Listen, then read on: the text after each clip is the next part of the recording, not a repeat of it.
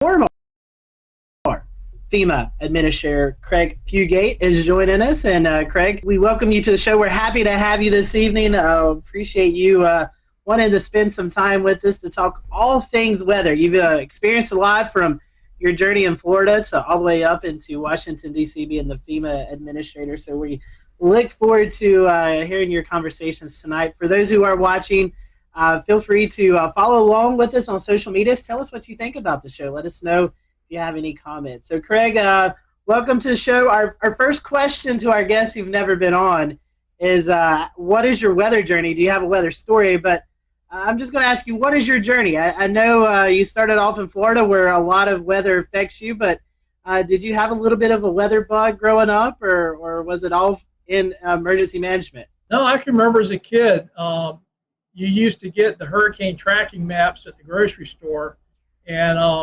there would be storms out there, and you'd turn on the NOAA weather radio and wait for the tropical forecast to come through, and you'd listen and get the coordinates and chart the map where the storm was, well before the internet and a lot of other tools that we just take for granted. With that, a young age, living in Florida, always keeping your eyes on the tropics, tell us about your journey through emergency management. I know we were talking a little bit off air. You started in a county and then kind of worked your way up. So tell us a little bit about that journey. Well, my first experience with a hurricane, I was actually a paramedic here in my home county, Alachua County, Gainesville, Florida, where the University of Florida's at, when Hurricane Elena come buzzing through the Gulf of Mexico, and I was on duty for that shift.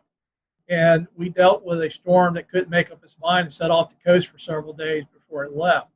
But I started out in 1987, moving from fire rescue to emergency management.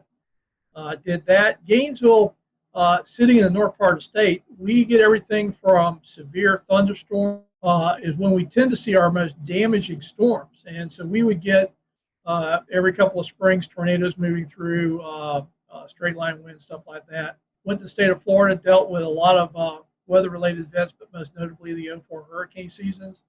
And then I went to FEMA. And again, a lot of what FEMA responds to is weather-related disasters. A lot of flooding, tornadoes, Tuscaloosa, Joplin, hurricanes, most notably was Superstorm Sandy. So pretty much throughout my career in emergency management, probably more than anything else, has been weather-related hazards.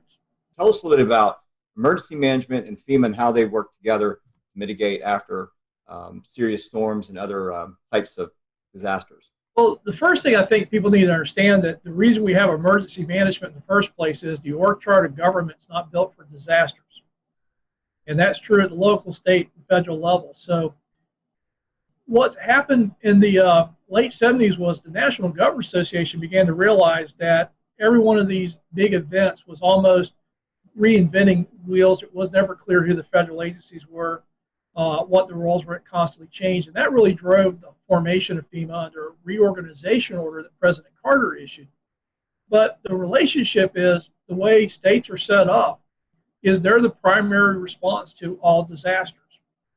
Depending upon how that state's organized, generally our first line is local governments, mutual aid, state mutual aid with the federal government in case of FEMA, supporting governors. So every time I hear somebody saying, well, FEMA ought to be in charge, I remind folks our government's actually a federal government where states have the primary role in domestic emergencies with the federal government supporting them. And I like to point out that if FEMA was in charge of everything, it would have been hard to imagine an agency that could have responded to all the disasters that we saw during my term there without the leadership role of the governors, because FEMA just couldn't have handled all that. It really is this idea that all disasters are local. It doesn't mean we're abandoning everybody, but there are key roles and responsibilities. But like I like to tell people, when the disaster hits, we all work as one team. And so, Craig, how hands-on were you with some of these departments, like the Storm Prediction Center, the National Hurricane Center? Well, I'll give you an example. Both at the state of Florida and at FEMA, our practice was when we had storm threats, we would have the National Hurricane Center, Storm Prediction Center. Sometimes, once we saw the rainfall forecast, Weather Prediction Center, relevant river forecast in the affected National Weather Service offices all on those briefings. And I think, one of the things that I found when I got to FEMA was they were only talking to the Hurricane Center. And I'm like, you guys do realize there are other hazards, that there are forecast centers that deal with that. And the Weather Service in general, I think, really appreciated the fact that they finally had somebody that understood that the Hurricane Center isn't the only products that are being issued during these storm threats, and that, if we were seeing a significant flood risk from heavy rainfall, having the Weather Prediction Center now talking about that and amplifying that message. What do you envision a response might look like to a hurricane in the age of coronavirus? If you listen to what Mike said, and you go back several years ago and listen to him talking about hurricanes, he said the same thing. We've always recommended that people evacuate their friends and families, hotels and motels, and shelters as a last resort. So I think I'm less concerned about that messaging as the messaging we've been hearing, that people have been told to stay home, socially isolate, the risk of COVID, and not understand that if you're in an evacuation zone, you still need to evacuate. I think it gives more emphasis to the fact that we've always said friends and families are a much better option than shelters, that you don't have to go hundreds of miles. You just need to get inland, away from the storm surge areas. And the other message, which is kind of a tricky one, is particularly in Florida, we've seen a lot of evacuations that aren't in evacuation zones. Essentially, people are trying to run away from the storm itself versus the storm surge. And Florida is trying to do some messaging around that, of know your zone, know your home. That if you're not in an evacuation zone and your home's relatively in good shape, built to current codes, to consider staying home and putting up your shelters and riding the storm out. Again, reducing the number of people evacuate. But the biggest thing I'm telling people about this hurricane season is, if you're in an evacuation zone, your plan is to evacuate, COVID or no COVID. And about the only real additions you need to make is add masks, hand sanitizer, disinfectants, and wipes to your go kits. If you could find the disinfecting wipes. If anybody finds them, let me know. I will trade you toilet paper. I've got that, plenty of it. What is your idea of what the plan is going to be for the rollout from emergency management perspective on shelters? Well, the Red Cross and FEMA and the national organizations, volunteer organizations acting in disasters, have a website. It's the National Mass Care Strategy website, where they've been updating information on mass feeding, congregate and non-congregate care shelter. Well, I'm an emergency manager. Congregate, non-congregate, what does that mean?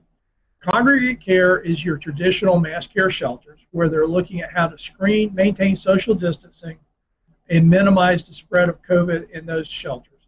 But the other thing is looking at more utilization of hotels and motels, dorms, other spaces that usually weren't going to be picked for shelters. And I think there's an opportunity here. Everybody keeps telling me how hard it's going to be. And I'm like going, well, last time I checked, most hotels and motels are not really doing well. And FEMA will reimburse if you put people in hotels and motels. And I hear how hard it is to plan, but the reality is we have a lot of capacity, particularly in my home state of Florida, to put people up in hotels and motels. And FEMA will reimburse for that under protective measures. So we're still going to need mass care shelters. There's good information out there. It's updated fairly frequently as we learn more about COVID, and now that we're seeing cases increase. But the alternatives are, do you really want people not to evacuate because they're so fearful they have nowhere to go? Or do you prepare the shelters and understand that you're going to have to manage that with COVID and take the steps to minimize the spread? Craig, the current administrator to FEMA, testified earlier today before Congress. We're taping this, but today, earlier on the 22nd of July, you had an opportunity as well to provide some feedback to members of Congress. What did you tell them about what you're seeing in the state of the ongoing coronavirus response? Well, I think, again, my emphasis was on evacuations. We need to be clear about that and not mix messages with talking about how dangerous and confusing and everything else it's going to be, and really focusing on when you're in the storm surge area, that's the primary threat. We need to evacuate, and we need to acknowledge COVID, but we shouldn't use COVID as a reason not to evacuate. So we need to clear that communication up. But secondly, we know that moving people is a vector, and everybody talks about evacuations. I said, well, the other problem is going to be on the response. We're still going to need to move utility crews. We're still going to need to move search and rescue crews. But if you think about a lot of these disasters, we see a lot of volunteers moving. And that may not be our best tool. And everybody says, well, what are you going to do? I says, well, I don't know about you, but we got pretty high unemployment rates right now in Florida. So my question is, and having done this for a long time, there's not that much that requires people to have extensive training to be able to help in a disaster. And again, it's reimbursable. Why don't we hire people and put them to work locally? We've already seen this with COVID in states where local governments had actually hired restaurants to cook and prepare meals under contracts to feed people that were shut in or isolated or couldn't get to stuff. And again, I don't ever want to say we don't use volunteers, but I also think with the unemployment rates we have, particularly in the hospitality industry, I think there's opportunities to employ those folks during disasters to minimize the amount of people we have to bring in from outside of a community, but more importantly, start putting money back into the economy. So let me ask you this one, Craig, because in your experience in not only preparing or helping communities prepare for disasters, but helping them afterwards too, I'm curious where your expertise and your opinion lies on the whole question of schools. Do you have an opinion or thought on whether kids should be going back to the classroom at this point? This is going to be a hard one because I always like to talk about big numbers. Everybody saying, well, there's little risk. Kids don't generally get that sick. We need to get the economy going. We need to get kids back in school. It's important for development. And I'm like, nobody's really answering this question. If the rate at which kids get sick and potentially the rate at which kids have serious complications or deaths are even like small percentages, like less than 0.1%. You're talking about thousands of children going back to school. Those are real people, and those are real numbers. And I don't think we have a good answer for that. I also think that there is opportunities to look at how we go back to the classroom setting. Everything from a lot of schools don't have enough room to do social distancing. So what if we split the day in half and we split the school up where half the school goes in the morning, half the classes go in the afternoon? What if we started doing more classrooms, weather permitting, outside? And again, because we're learning more about this is airborne and why masks are so critical in minimizing spread. How is that going to all happen? And I'm not sure we have enough answers because in Florida, some of the schools will open up, in the middle of August. So I think it would be prudent to think this through, get some consensus on ways to do this. And again, I just don't think saying you're going to open schools is the answer. But I also don't think that keeping schools closed indefinitely is going to work either. Shifting gears a little bit, you're passionate about the resilience divide. I see this here in Charleston a lot where we have, sunny day flooding, and it often affects places that are less affluent than places that are more affluent. A lot of the more affluent places are getting, they're getting some of the things like check valves. They're getting a seawall at the battery. But meanwhile, at the corner of Haggard and Fishburne, where there's low-income housing, you see at 6.8 feet tides, you start to see the creek overflow and start flowing across the road there. Several, we had 80-something coastal flood events last year. So let's talk a little bit about that resilience divide and how we can maybe bridge that. Well, the resilience divide is really how I'm trying to talk about the current process of using cost-benefit analysis to make decisions about investing in mitigation and building projects, particularly for future climate impacts as well as the existing impacts we're already seeing. And so much emphasis is on how many tax dollars we save. You probably heard this, that for every dollar we invest, we save anywhere from $4 to $9. And so if you're looking at dollars, you'll actually save more money the more valuable the homes are that you're trying to protect. And lower income homes, working class communities don't score as well. So the bias, I don't think, was intended to short the most vulnerable communities, but by only looking at the cost benefit analysis of dollars saved versus dollars invested, we're going to see that divide go towards the more affluent communities, particularly those that can afford the cost share match of, in many cases, a minimum of 25% against the federal dollars. And I think we need to broaden the definition of cost benefit analysis to actually talk about the functional impacts to families and communities, not just to dollars saved on property. Jared, I want to take what you just said and talk about Charleston and the resilience divide and just roll that into talking about climate change and climate change adaptation. Craig, what does that look like from a FEMA standpoint? Climate's already changed. I think one of the problems we have is we keep talking about climate change as something that's going to occur in the future. And quite honestly, that's the way we talked about it in the majority of the Obama administration, was something that we're going to deal with in the future. But when Sandy hit, President Obama, and we'd already seen a lot of tornado and flooding activity and a pace that we'd not seen before. And we kept getting these record-setting events, which I remind people, if it's record-setting, we've never measured it before. And these weren't just isolated incidents. It was like a drumbeat. And the president said something that really, I think, shaped where we were going to go at FEMA. He says, the discussion about climate change is over. We need to start talking about climate adaptation. And the problem is our infrastructure was built for the past century of weather-related events. And climate is changing faster than our ability to keep up with infrastructure, to keep up with the improvements needed. And this is why I think it's so important as we talk about federal investments, big infrastructure, federal highway bill, HUD dollars, the alphabet soup of funding, including the FEMA disaster dollars. We have got to move away from building to our last 100 years worth of weather data and start building the future risk.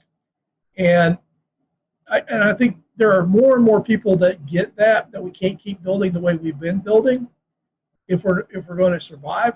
But I think there's some urgency that as much as people talk about reducing greenhouse gases, on our end of the spectrum, I think the change has already happened and we're not going back anytime soon. So adapting to what's happened, particularly our coastal communities, areas subject to flooding.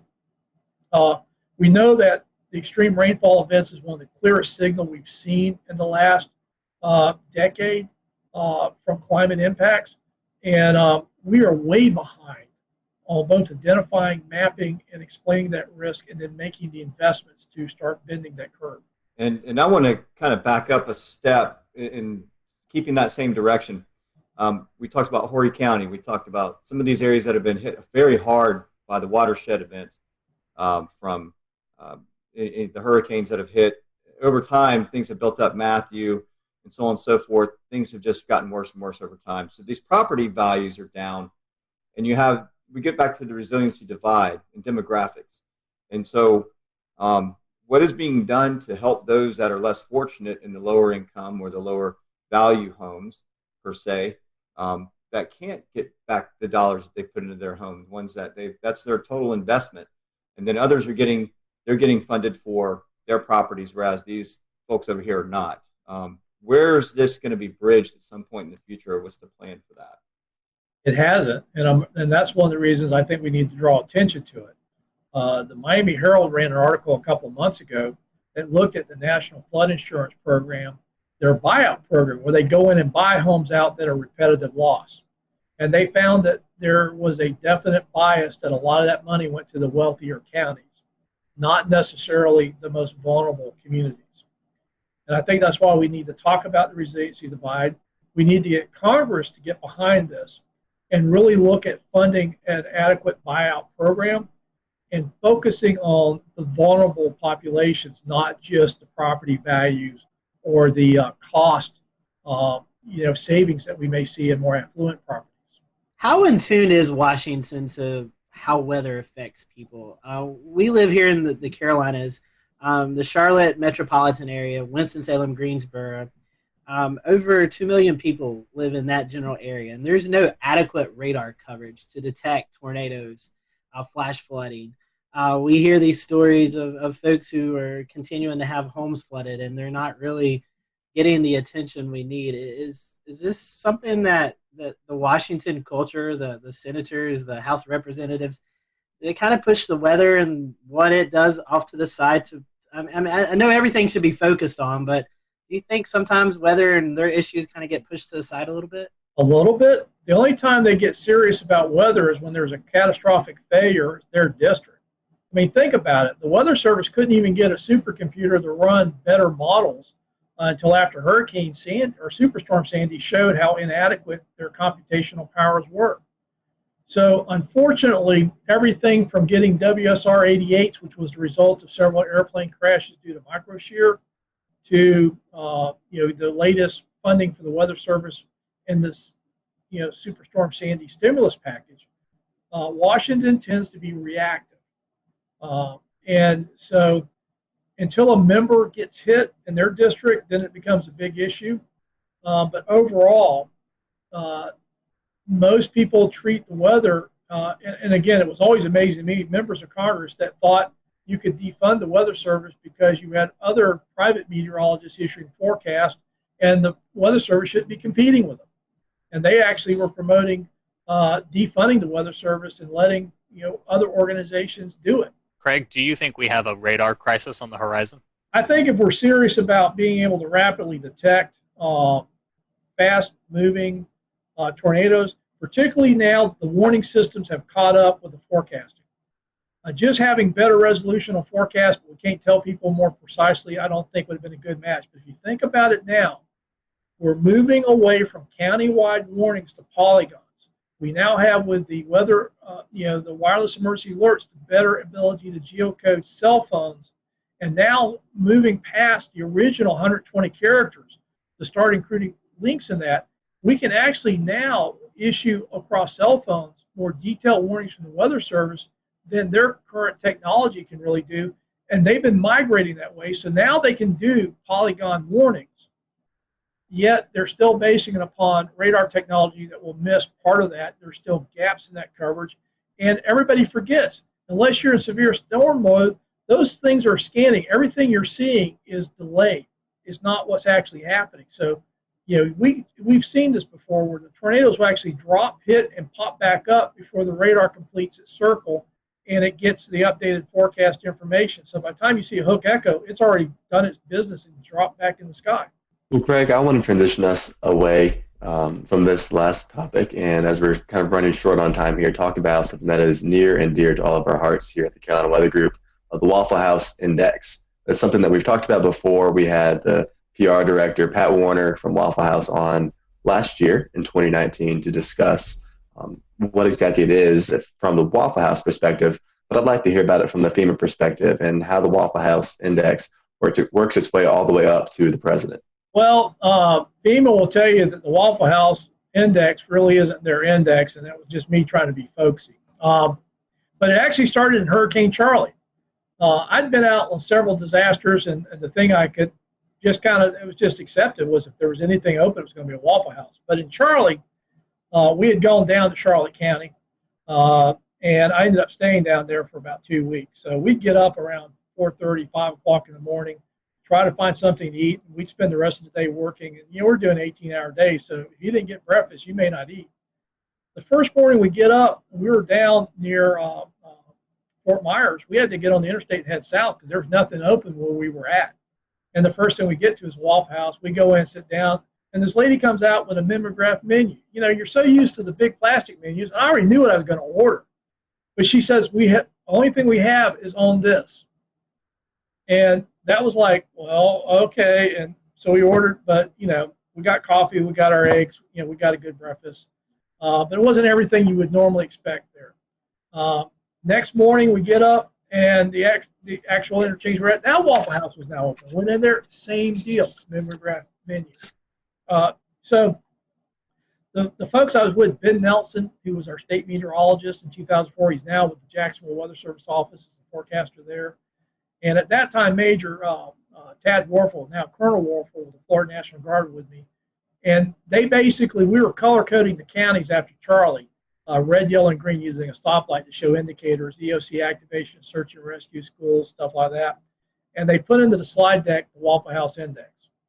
And that's where it came from. Green was open with a full menu. Yellow was open. We'll return to Best of the Carolina Weather Group in a moment. Now your Carolina weather forecast. Here are today's forecast high temperatures for North Carolina. Here are the forecast lows for tonight for North Carolina. Here are tomorrow's forecast high temperatures. And here's forecast rainfall across North Carolina tomorrow. Here are the forecast highs for the day after tomorrow.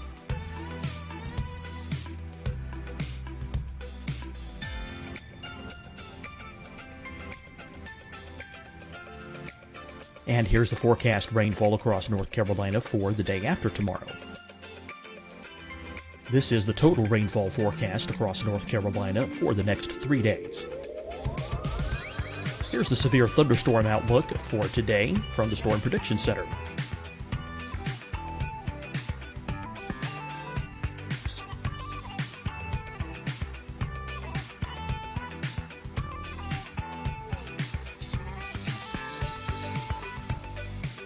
Here are the forecast high temperatures for today for South Carolina. Here are the low temperatures for today for South Carolina. Here's the probability of precipitation forecast across South Carolina today. And here are the rain chances across South Carolina tonight. Here are tomorrow's forecast highs across South Carolina. Here are the forecast low temperatures for tomorrow for South Carolina. And here is the probability of precipitation across South Carolina tomorrow. Here's the precipitation chances across South Carolina tomorrow night. Here are the forecast highs for the day after tomorrow in South Carolina. Here are the forecast low temperatures across South Carolina for the day after tomorrow. And here are the rain chances across South Carolina for the day after tomorrow. And South Carolina's probability of precipitation for that night. Here's the Storm Prediction Center's severe thunderstorm outlook across South Carolina for today through tonight. Here's the Storm Prediction Center's severe thunderstorm outlook across South Carolina for tomorrow and tomorrow night. And here's the Storm Prediction Center's severe thunderstorm outlook across South Carolina for the day after tomorrow through that night. Here's the severe thunderstorm outlook for today from the Storm Prediction Center.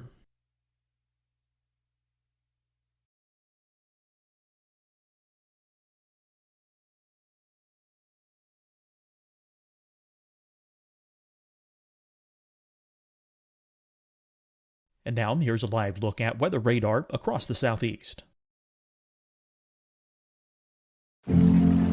Deciding when to wear a mask isn't about who you know or how well you know them. Just ask yourself, will I be with anyone I don't live with? If the answer is yes, get behind the mask. Help slow the spread of COVID-19. Get behind the mask. Learn more at covid19.ncdhhs.gov. Hi, everyone. I'm Dr. Mandy Cohen, Secretary of the North Carolina Department of Health and Human Services. And when you follow the 3 W's, you protect your family and your neighbors from COVID-19. When you leave your home, practice your W's. Wear a cloth face covering, wait 6 feet apart, wash your hands often. Wear, wait, wash. We're in this together. Stay strong, North Carolina. Fight the spread and take a stand against coronavirus. Wear a mask in public. Stay at least 6 feet apart from others. And get tested. Join us and fight the spread. Visit scdhec.gov/COVID-19. Getting tested for COVID-19 helps you to take the steps needed to protect yourself, your loved ones, and your community. Find the testing location at scdhec.gov/COVID-19 testing. You'll see your Carolina weather forecast at 25 and 55 past. And now back to the best of the Carolina Weather Group on the all-new Carolina Weather Net.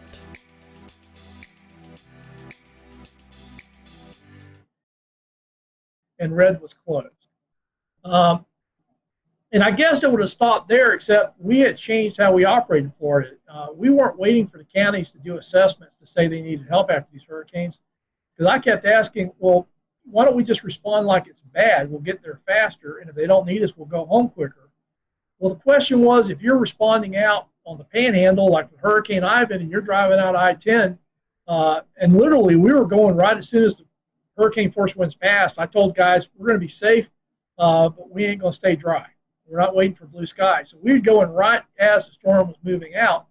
And the question was, where do you stop? And that was kind of how the Waffle House Index got used. If you got there and the Waffle House was open, it ain't bad. Keep going. If you get there and the Waffle House is open, but they got a mimeograph menu, well, we're dealing with power outages. We probably got a lot of mass care issues. But for the search and rescue teams, don't stop. Keep going. And if you get there and the Waffle House is closed, that's going to be pretty bad. Go to work. And it just kind of became the shorthand. In Florida, it seemed like all these hurricanes going across the interstate, the Waffle House was a pretty good indicator of what was happening. And the other thing, because we never really talked to the Waffle House, about them getting open and all the stuff they do to stay open.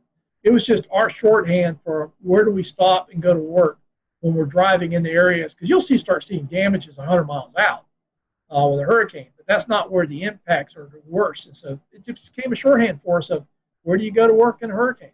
So I got to ask, Craig, what's your go-to meal at Waffle House? I mean, New York strip steaks. I like the steak and eggs, scrambled eggs, hash browns, scattered and smothered, black coffee. And if you're on the limited menu, what do you go with?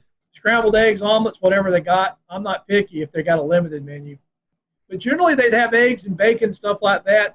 The funniest thing was when I was in Joplin. We got out there. I was actually on the West Coast, had to fly back into Joplin, got there late at night. We did a whole bunch of interviews the next day. I've been running on about 3 hours sleep in about 48 hours. It's now about 6 p.m. We're heading back to our hotel for the first time. And there's a Starbucks, and all these cars are parked around the Starbucks. I'm like, hey, guys, just pull in. I need a coffee. And we pull into the Starbucks. It's closed. We couldn't figure out why all the cars were there. Then we realized they didn't turn their Wi-Fi off. So folks in Joplin they were just trying to get connections were circled around there. So we went back to our hotel. There's a Waffle House right there. I'm like, we're going in there. I know they got coffee. And sure enough, you go into the Waffle House, they got coffee because they're pouring bottled water into the coffee makers. Because all of Joplin was under boiled water orders. But Starbucks was closed, Wi-Fi was on. Waffle House, they're just pouring bottled water in those coffee makers making coffee. So I got my coffee. So switching gears, Craig, I wanted to ask you, are there any memorable moments that stick out in your mind while you worked at FEMA? For example, the 2011 tornado outbreak in Alabama or Superstorm Sandy, anything like that? Yeah, it was the Tuscaloosa tornado outbreaks was pretty impressive. And again, we came into Birmingham, picked up a Black Hawk, and I was flying up to the northern part of the state. And I don't think people realized how bad the northern tier of the Alabama counties got hammered. TVA had major transmission lines ripped out. We went to one town. They were basically lost everything. They had brought a command post from the southern counties. They used to go the other way during hurricanes. They'd all go south. But that thing, everybody from the south was going north. And they literally had 911 in this mobile command post, and they were dispatching. And everything, all their equipment was lined up on the side of the road because the station was just gone. And I remember, the president was coming in. He gets on, how bad it is. I'm trying to describe it, but it really was. It was hard to describe.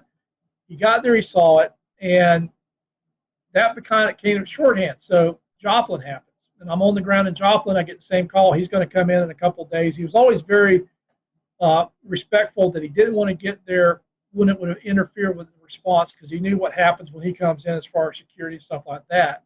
But he didn't want to wait too late. So it was always, the governor, working with the governor, working with local officials, and essentially, my recommendation. So he's calling me about Joplin, and he's going, how is it? And I says, it's worse than Tuscaloosa. And he's like, worse. And I have to say, Joplin, as far as total devastation, is the first time I've seen total devastation. When you were down where that hospital was, I mean, think about a tornado that's powerful enough to rotate a steel frame building and actually turn it.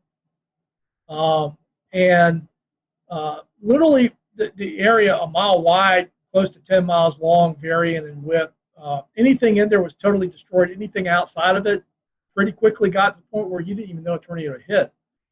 And I just remember that, describing it to him, and he's going, "How bad is it?" I said, "It's worse than Tuscaloosa," and he was just taken aback because the impacts in Tuscaloosa were pretty dramatic. And I'm like, "Yeah, it's worse here in Joplin." Well, Craig, one last question, kind of a fun question. You kind of, a little bit discussed it just a few seconds ago. You and President Obama, Vice President Cheney, you're sitting around. Did y'all ever talk about weather? Weather's a thing that a lot of people talk about. Did you guys just ever, talk about the weather, what's going on? No, but, between I went out on a couple of disasters with Vice President Biden, and I remember going up into Scranton, Pennsylvania. And it was really funny because he's like, "Craig, these are my people." And I knew he was from the area, but I didn't realize that, people on the street knew Joe and called him that. I'm like, "Mr. Vice President." They go, "Hey, Joe, how's your, I haven't seen you." And Joe would be going, "How's your grandfather, your dad, cousin, uncle?" He knew people. So that was the thing that really struck me about Vice President Biden was in a lot of these communities we go into, he had a very personal connection, and particularly in that part of the country, they knew he was from there. They knew the families. They knew each other.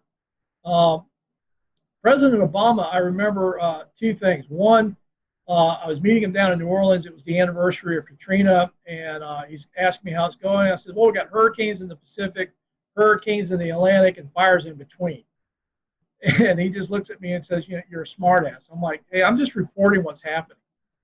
But the other cool thing about the president was, I was told early on that they wanted me to wear my logo wear when I was at the White House during disasters. So during Matthew, I'm giving a briefing to the president in the Oval Office, wearing khakis and my FEMA logo shirt and my FEMA windbreaker, and everybody else is in suits. And there's this great picture of the president. I'm sitting next to the president wearing my blazer and my logo wear. Everybody else in suits for the briefing, and people said, how do you get away from that? Everybody else dressed up to go in there says, they basically told me to look like I was doing what I was supposed to be doing. So I wore what I wore when I was at FEMA headquarters when I went to the White House to brief. In fact, if I was wearing a suit, they'd always look at me kind of excused. I said, "Hey, this is camouflage. When I'm wearing a suit, I just blend in with everybody else running around with a White House badge." We certainly enjoyed having you. If you have a website, social media that account or anything like that our listeners and people who are viewing this can follow, how can they do that? Well, I tweet a little bit. I guess that's, you should be aware of that. So that's how we met. Yes. No, I'll tweet it, Facebook it, and LinkedIn it.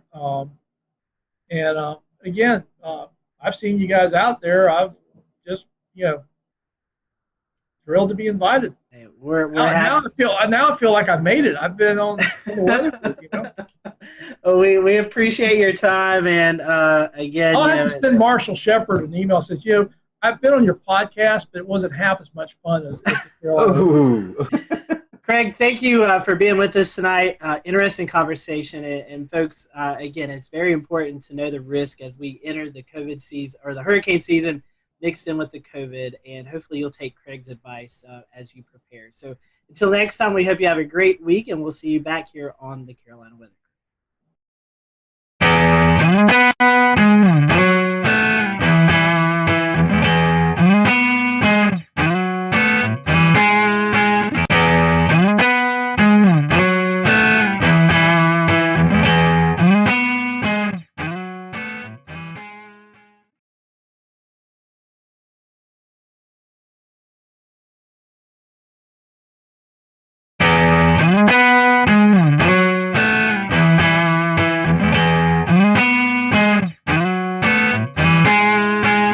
Well, everyone, welcome to the Carolina Weather Group. We're happy to have you, and we're going to continue our fun interview segment that we do with local meteorologists throughout the Carolinas. And today we have on Jason Boyer and Ryan Coulter from WLOS in Asheville, North Carolina.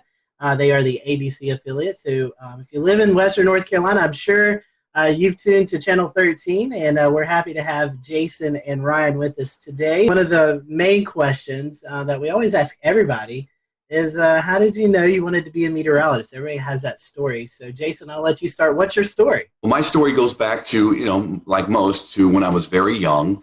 Always was inquisitive about the earth sciences and always wanted to understand how things worked around me. And I spent a lot of time outdoors as a child back in the 80s when I was growing up. And that was kind of the way to go growing up in the 80s. Most people just let their kids kind of run around in their backyards. I grew up in a small town, so that was where I grew up and explored. But I think it was around third grade, and this is the most stunning and life-changing moment that I remember. I was walking home from school. It was November, and I lived in Illinois then, so we weren't in Tornado Alley per se, but I remember coming home from school, and I could walk home. That's how close I lived. And it was an unusually warm day. In fact, it was record warm that day. I think it got into the 80s. And the sun was out, the wind was blowing.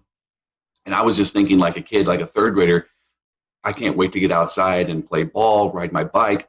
I got home, the sky went pitch black in about a matter of 30 minutes. The wind started picking up. My older sisters, thankfully, wiser and certainly more proactive, they knew something bad was going to happen, and we all rushed downstairs, and in a matter of moments, the tornado sirens in the neighborhood went off, and we had a weak tornado go through my backyard and hit my neighbor's house, and it happened in a matter of a couple of minutes, and that was it. And it was a life-changing moment. When I walked outside, the birds were no longer chirping, and you could see the destruction of my neighbor's house and in the backyard across the street. His entire roof was peeled off. You could see into the house, and the insulation was gutted out. And that was amazing. I mean, frightening, but also to me, an amazing display of what Mother Nature could do. And I think from there, I was really hooked. I knew I always liked science. And then from there on, I kind of just built on that, and had a great teacher in fifth grade, Mr. Morris, that set me on the right path too, and inspired me to continue to study science. So that's how it started for me, and I just pursued it. What about you, Ryan? Yeah, I mean, thank you guys for having me, first of all. Yeah, I mean, my story is really not unique from anyone else who does this either. I mean, grew up, my grandparents lived with us growing up, and, they were avid news watchers, as a lot of older people are. And so anytime the weather came on, I was always, super interested in watching that. They always let me watch that with them. I grew up in Colorado, so as growing up, we had a little bit of everything, wintertime snow, severe weather in the springtime, and the summertime heat, wildfires. So kind of a mixed bag of everything. You get it all there. And so I grew up around that. And I was in about fifth grade. We had a science fair project, and I actually wanted to make a homemade barometer. And so I figured out how to do that. And I actually wrote into one of the chiefs in Denver. She's still there. And she actually responded to my email. So, as a fifth grader, that was pretty exciting. But I knew, kind of like a lot of other people who do this, I knew that from the time that I was a little kid that, this is what I want to do. It's a fun job, and you get to study science, the weather, all of the above. And it's a great, it's ended up being exactly what I wanted it. Those are great and very classic weather stories, I feel like. Super interesting. So keeping on kind of the same track of weather before we deviate off to some more unique conversations. Did you guys ever have a meteorologist that you looked up to as a kid or as you were coming up through school? Ryan, I guess we can start with you. Yeah, interestingly enough, there was a meteorologist in Denver, and he was really cool. He ended up being on both the stations. I grew up watching him on TV. And when I got to school, he ended up actually being my advisor at school when I got into the university. So I learned so much from him, and it was really cool. Of course, he always I always told him, I grew up watching you, and that doesn't go over very well when you say that to him. But no, it's true. He truly helped me along the way a lot, and then I got to learn from him, so even better. I did have a role model as well, and growing up, I would watch Channel 4, the CBS affiliate in my market, St. Louis, and yeah, I grew up watching a particular meteorologist there, and he was the chief, and kind of wanted to mirror him and grow up to be like him as well. So it was a unique situation, but I got to meet him actually in person. We had a old-time power show in my rural town, and he flew in a helicopter, and it was the biggest thing that ever happened in my small town, seemingly, at that point in my life, and got to get an autograph, talk to him briefly, and so that was a moving situation for me too. So Jason, I'll pose this question to you first, and then Ryan, I'll let you to finish up. So, Jason, you've been in Western North Carolina a while. We have all types of weather. So this question is, would you rather forecast for severe weather or the dreaded winter weather that we face here? Yeah, they have their unique qualities, obviously, and they're very different when you're trying to forecast those two situations. And the most challenging, I think, would be winter weather because it usually is much more of a large-scale system. So it affects many more people than just, say, localized severe thunderstorms.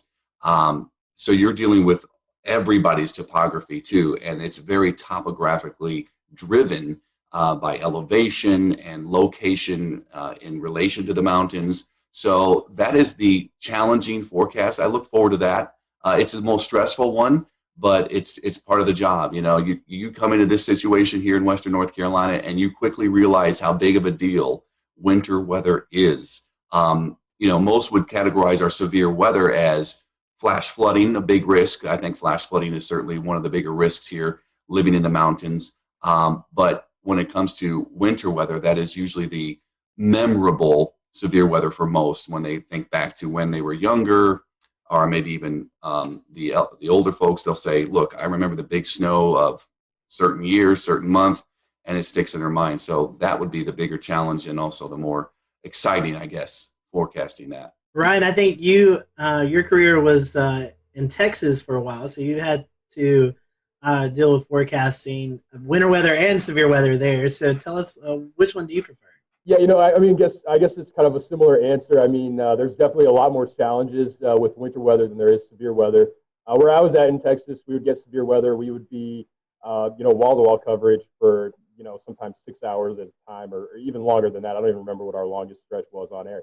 I would say, though, there is more challenges in winter weather, and I would say there's more that can go wrong when we're forecasting for winter weather as well. So, we can say we think we might get 2 to 4 inches for Asheville, for example. The temperature comes in a degree or two warmer. We're not getting that. And people get a lot more upset when you miss winter weather forecasts versus severe weather forecasts. So I would say, I would rather, I guess from that standpoint, I would rather be forecasting for severe weather. It's usually, I want to say easier, but usually you can have a better idea of exactly the elements that could be coming at you. There's, people are, again, they're more mad when you tell them 2 to 4 inches of snow and we only get an inch of snow, or you get, on the other end, you get 3 to 6 inches of snow, and then they don't like that either. So, yeah, definitely severe weather would, I guess, be my preferred. Well, Jason, you mentioned topography a minute ago, and with this conversation of severe and snow, I feel like this kind of rolls into a question that we had on social media about lower precipitation totals and kind of the French Broad Valley. I know you have a map and some resources to talk about, so I'll kind of let you take over from there. Yeah, I think when people talk about Western North Carolina weather, the first thing that comes to mind is snow, but then rain is actually a very diverse topographical feature here as well. So I brought this 3D relief map just to give you an idea. It's kind of one of my more favorite maps to look at. I could study this. I've looked at this 100 times already, and I could still just look at it almost every given day. So here's the French Broad River Valley right here. This is I-26 running through, and it's a valley. So it's the Broad River Valley. So it's pretty wide considering the other features here. The French Broad starts down in Transylvania County near Rosman and goes north through Asheville and all the way up into the Holston River into eastern Tennessee. But what you have around the valley are higher elevations. So Asheville sits kind of in the middle here, Hendersonville down here, Brevard right there. And the prevailing winds during the spring and summer months are south and southeasterly winds. That will draw moisture from the Atlantic and the Gulf, bring it into the mountains, and because of the features we have from lower elevations in the upstate and Piedmont to highest elevations here, the air has to rise. And so the air will rise and cool and condense into clouds and form a significant rain event down here into the southern mountains, whereas Asheville is in that rain shadow. And the rain will fall mostly to the west and south or to the north and east because we have the Black Mountains and the Craggies up here. So that prevailing wind will certainly help rain form more over this area of the county, Buncombe County, eastern side, and into Yancey. So there's a rain shadow here. There are other rain shadows like in Waynesville. They're surrounded by, with the Balsam Mountains to the south and west.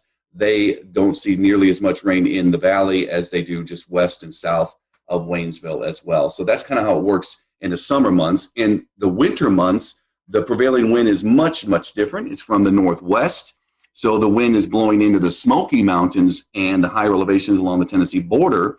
And that's where most of the precipitation is going to fall, near and along the border, whereas there's another shadow effect down here in the valley. So this is why Asheville usually averages a foot of snow a year, and places up in Madison and Yancey County can get up to 50 inches of snow, like Mount Mitchell averages in a particular year. So big difference with the prevailing winds during the different seasons. But that's pretty much how the shadow affects us here in the French Broad River Valley. In fact, south of Virginia, east of the Mississippi River, I believe Marshall is the driest point in that eastern U.S. So pretty neat. Cool. Do you guys have any, what was your most embarrassing moment while on TV? I'll take this one. It happened pretty early in my career. I was working in Tennessee. I started out in the Tri-Cities, Johnson City at WJHL, and I filled in for the morning guy who went on vacation, and I was working one morning, and the newsroom was downstairs, the studio was upstairs, so there was always this climbing the flights of stairs.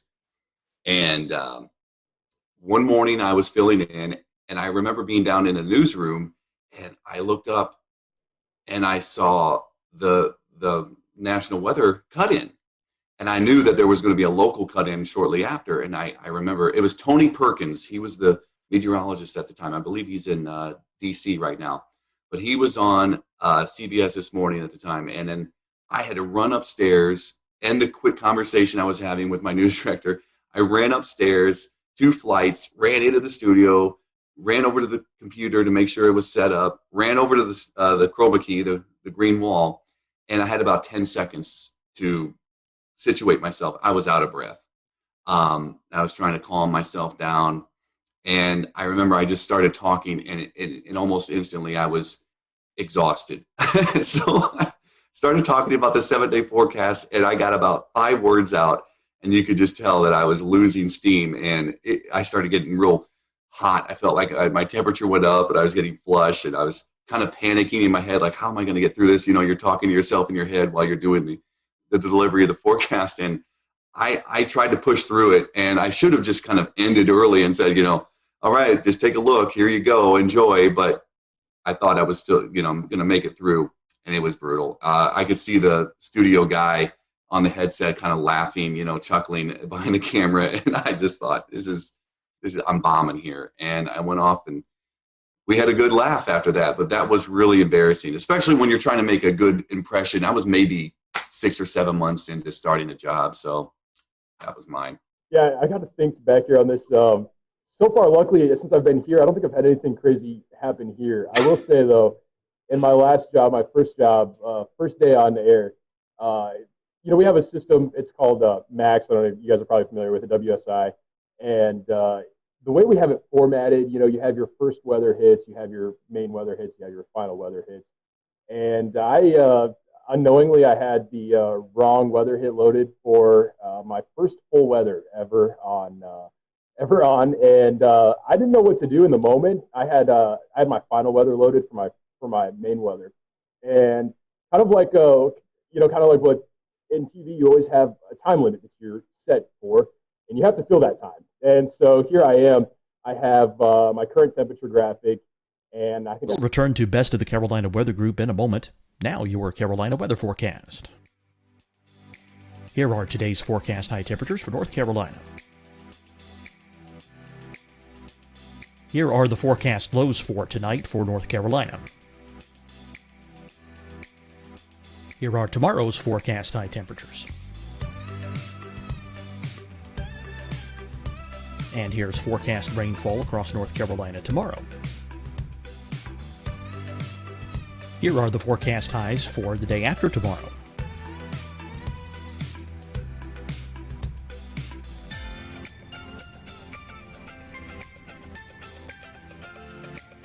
And here's the forecast rainfall across North Carolina for the day after tomorrow.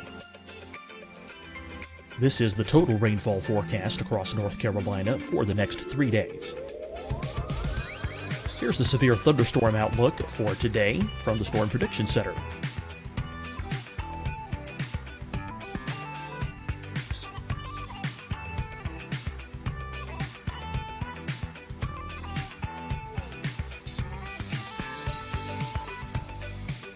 Here are the forecast high temperatures for today for South Carolina. Here are the low temperatures for today for South Carolina. Here's the probability of precipitation forecast across South Carolina today. And here are the rain chances across South Carolina tonight. Here are tomorrow's forecast highs across South Carolina. Here are the forecast low temperatures for tomorrow for South Carolina. And here is the probability of precipitation across South Carolina tomorrow. Here's the precipitation chances across South Carolina tomorrow night. Here are the forecast highs for the day after tomorrow in South Carolina. Here are the forecast low temperatures across South Carolina for the day after tomorrow. And here are the rain chances across South Carolina for the day after tomorrow. And South Carolina's probability of precipitation for that night. Here's the Storm Prediction Center's severe thunderstorm outlook across South Carolina for today through tonight. Here's the Storm Prediction Center's severe thunderstorm outlook across South Carolina for tomorrow and tomorrow night. And here's the Storm Prediction Center's severe thunderstorm outlook across South Carolina for the day after tomorrow through that night. Here's the severe thunderstorm outlook for today from the Storm Prediction Center.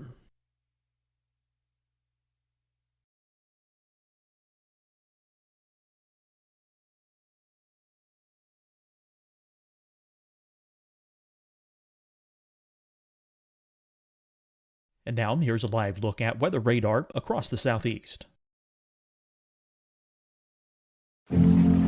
Deciding when to wear a mask isn't about who you know or how well you know them. Just ask yourself, will I be with anyone I don't live with? If the answer is yes, get behind the mask. Help slow the spread of COVID-19. Get behind the mask. Learn more at covid19.ncdhhs.gov. Hi, everyone. I'm Dr. Mandy Cohen, Secretary of the North Carolina Department of Health and Human Services. And when you follow the 3 W's, you protect your family and your neighbors from COVID-19. When you leave your home, practice your W's. Wear a cloth face covering, wait 6 feet apart, wash your hands often. Wear, wait, wash. We're in this together. Stay strong, North Carolina. Fight the spread and take a stand against coronavirus. Wear a mask in public. Stay at least 6 feet apart from others. And get tested. Join us and fight the spread. Visit scdhec.gov/COVID-19. Getting tested for COVID-19 helps you to take the steps needed to protect yourself, your loved ones, and your community. Find the testing location at scdhec.gov/COVID-19 testing. You'll see your Carolina weather forecast at 25 and 55 past. And now back to the best of the Carolina Weather Group on the all-new Carolina WeatherNet.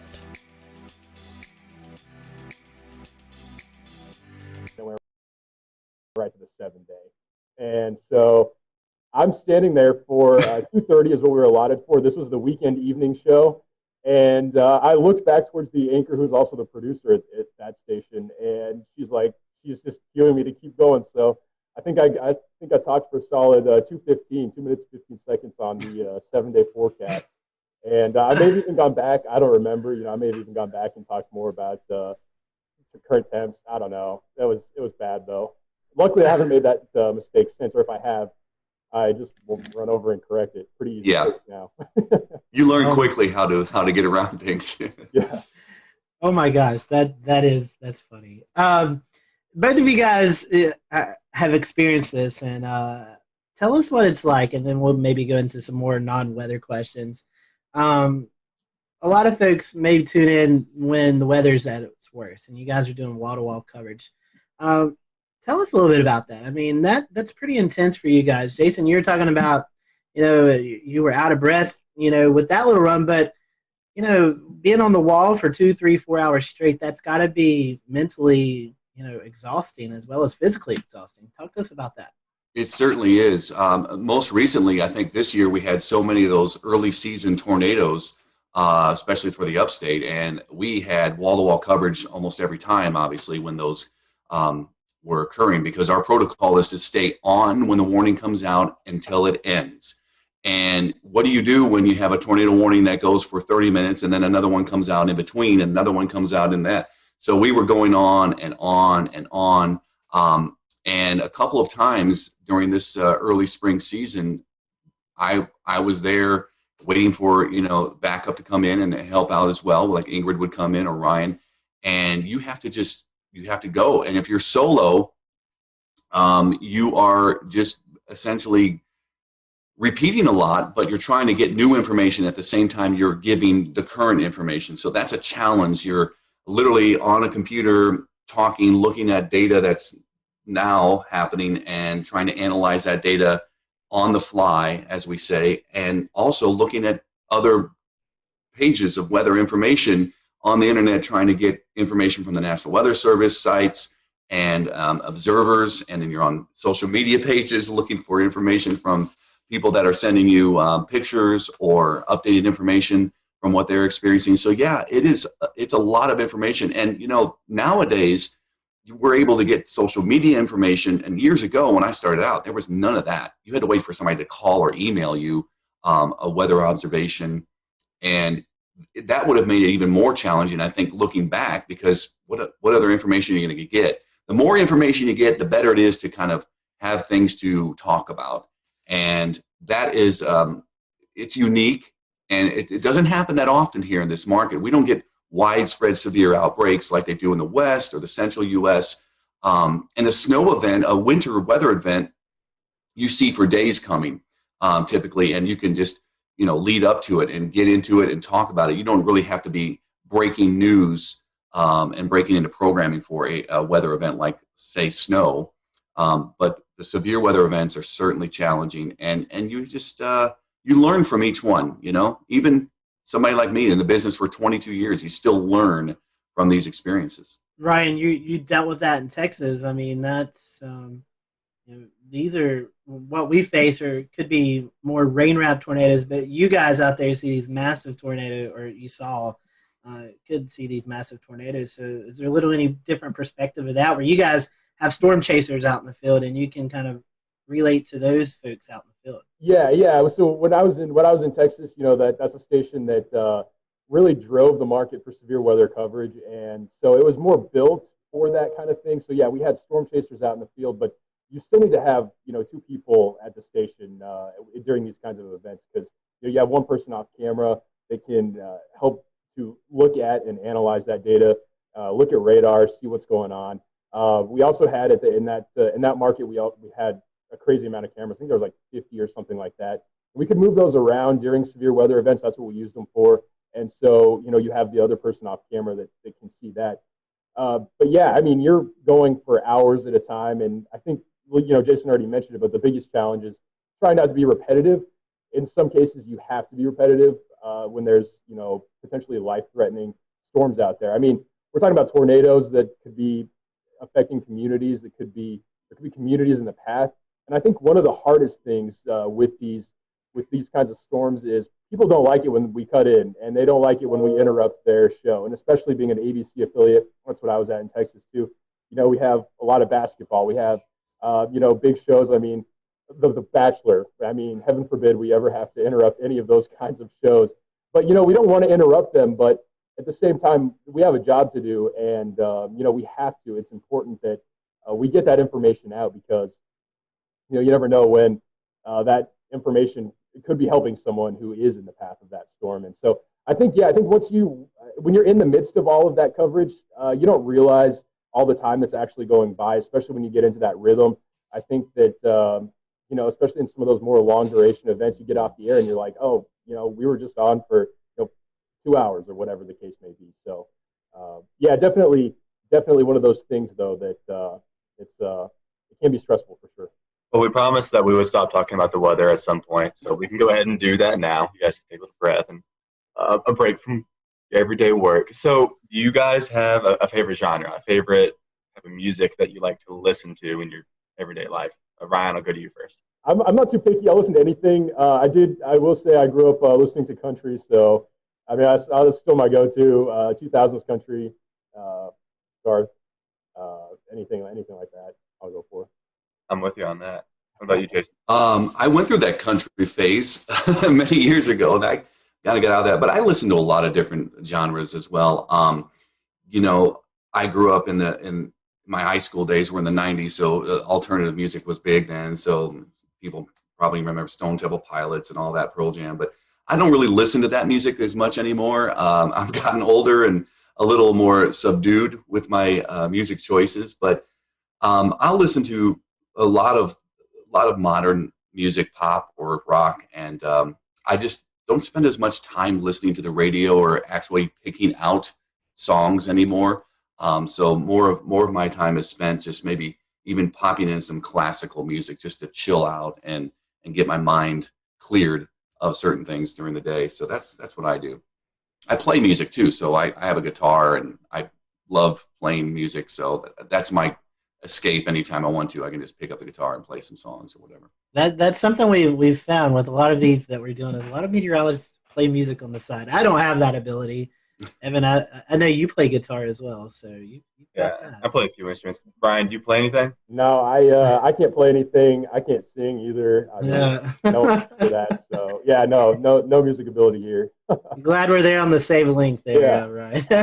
All right. Assuming pizza's got cheese on it, so it can't be that. But if you only had one topping to put on pizza, what would it be, Jason? One topping. I think pepperoni would be mine. It's an easy choice. I know. I mean, I love Hawaiian pizza, but if I get one choice, then I'm going to just do pepperoni. Yeah, I mean, I think for me, the choice would be pepperoni, but not to steal Jason's answer. So I'll go with a more controversial pick.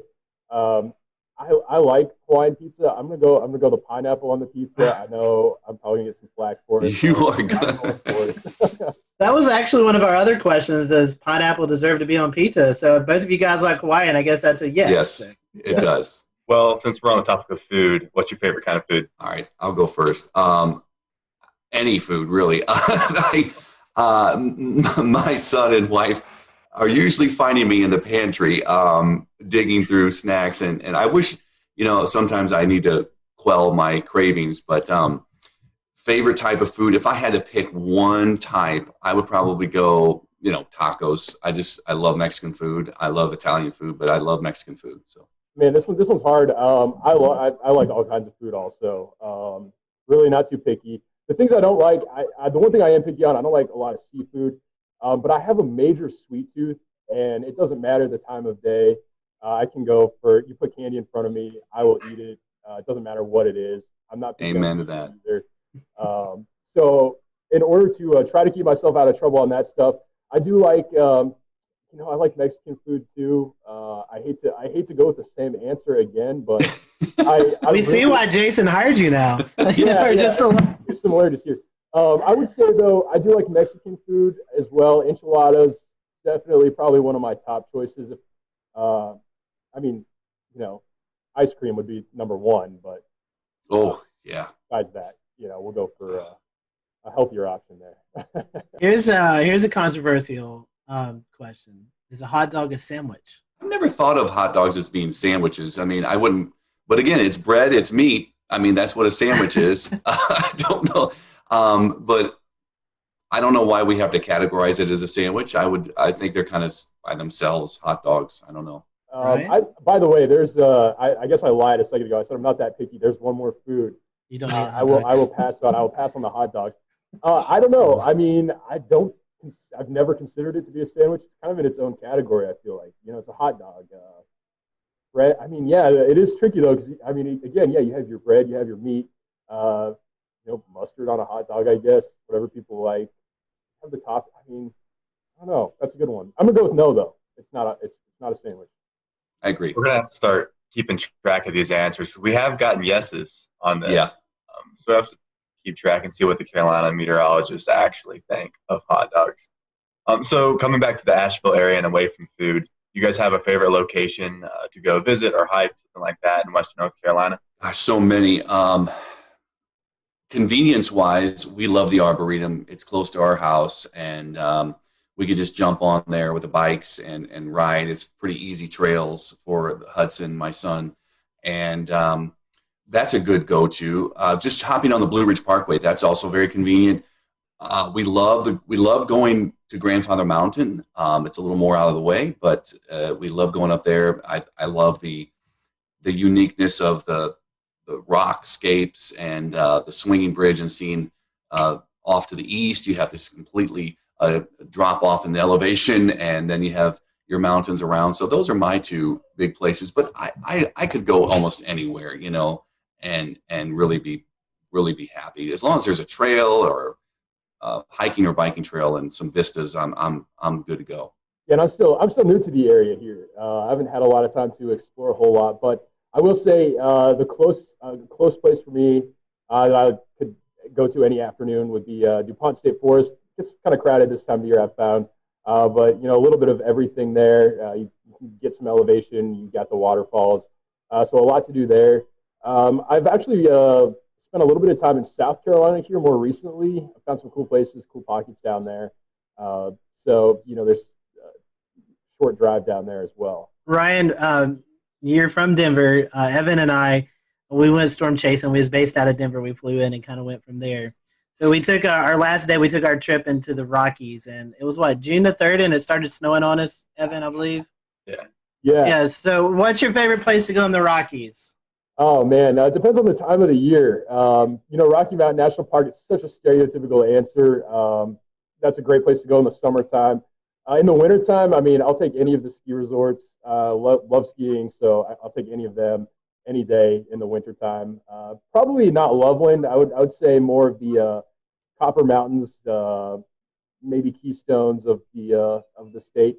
Steamboat Springs is another great place, but even Denver. Man, I know I'm not narrowing this down very well, but Denver's great. Love Denver as well. So I don't know. But, Amen. Well, guys, I know we're nearing our kind of end time, so I'm going to ask one more quick question, and Scotty will close this. So the last one for me is going to be, do you have a favorite weather disaster movie? It can be super cheesy. Well, Twister immediately comes to mind. My wife loves Twister. My son loves Twister. I love Twister. That would be the number one, but The Day After Tomorrow is good. My son loves weather disaster movies, of all things. Can you imagine? I mean, he's the perfect child. So he loves any kind of disaster movie related to weather. So I've seen all of them. But yeah, I still think Twister ranks at the top. Oh, that's a tough one. I don't watch a lot of movies. Immediately, Day After Tomorrow came to mind for me. Great movie. That's one that, I mean, you can stay involved in the entire movie. Yeah. No chance of losing focus on that one. But yeah, I have a short attention span, so not a lot of movies. Twister, of course, is great. It's the all-time classic answer. But yeah, I'll go with Day After Tomorrow for sure. I think those have been our most popular answers when Yeah. we've asked this question. Well, gentlemen, final question here. For those folks maybe who are getting ready to leave high school or are in college and thinking about maybe changing their degree and they're interested in weather, what would be your advice to these folks? Why should they choose meteorology if it really interests them? And Jason, I'll let you go first. Well, that's a diverse question, but here it is in a nutshell. Meteorology offers so many opportunities. Besides what Ryan and I do every day, broadcast meteorology is a small sample of overall the meteorological profession and the meteorology field. You could go into research. You could work for NOAA. You could work for the private sector. You could start your own company. There are many climate-driven sectors to go into as well. That's becoming more and more important, and certainly more and more are leaning towards the environmental/climate side of things too. It's just such a diverse area of study. It's great for somebody that loves science, and you got to stick with it. It's challenging. I mean, many people don't understand how much math and physics goes into meteorology unless you've taken those courses. It is a very challenging profession and study, but I think it's wonderful. So yeah, just stick with it. If you love science, meteorology is one of the best fields to get into. I mean, I obviously haven't been at it for very long. I'm still, pretty young myself, but I would say the biggest thing is, there is a lot more work involved than I think that people realize. It's something that is fascinating. It's interesting. There's a lot to look at. And again, TV is not the only thing. In fact, I would say if someone wants to go into meteorology just to be on TV, that's maybe a bad idea because, there's so much more to it than that. A lot of math, a lot of science, but it is fun. And, every day for us looks different. And I'm going to, I'll disagree and agree with the statement to a certain degree. Everyone always says you can be wrong and you still get paid. We're right most of the time. But you know what? Even if we miss a forecast, it is true. We still get paid. So that part's kind of cool too. It would be challenging if they did pay by the accuracy of the forecast. Some people, you never know, right? Goodness great. I can imagine now dealing with the Carolina wedge and at least the temperature forecast. That would be horrible if that was true. It's challenging. minus $100 every degree you're out. Oh my goodness. Yeah, that would be brutal some days. Well, guys, we're going to let you do your social info so folks can follow you if they're not already. Ryan, how can our followers follow you on social media? Yeah, I'm on Facebook and then Twitter. I should know what my handle is, but I don't. But you can find me on there as well. And I'm on Instagram, and same thing. I gotta figure this out. But I don't know what my handle is on there either. Not much help. Well, I'm Ryan, sure if you just your handle on Twitter, it's Ryan_WLOS. So if y'all want to follow him, you can find it there. I think it's the same on Instagram. So there we go. All right, Ryan, thank you. Jason, how can our folks follow you if they're not already? I believe, well, I'm on all three too, Insta, Twitter, and Facebook. I won't get into the uniqueness of each, demographic and socioeconomic thing, but the idea is that I'm pretty simple. I think it's just at Jason Boyer, WLOS. We appreciate you guys joining us, and for you guys who are watching, thank you for watching. Until next time, we hope you have a great evening.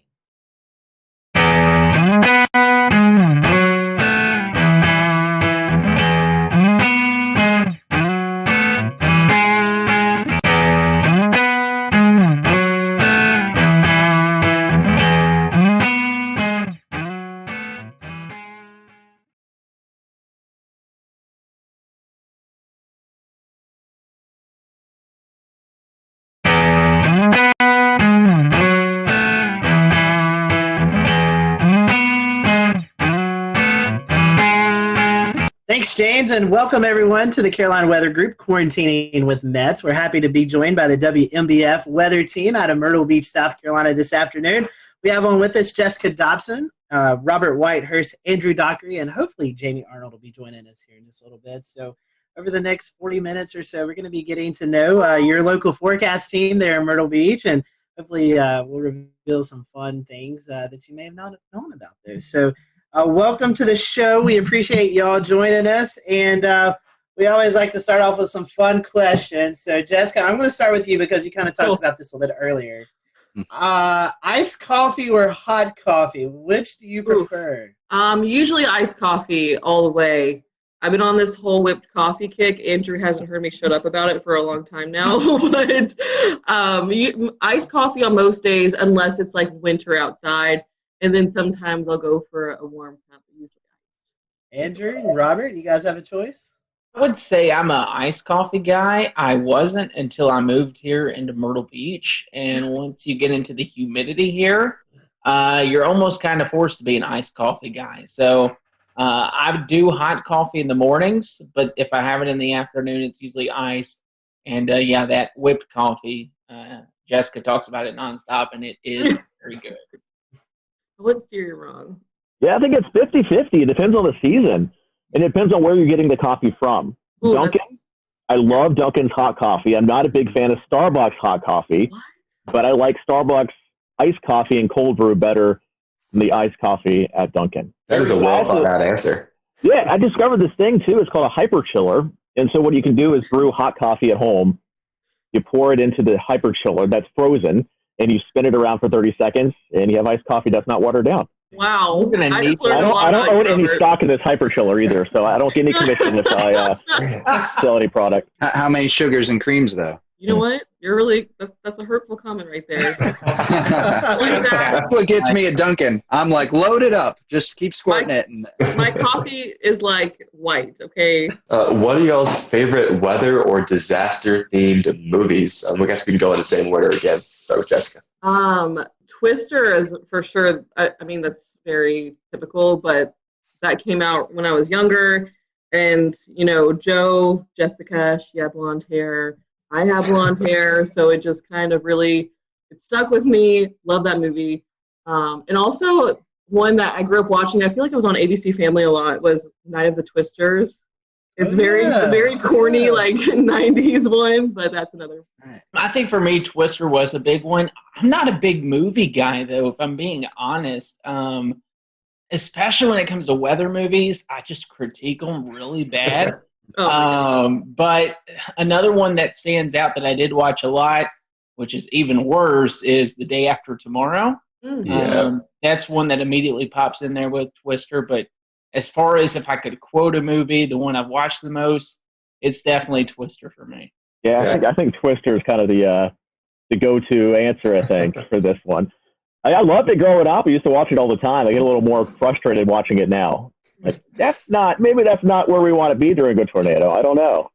Maybe not in a shed tied to a water pipe coming out. I think it's funny that I love Jo so much, but I didn't really understand the whole backstory that she was like kind of crazy and was refusing to divorce her ex. Like that didn't really register with me until honestly I watched it like a couple of years ago and I was like, man, this is kind of messy. So next question on our list here, and to kind of stick with the same kind of weather-related stuff, do you have like a favorite type of music just in general, or maybe it's something that helps you kind of get in the mood for doing live broadcasts or weather-related stuff when weather's happening? I'll let Andrew go first for this one because Andrew's our music buff, I feel like. I'll have opened a can of worms. We could be here. We could be here for 40 minutes on this topic, no doubt about it. Music is my passion. I'm probably behind weather, so I'm a big music junkie. With that being said, I love every type of music. Anything kind of gets me in the mood. I usually do something that's not super upbeat in the morning since we're on the morning show, but something that'll just like, all right, this is a good feel, kind of like a acoustic indie vibe maybe. But I can listen to anything from Fleetwood Mac to George Strait to Tom Petty, Bruce Springsteen, you name it. I love it. I am a big component, though, of playlists. And I think I told Jessica this yesterday. I made a hurricane playlist. I might have to make it public one day. And it's all these songs about hurricanes. And I'm a big runner, too. So, like, right before Dorian arrived, I was just, like, rocking out to all these songs that had hurricane references in there. from Jimmy Buffett to Luke Combs to all kinds of music, and it was fun. But yeah, music is a big passion of mine. So we might have to get your hurricane playlist there to put out when we put out the show, right? Oh, for sure. Heck yeah, I can gladly do that. I don't really, I listen to a little bit of everything, but I don't really listen to music much when I'm forecasting. I think it distracts me a little bit. Honestly, so on the weekends, I'll do mornings and evenings. We'll return to Best of the Carolina Weather Group in a moment. Now your Carolina weather forecast. Here are today's forecast high temperatures for North Carolina. Here are the forecast lows for tonight for North Carolina. Here are tomorrow's forecast high temperatures.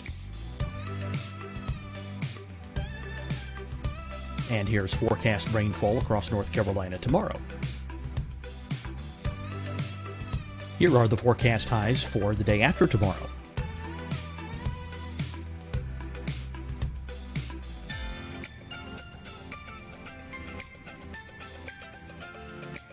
And here's the forecast rainfall across North Carolina for the day after tomorrow. This is the total rainfall forecast across North Carolina for the next 3 days. Here's the severe thunderstorm outlook for today from the Storm Prediction Center.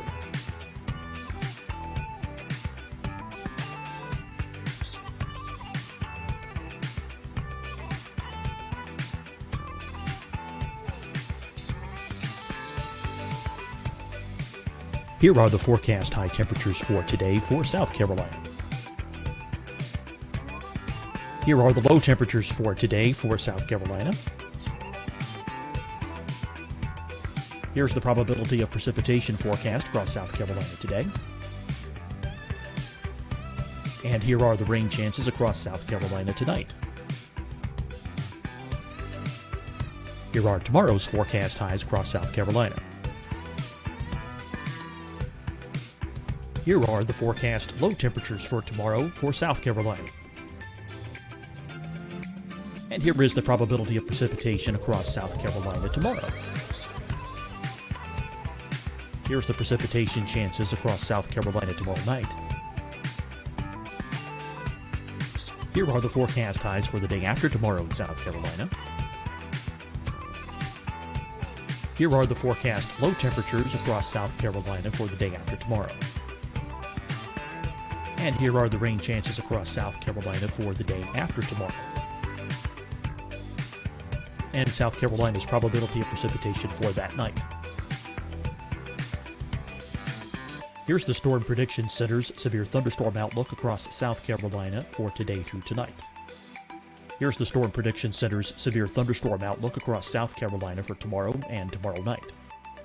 And here's the Storm Prediction Center's severe thunderstorm outlook across South Carolina for the day after tomorrow through that night. Here's the severe thunderstorm outlook for today from the Storm Prediction Center.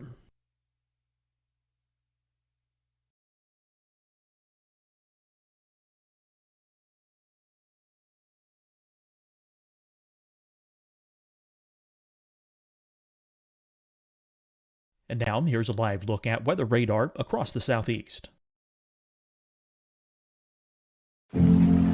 Deciding when to wear a mask isn't about who you know or how well you know them. Just ask yourself, will I be with anyone I don't live with? If the answer is yes, get behind the mask. Help slow the spread of COVID-19. Get behind the mask. Learn more at covid19.ncdhhs.gov. Hi, everyone. I'm Dr. Mandy Cohen, Secretary of the North Carolina Department of Health and Human Services. And when you follow the 3 W's, you protect your family and your neighbors from COVID-19. When you leave your home, practice your W's. Wear a cloth face covering, wait 6 feet apart, wash your hands often. Wear, wait, wash. We're in this together. Stay strong, North Carolina. Fight the spread and take a stand against coronavirus. Wear a mask in public. Stay at least 6 feet apart from others. And get tested. Join us and fight the spread. Visit scdhec.gov/COVID-19. tested for COVID-19 helps you to take the steps needed to protect yourself, your loved ones, and your community. Find the testing location at scdhec.gov/COVID-19 testing. You'll see your Carolina weather forecast at 25 and 55 past. And now back to the best of the Carolina Weather Group on the all-new Carolina Weather Net.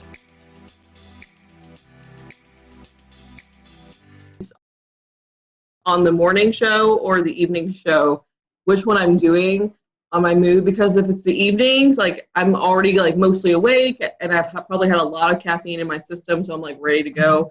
And I'll listen to, honestly, like I love throwback playlists, like whether that's like throwback R&B and hip hop from like the early 2000s or like the early 2000s hits or like late 90s hits. Like those always put me like in a really good mood. But when it comes to mornings, I kind of like, what is it? I have like a couple of different ones on Spotify. Like my Spotify is so disorganized, it's not even funny.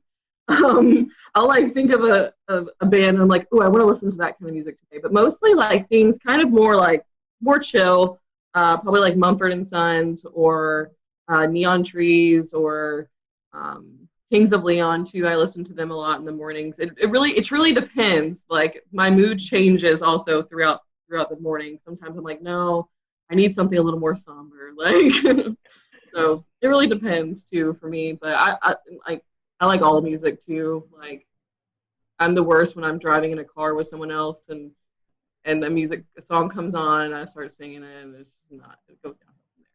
Like those Spotify playlists used to work great for me until I had a daughter, and now it'll go from Luke Combs to the Frozen 2 soundtrack. Moana. Then back to Aladdin and Moana, and then back to some sort of rock song. It really brings you all over the place. Thing. Yeah, that sounds honestly kind of great though. Like gotta throw in a Disney song every once in a while just to kind of bring things back down. Yeah, I gotta humble you. All right, weather question, kind of a two-part question. When did you know you wanted to be a meteorologist? And was there someone that you looked up to when you were younger, going through high school, college, that kind of also pushed you into that direction? So for me, I don't think there was ever really a moment in time where I just knew. I honestly just kind of always knew. Like even when I was looking at colleges, I was like, okay, well, I'm going to do meteorology. But I didn't know I wanted to do broadcasting because I used to be really shy. I don't really know what happened. Something happened, so now I can't shut up. But that kind of evolved throughout college. But in terms, I watched a lot of the local meteorologists. I think someone who pushed me a lot, though, who I met in high school, didn't realize how important it was to meet him, though, was John Gordon. He really pushed me to just kind of like take on my own personality when it came to weather. He works with, I don't know if you guys are familiar with him. He used to actually be a hurricane hunter. Now he's the MIC at the National Weather Service in Louisville. And I volunteered with him one summer, and like it totally changed everything for me. But I always grew up watching the meteorologists on air. There weren't always a lot of females, though, so it was kind of hard for me to kind of – I never really had one specific person I looked up to because I kind of watched them all. So, yeah, long story short. I think for me, I was in 5th grade. I grew up terrified of thunderstorms. Couldn't stand them. And I turned to the people on TV to kind of guide me through the storm, as corny as that sounds. My mom was in TV her whole life. She's behind the scenes. So she is a research director. She's been doing that for years. And I kind of had a firsthand like experience into what broadcast meteorologists do. So I would go to work any chance I got with mom and shadow all these meteorologists and be like, hey, listen, I don't like storms. And that actually grew a passion more out of fear back when I was in like 5th grade to, oh my goodness, this is crazy. Like the power of the atmosphere is so amazing. So I think the big mentor for me was Kevin Harnick growing up. I met him in elementary school. I kind of went with him. He's in Louisville. Jessica and I are from the same town, same city, went to the same college. But I got to shadow him all the way from elementary school through middle school, through high school, through college. And it really paved a way for me to understand how this business works, but also to really just be amazed at, there's people that are out there that are afraid of this type of thing. but just to be amazed at the power and how the technology these days is almost like there shouldn't be a fear, just because we've come so far for how we are in this industry. And I think that's a big focal point for me right now, is to try to teach people, hey, if there's a warning issued, take precaution, but at the same time, there's no need to be afraid of these things. Yeah, I think my passion for weather started pretty young, and I think it was kind of a fear thing too. But my grandparents, my parents always told me that 5 or 6, I'd always watch the Weather Channel instead of the Cartoon Network or something, especially when a storm would come in. And then I would go into a closet and watch the Weather Channel because the storm scared me, but I was so interested in it. And especially my mom has kind of pushed me into weather because I was so passionate about it growing up. But we would go storm chasing in Florida. Whenever a hurricane would go by, we'd go down to the beach. I remember Floyd going up the coast, and we were down at the beach looking at the wind gusts. And whenever a storm would come by, we would do that kind of stuff. So it's something I always wanted to do.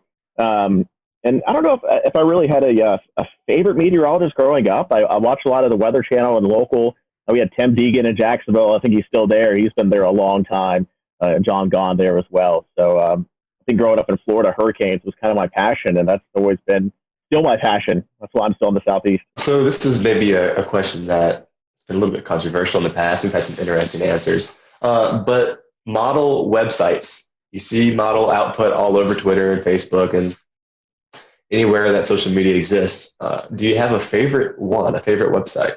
So in college, we always used Pivotal and COD, or College Up to Page. And so in college, I got so used to those that those kind of, I'll use other ones. I can never remember the one we use now. I think, Robert, you have it on our computer, or it's your account. But that one's good too. But I always end up, I think, going back to COD or Pivotal, because I don't know, I just always like Pivotal, the colors. And then when it comes to COD, I like their satellite data a lot. I always go to their satellite, their surface analysis. I am a weird one when it comes to models. Twister data, does anyone remember that site back in the day? Yeah. How the color table was so great, but the features were a little eh. I'm a big fan of ensemble forecast and having a ton of variety on a website. So simple is great. Otherwise I get distracted. So I try to do COD throughout a 48-hour window. And then I transfer over to weather models, which Robert and the team use, and then Weatherbell. I love Weatherbell. I love weather models. And those two are I would say my 1 and 2. But if it's coming to a quick 48-hour look of a forecast, it's usually Pivotal Weather or College DuPage if I need to get something out quick. Otherwise, I'll spend way too much time on the other two. Yeah, I think a lot of them, each have their strengths. Yeah. Pivotal Weather with the clickable soundings for the Euro and the UK Met and all the extra data now, that's great. You can't really find, I don't know where else you can find that kind of stuff right now. Obviously, you could break down the levels yourself on Weatherbell or weather models, but to have those clickable soundings for the Euro and the UK Met's great. We were big into Weatherbell, and then when Ryan went over to weather models, we kind of gave that a try, and I think they're both great. The navigation certainly gotten a lot better on both of them. I think when they first started, it was there's all this stuff, but I don't know how to get to it. You'll find it once. You're I really want to save that. You come back and you couldn't find it. But I think they've kind of improved with those. So we use all three. We're kind of lucky that we have an account for all three. Yeah. I don't know if many people know about this one, but the FSU cyclone phase, that's good. That's good stuff there. You can see, kind of gives you an idea if it's going to be a shallow warm core, if it's more cold core. What would be your most embarrassing on-air moment that you can recall? I feel like I embarrass myself on a regular basis. So I don't know. I mean, I have made it before on one of those viral YouTube blooper things over something so stupid. I just stumbled over my words and then I couldn't stop laughing afterwards, and it was just 20 seconds of me like doing the whole where you don't breathe or say sounds, you just sitting there laughing without making any noises. I did that. That was probably up there with one of the most embarrassing. I don't really, and this, I mean, you can ask Jessica and Robert, they know. I don't get embarrassed often. That's true, yeah. So like I think back to like my job in Eastern Kentucky when I was the chief at WIMT.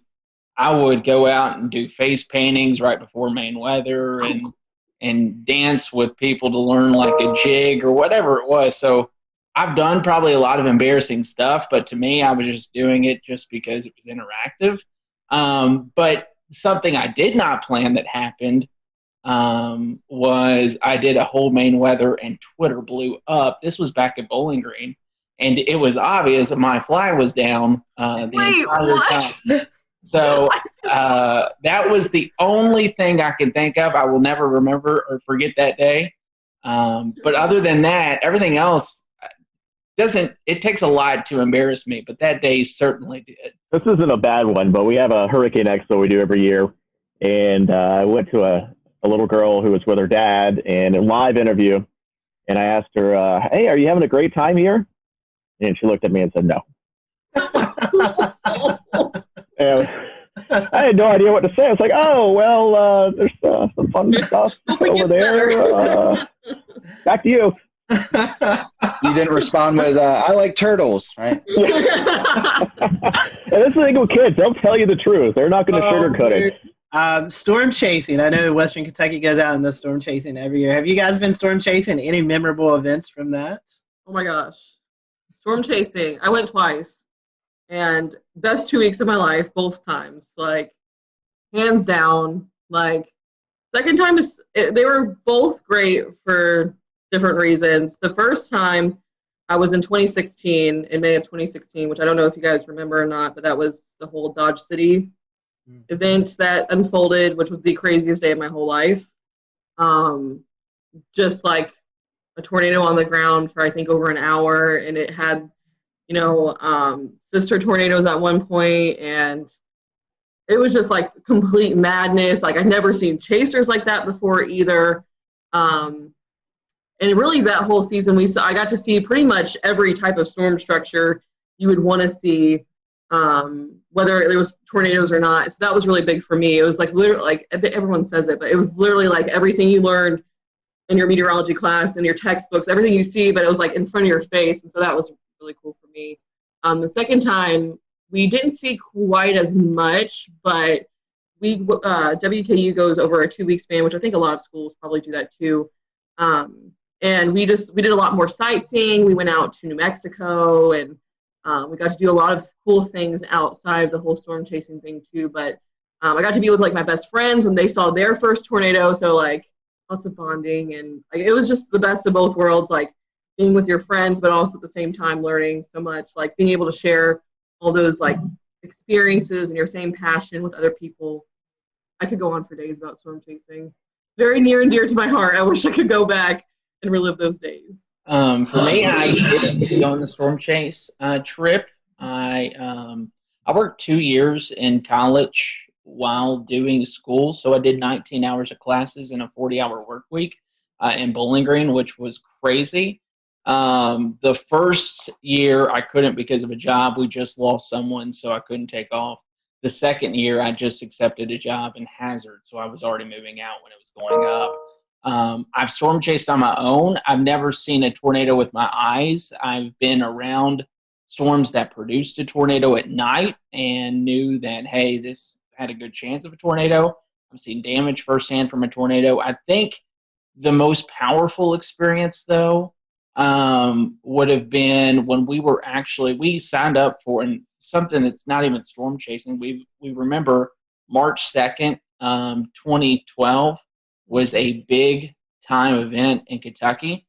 It was the one time I left Kentucky to go to and paid like for this big conference in Oklahoma. I never attended the conference. Like, I just sat there and like, because everyone back home was so freaked out. So that was probably one of the more memorable events, is coming back and seeing the damage of what that produced up in Henryville and all that, because it's still crazy to look back at. But yeah, it's kind of a bucket list thing for me. I've never really done storm chasing much, other than with my mom going to the beach when hurricanes went by. And of course, in Jacksonville, it's always when they went by for the most part. So we could go down to the beach, and I went gusts 40, 50 miles per hour. It was kind of crazy to watch. And they would always shut down the bridges going over the waterway, so we get stuck at the beach for an hour or two until the storm went by.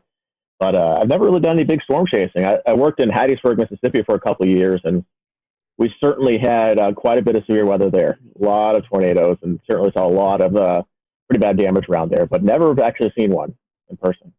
I foresee a WMBF storm chasing trip here in the near future. I am down 100%.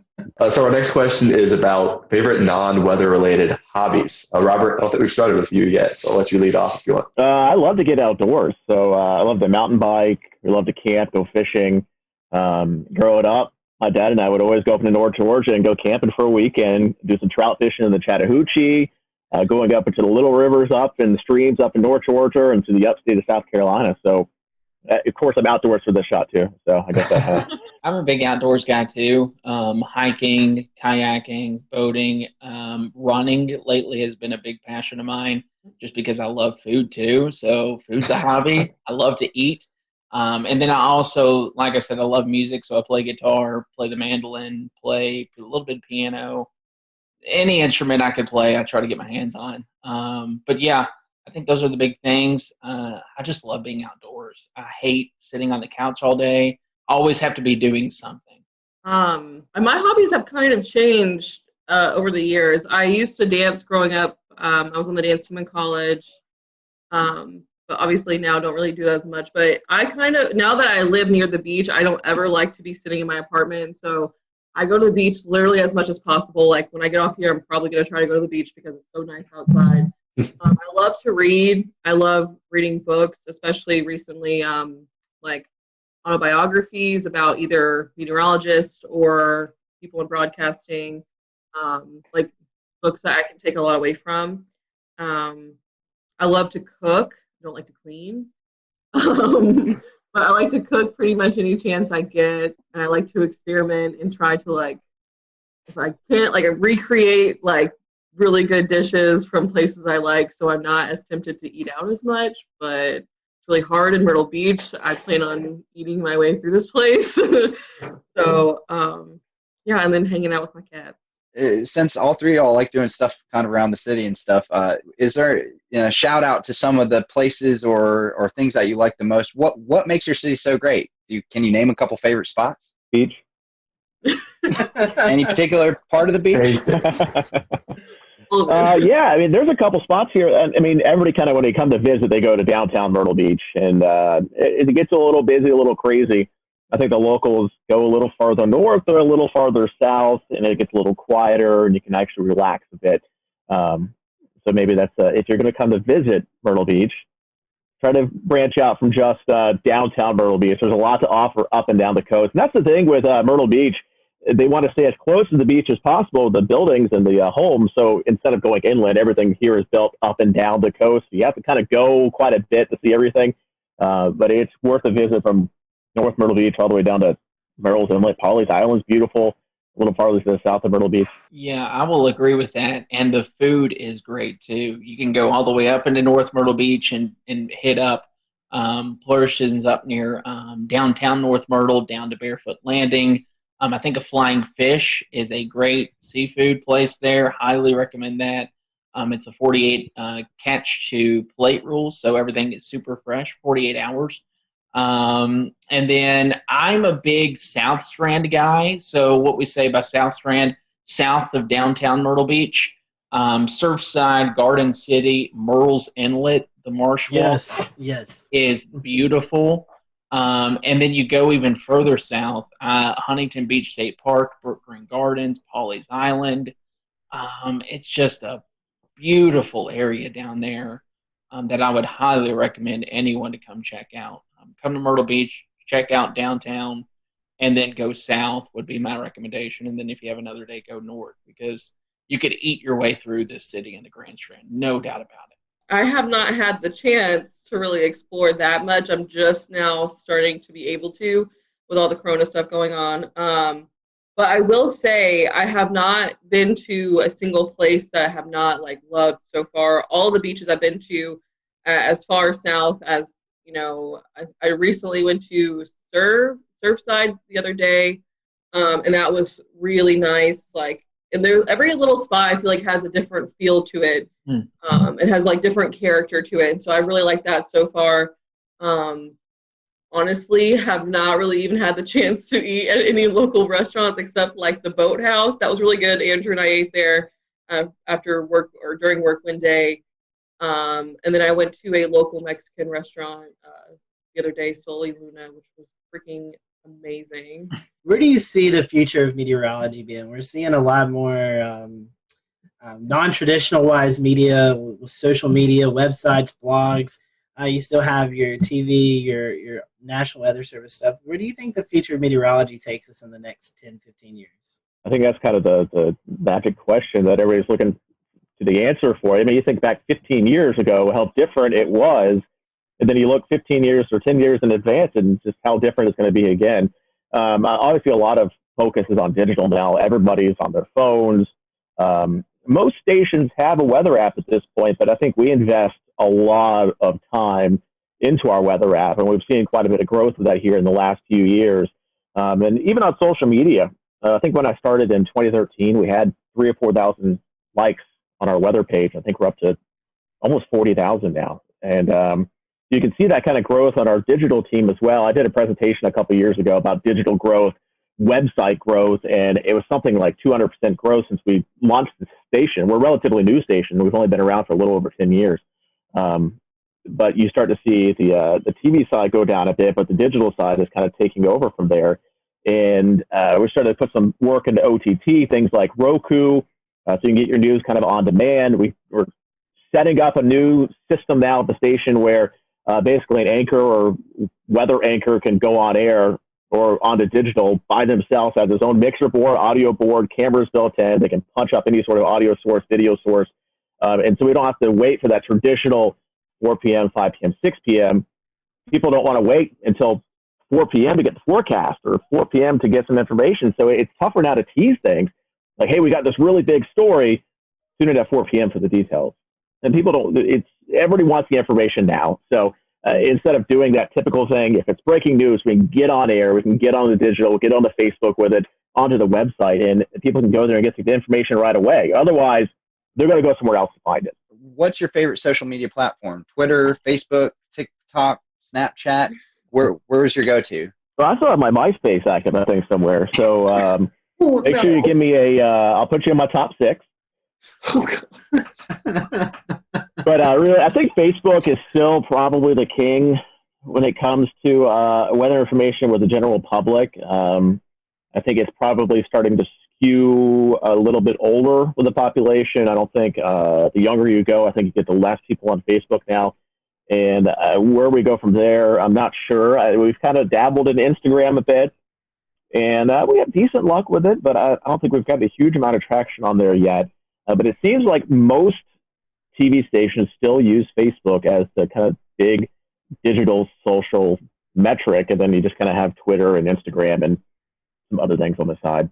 All right, we're gonna end with a couple of fun questions. So I'll end with this one. You're ordered a pizza. You're only allowed one topping. What is that topping? Pepperoni? Sausage, but this puts out a Barstool Sports one bite, everybody knows the rules, is what I thought of as soon as you said that. It's hard for me to pick one. My original thought was pepperoni, but I love banana pepper pizza. Interesting. Nobody said pineapple, so that's good. I was waiting for the pineapple. Yeah, I don't think pineapple's on a pizza. All right, then I will close this out tonight. This is a question that we briefly talked about before the show and had you all stow away your answer. So this could be controversial. There's only one right answer. Toilet paper, over or under? I have to think. It's over. No. It's over. Okay, one for over. I saw a terrifying image once, and I'll explain it after Jessica answers. It's over. Okay. And it's because of the image. Okay, yeah, I would say over, and I think of a meme, and I hope it's not what Andrew's thinking. It's like, I don't know, I can't even remember the meme. Something about a mullet, like, it had to do with a mullet. I've seen that. You know what I'm talking about? I know what you're talking about. The one I saw had a spider underneath, and like you reached underneath the toilet paper to get it on the underside, and when you do that, you're like touching the spot. Ever since then, it's over. No. All right. We have definitely enjoyed having you for this. We appreciate it.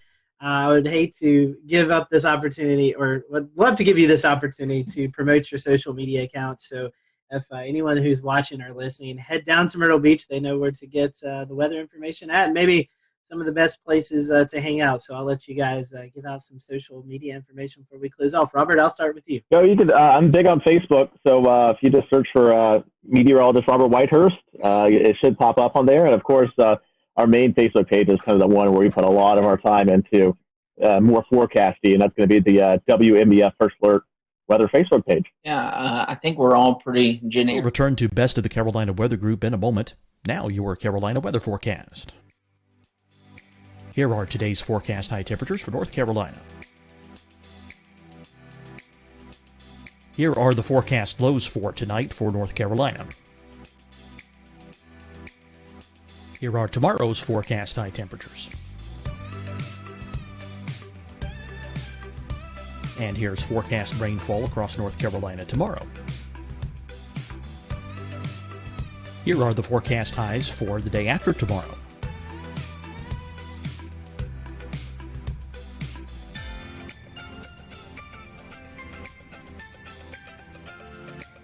And here's the forecast rainfall across North Carolina for the day after tomorrow. This is the total rainfall forecast across North Carolina for the next 3 days. Here's the severe thunderstorm outlook for today from the Storm Prediction Center.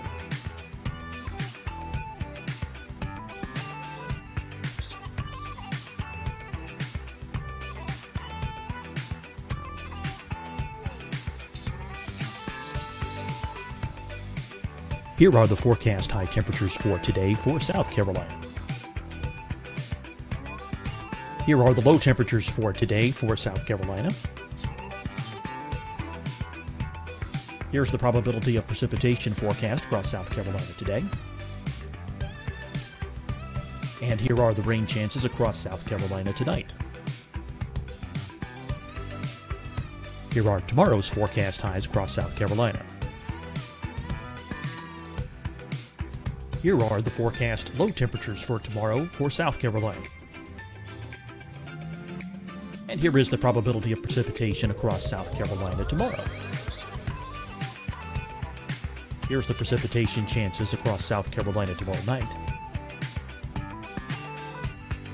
Here are the forecast highs for the day after tomorrow in South Carolina. Here are the forecast low temperatures across South Carolina for the day after tomorrow. And here are the rain chances across South Carolina for the day after tomorrow. And South Carolina's probability of precipitation for that night. Here's the Storm Prediction Center's severe thunderstorm outlook across South Carolina for today through tonight. Here's the Storm Prediction Center's severe thunderstorm outlook across South Carolina for tomorrow and tomorrow night. And here's the Storm Prediction Center's severe thunderstorm outlook across South Carolina for the day after tomorrow through that night. Here's the severe thunderstorm outlook for today from the Storm Prediction Center.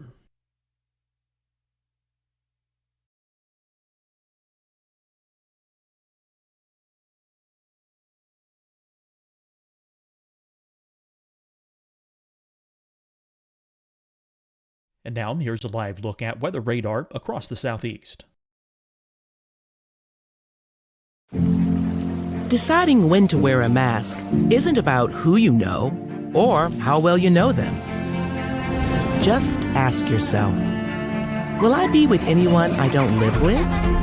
If the answer is yes, get behind the mask. Help slow the spread of COVID-19. Get behind the mask. Learn more at covid19.ncdhhs.gov. Hi, everyone. I'm Dr. Mandy Cohen, Secretary of the North Carolina Department of Health and Human Services. And when you follow the 3 W's, you protect your family and your neighbors from COVID-19. When you leave your home, practice your W's. Wear a cloth face covering, wait 6 feet apart, wash your hands often. Wear, wait, wash. We're in this together. Stay strong, North Carolina. Fight the spread and take a stand against coronavirus. Wear a mask in public. stay at least 6 feet apart from others, and get tested. Join us and fight the spread. Visit scdhec.gov/COVID-19. Getting tested for COVID-19 helps you to take the steps needed to protect yourself, your loved ones, and your community. Find the testing location at scdhec.gov/COVID-19 testing. You'll see your Carolina weather forecast at 25 and 55 past. And now back to the best of the Carolina Weather Group on the all-new Carolina Weather Net.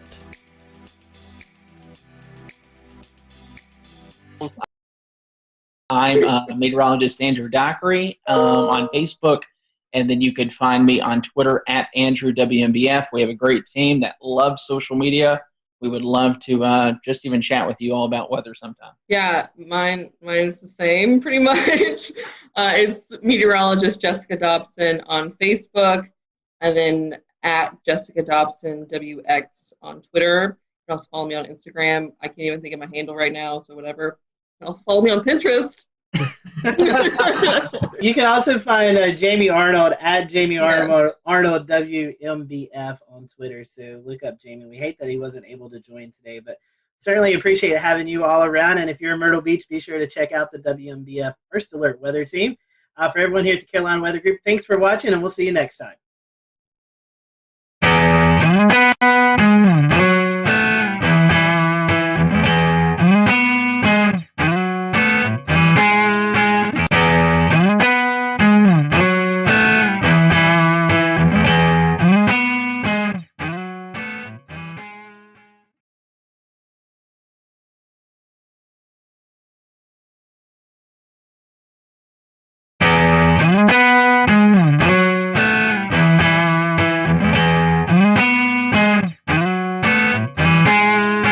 Everyone, welcome to the Carolina Weather Group. We're happy to have you this evening, and we're going to be talking about winter weather. It's getting cold outside, and eventually we're going to be talking about some of those wintry precipitation events that likes to kind of rear its head here in the southeast, here, especially in the Carolinas in the wintertime. So with us tonight is Trish Palmer. She is the coordinating meteorologist at the National Weather Service in Greenville, Spartanburg, and if you've watched our show any, you probably remember Trish, but if you haven't, Trish, welcome back. I know recently you got a promotion there in the office to the WCM. So before we kind of get into winter weather, tell us about that position. It's I know it's kind of different from going from the forecast desk to doing a lot of more things, kind of juggling in the air with the new job promotion. Sure, and thank you guys for having me on again. Yes, as the warning coordination meteorologist, my job is that I'm now the primary liaison with our external partners, and that means the TV meteorologists, emergency managers, you guys out there in the other parts of media world. I'm also in charge of all of our outreach and preparedness programs. So when you hear about Severe Weather Awareness Week or Winter Weather Preparedness Week or whatever it might be, I'm the one that has to coordinate all of those different issues. And I work very closely with our surrounding offices. As part of the transition, I'm no longer actually in the shift rotation, but I still cover shifts because I'm still a meteorologist, and I have not lost my love for the geeky part of meteorology. I absolutely love it. That's why I got into this. But now with the promotion and my title as the warning coordination meteorologist, getting to work with the partners and establish those relationships and working with the media and helping to bridge the gap between what we do in the Weather Service and what you guys and the TV meteorologists do in taking the message to the public. It's the whole weather enterprise needs to work together really well in order to effect the proper response from the public, and I really enjoy being that liaison and working with all these different facets of the weather enterprise. You know, forecasting is a big deal, but communicating is another big deal, and you about put half and half now these days with the various ways that we can communicate, and one of those ways that we really want to communicate is winter weather, and it's one that we don't get a lot of storms here in the Carolinas, but when we do, they're pretty impactful. So Trish, talking about the winter weather products, we kind of start with a winter storm watch, and then it kind of builds from there. Talk to us about these different products and what each product, the criteria is for each of those. Okay, so for a watch, just like any other watch that we might issue, a severe thunderstorm watch, a tornado watch, tropical storm watch is what we had this year as well. A watch means that conditions are favorable for these hazardous weather types to occur, and you need to have a plan in place. You need to be thinking about what you would do or where you would go if that weather event were to impact you. So a watch is basically, we're keeping an eye to the sky, we're watching the weather. Again, have a plan, make sure you're prepared for whatever happens. So in the case of winter weather, we like to issue a watch anywhere from 36 to 48 hours in advance of the onset of wintry precipitation. And the watch timing with that, we're really looking at about a 50% confidence level, that we're 50% confident that this hazardous weather will occur.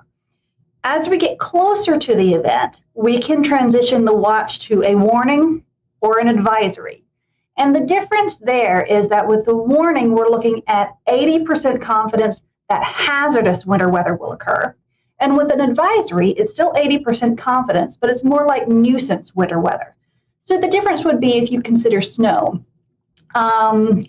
Right now, for the Piedmont of the Carolinas, our criterion for winter storm warnings for snow is 3 inches. So if it's below that, that would be more of a nuisance event, which would warrant an advisory.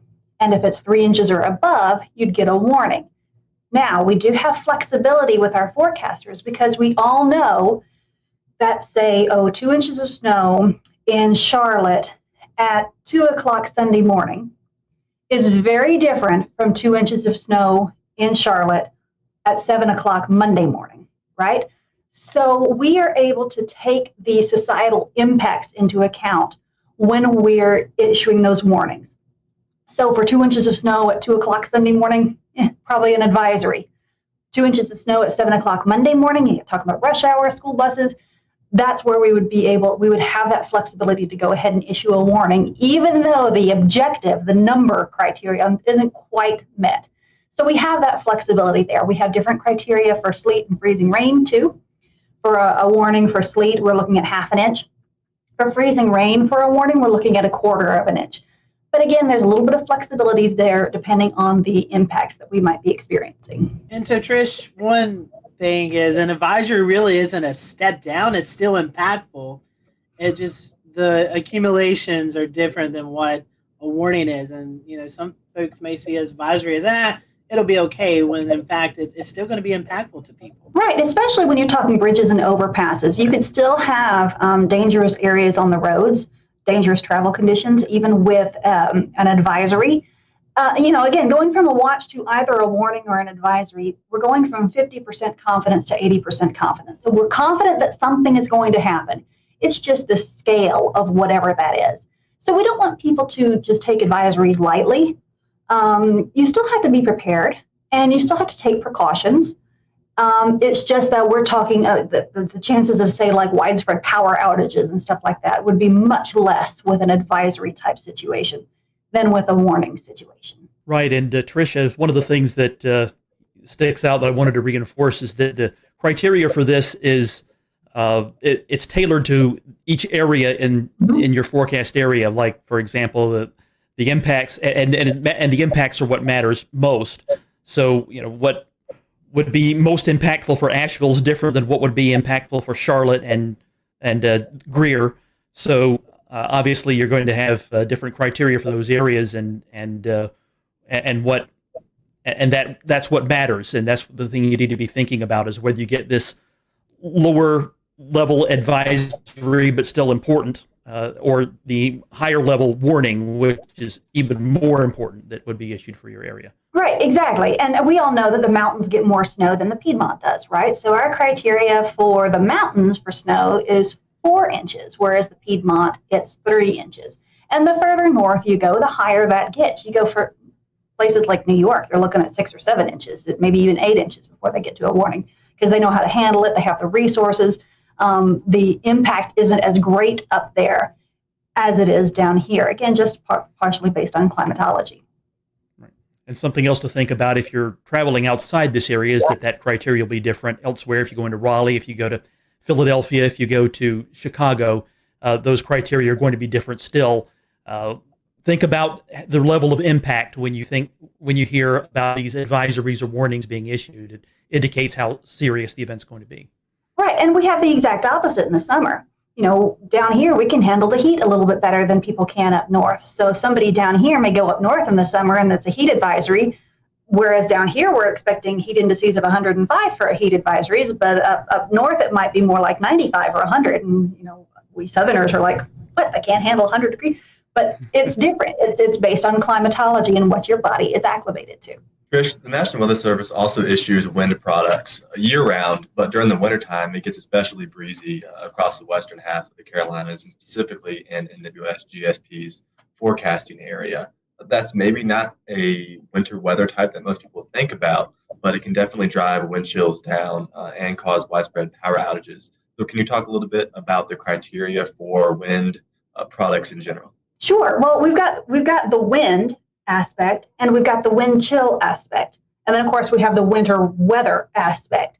So when we have a winter event, lots of times we roll them all into one product rather than issuing a whole bunch of different products because, as you guys are probably aware, a wind product is handled by one set of products. It's called a non-precipitation warning, whereas the winter storm and wind chill products are handled by the winter storm products. So it can get very confusing. So we often wrap these in together. And so we can sometimes tweak our criteria to make it match what the weather is looking like. And again, just to make more sense to the residents across the Western Carolinas and Northeast Georgia.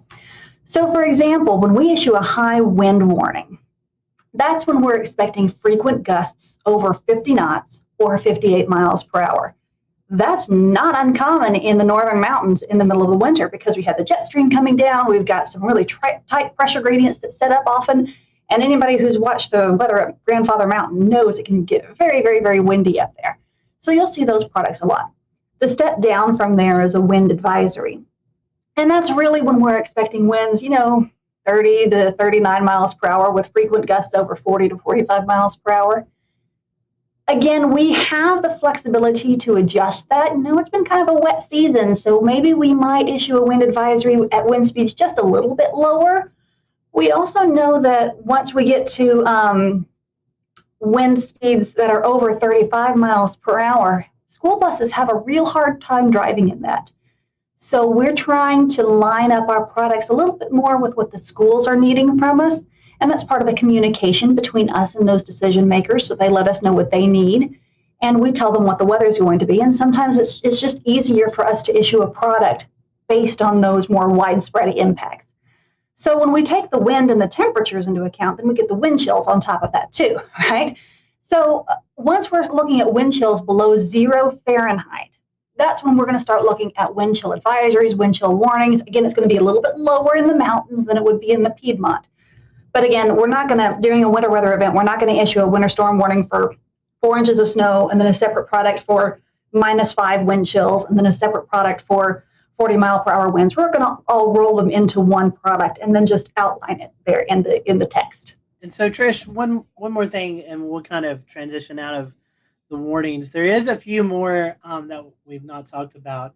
And that's one more. That's the ice storm warning. And we've had those occasionally here in the Carolinas. Can you tell us a little bit about that product? Okay. Well, again, it gets kind of complicated with all these different types of products. But we have a winter storm warning and we have an ice storm warning. The difference is that a winter storm warning is considered, either a mix or a mostly sleet or snow event, whereas an ice storm warning is mostly freezing rain. The difference is, again, in the impacts. When we have snow, we don't have quite as many widespread power outages as we might with a freezing rain event, because the freezing rain is accumulating on the power lines, whereas snow doesn't always accumulate on the power lines. The difference is, like, if we could look back to December of 2018, that was pretty kind of an earlier snow event. So there were still some leaves on the trees that hadn't fallen off. And so we had more widespread and prolonged power outages just because, the leaves were brown, but they hadn't all fallen off.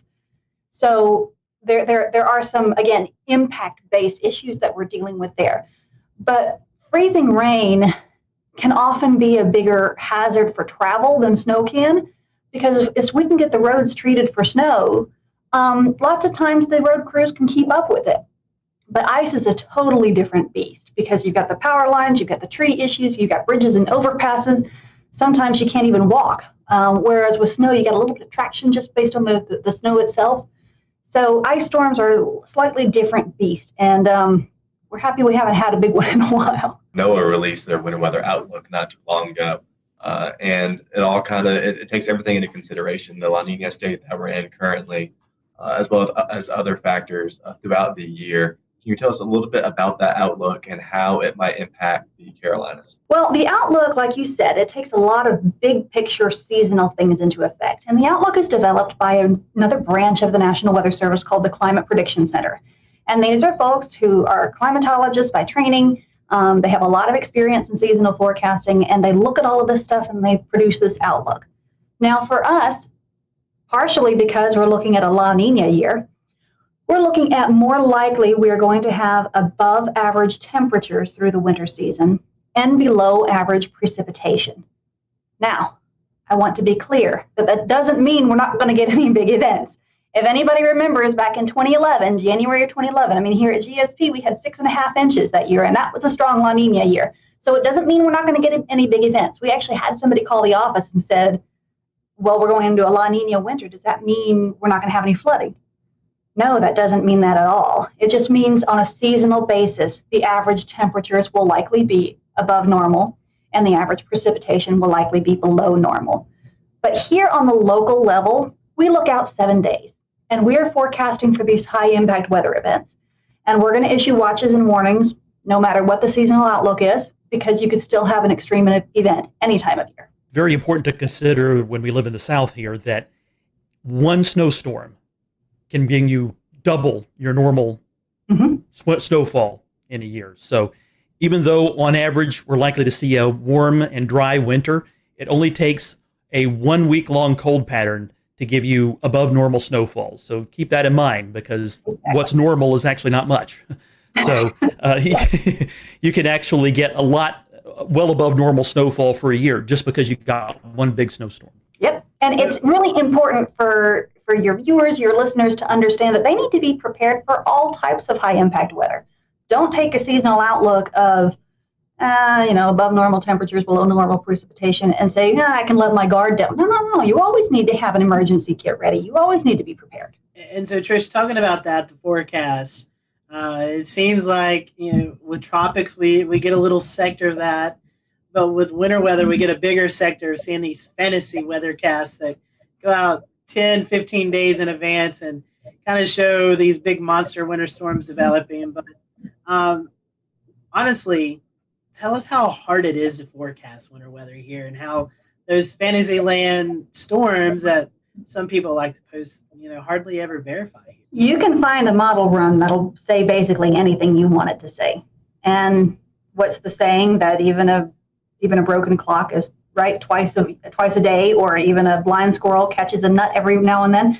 So there may be some extreme forecasts out there, and maybe somebody gets lucky and it gets right.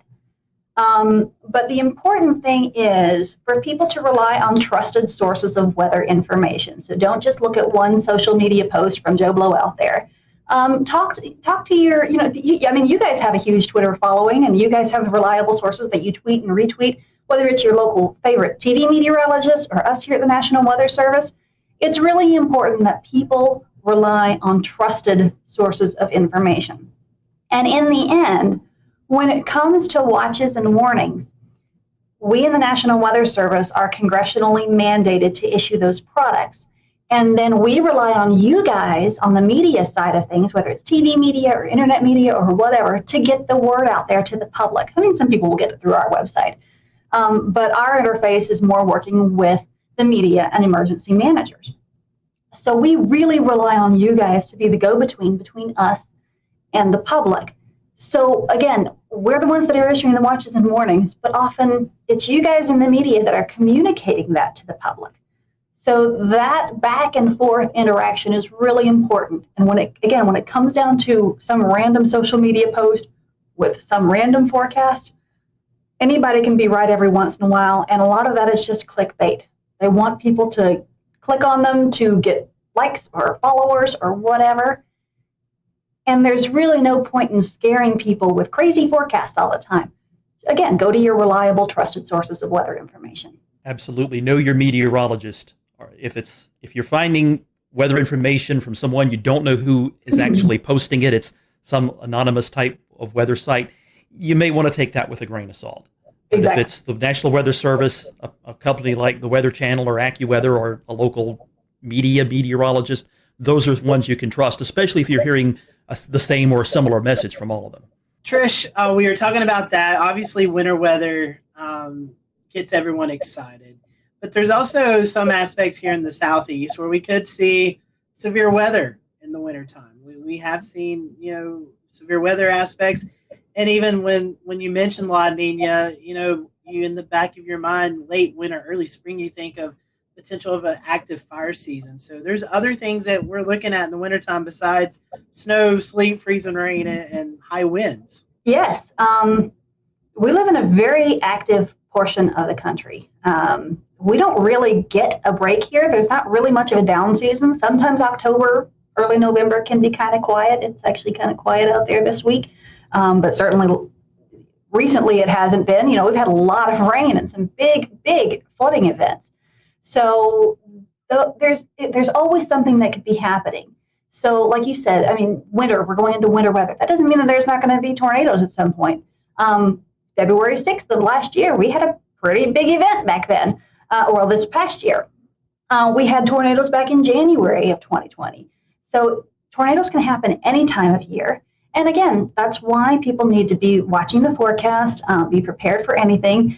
And you mentioned fire weather. We've been lucky in the fire weather aspect, in that we haven't had much of a fire weather season in the past few years. It's been 2016 since we've had a really big one, and that was a bad one. So, to avoid fire weather, we've got to have a lot of water, right? So you get 6 of one, half dozen of the other. But that is certainly an issue before the leaves start greening up, the big spring green up. As we get into late winter, we still got leaves on the ground. It's not quite as wet anymore. We still got some big wind systems that are coming in that'll continue to dry us out. So yeah, fire weather in the early part of the spring is a big issue. This time of year also, in the late fall, it's also a big issue because all the leaves are falling down. So it's also always important to be monitoring fire weather conditions as well, especially if you need to do some outdoor burning. Check with your local officials to find out if there's a burn ban. Please do not burn a brush pile without checking the forecast. I have personal experience with this. A few years ago, our neighbors did not check the forecast and went to burn a brush pile.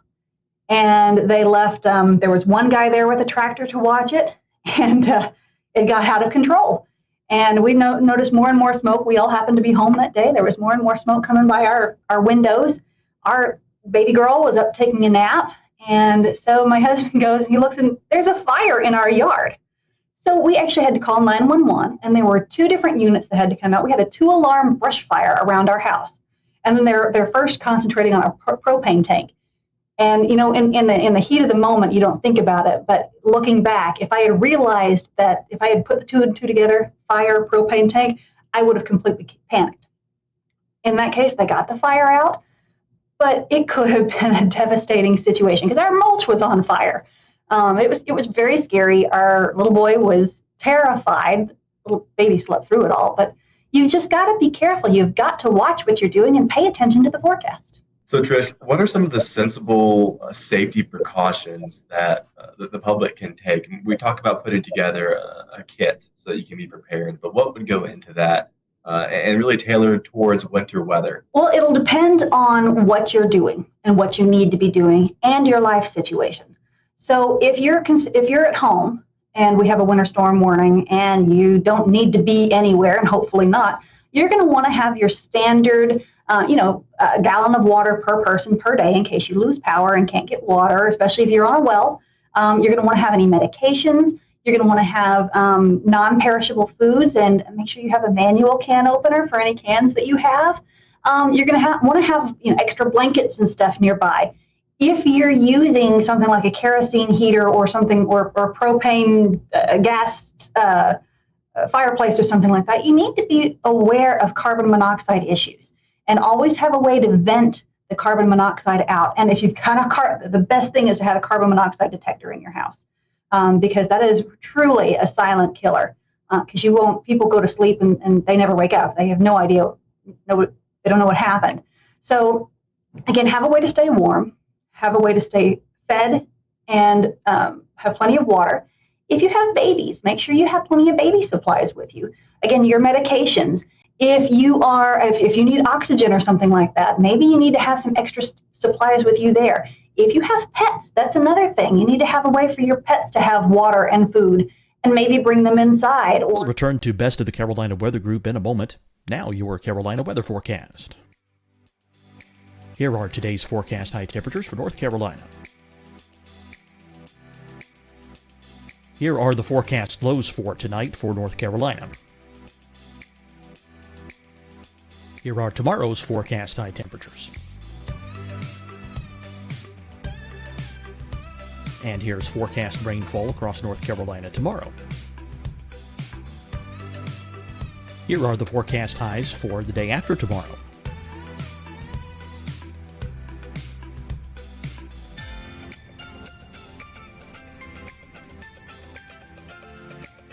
And here's the forecast rainfall across North Carolina for the day after tomorrow. This is the total rainfall forecast across North Carolina for the next 3 days. Here's the severe thunderstorm outlook for today from the Storm Prediction Center.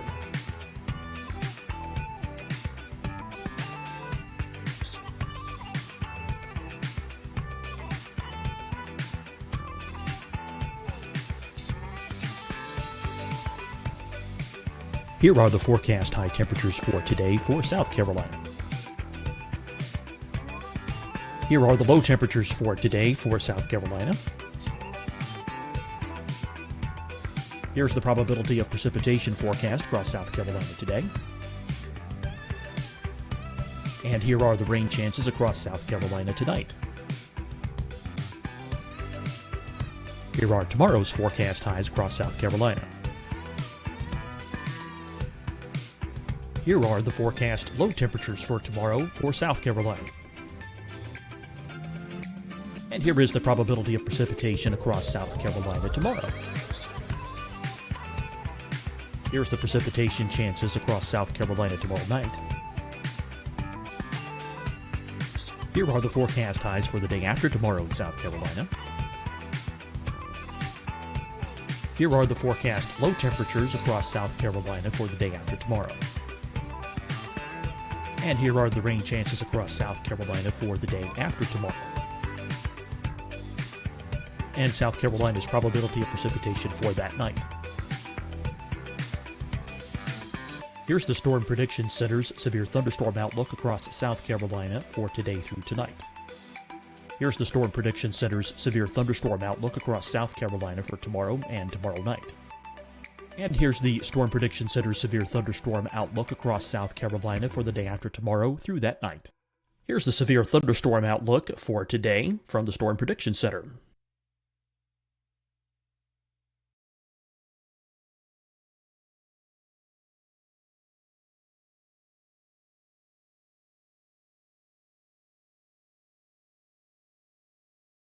And now here's a live look at weather radar across the southeast. Deciding when to wear a mask isn't about who you know or how well you know them. Just ask yourself, will I be with anyone I don't live with? If the answer is yes, get behind the mask. Help slow the spread of COVID-19. Get behind the mask. Learn more at covid19.ncdhhs.gov. Hi, everyone. I'm Dr. Mandy Cohen, Secretary of the North Carolina Department of Health and Human Services. And when you follow the 3 W's, you protect your family and your neighbors from COVID-19. When you leave your home, practice your W's. Wear a cloth face covering, wait 6 feet apart, wash your hands often. Wear, wait, wash. We're in this together. Stay strong, North Carolina. Fight the spread and take a stand against coronavirus. Wear a mask in public. Stay at least 6 feet apart from others. And get tested. Join us and fight the spread. Visit scdhec.gov/COVID-19.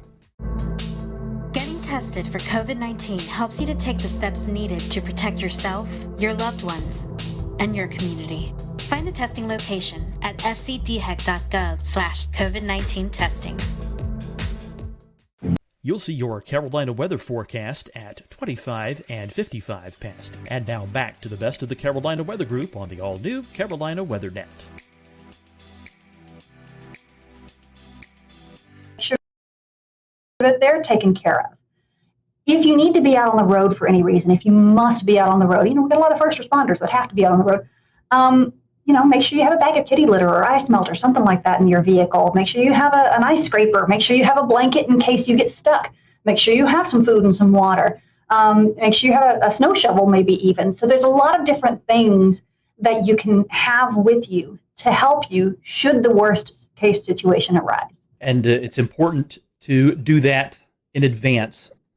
Yes. When, like, for example, current times when the weather's relatively quiet, advanced planning is the key to being ready when things happen, be them a weather disaster or something else. Get ready in advance. That way, for one thing, you can actually secure the supplies. They might be in short supply when we're close to an event and something bad's going to happen, a big snowstorm or whatever. Be ready in advance. And ready.gov is a good place to go and look for other tips for not just weather emergencies, but also other kinds of disasters too, earthquakes and so forth. Exactly. And always have your phones charged up. Always have these charged. Even if the cell phone networks get clogged up, often text will still work. So if something were to happen and you get stranded, maybe you don't have a cell phone signal, you might be able to still send a text to a family member or something like that and ask them to ask for help for you. But always have your phones charged up. That's a big one too. Especially going into a big event, just keep it plugged in overnight and just have it there. There are lots of like manual battery chargers that you can get. You can get crank chargers, crank radios, and stuff like that. So there's lots of different options out there. Well, Trish, speaking of winter weather, we'll kind of close with this. For those folks who live in Western North Carolina, upstate South Carolina, and far northeast Georgia, how can they follow you guys? What's the best way for our followers and listeners to get information from the Weather Service there with winter weather coming up? I know your website, you've got social media. What's the different outlets they can check out? Well, like you said, our website, weather.gov/GSP for Greenville, Spartanburg, weather.gov/GSP. That's going to have all of our latest information, the most official information. We do have Facebook and Twitter at NWSGSP. Facebook and Twitter, social media is not an official source of warning information, okay? Because sometimes that can go down. Sometimes our meteorologists get overwhelmed and we can't always keep some of that updated. A lot of that auto posts. The other thing is that Facebook algorithms sometimes don't always show you the most recent posts. So we have stopped posting warning information on Facebook because we've had a lot of complaints from people getting old warning information instead of new warning information. So we'll use Facebook more to post precautionary and preparedness activities and actions. And we might use Twitter more for the actual warnings and advisories, those kinds of real-time, what's going on right now situations. We love to get reports from people. We don't know what's happening basically anywhere except outside our office. And we have these little bitty windows. We can't see very far. So it's really important for people to tell us what's going on out there. And that's not just winter. That's all year round. If you see a tree that comes down, let us know. If there's a thunderstorm out there and it's causing, there's flooding on your road, let us know because we don't always know what's going on at the ground. So get out there with a ruler, take a picture of the ruler. Those are the best. If you can take a picture of the ruler in the snow and then tweet it to us at NWSGSP, or if you go to our website, there are places that you can report your weather there. We really, really, really appreciate that information because that helps us to understand what's going on out there so that we can then adjust our thresholds. That's all good information. Trish, we certainly appreciate You joined in us, and fingers crossed. I know I like winter weather. I believe you like winter weather. I know Evan loves winter weather. Frank, I know you've had your winter weather in Pennsylvania, so you might want a little bit of a break. But yeah, I'll take this La Nina winter. Hopefully it's at least 60 degrees every day for now through March. I'll be fine with that. But for the rest of us who are wanting winter weather, we hope that we'll get some. And Trish, we thank you and your crew down at GSP for all you do. I know it's been a very busy year, and maybe we can get one or two winter weather events and then let you guys get a little bit of a break. Maybe we can. And we really appreciate you guys because, like I said earlier, we really rely on you guys in the media, whatever type of media it is, whether it's television or social media or podcasts and videocasts and all of this stuff. Again, we rely on you guys to be the go-between between us and the public. And we appreciate the efforts that you guys make to help in that regard. We're honored to do it and honored to help you all out any way we can. And we thank you guys, our followers. Give us a like on this podcast. Let us know if you found this information valuable to you. And be sure to follow GSP on Facebook and Twitter and let them know what you are seeing this winter season. So for everyone here at the Carolina Weather Group, hope you have a great evening, and we will talk to you soon.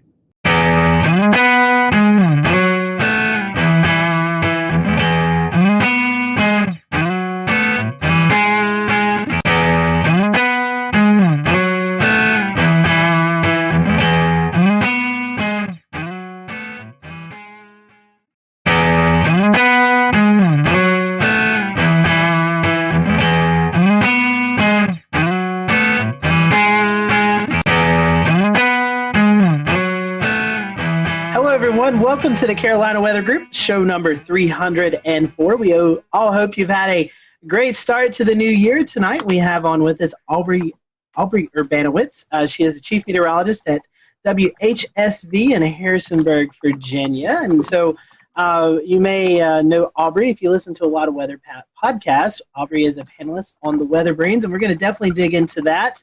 But tonight we're just going to get to know Aubrey and what got her hooked. She's got an interesting story about joining the meteorology field. So we appreciate you watching tonight. If you have any comments, just send them to us on our Twitter page at Carolina WX Group, or you can comment on the stream that's going on right now. So Aubrey, welcome to the show. Thanks so much for having me, guys. I appreciate it. It's nice to, kind of cross podcast. That's right. That's right. Normally we do that National Weather Podcast month, but we're doing it a couple months early. So Aubrey, we was kind of a little bit talking about your foray into meteorology. You didn't start off your college path didn't really take you into broadcast meteorology. You actually started with a restaurant chain. So tell us about that little interesting story that kind of got you into weather. So I had zero aspiration to be on television. I was, when I kind of went through high school and started college, I really wasn't sure what I wanted to do. So I had a great job at Chili's restaurant. I kind of worked my way up and I started to become a corporate trainer. So as a corporate trainer, if you're not familiar, you would basically become part of a team. You would travel around and do new store openings as a corporate trainer, train new employees, and you kind of got to see a lot of the country. In fact, I got to do several international openings, and I just kind of got to meet a lot of people. And it was on a lot of these new openings where I kind of discovered my passion for weather. So I started doing openings in 2003. In 2004 and 2005, Chili's had this goal of opening 100 plus restaurants. And if you think back meteorologically, in 2004, 2005, what happened? Hurricane season. 2004, that's when Florida was almost wiped off the map by all 4 hurricanes. I was in 2 of those, 2 of the 4. Hurricane Katrina was kind of a turning point for me, really. I was sent back to Louisiana to help rebuild some stores after I had been there and evacuated. For Katrina, I was there during Rita, and ended up being there for 3 months. I was in Louisiana so long, they ended up starting to take state taxes out of my checks. So after that, I went back I was living in Johnson City, Tennessee at the time, and I went and saw Mark Reynolds at WJHL, who responded to an email that I had sent and brought me into the TV studio, and I asked him questions, and I wanted to be behind the scenes. I thought maybe, producing, I can make graphics, I was good with computers, And he said, there's no jobs in that. You need to be in front of the camera. And I said, oh, that's not me. That's not what I want to do. And he said, you can do it. I think you can do this. And he said, I want you to take a look at this program. And he pointed me in the direction of Mississippi State. And somehow blindly, I agreed to it and kind of followed his advice. And within maybe a couple weeks, I was enrolled or accepted into the Mississippi State distance program. And I was able to not only take classes and finish my degree, but also I was still able to travel with Chili's for at least 2 years and still able to do corporate openings. And so I got an internship and yada, yada, yada. I got my first job at WHSV in Harrisonburg, Virginia, and fell in love with this place. Absolutely never intended to be here past my 2-year contract, and re-signed, got promoted. Here's the thing. I got promoted to a Monday through Friday position from weekends after I think 7 or 8 months. After working in a restaurant for 12 years, meaning weekends and nights for 12 years, I thought, wow, I have weekends off. The rest is history. And I could not have asked for a more amazing place, a beautiful area. And now my brother moved here 4 years ago. My parents just moved here in May. So now I've got family here, which a lot of meteorologists, unless you move to your home market, you can't say that. So I just feel very blessed and kind of lucky. Now, Aubrey, you mentioned that you had no interest in going on TV. So none. One industry into a completely different industry. Where did you gain your experience on how to get yourself ready to go on camera and do live weather forecasting? Is that something you learned along the way? I know there's probably some folks out there that will be watching that might be interested in seeing how you transitioned into that to get your confidence level up to be able to forecast on camera. So it was all the leadership in Chili's. It was the training role that I had. Working for Chili's for so long, I knew every item. I was quality control. I knew exactly what little details went on every single menu item. I could recite that menu backwards and forwards. I could teach. And so when I started training and teaching these menu items the Chili's way and how to serve and how to bartend, I was confident in that because I knew that material. So when I learned how to present and train, I was confident in that material. So when I finally was able to teach that, that's what gave me the confidence as I became a leader in that material. And so it was actually kind of that transition that I learned to be able to present myself on camera. Once I was comfortable and kind of was able to, I guess, get used to the fact that I was on camera, learn some breathing exercises and not think about the fact that I was on camera, it just kind of transitioned because I just envisioned myself talking to people like I'm talking to a group, like I'm training people, giving them the information that I know, like I'm teaching them the menu items, I'm teaching them the forecast. And so it was kind of that. You think it's two completely different worlds, but it's actually kind of very similar. So that's how I transitioned because I had absolutely no desire to be on camera. I was never a theater major. I was never a singer. I was never a performer. I was a dancer, but that was when I was a kid. So, I never, ever would have imagined I would have been on television, and now I can't see myself doing anything else. I love that history. I love how you put yourself on the fast track through that whole process. I can see. So going through the program, getting your meteorology degree, getting a job, it's something you became passionate about very quickly. So I'm assuming you probably have some favorite areas of study, maybe some research or favorite topics of meteorology. Would you like to share some of those with us? Yeah, so I've really developed a love for weather history. And I think a lot of that has stemmed from me learning this area and really kind of diving into Shenandoah Valley weather history. I'm not in a severe weather market. We get kind of a mix of every kind of weather. We do get 4 seasons.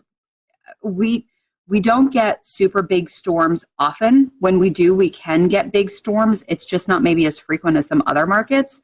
But we do have a good storm history. And so I think when I was diving into that is when I kind of developed my passion for weather history and really showcasing. And I I did kind of a keynote address at the Mississippi State Severe Storm Symposium last year on learning the weather history in your market. When you go to a new TV station, you'll make that bond with your viewers when you do learn that weather history, and it'll also make you become a better forecaster when you learn a lot of that weather history in your market.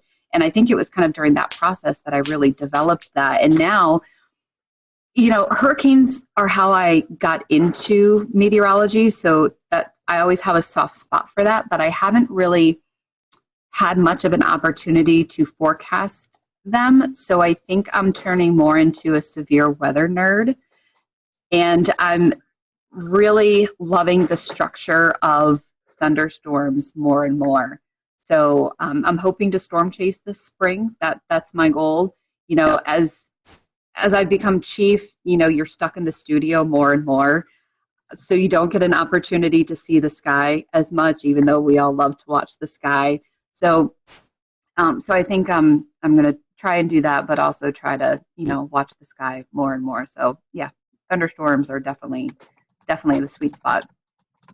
You sure get your fair share in the Shenandoah Valley area. The Mid-Atlantic's a pretty volatile area of the country where fronts sweep through and crisscross and meander and cause all kinds of interesting weather up that way. What is cold air damming and how does it occur and how long does it last? So the cold air damming is kind of a special feature that happens in between the mountains. You can get kind of a stronger event, which can go all the way down from the Mid-Atlantic, all the way down the mountains into Georgia and the Carolinas. You can get kind of a weaker event that maybe will affect part of Virginia, part of northern Virginia, and then you kind of end up with a really big temperature gradient in between a couple of areas. And a lot of that comes from high pressure. Some of that comes from coastal storms. So you have high pressure that moves over New England, sometimes it moves over Pennsylvania, and due to that position of the high, when you have that clockwise flow, that brings in not only the cooler air from the north, but also the cooler maritime air, that cooler moist air from the Atlantic. And that cooler air is more dense, so it sinks in between the mountains. It can be intensified when you have an area of low pressure that moves along the coast. When you have that counterclockwise circulation, especially moving up the Carolinas, sometimes you can get some of your big icing events that way. You can also get some of your big snow events that way, depending on how deep that cold air is. So sometimes when you have maybe a weaker event, you can get a pretty decent temperature gradient. In fact, the February tornado event a couple years ago in Virginia, that was a cold air damming situation, or what we call a wedge event, where the Roanoke Valley was in the 70s. That wedge started to lift northward. Stanton, Virginia, which is in my viewing area, is the southern part of my viewing area, started to erode out of that wedge, and temperatures started to get into the upper 60s, where Harrisonburg, just 30 miles away, was stuck at 46 degrees. You can have, let's see, even just last week we had a wedging event where temperatures were, I think, a 30-degree spread within about an hour drive. So, you know, you can have a partly cloudy wedge. You can have a sunny wedge. Most times you have low clouds, stratiform clouds, a lot of drizzle. And then, of course, in the wintertime, you have to watch for your precipitation because you can get a lot of icing events. But temperatures are very interesting when you're forecasting the wedge. You know, I've learned that whatever you forecast, you know, drop it another 10, 15 degrees. Hey, Aubrey, yeah. I was wondering, Ben, your newest meteorologist back there, have you prepared him for the wedge? I mean, does he know what he's getting himself into? I have not prepared Ben for the wedge fully yet, although the good news is they're asking if I've prepared you for the wedge yet. The good news is Ben is from Richmond, and Ben also went to Virginia Tech. So Ben is also familiar with the wedge. So. He's good then. He's good. Yeah, so he definitely knows. But, you know, kind of the key to the wedge is to follow the dew point. You know, you'll do a lot better if you can follow the dew point at least. And whatever the models think and you doubt, just drop it another 5 degrees. That's always a safe bet. So, Aubrey, I want to reverse one of Shay's questions from earlier and ask, so the Shenandoah Valley has unique interesting weather, but also some difficult systems that are just hard to forecast. What are some of the hardest systems to forecast in the Shenandoah Valley? Well, even something like today, we had a shortwave trough kind of rotating through behind yesterday's storm. And a lot of times when we have that happen, or we have a trough coming through after a cold front, we get this wonderful blast of upslope snow showers or the orographic lift across the Allegheny Mountains. So where I am in the Shenandoah Valley, we average about 20 to 25 inches of snow a year. Within a 2-hour drive, the Alleghenies average 100 to 110 inches of snow a year. So you have quite the difference with they get lake effect snow all the time. So when you have these shortwave troughs moving through, or you have the orographic lift, especially when you have strong wind and just enough of that maybe vorticity or upper level energy rotating through, you can get these snow squalls, these snow bands. So you have to watch out for those. And what happened this morning was I expected some of those snow bands. One, it was more intense, and two, they dropped a lot farther south, about 45 miles further south than I expected. So I'm always cautious of those. And so it's kind of just more about communication, because a lot of times the models don't fully pick up on those. You have to kind of watch for the hints. And so it's kind of one of those things where, okay, I'm looking for some snow squalls. Maybe I'll kind of generalize it instead of specifically saying, okay, I'm expecting some of these mainly in the Northern Valley. Maybe I'll say, this is what's possible tomorrow.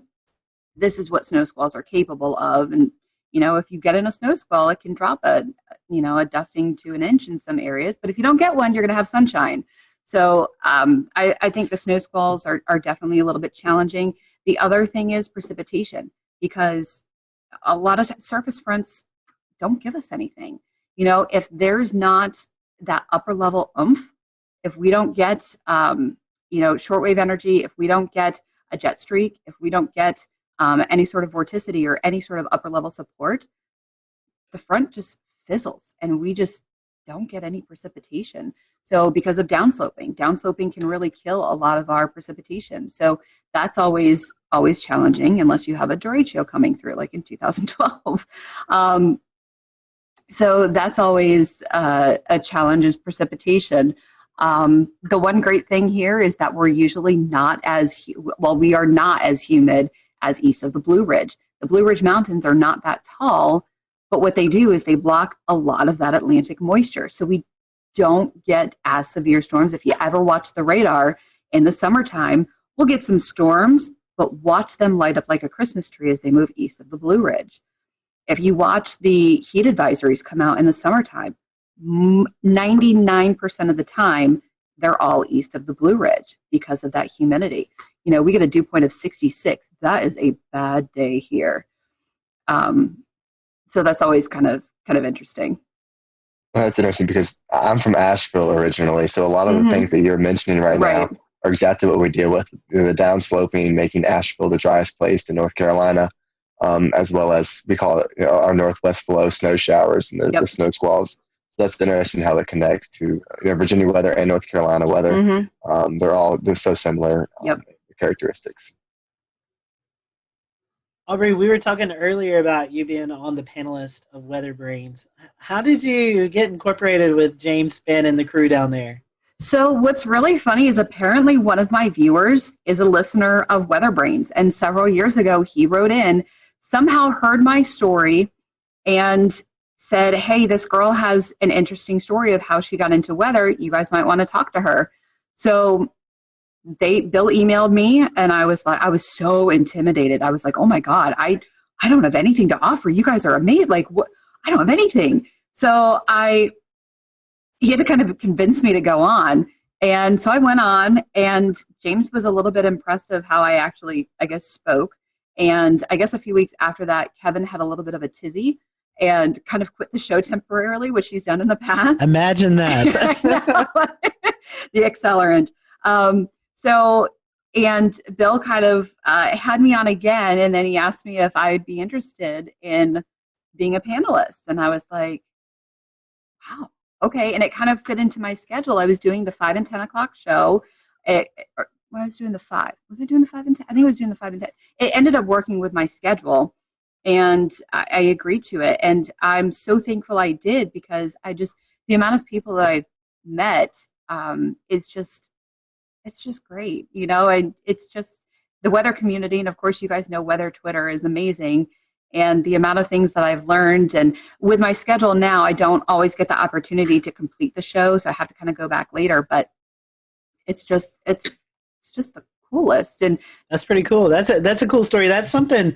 I have a Kevin Seeley story for you. You'll enjoy this.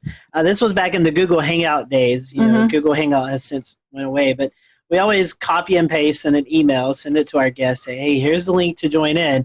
Well, evidently Kevin didn't get that part, and he actually tweeted out, hey, here's the link to watch me tonight. So we had all these people bombarding our Google Hangout, and we actually had to shut it down and redo a new link and everything. And so that's our Kevin Seeley story. We'll return to Best of the Carolina Weather Group in a moment. Now your Carolina weather forecast. Here are today's forecast high temperatures for North Carolina. Here are the forecast lows for tonight for North Carolina. Here are tomorrow's forecast high temperatures. And here's forecast rainfall across North Carolina tomorrow. Here are the forecast highs for the day after tomorrow.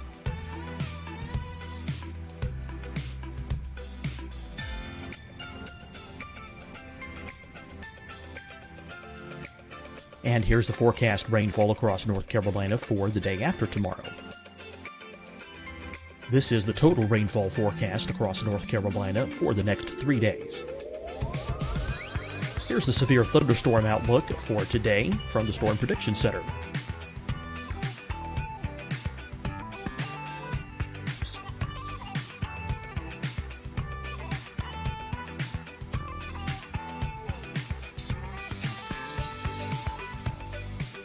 Here are the forecast high temperatures for today for South Carolina. Here are the low temperatures for today for South Carolina. Here's the probability of precipitation forecast across South Carolina today. And here are the rain chances across South Carolina tonight. Here are tomorrow's forecast highs across South Carolina. Here are the forecast low temperatures for tomorrow for South Carolina. And here is the probability of precipitation across South Carolina tomorrow. Here's the precipitation chances across South Carolina tomorrow night. Here are the forecast highs for the day after tomorrow in South Carolina. Here are the forecast low temperatures across South Carolina for the day after tomorrow. And here are the rain chances across South Carolina for the day after tomorrow. And South Carolina's probability of precipitation for that night. Here's the Storm Prediction Center's severe thunderstorm outlook across South Carolina for today through tonight. Here's the Storm Prediction Center's severe thunderstorm outlook across South Carolina for tomorrow and tomorrow night. And here's the Storm Prediction Center's severe thunderstorm outlook across South Carolina for the day after tomorrow through that night. Here's the severe thunderstorm outlook for today from the Storm Prediction Center.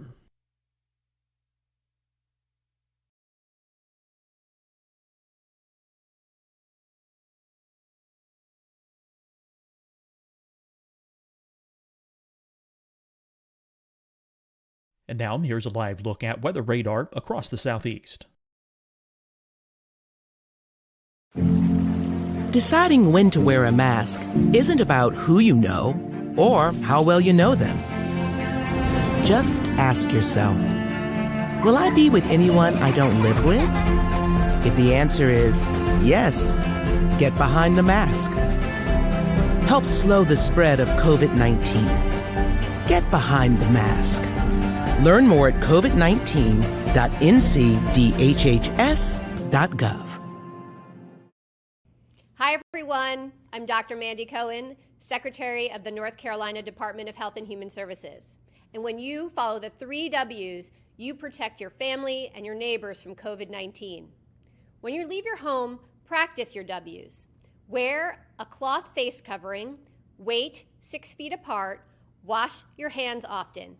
Wear, wait, wash. We're in this together. Stay strong, North Carolina.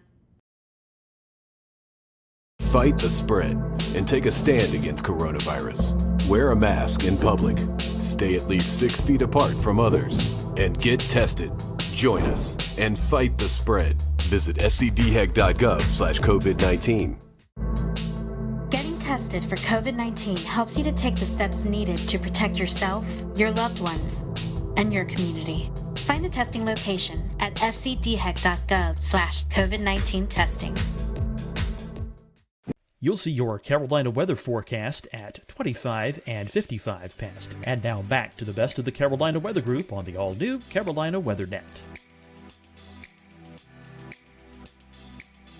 We were talking, and all of a sudden these people just started popping in. We're like, who's that? Who's, and it was hilarious. But I think we can all echo it's pretty cool doing a weather podcast, and you get to meet so many people in the weather industry that you follow on Twitter, and you may have a brief conversation on Twitter, but you actually get to sit down and have a conversation with them. And we get to geek out over these people too, and normal people don't get it. And it's just the weather enterprise is just so amazing, and you're geeking out over these rock stars, and we get to geek out too. So yeah, you mentioned earlier that you get to meet a lot of people, and even here in the Carolina Weather Group, everyone has their own sort of opinions about, hey, my favorite guests. What are some of your most memorable guests that you've been a part of the panel for? Oh man, the Greg Carbon shows are always a treat. Those are always good. Mike Bettis came on and talked to us about his chase situation that happened in was that 2013? I think it was either 13 or 14. Yeah. When they rolled over. Yeah, it was El Reno, and that was a pretty powerful show. That was hearing his story. That was always a powerful one. Let's see. You don't have to go into details. You don't say anything. Were you on show 404? Yes. That was interesting. That was an interesting. And you know what? I don't know that I even spoke during that show. But I do have the shirt from Helicity Weather that's plus minus F3. And I think I'm the only one that actually has that because I just think it's hilarious. We internally will just joke around. We'll just show at 404, and we automatically know. That's just that was an interesting show for sure. We have a couple more minutes with Aubrey. I know she has to get ready for the news tonight. Talking about weather brains and shows and guests you had. A lot of us have mentors in the weather world. Do you have any weather mentors? I would assume maybe James Spann might be one. I mean, any others that my biggest mentor is Mark Reynolds. I would not be where I am without him. Not only did he kind of blow my mind, he answered my email. I mean, I was just asking to come in and view a studio to see if this was even a field that I might even want to pursue. And he brought me in as someone who is curious, told me after only meeting me for 20 minutes, told me he thought I had the voice for this and I could do this, and talked me into the Mississippi State program. I mean, that's the kind of person he is, and then fought to get me an internship and worked with me, and then on the chroma key. I would not be where I am without Mark Reynolds, and I still keep in touch with him. And he's given me advice over the years, and I absolutely would not be where I am without him. I wish I had a lot of other weather mentors. I've had to own, which is not ideal, but someone who's determined, who really wants to succeed at this industry, sometimes you do what you have to do. So, but I would not be where I am without Mark Reynolds from WJHL, and he's amazing. And I know a lot of other people at NWA this year.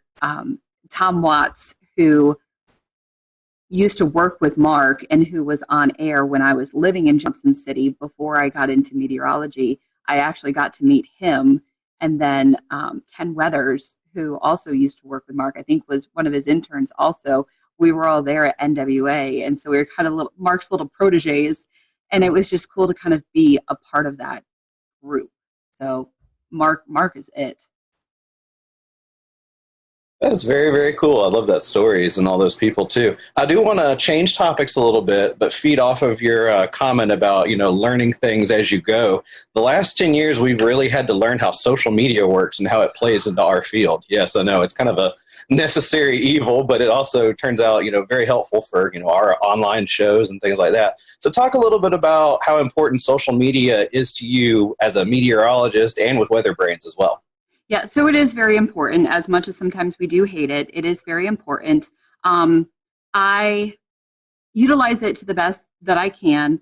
And there's a lot of, so the bad thing with being a female is you get a lot of comments. You get a lot of nasty comments. You get a lot of rude comments. You get a lot of crazy comments. And I know a lot of females that will turn off a lot of their messages and private messages, which is really sad that you have to do that.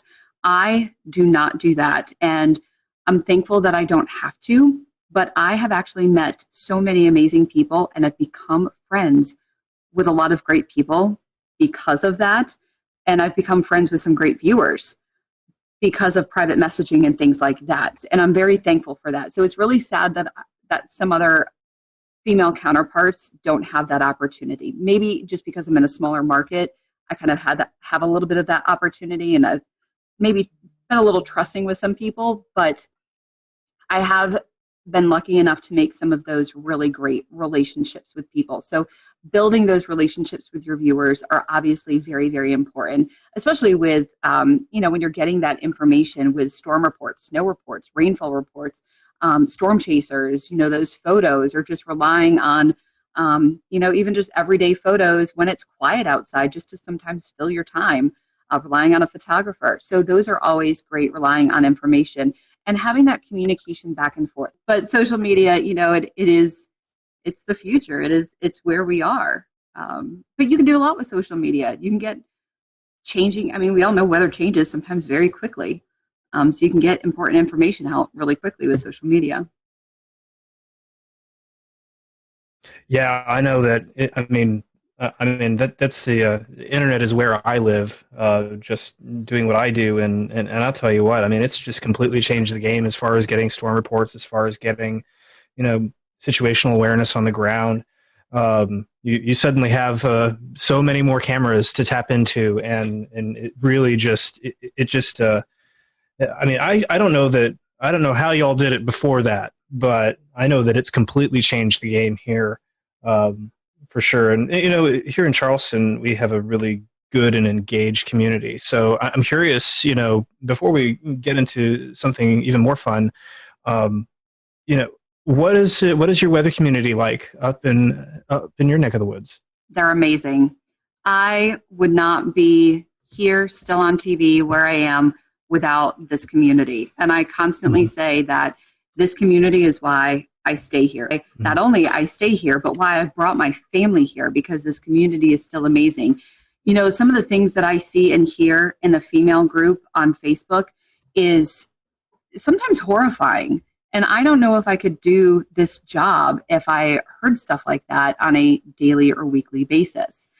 We all get criticism. We all get stuff like that. We all get pushback, but I don't get a lot of it. And I'm very grateful that the community responds well to me.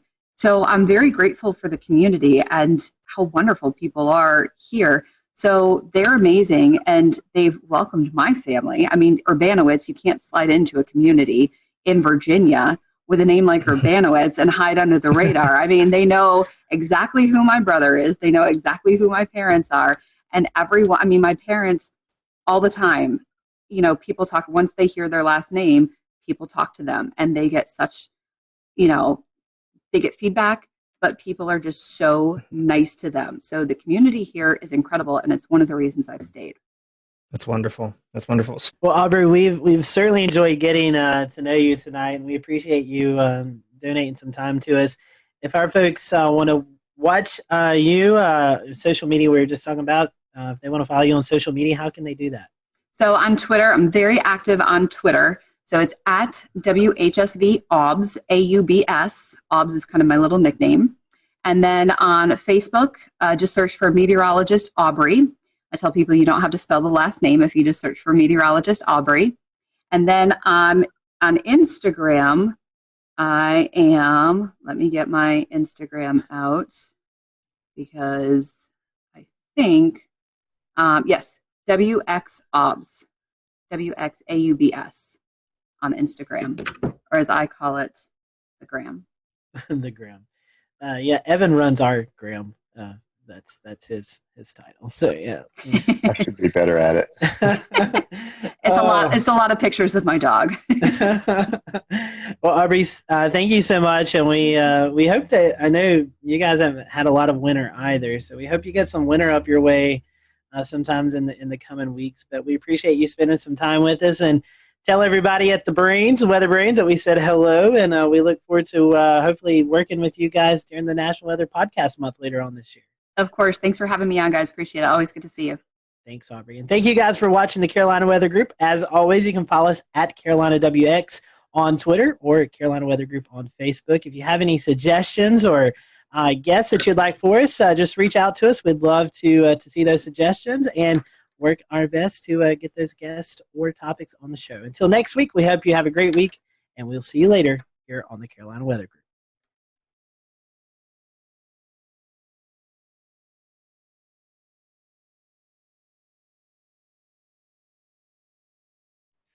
Good evening and welcome to the Carolina Weather Group. I'm James Brierton in Charlotte. We have a great panel for you tonight. We are going to be talking about the flood threat against your house, whether you live in a flood zone or not. We have some great material for you tonight that may have you rethink the next time you're looking at your policies. Joining us from Charlotte, Bill McGinty, consumer reporter at WCNC Charlotte.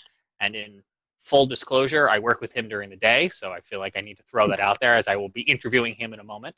From WPDE, we have Annette Montgomery, who's a reporter there, who's been doing some local reporting on this topic in their neck of the woods. And we're also joined by April O'Leary of Horry County Rising, and they are involved with this exact topic there along the South Carolina General Coast area. But we'll start more inland with Bill McGinty, who, Bill, just last week, you did a story that kind of tipped this whole thing off to us here at the Carolina Weather Group. So why don't I just have you, the reporter, tell us, in your words, a little bit about what you uncovered here in the Charlotte area. Yeah. So one of my jobs here in Charlotte is the consumer investigative reporter, and so people email me. I run a franchise called Get McGinty, and if you have a problem, you email me. And so I got this email from this couple, and I actually got the email in the middle of the 4 o'clock news, and he said we're being flooded. Every time it rains, we get flooded. And it never used to happen. We can't figure out why. The city was working on the storm drain system. We're wondering if that maybe had something to do with it or not. So I replied back and said, just send me a couple of photos if you wouldn't mind. I'd like to see what you're talking about. He sent me back some photos. And when I looked at the photo, I said, I'll be out there first thing tomorrow morning. He showed me, he's got a townhouse, a 3-story townhouse, and the bottom floor of his finished townhouse was completely underwater, above the fireplace. I said, this is from a rainstorm? I mean, this looks like a river came up. He said, it comes up and then it goes away. And as long as the rainstorm lasts, his point was that if we get 3 inches of rain over 3 days, not a problem. But if we get 3 inches of rain in an hour, huge problem. So it's basically a flash flooding issue. And so one of the things we were able to do was get a hold of the city of Charlotte, which told him they'd look into this sometime about 2021, before they actually would drill down on this and figure out what the exact problem was. And they gave him, I don't want to say the runaround, but for lack of a better word, the answer wasn't good enough for him, which is why he reached out to me. I reached out to the city. I sent them some of his home video that he took, on his iPhone. I sent some of the pictures, and And I said, this is unacceptable. He can't live like this. This is his home. And so within a week, they had some digging equipment out there. And what they found was a couple of blockages in those pipes. And so just before we came on, and I mean literally just before we came on, within the last half hour, I got a text from him. They got some rain here in Mecklenburg County tonight. And he said, so far so good, fingers crossed, we haven't flooded. So maybe the blockage was the issue, maybe not. It's going to take a couple of more rainfalls before we know for sure. So I'm crossing my fingers that maybe we have solved this issue. But the bigger issue is his homeowner's insurance isn't going to cover this because this was considered rising water. And I don't care whether you live next to a creek, you live near a drainage ditch, you live alongside a river. If you have water come up from anywhere and it comes into your home, that is considered a flood, and that is not covered by your typical homeowner's insurance policy. If in a hurricane, which I used to live in Florida, so if in a hurricane the roof blows off the home and you get a ton of water in, okay, that's water damage, and that is not flood damage. Rising water is water that comes in through the doors, through the garage, things like that. And that is a federal policy that you have to have. That is a completely separate policy other than your homeowner's insurance policy. I don't think, a lot of people know that, and I don't think a lot of people understand the risk they have to their home through rising water. Most people say, I'm not in a floodplain, I don't have to worry about it. I've seen plenty of those people, and I've covered plenty of those stories where they stand there scratching their heads wondering, what am I going to do now? Because their homeowner's insurance says, sorry, this isn't covered.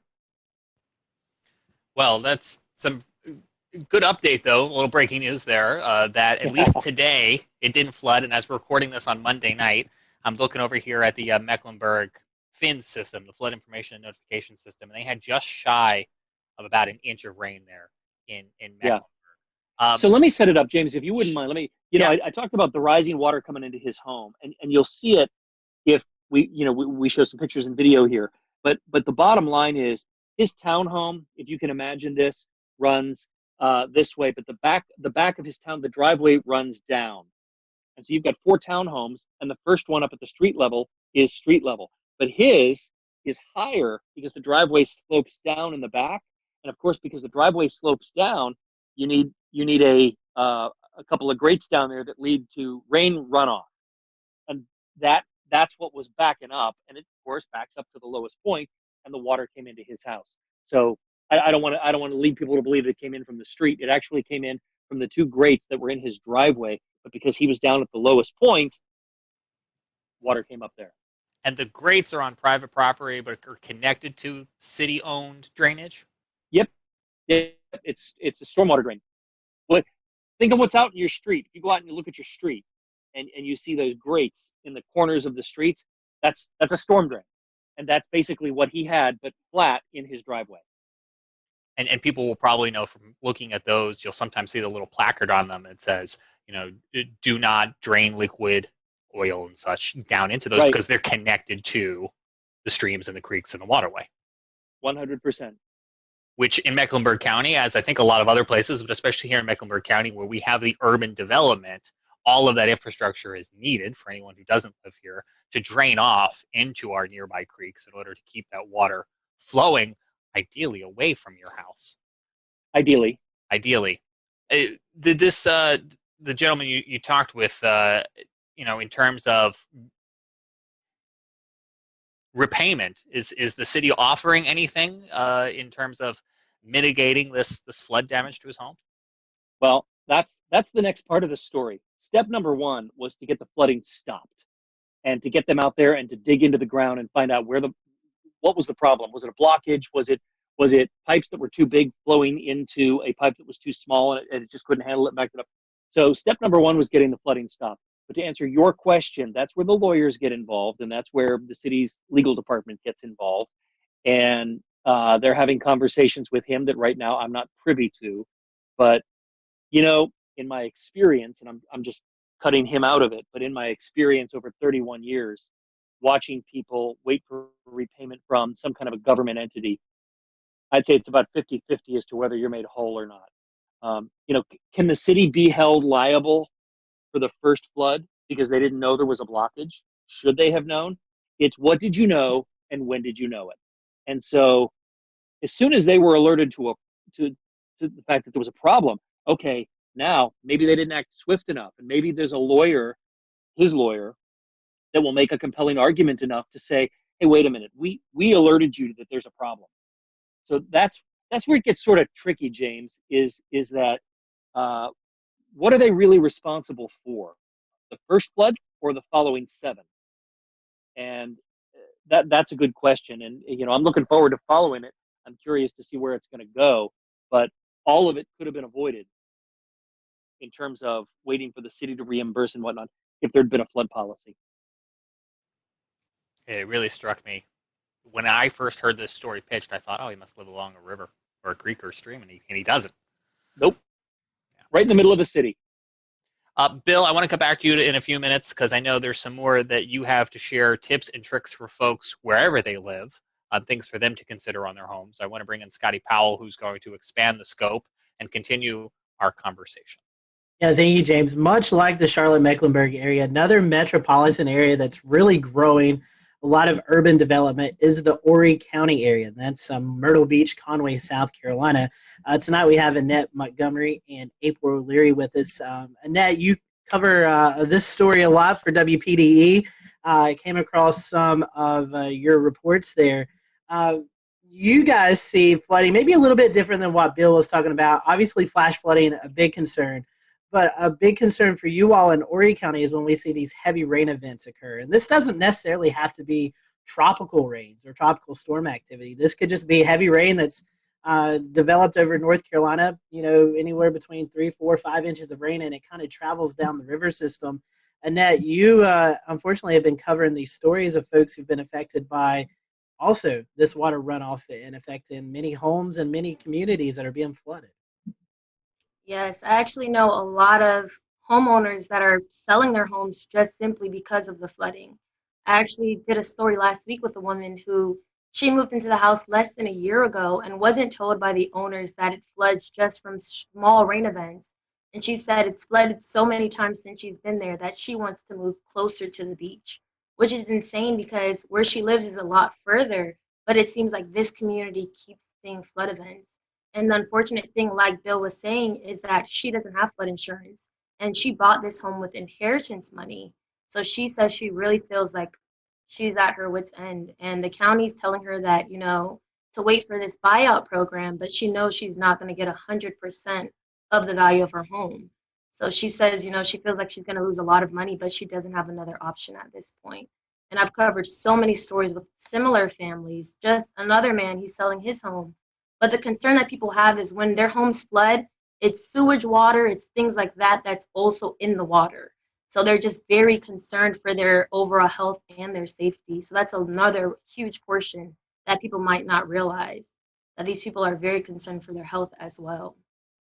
And Annette, correct me if I'm wrong, but this isn't just one community. There's several communities throughout Horry County that's experiencing this. Seeing a lot of videos out of the Socastee area, places like that are really experiencing this.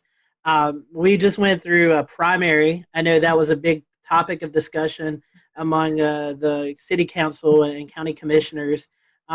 What did they have to say about this as a lot of their constituents are facing this flooding threat, it seems, almost every month? Yes. Just last week, I spoke with County Councilman Cam Crawford, and he tells me right now city leaders are looking into, and county leaders are looking into this relocation program, but they're waiting on money from HUD. So currently right now, it's a federal government concern that they're waiting on in terms of money to get to the county.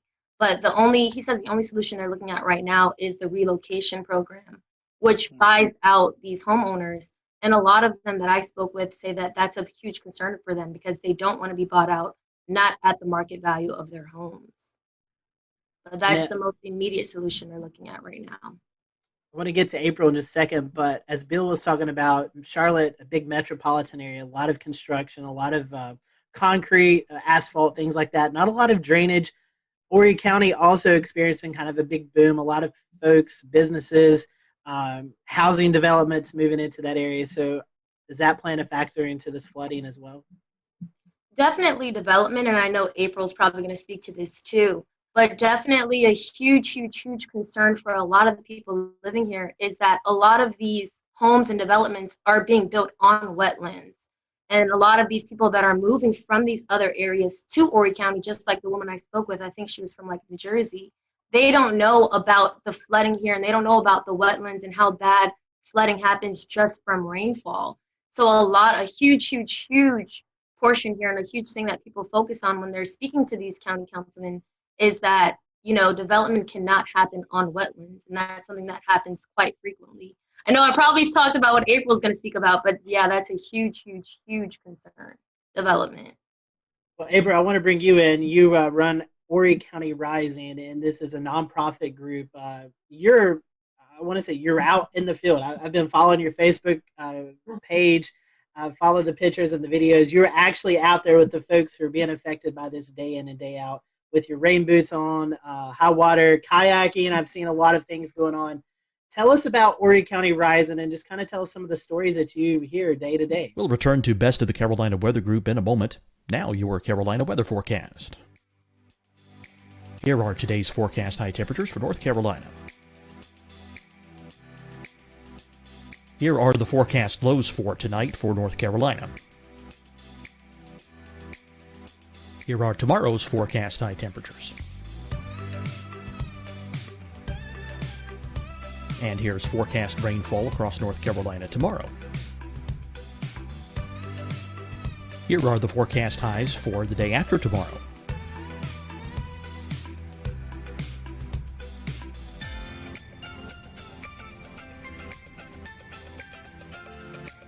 And here's the forecast rainfall across North Carolina for the day after tomorrow. This is the total rainfall forecast across North Carolina for the next 3 days. Here's the severe thunderstorm outlook for today from the Storm Prediction Center.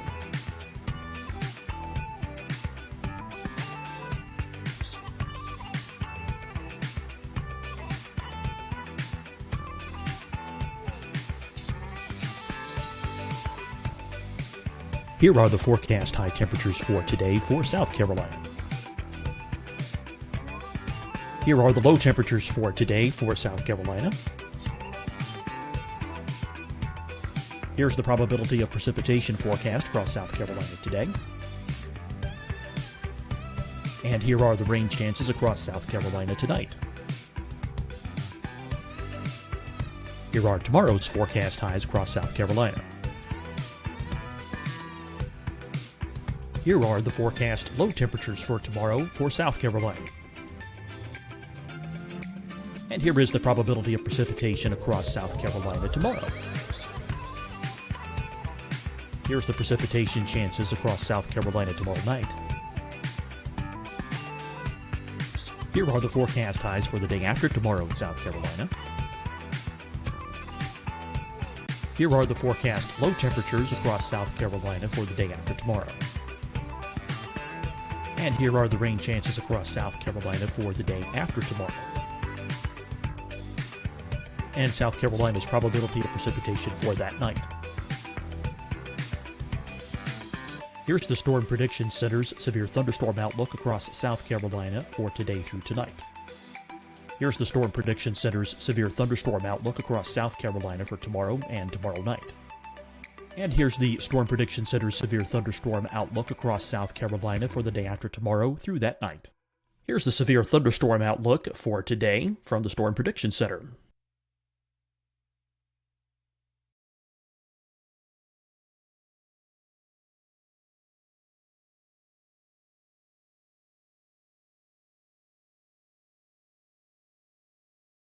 And now, here's a live look at weather radar across the southeast. Deciding when to wear a mask isn't about who you know or how well you know them. Just ask yourself, will I be with anyone I don't live with? If the answer is yes, get behind the mask. Help slow the spread of COVID-19. Get behind the mask. Learn more at covid19.ncdhhs.gov. Hi, everyone. I'm Dr. Mandy Cohen, Secretary of the North Carolina Department of Health and Human Services. And when you follow the 3 W's, you protect your family and your neighbors from COVID-19. When you leave your home, practice your W's. Wear a cloth face covering, wait 6 feet apart, wash your hands often. Wear, wait, wash. We're in this together. Stay strong, North Carolina. Fight the spread and take a stand against coronavirus. Wear a mask in public. Stay at least 6 feet apart from others. And get tested. Join us and fight the spread. Visit scdhec.gov/COVID-19. Getting tested for COVID-19 helps you to take the steps needed to protect yourself, your loved ones, and your community. Find the testing location at scdhec.gov/COVID-19 testing. You'll see your Carolina weather forecast at 25 and 55 past. And now back to the best of the Carolina Weather Group on the all-new Carolina WeatherNet. Well, thank you so much, and thanks for not forgetting about families affected by flooding, especially to Bill helping to work with that family. That's a great model that I like to see in the media moving forward. But yeah, I flooded in Hurricane Florence, and prior to that was working in clean water protections, and I decided that I really thought that I could make a difference around flood mitigation and making sure our communities are more sustainable. Kind of seeing the trends and seeing the historical trends, both leading to loss of life, but also an increase in damages. And so I quit my position and created Horry County Rising. We are a social welfare organization trying to work with this vulnerable population around flood mitigation, but also trying to propel the government to have a plan. We really believe that there's some good components of a good flood plan, and we're really frustrated and concerned at this point, given that this is such a significant hazard mitigation issue, but also a public health concern, that we really need to have a plan that kind of defines what our priority projects are, a timeline for how to fulfill those, a funding source, a responsible entity, and really trying to explore all of the options that we have available to help reduce that exposure and reduce the catastrophic damages caused by flooding. And so, yes, we actually flooded twice this year. We flooded in February, and we also flooded in the first week of June. The last flood event is a community that actually was just built within the last 15 years. So, we're essentially very concerned about future land use because we're seeing more and more homes flood. And we were really hoping that we purchase a product that can sustain a 30-year mortgage. And maybe even possibly sustain families and generations of families. And what we're seeing is we're not even getting halfway there to that 30-year mortgage, that these homes that were just constructed 15 years ago on the ICW continue to flood, continue to be rebuilt, resold to another unsuspecting homeowner. So we see these homeowners, particularly around the Atlantic Intercoastal Waterway, repeatedly flood in the 4 or 5 times in the last 5 years. But we also are impacted by these significant riverine floods as well. So that's, events like Hurricane Matthew, Hurricane Florence, where we saw historical river crests. Hurricane Matthew broke Hurricane Florence's record level by 3.21 feet. It was the largest, most historical flooding event to hit this area. We've been fortunate. We haven't had too many storm surge impacts as of late, but we certainly do see concerns with flash flooding, much like you talked about earlier, Bill, where our infrastructure is aging.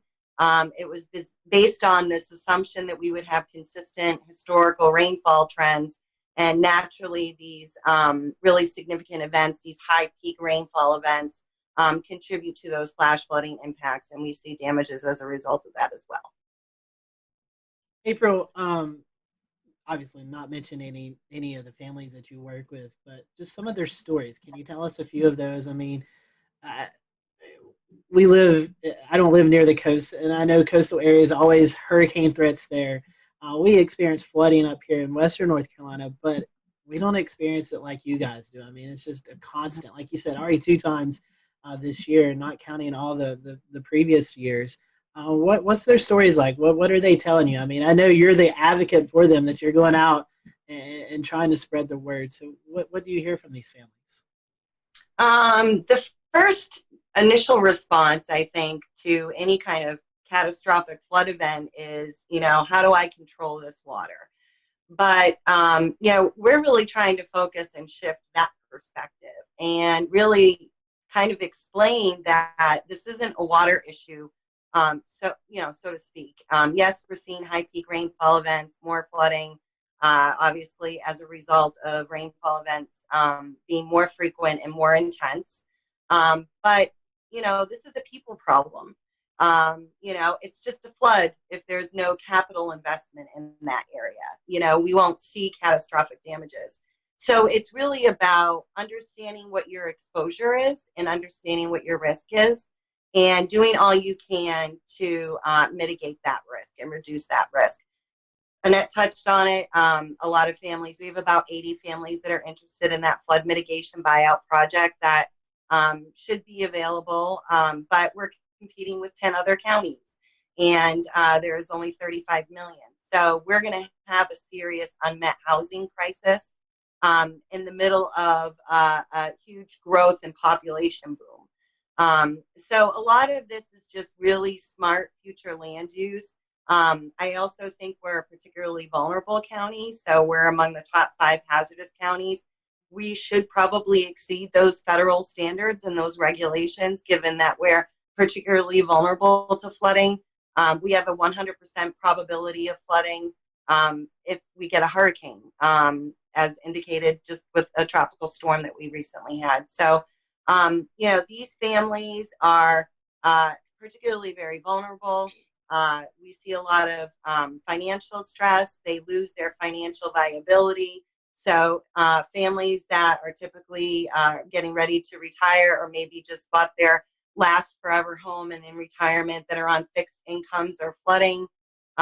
They just bought their homes again, within 15 years, and, they're being impacted every year at this point. So there's a lot of real concern about that vulnerability and, how that really decreases a family's financial viability, and there's very few options. Obviously, protecting yourself and buying flood insurance is critical. You can flood from a tree or a beaver or a stormwater issue, or, Eastern Carolina getting 8 inches of rain. So, at this point, it's really crucial that we do all we can to educate the community about these issues, but also work with our elected leaders and our government to really take this very seriously and, do real common sense approach, like have a plan. Annette, one more question for you. You had an article or a news story out last week, June the 15th. Some flooded homeowners in the Socastee area actually planned a protest to make their voices being heard to officials. Can you tell us a little bit about that? So I spoke with one of the women who helped organize the protest, and what she basically told me is these homeowners, like April knows, they're just tired of flooding and tired of, elected officials telling them that they're doing studies, and nothing is being done. So they said, they're doing this to make their voices heard. And I know April could probably speak to that as well. A lot of them they just said this is their last resort. They feel like they've spoken to county council members, they've spoken to elected officials, and they just feel like enough is enough. So they said they're going to bring out some of their flooded items and have them laid out for people to see. And this is just to have officials really see how these people are being affected and what it's doing to them emotionally and physically, their stuff. So it's July 6th at 8 a.m. in front of the Horry County Courthouse, in case anyone wants to go. But yeah, I'm glad that, they're doing this. I think it's important. Well, Scotty, I think that we would be remiss if Jared and I didn't also hop into this conversation and talk about Charleston. I can see it. I can see Jared cracking a smile every time you guys mention street flooding, because living in downtown Charleston, this is also an issue that we face regularly, at least once every couple of months. And it just like I said, it's a combination of water table issues, salt water getting into the pipes, as well as just freshwater flooding. So it's kind of a combination of everything, and blockages and sewers, and just it's a mess.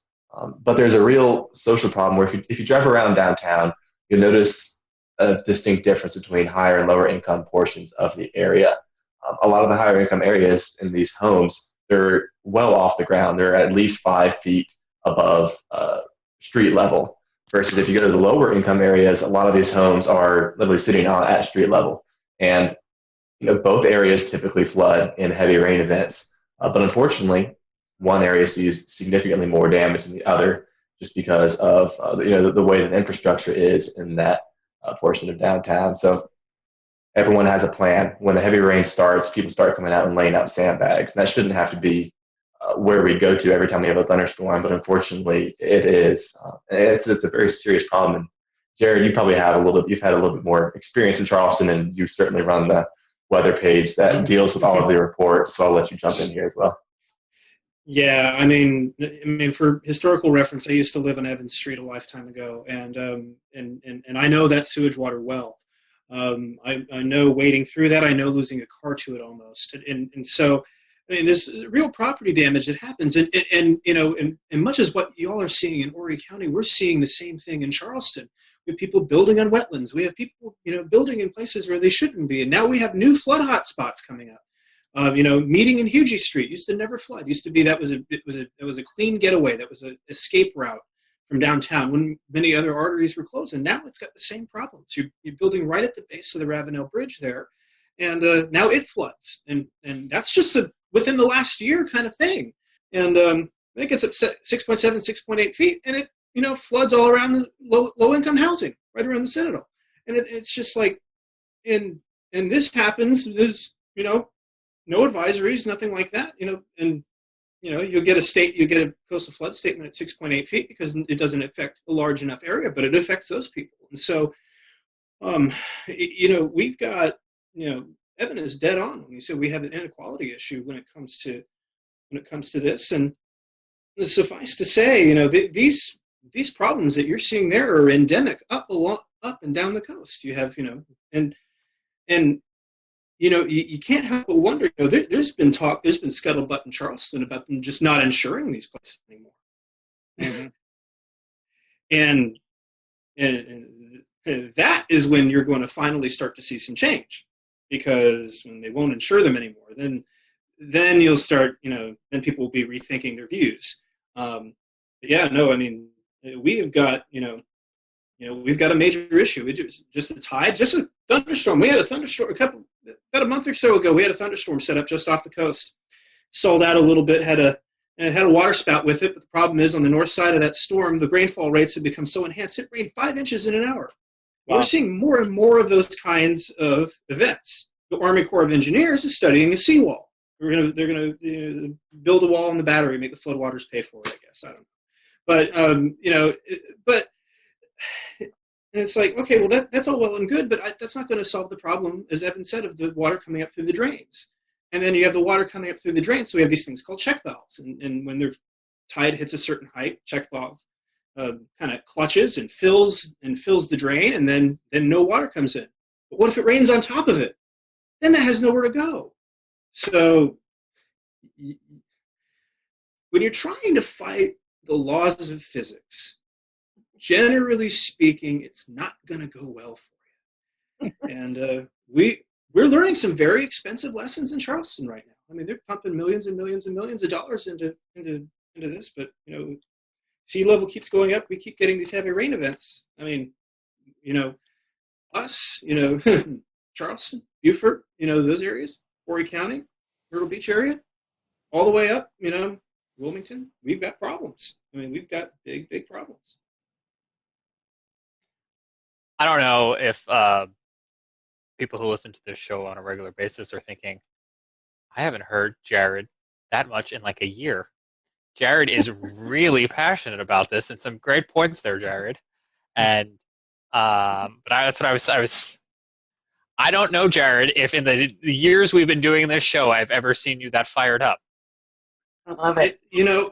It's a big problem, and it's a big problem. it's just one of those things. It's just so self-inflicted, and it just keeps happening. It's like, that's not cool, man. That's not cool. I'll shut up now. April, in this cycle of proposing, planning, and building, and we loop around again, in your experience, where do we start the problem solving? At what point in this cyclical wheel?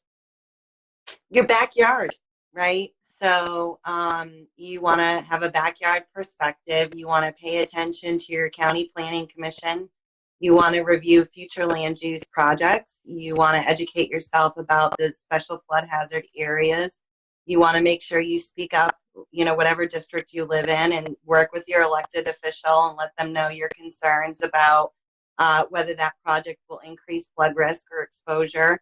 And I think, making sure you take advantage of public input opportunities at a council level. And then I also think, there's so much value in coming together. Like Horry County Rising really takes care of our own.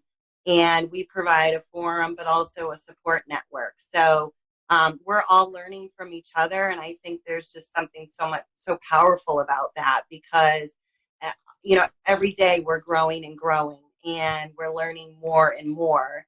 And we took it from, just 80 people to 25,000 in 1 year. So I'm really optimistic. I have a lot of hope. And I think it's really important that when you're in this line of work, that you can remain hopeful and be optimistic.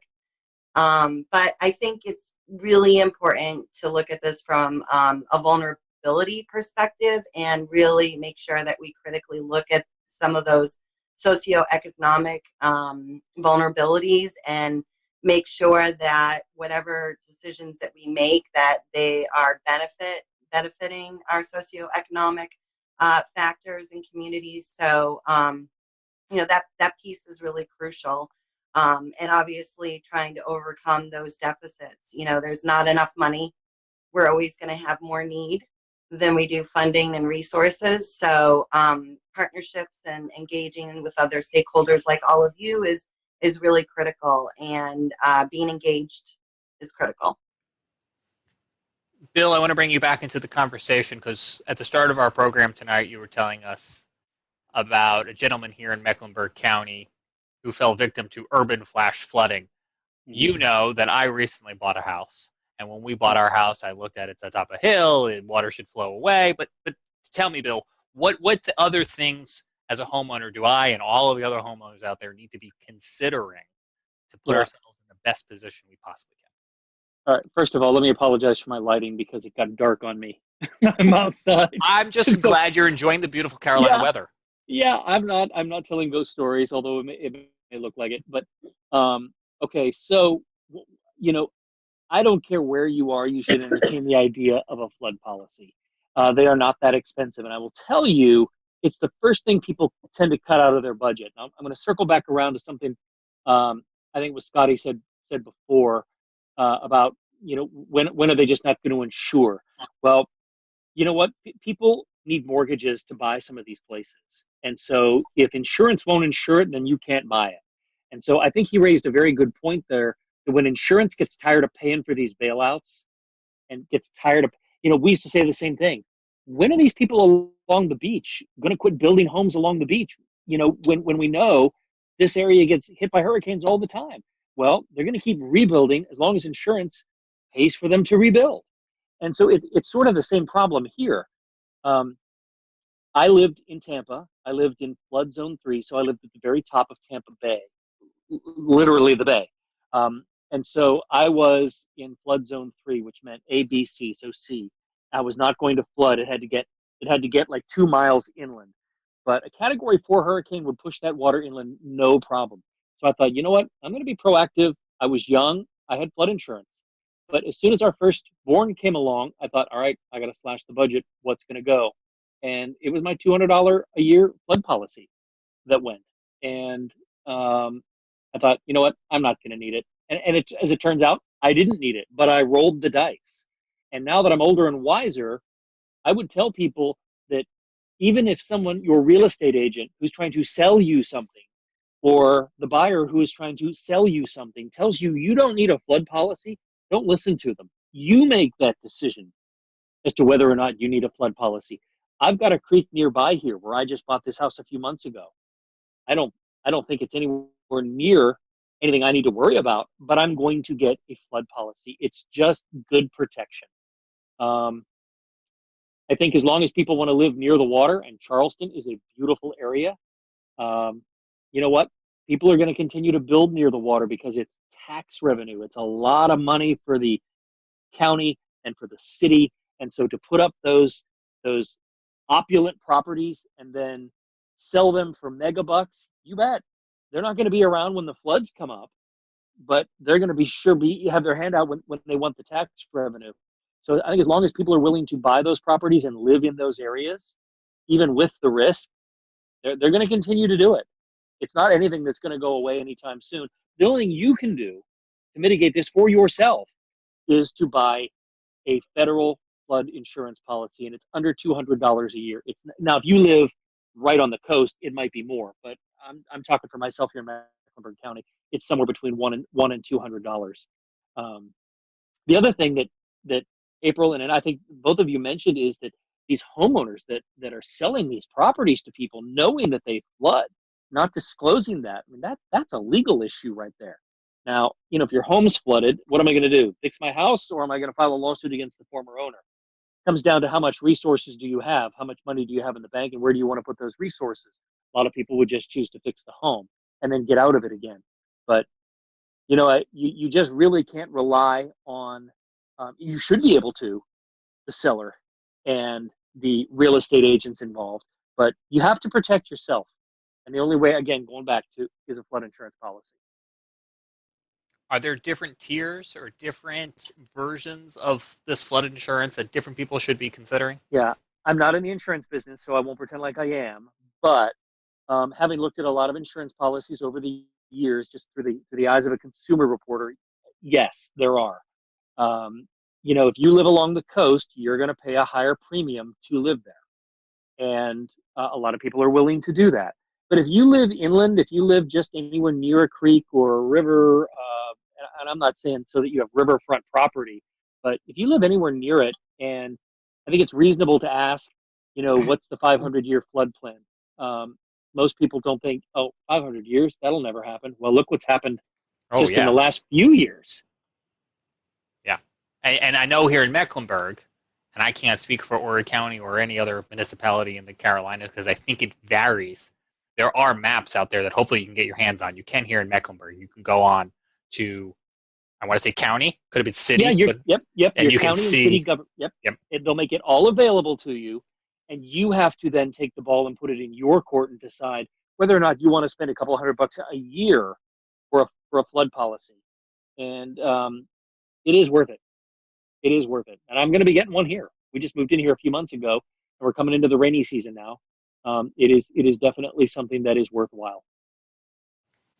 I know when we bought our house, I looked at that map, and we were clear of the 500-year flood plain for the nearby creek. But I think after tonight's conversation, I'm going to take another look at that because it's not out of the question. And the thing that is striking to me that is timely to this conversation, just in the past few days during their regular coronavirus briefing, you had North Carolina state officials coming out and reminding folks that they can still sign up for hurricane relief programs.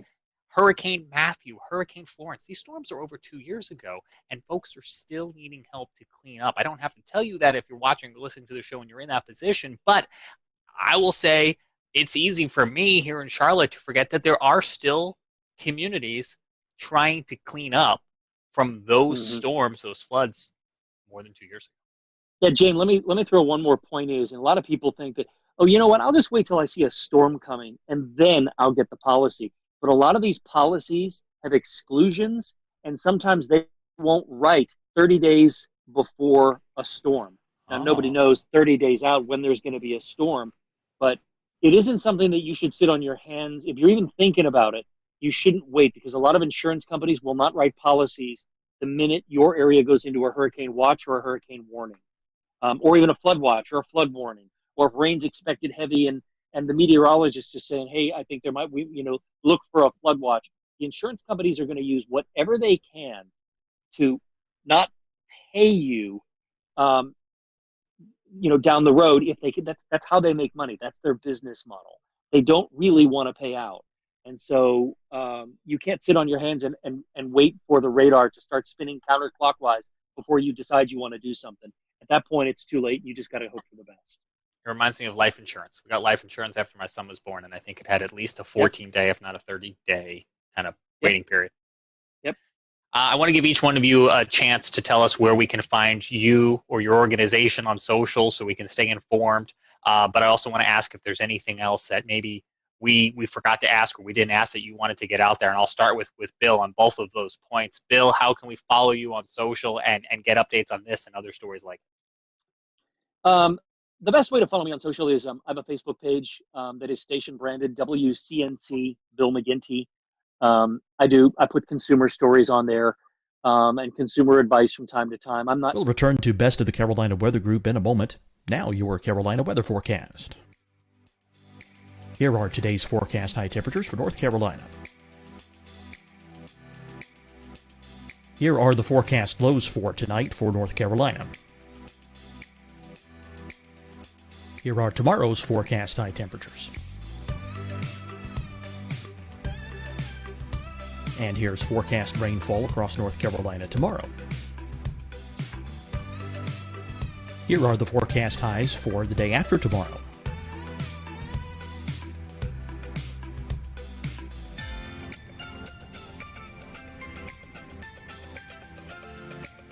And here's the forecast rainfall across North Carolina for the day after tomorrow.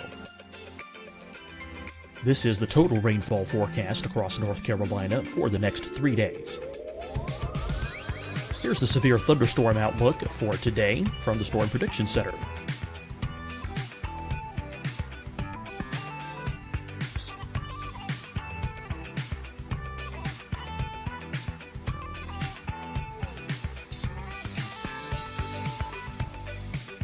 Here are the forecast high temperatures for today for South Carolina. Here are the low temperatures for today for South Carolina. Here's the probability of precipitation forecast across South Carolina today. And here are the rain chances across South Carolina tonight. Here are tomorrow's forecast highs across South Carolina. Here are the forecast low temperatures for tomorrow for South Carolina. And here is the probability of precipitation across South Carolina tomorrow. Here's the precipitation chances across South Carolina tomorrow night. Here are the forecast highs for the day after tomorrow in South Carolina. Here are the forecast low temperatures across South Carolina for the day after tomorrow. And here are the rain chances across South Carolina for the day after tomorrow. And South Carolina's probability of precipitation for that night. Here's the Storm Prediction Center's severe thunderstorm outlook across South Carolina for today through tonight. Here's the Storm Prediction Center's severe thunderstorm outlook across South Carolina for tomorrow and tomorrow night. And here's the Storm Prediction Center's severe thunderstorm outlook across South Carolina for the day after tomorrow through that night. Here's the severe thunderstorm outlook for today from the Storm Prediction Center.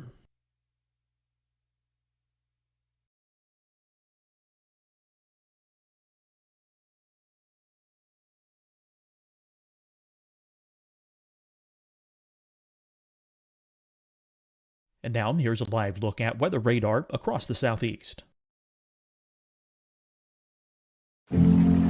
Deciding when to wear a mask isn't about who you know or how well you know them. Just ask yourself, will I be with anyone I don't live with? If the answer is yes, get behind the mask. Help slow the spread of COVID-19. Get behind the mask. Learn more at covid19.nih.gov. www.ncdhhs.gov. Hi, everyone. I'm Dr. Mandy Cohen, Secretary of the North Carolina Department of Health and Human Services. And when you follow the 3 W's, you protect your family and your neighbors from COVID-19. When you leave your home, practice your W's. Wear a cloth face covering, wait 6 feet apart, wash your hands often. Wear, wait, wash. We're in this together. Stay strong, North Carolina. Fight the spread and take a stand against coronavirus. Wear a mask in public. Stay at least 6 feet apart from others. And get tested. Join us and fight the spread. Visit scdhec.gov/COVID-19. Getting tested for COVID-19 helps you to take the steps needed to protect yourself, your loved ones, and your community. Find the testing location at scdhec.gov/COVID-19 testing. You'll see your Carolina weather forecast at 25 and 55 past. And now back to the best of the Carolina Weather Group on the all-new Carolina Weather Net.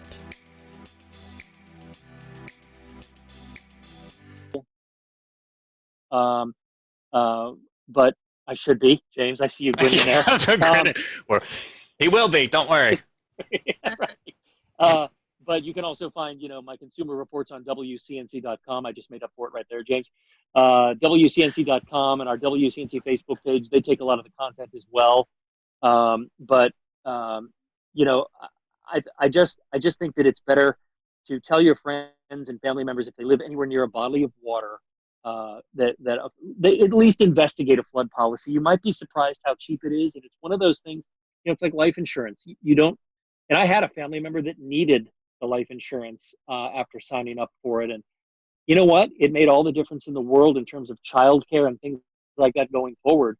So, I know we hate paying those premiums, but boy, I'll tell you, when you see rising water coming up, you're going to be darn glad you did. And I think those are some good takeaways, Bill, because I hadn't thought about that waiting period for the flood insurance. And we are just into the start of hurricane season with 4 tropical cyclones thus far here in the Atlantic Basin. Annette, how can we follow you? You can follow me on Twitter at AnnetteMTV and then Facebook at Annette Montgomery WPDE. And like Bill said, I'm going to brand my station, WPDE.com. You can find my stories there as well. Hey, you got to plug them, right? You got making a lot of bosses happy. That's right. April? We have a Facebook group called Horry County Rising. Our website is horrycountyrising.com. And the only thing I just wanted to add was I just wanted to thank you all for doing this today because, these families, your home is supposed to be your sanctuary and where you feel safe. And these families lose that after you flood. And so I think the more we can keep having this conversation, the better. So thank you so much. And we appreciate you all and your time tonight and your expertise in joining us here on the Carolina Weather Group. And we'll remind folks at home that if you're dealing with an issue or have something on your mind that's weather related, you can always hit us up here at the Carolina Weather Group. Or if you're in any one of these areas and you need to get McGinty or Annette, we need to come up with, do you have a franchisee name yet? We need to come up with one. If you need to get Annette, you can do that as well too, to have them help you out in some of these situations. So on behalf of the Carolina Weather Group with Jared in Charleston and Evan physically sitting in Asheville, but with Charleston in his heart, and Scotty Powell in the mountains, I'm James Brierton. Thanks so much for joining us. We'll see you back here next week for another edition of the Carolina Weather Group.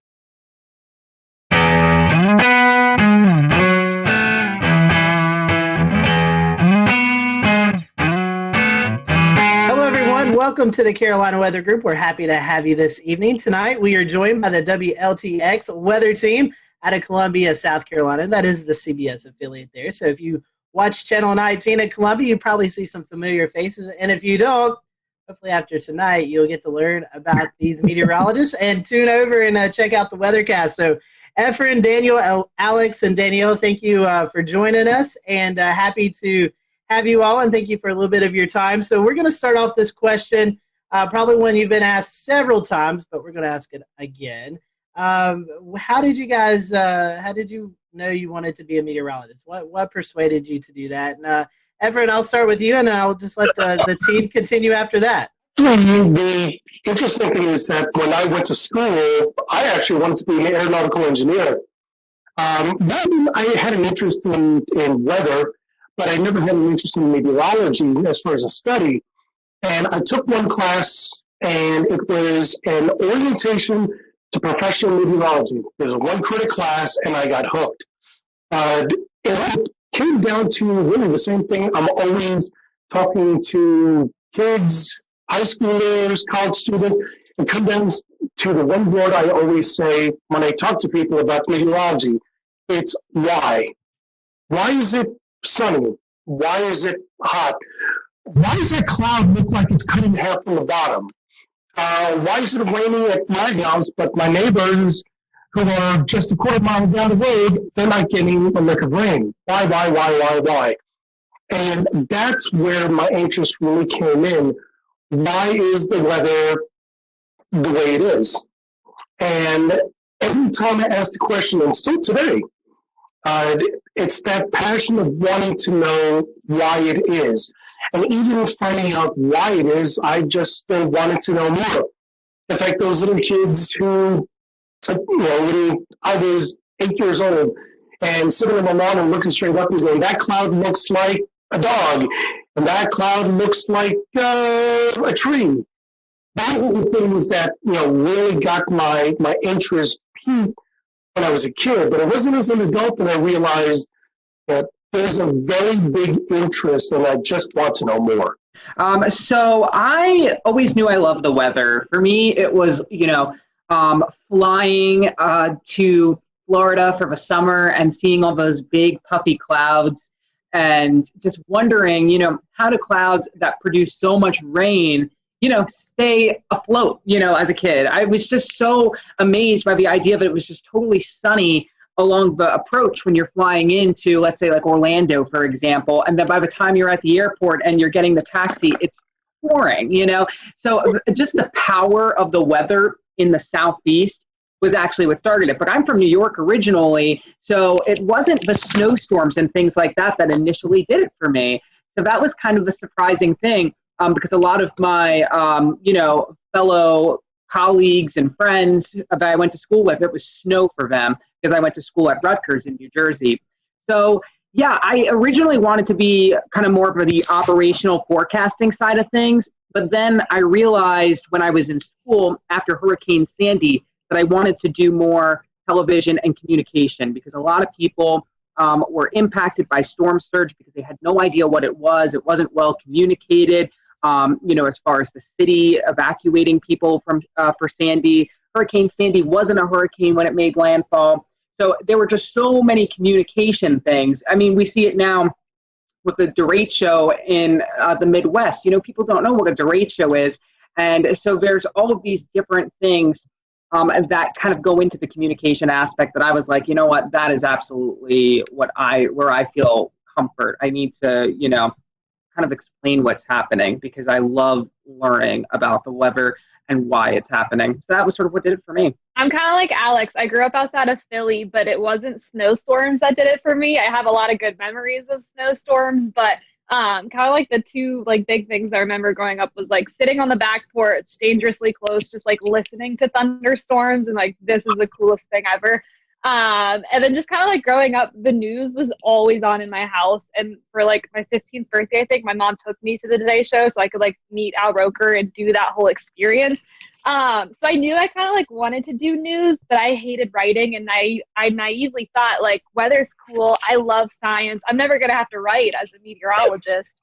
Wrong, but I kind of just combined a lot of different interests, and it really worked out, and it's been great. And it's fun, like Alex said, communicating while also being a scientist and kind of digging deep with the math and science was always kind of what I leaned towards growing up. Well, I'll go ahead and tell you, back in 1984, a tornado destroyed the school I was in.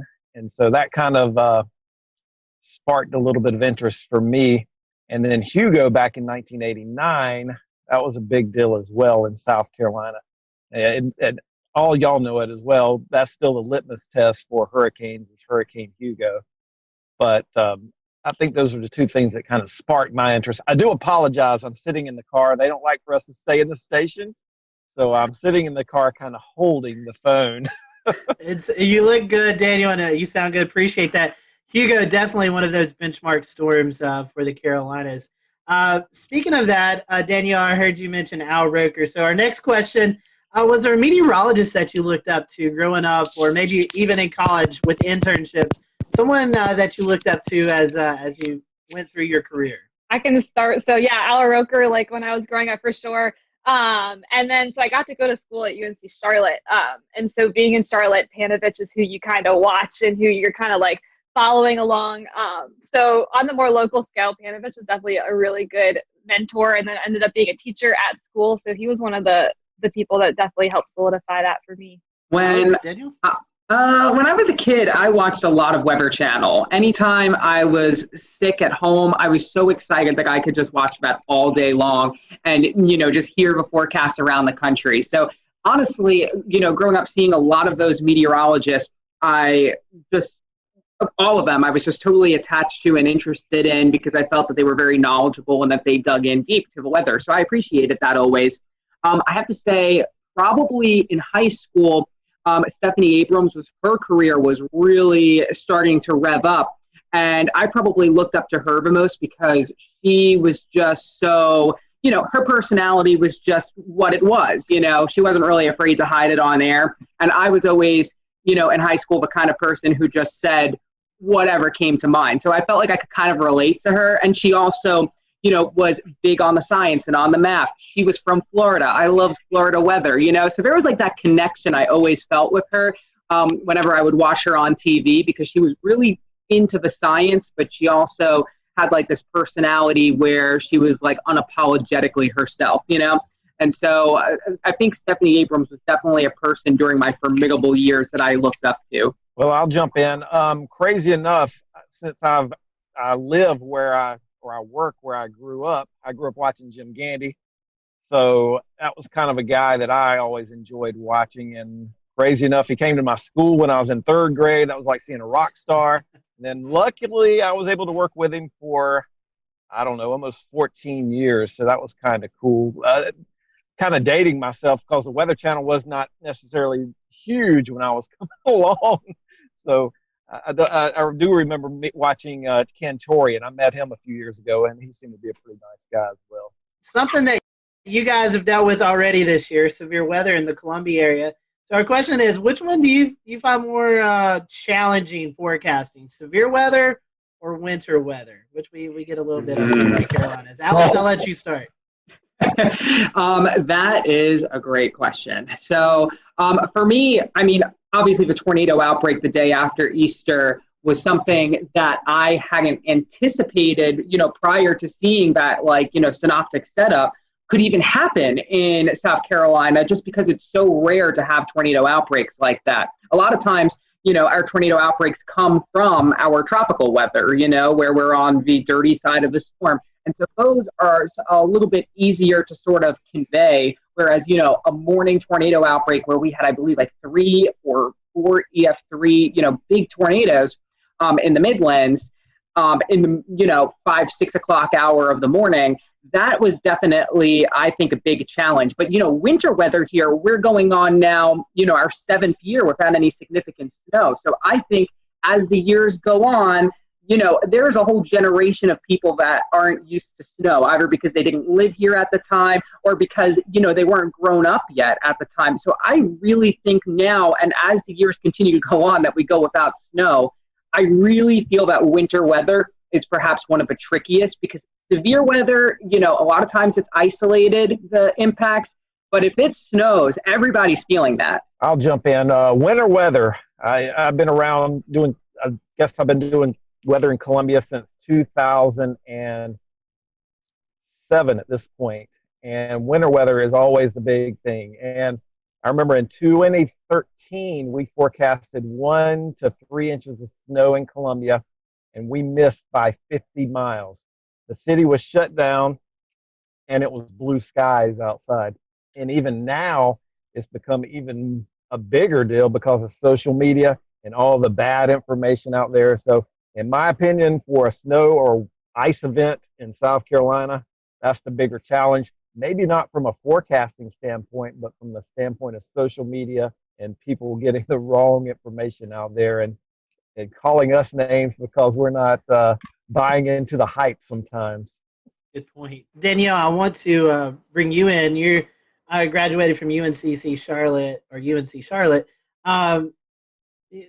You didn't prepare for doing weather from home, I'm assuming, in class there. So what are your thoughts?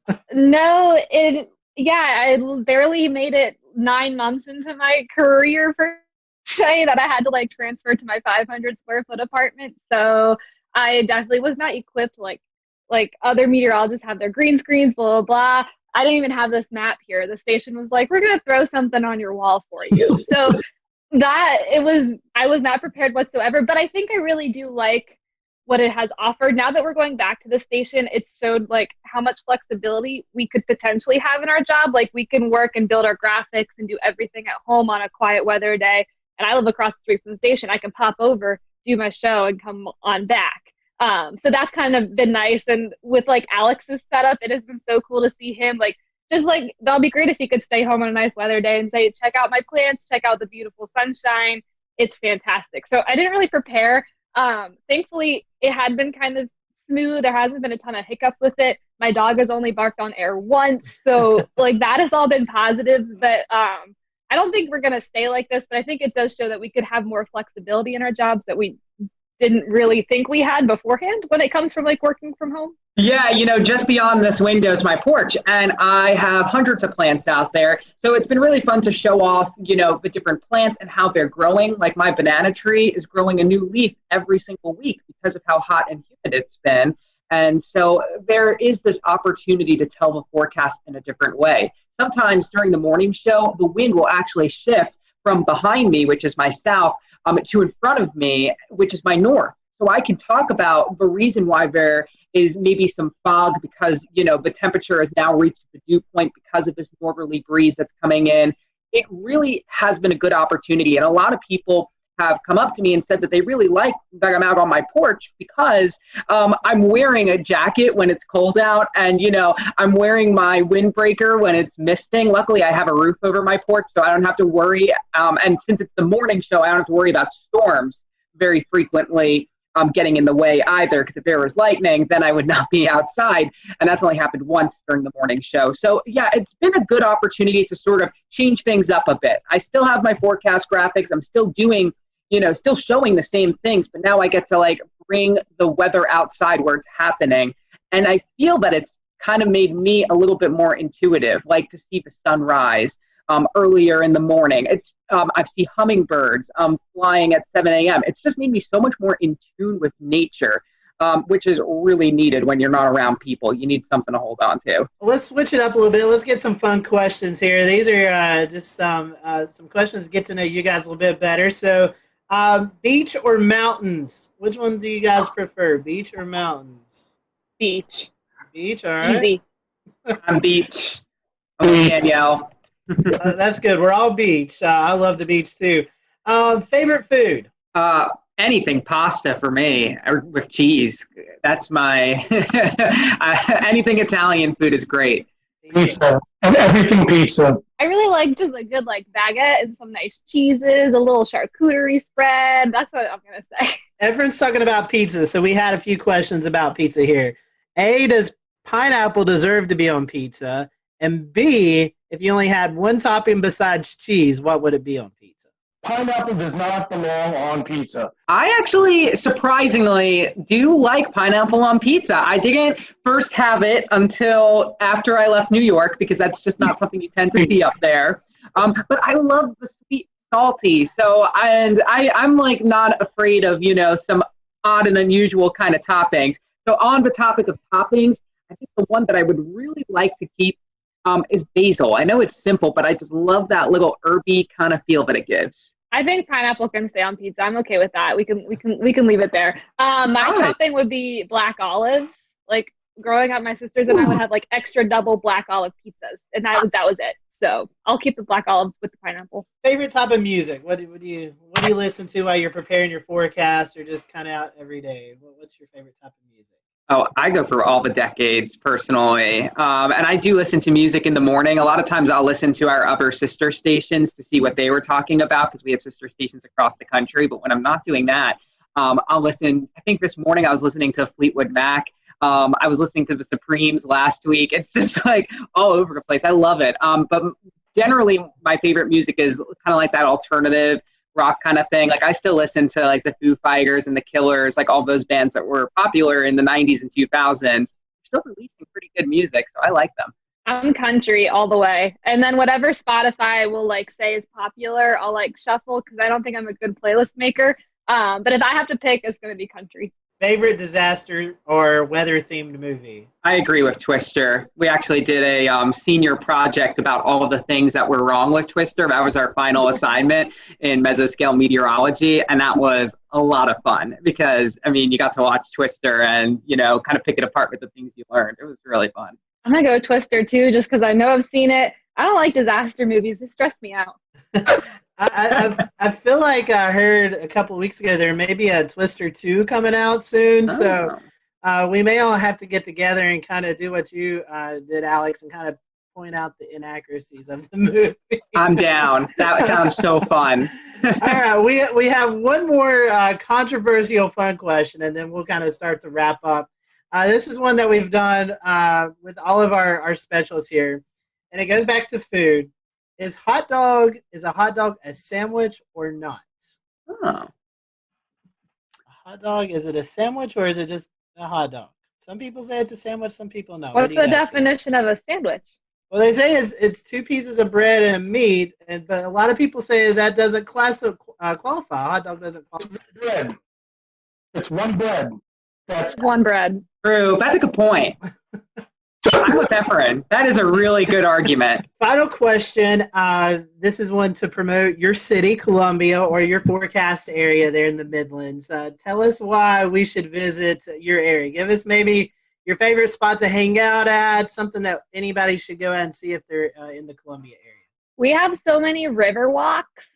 Those are like my favorite places to like take my dog and exercise or like go tubing down the river, and you're still like right next to downtown. So I feel like there's a really good mix of like you can do your downtown thing, but you could also like kind of get out in nature. I really like that aspect of the city. I was going to say the same thing, the rivers. And we have some great parks too. And so you have like awesome geography. Like I'm up towards the Sandhills, which is totally different than Riverwalk, and they're all like a 15, 20-minute drive. And sometimes I'll go to both of them in the same day. And in one of them, you know, my feet are all sandy, and then in the other, you're, you know, at the bottom. So it's a great place to sort of learn the fault line because we're right on it, and sort of what the difference is. Plus, it's, you know, literally the dead center of South Carolina. So if you want to go to mountains or to the beach, you're kind of like in a good territory to go to either.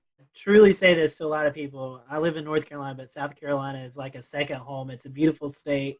And it's definitely a place that you need to check out. So, y'all, we appreciate your time today. I'll let you be able to promote your social media, Facebook, Twitter, Instagram, if you guys want to do that. So if our followers aren't already following you, they can there on social media. Alex, I'll let you go first. Sure. It's Alex Calamia WX. That's my Twitter, and my Facebook is Alex Calamia as well.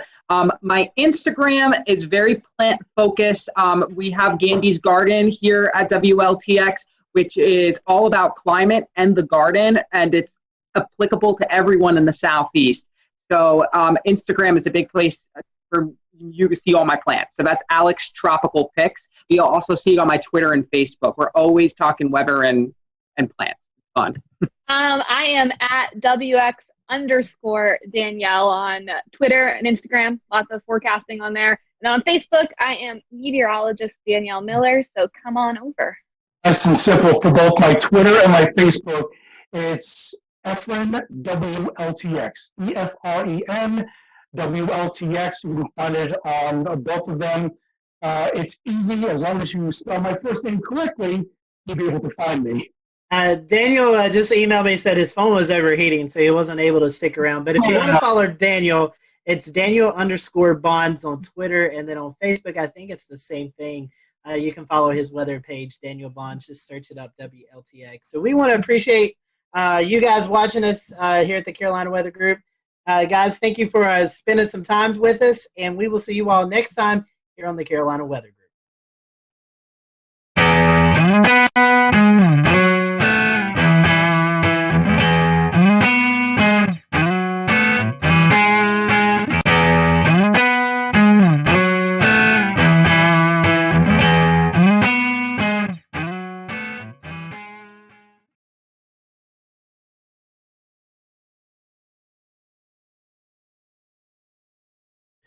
So we just finished up with James Spann and his count of April 27, 2011. And if you did, maybe you didn't know, but our own panelist, Dan Whitaker, was out in the field.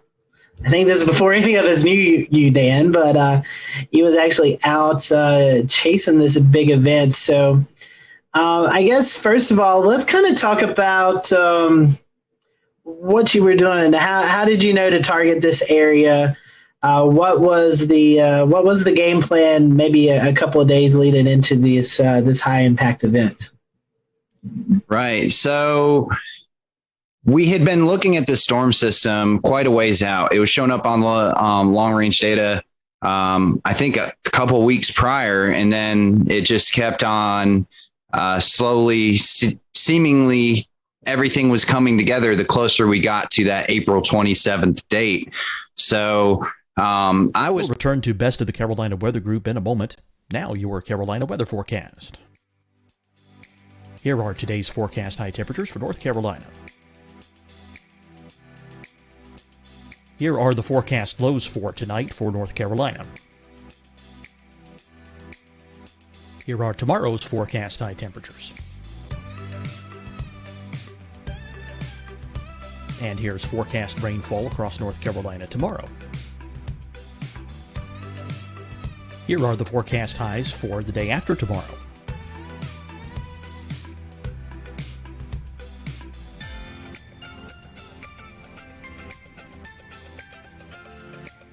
And here's the forecast rainfall across North Carolina for the day after tomorrow. This is the total rainfall forecast across North Carolina for the next 3 days.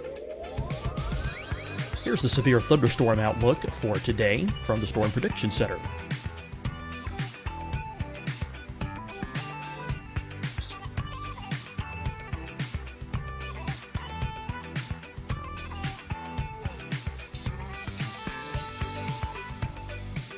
Here are the forecast high temperatures for today for South Carolina. Here are the low temperatures for today for South Carolina. Here's the probability of precipitation forecast across South Carolina today. And here are the rain chances across South Carolina tonight. Here are tomorrow's forecast highs across South Carolina. Here are the forecast low temperatures for tomorrow for South Carolina. And here is the probability of precipitation across South Carolina tomorrow. Here's the precipitation chances across South Carolina tomorrow night. Here are the forecast highs for the day after tomorrow in South Carolina. Here are the forecast low temperatures across South Carolina for the day after tomorrow. And here are the rain chances across South Carolina for the day after tomorrow. And South Carolina's probability of precipitation for that night. Here's the Storm Prediction Center's severe thunderstorm outlook across South Carolina for today through tonight. Here's the Storm Prediction Center's severe thunderstorm outlook across South Carolina for tomorrow and tomorrow night. And here's the Storm Prediction Center's severe thunderstorm outlook across South Carolina for the day after tomorrow through that night. Here's the severe thunderstorm outlook for today from the Storm Prediction Center.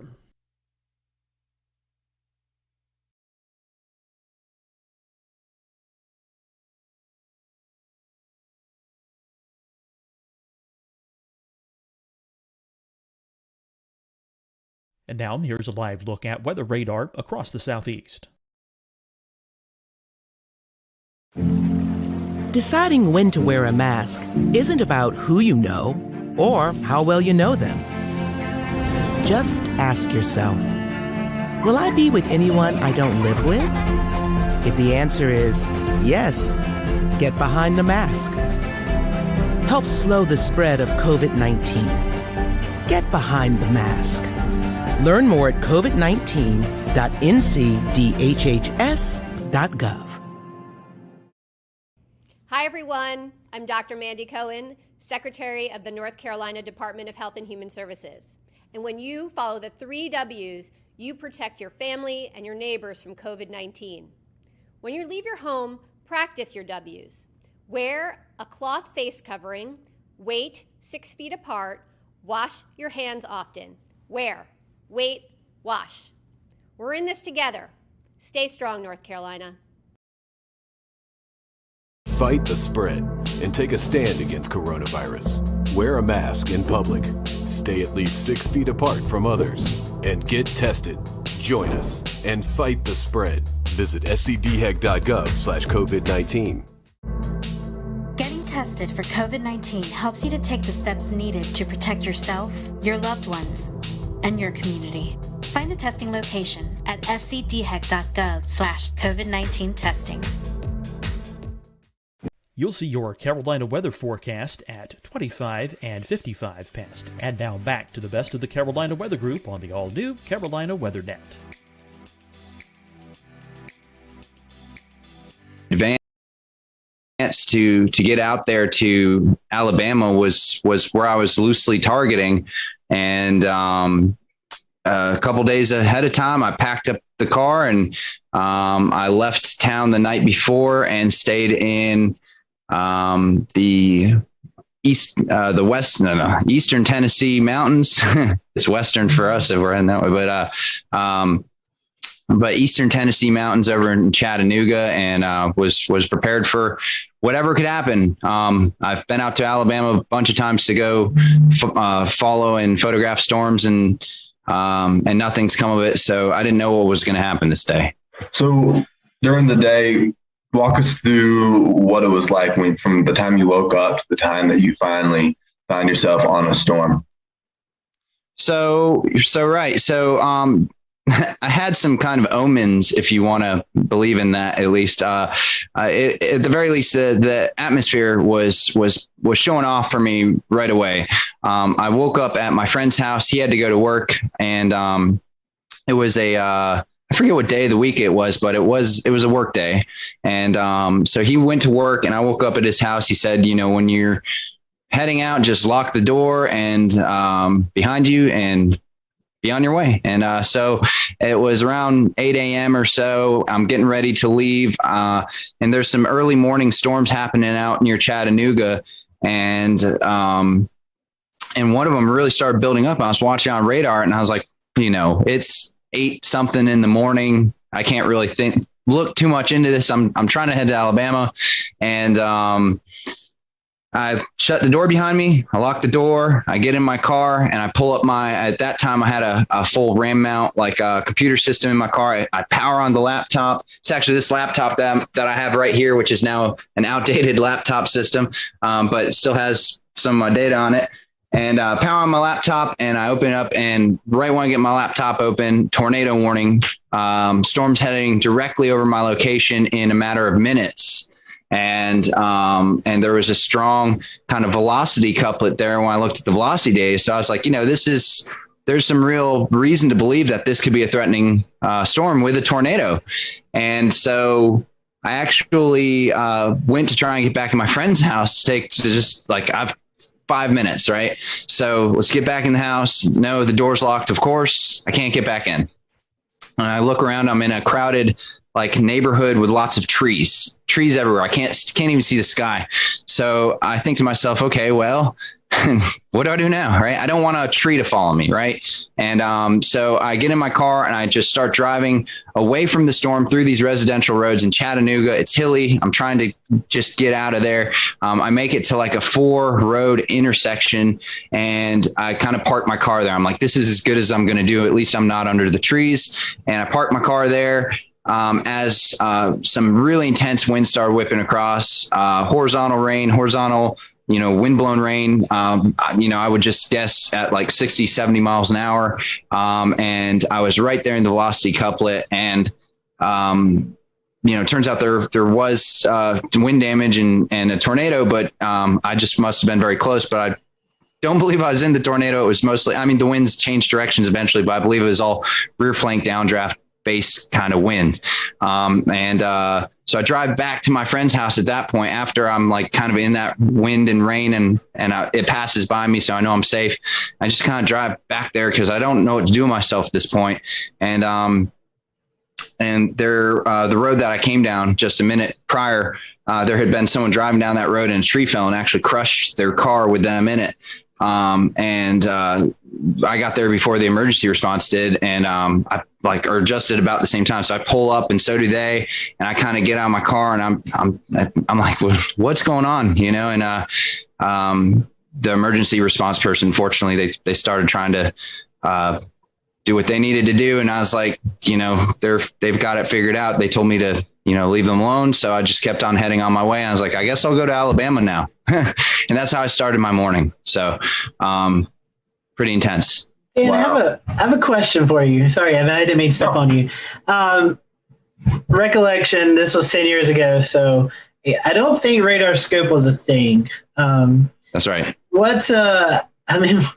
How did you get this weather data while you're out in the field? It's 2011.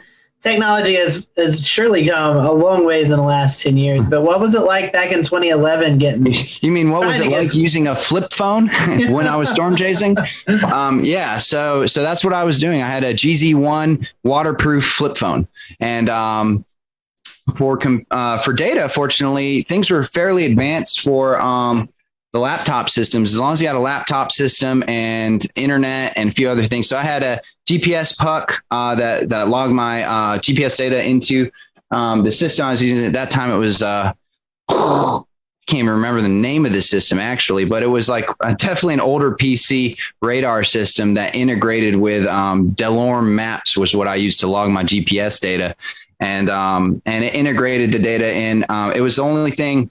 At that time, it was the only program comparable to GR Level 2, which is still, a top program for PCs. And, no radar scope, no quick data via phone. Like I said in the story, I had to power up the laptop to even see what was really going on. So had that hooked up to a internet puck at that time. There was no hotspots via cell phone, so you had to have a dedicated internet puck. Also to power the computer at that time, there weren't cars built in with power inverters for things like computers, like there are now. Like the 4Runner that I own now, it just comes with power outlets, right? But at that time, there wasn't anything like that. So I actually had to have custom fuses and custom switches and custom wiring for power inverters to run my laptop system. And so it was a lot of electric based stuff and the best technology at that time just to even get online and see what was going on. Later in the day, Dan, with all of this equipment that you had, you managed to get yourself on the Coleman, Alabama storm. The storm was severe. It produced an EF4 tornado. Can you tell us a little bit about the experience you had chasing that in the afternoon? Right. So I made it to Alabama after my intense morning, and I'm kind of trying to figure out where to target for storms. They start kind of popping off immediately early in the afternoon. I think around 1 or 2 was the first supercell that I got on, and these storms were classic supercells popping up in every square foot of Alabama that you can put your eyes on radar. So it's just these storms are popping up all over the place, and a lot of little kind of storms, but among the mix, a lot of major strong supercells were developing that were immediately severe warned, putting down things like hail, and a lot of them were starting to go tornado warned even early on in the day. So I chased 4 different supercells, which I believe all 4 of them or 3 of them were tornado warned before I even made it to Coleman. So I had this long, for those of you who aren't as familiar with how a storm chase would work, you see a storm kind of growing either visually or on radar. You know the ingredients are there for that storm. Then once it grows to become a significant storm, and so you start targeting. You want to target the storm early and get to it before it basically becomes maybe outdated, so to speak, where it's just overtaken by rain. The visuals are gone. Maybe the tornado is gone too. So you want to, if you can be there at the birth of a storm and follow it through, that's ideal. Granted, these storms this day in Alabama were averaging speeds of 40 to 60 miles an hour. So it's kind of hard to stay with them, but that's why you hop around a little bit. So you'd start at a storm. Here's the birth of a storm. Great. Let's see what it's going to do. It either outruns you or starts dissipating, and then you pop to the next one. So like I said, I was on, about 4 or 5 of these before I made it to Coleman. And that was a couple hours worth of chasing and driving. I'm starting to kind of almost wear down a little bit, because after you've seen 1 storm, 2 storm, 3 storm, you're like, are any of these going to produce visible tornadoes, or am I just driving under, low hanging clouds and rain and hail? And, so I'm driving towards, I guess this is where the story really starts, right?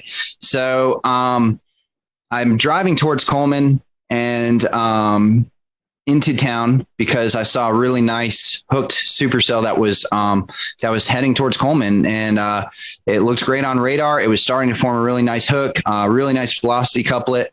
By nice, I mean strong, and visually, from a radar standpoint, a strong and kind of pronounced feature that tends to mean that the storm's going to at least go tornado warned, if not produce a tornado.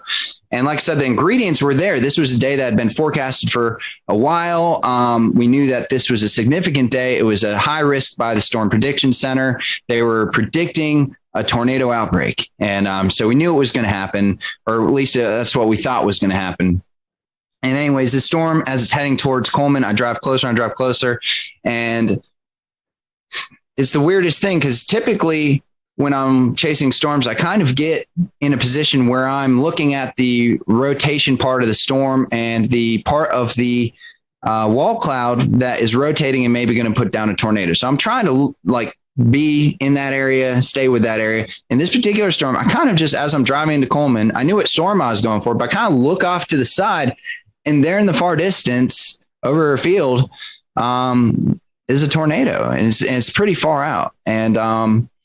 But I noticed it right away, and I'm like, all right, well, there you go. After 4 storms or so, and here it is. And it's there. I did it, I'm seeing a tornado right now. And this is what all my effort's been funneled to get here. And it wasn't just seeing a tornado. I need to kind of preface this. I'm a trained storm spotter at this time. I've got a couple years, 3 years of experience under my belt. I was very involved in wanting to try and collect data for historic reasons. I had 2 anemometers on my car. I was connected in to try and relay data back to the National Weather Service.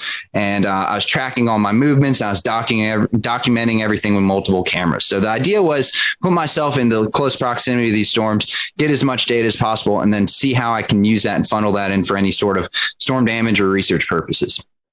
And as well as relay storm reports to help with the public, which is it's a cutesy thing to say. A lot of storm chasers say it, whatever. But in reality, for a day like April 27, 2011, it turns out that was absolutely necessary. Not only was that something that sounds good on paper, but the people like me who are out there relaying this information and broadcasting it live actually did save lives. It was that significant footage of these storms coming and hitting towns is what actually made people get into their storm shelters and go to safe places. So anyways, I'm driving into town. I see the tornado out above a field. I had been live streaming for a little bit at that point, but I had a live stream setup going on with a HD webcam, streaming to the site at that time called Chaser TV, which was in the 2010 to 2014 period. It was the hottest thing out there. The public knew to tune to Chaser TV, and the Storm Chaser show was hot, and people were thinking about storms and thinking about storm chasing. And so it had thousands and thousands of viewers that you could get access to if you streamed. And And the cool thing about Chaser TV at the time too is they would pay per viewer, pay for pronounced amount of time and stuff like that. So you could actually, come out with a little bit of a paycheck at the end of it too. I start streaming this storm, and immediately I start getting over 1,000 viewers on Chaser TV. My location is in reference to the radar that everyone's looking at. Everyone sees, wow, he's right in this hook of the Coleman storm. And they start clicking on my stream. And sure enough, they're seeing a tornado. And so they start sharing it. It starts getting shared across social media, screenshotted. And immediately that tornado in real time is getting shared around, the fingers of the internet in 2011. And getting rebroadcasted and put in places where people could actually see this storm. So I was live streaming it. I was filming it with another camera. We'll play kind of the video of what that ended up looking like with my other camera. And then I was taking DSLR pictures as well as running 2 anemometers and trying to stay in good proximity and location to this storm. So I was by myself, and so I was trying to do all this stuff, and as well as listen to the scanner radio. I mean, anyways, I see this tornado come through, and it's coming closer and closer. It's coming towards me. I'm trying to figure out, is this storm going to do something where it actually hits my location? Or so at one point, and you may see this in the video, where the tornado seems to get close enough to me where all of a sudden you can't really see the gray funnel anymore. Instead, you see just like a mass of dirt. And that's when I think I'm starting to get a little close there. And so I actually back up across the road that was behind me into a gas station. And in my head at that moment, I think to myself, if I drive 30 feet backwards, I can maybe avoid getting hit by this thing and still film it.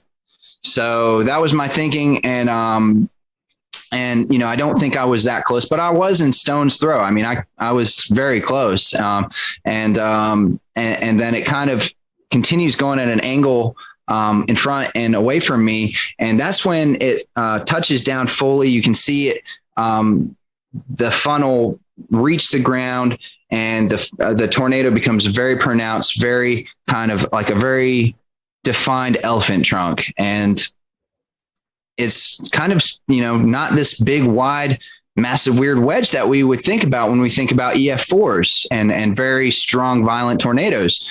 But however, and I know this from the comments on my YouTube channel, where some people are saying this isn't a true EF4. Look how skinny it is. But in reality, it's that tight, strong wind whipping around at the bottom that's causing all the damage. And it was, you can tell in the video that it's a very strong tornado, and it was a very strong and destructive tornado. It went through downtown Coleman, destroyed a number of the commercial buildings there, destroyed some houses, and ended up with multiple fatalities, including a newborn or a young child. And, it devastated the city. So as this is happening, here I am, Mr. North Carolina, out of my city in town by myself, in my storm chasing vehicle. Fortunately, I'm prepared for living multiple days out of my car if I needed to, right? That was part of my preparation. So, but I'm thinking to myself, like, what's next? What do we do now? So I tried to follow the storm. And as I keep following it, the tornado gets wider and wider, eventually wedges out into this big kind of gray wedge tornado as it goes off in the distance. The road that I try and travel down is completely covered in trees, and there's there's hundreds of, I will share a picture of it. There's just hundreds of trees down, and you could have had a whole team of people with chainsaws and you would never have gotten through that road. So at that point, I know that my access to continue following this tornado is gone. The tornado is going 60 miles an hour anyways. So it's a lost cause at that point. So I drive back towards town. And here's where it really gets interesting, because this is where things started to really take a turn as far as the reality of the storm.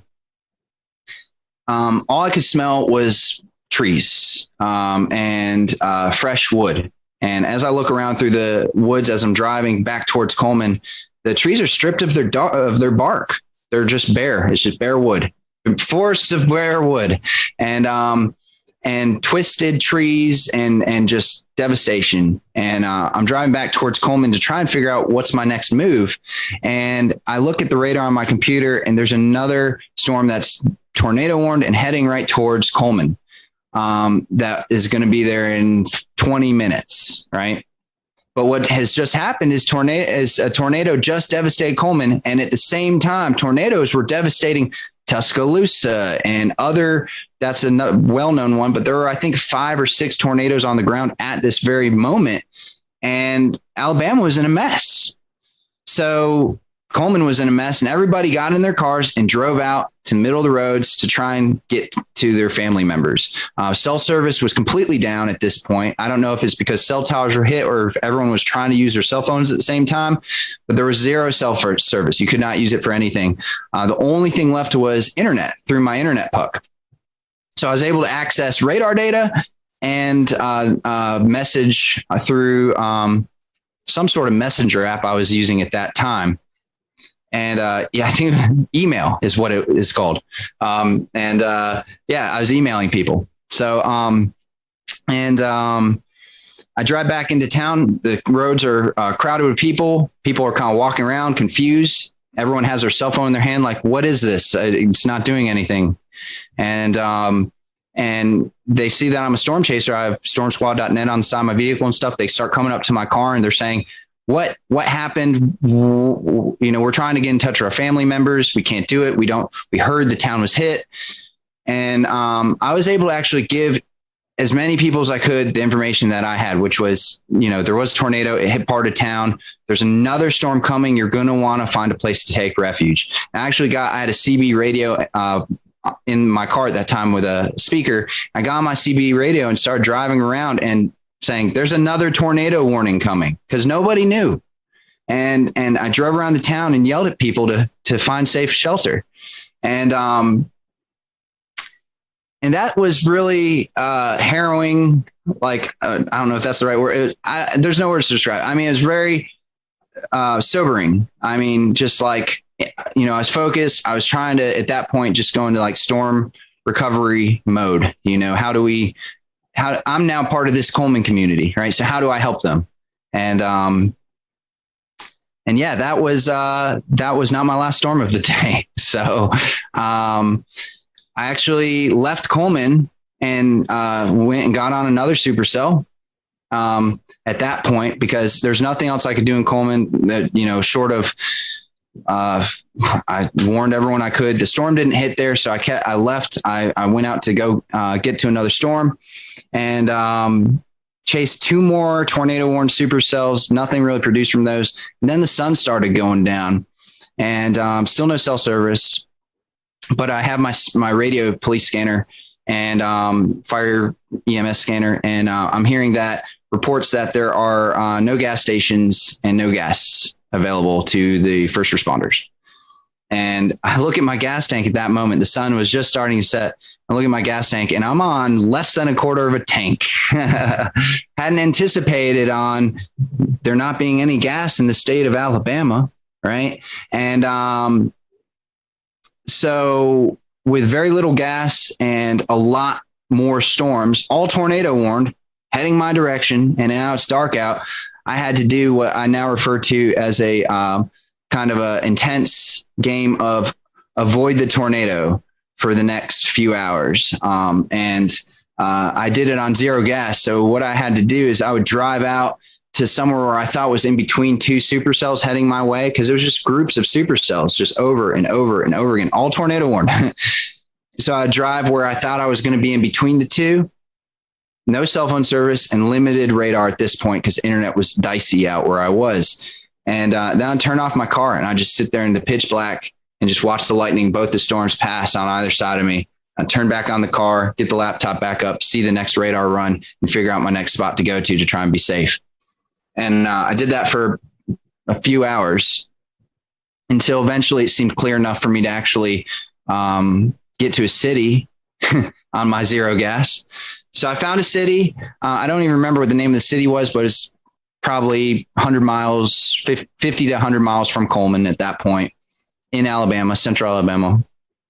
And I get to the hotel and they say, we don't have power, but you're going to have to pay full price. Sorry.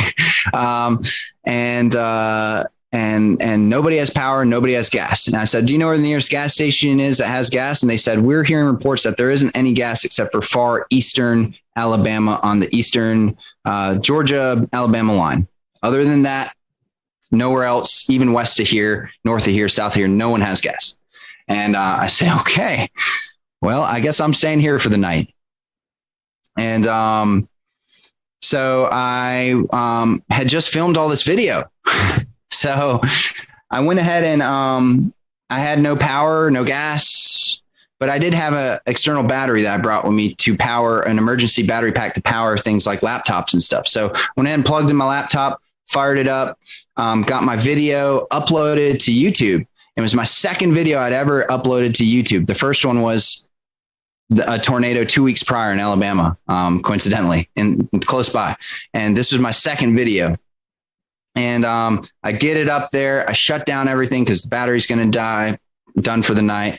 I go to sleep. I wake up the next morning, and the video's got like 80,000 views on it. And my inbox is just full of people saying, "Can we use the video? Can we use the video? Can we use the video?" Just my email's blown up, and I'm like, wow, I guess that's, this was in 2011 before viral videos was really a thing. YouTube's kind of new at this point. And I created, like, at that time, a newsy viral video, and I didn't even know what to think of it. I'd never really seen viral videos at that time. So I was like, well, that's interesting, and whatever. I mean, it's a historic day. So I knew that, my footage was, I'm glad people are seeing it, please share it, and ended up driving to a gas station. We'll return to Best of the Carolina Weather Group in a moment. Now your Carolina weather forecast. Here are today's forecast high temperatures for North Carolina. Here are the forecast lows for tonight for North Carolina. Here are tomorrow's forecast high temperatures. And here's forecast rainfall across North Carolina tomorrow. Here are the forecast highs for the day after tomorrow.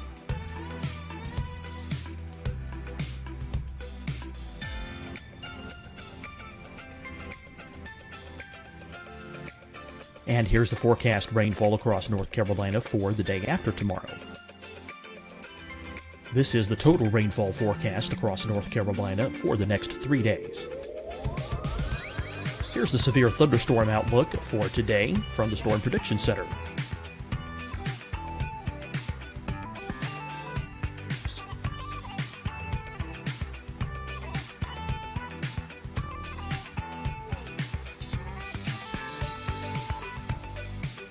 Here are the forecast high temperatures for today for South Carolina. Here are the low temperatures for today for South Carolina. Here's the probability of precipitation forecast across South Carolina today. And here are the rain chances across South Carolina tonight. Here are tomorrow's forecast highs across South Carolina. Here are the forecast low temperatures for tomorrow for South Carolina. And here is the probability of precipitation across South Carolina tomorrow. Here's the precipitation chances across South Carolina tomorrow night. Here are the forecast highs for the day after tomorrow in South Carolina. Here are the forecast low temperatures across South Carolina for the day after tomorrow. And here are the rain chances across South Carolina for the day after tomorrow. And South Carolina's probability of precipitation for that night. Here's the Storm Prediction Center's severe thunderstorm outlook across South Carolina for today through tonight. Here's the Storm Prediction Center's severe thunderstorm outlook across South Carolina for tomorrow and tomorrow night. And here's the Storm Prediction Center's severe thunderstorm outlook across South Carolina for the day after tomorrow through that night. Here's the severe thunderstorm outlook for today from the Storm Prediction Center.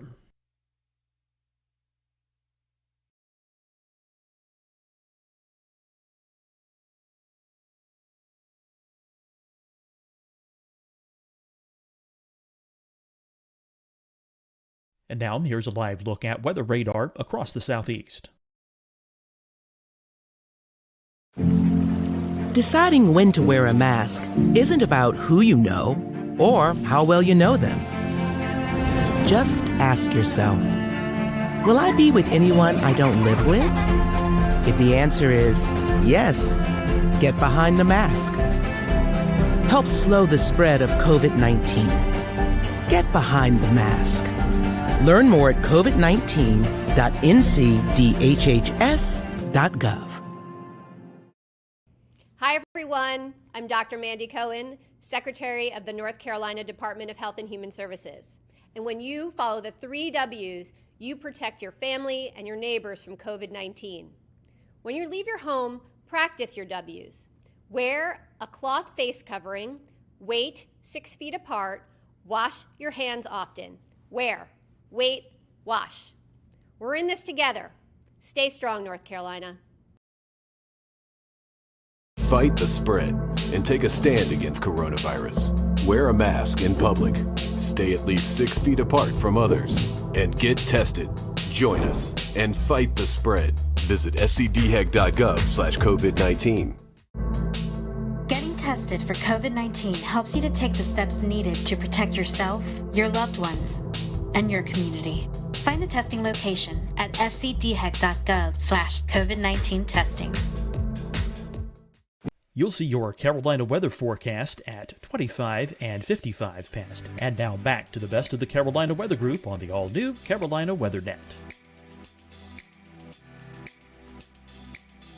An hour and a half away from my hotel, and I didn't think I was going to make it. But that was the closest gas station. I, called around. I did everything I could to source a gas station. That was it. It was like on the border. So I just drove that direction on no gas. I was on fumes the whole time. And I got to the gas station, and I'm literally you can hear the gas running out and the car sputtering and stuff. So I cut the car off in the line. There was a humongous line going out around the road, circling all around. Fire trucks are coming in, skirting in front of the public to get all the gas. EMS, they're coming in. It's the only gas station that had gas. And so I sit in the back of the line. There's maybe 50 cars in front of me. And I turn off my car, and I literally kept it in neutral and pushed the car most of the way to get to the gas tank, / rolled it part of the direction, and rolled it just down the hill with gravity. And I made it to a gas tank after about, I think it was about 2 hours of sitting there in line, and made it to a gas station and made it to the pump, and was able to get enough gas in the car, and drove back to North Carolina that morning. So I kind of just went through the story there. I mean, I don't know. There's of course more to be said, but that's kind of my experience being there right in central Alabama. I mean, the in and the out, at least the basic summary. So, Dan, I'm curious. I've been storm chasing once, and the adrenaline rush you get as you see a tornado obviously peaks up, and then you kind of go into recovery mode, hoping that everyone's okay. Did you experience that adrenaline rush when you were witnessing this? Yeah. Definitely. During the Coleman tornado, it was when I first saw it. And for those first few minutes, especially, I couldn't believe what I was seeing. And that adrenaline really kicked in. Here I am. It's real. I'm on a tornado. This is a high risk day. These storms are explosive. And I knew that something bad could really happen. And so yeah, the adrenaline popped in at that moment. But it's the weirdest thing. One of the comments on my YouTube video is, why is there no screaming? Where's all the screaming? Where's all the yelling? This is like the calmest tornado video I've ever seen, besides Pico's Hank. And and it was just my adrenaline turned into straight focus. So after I kind of had an initial I was just 100% zoned in on my task. I mean, you could call it focus. You could also call it busy. I mean, navigating the anemometers, the laptop, the cameras, the live stream, and driving and parking and whatever running, in my raw video of the tornado, there's me like zooming back and forth in front of the dash cam because I'm like, who knows what I'm doing? I'm probably setting a GoPro here and turning this thing that way. And I was very busy and very focused. So it just all turned into that. And then eventually, right near the end of the day, a lot of adrenaline and focus kind of wears down to just like, now I'm playing dodge the tornadoes at night. And that part was a little, I wish I could have been back in North Carolina at that point.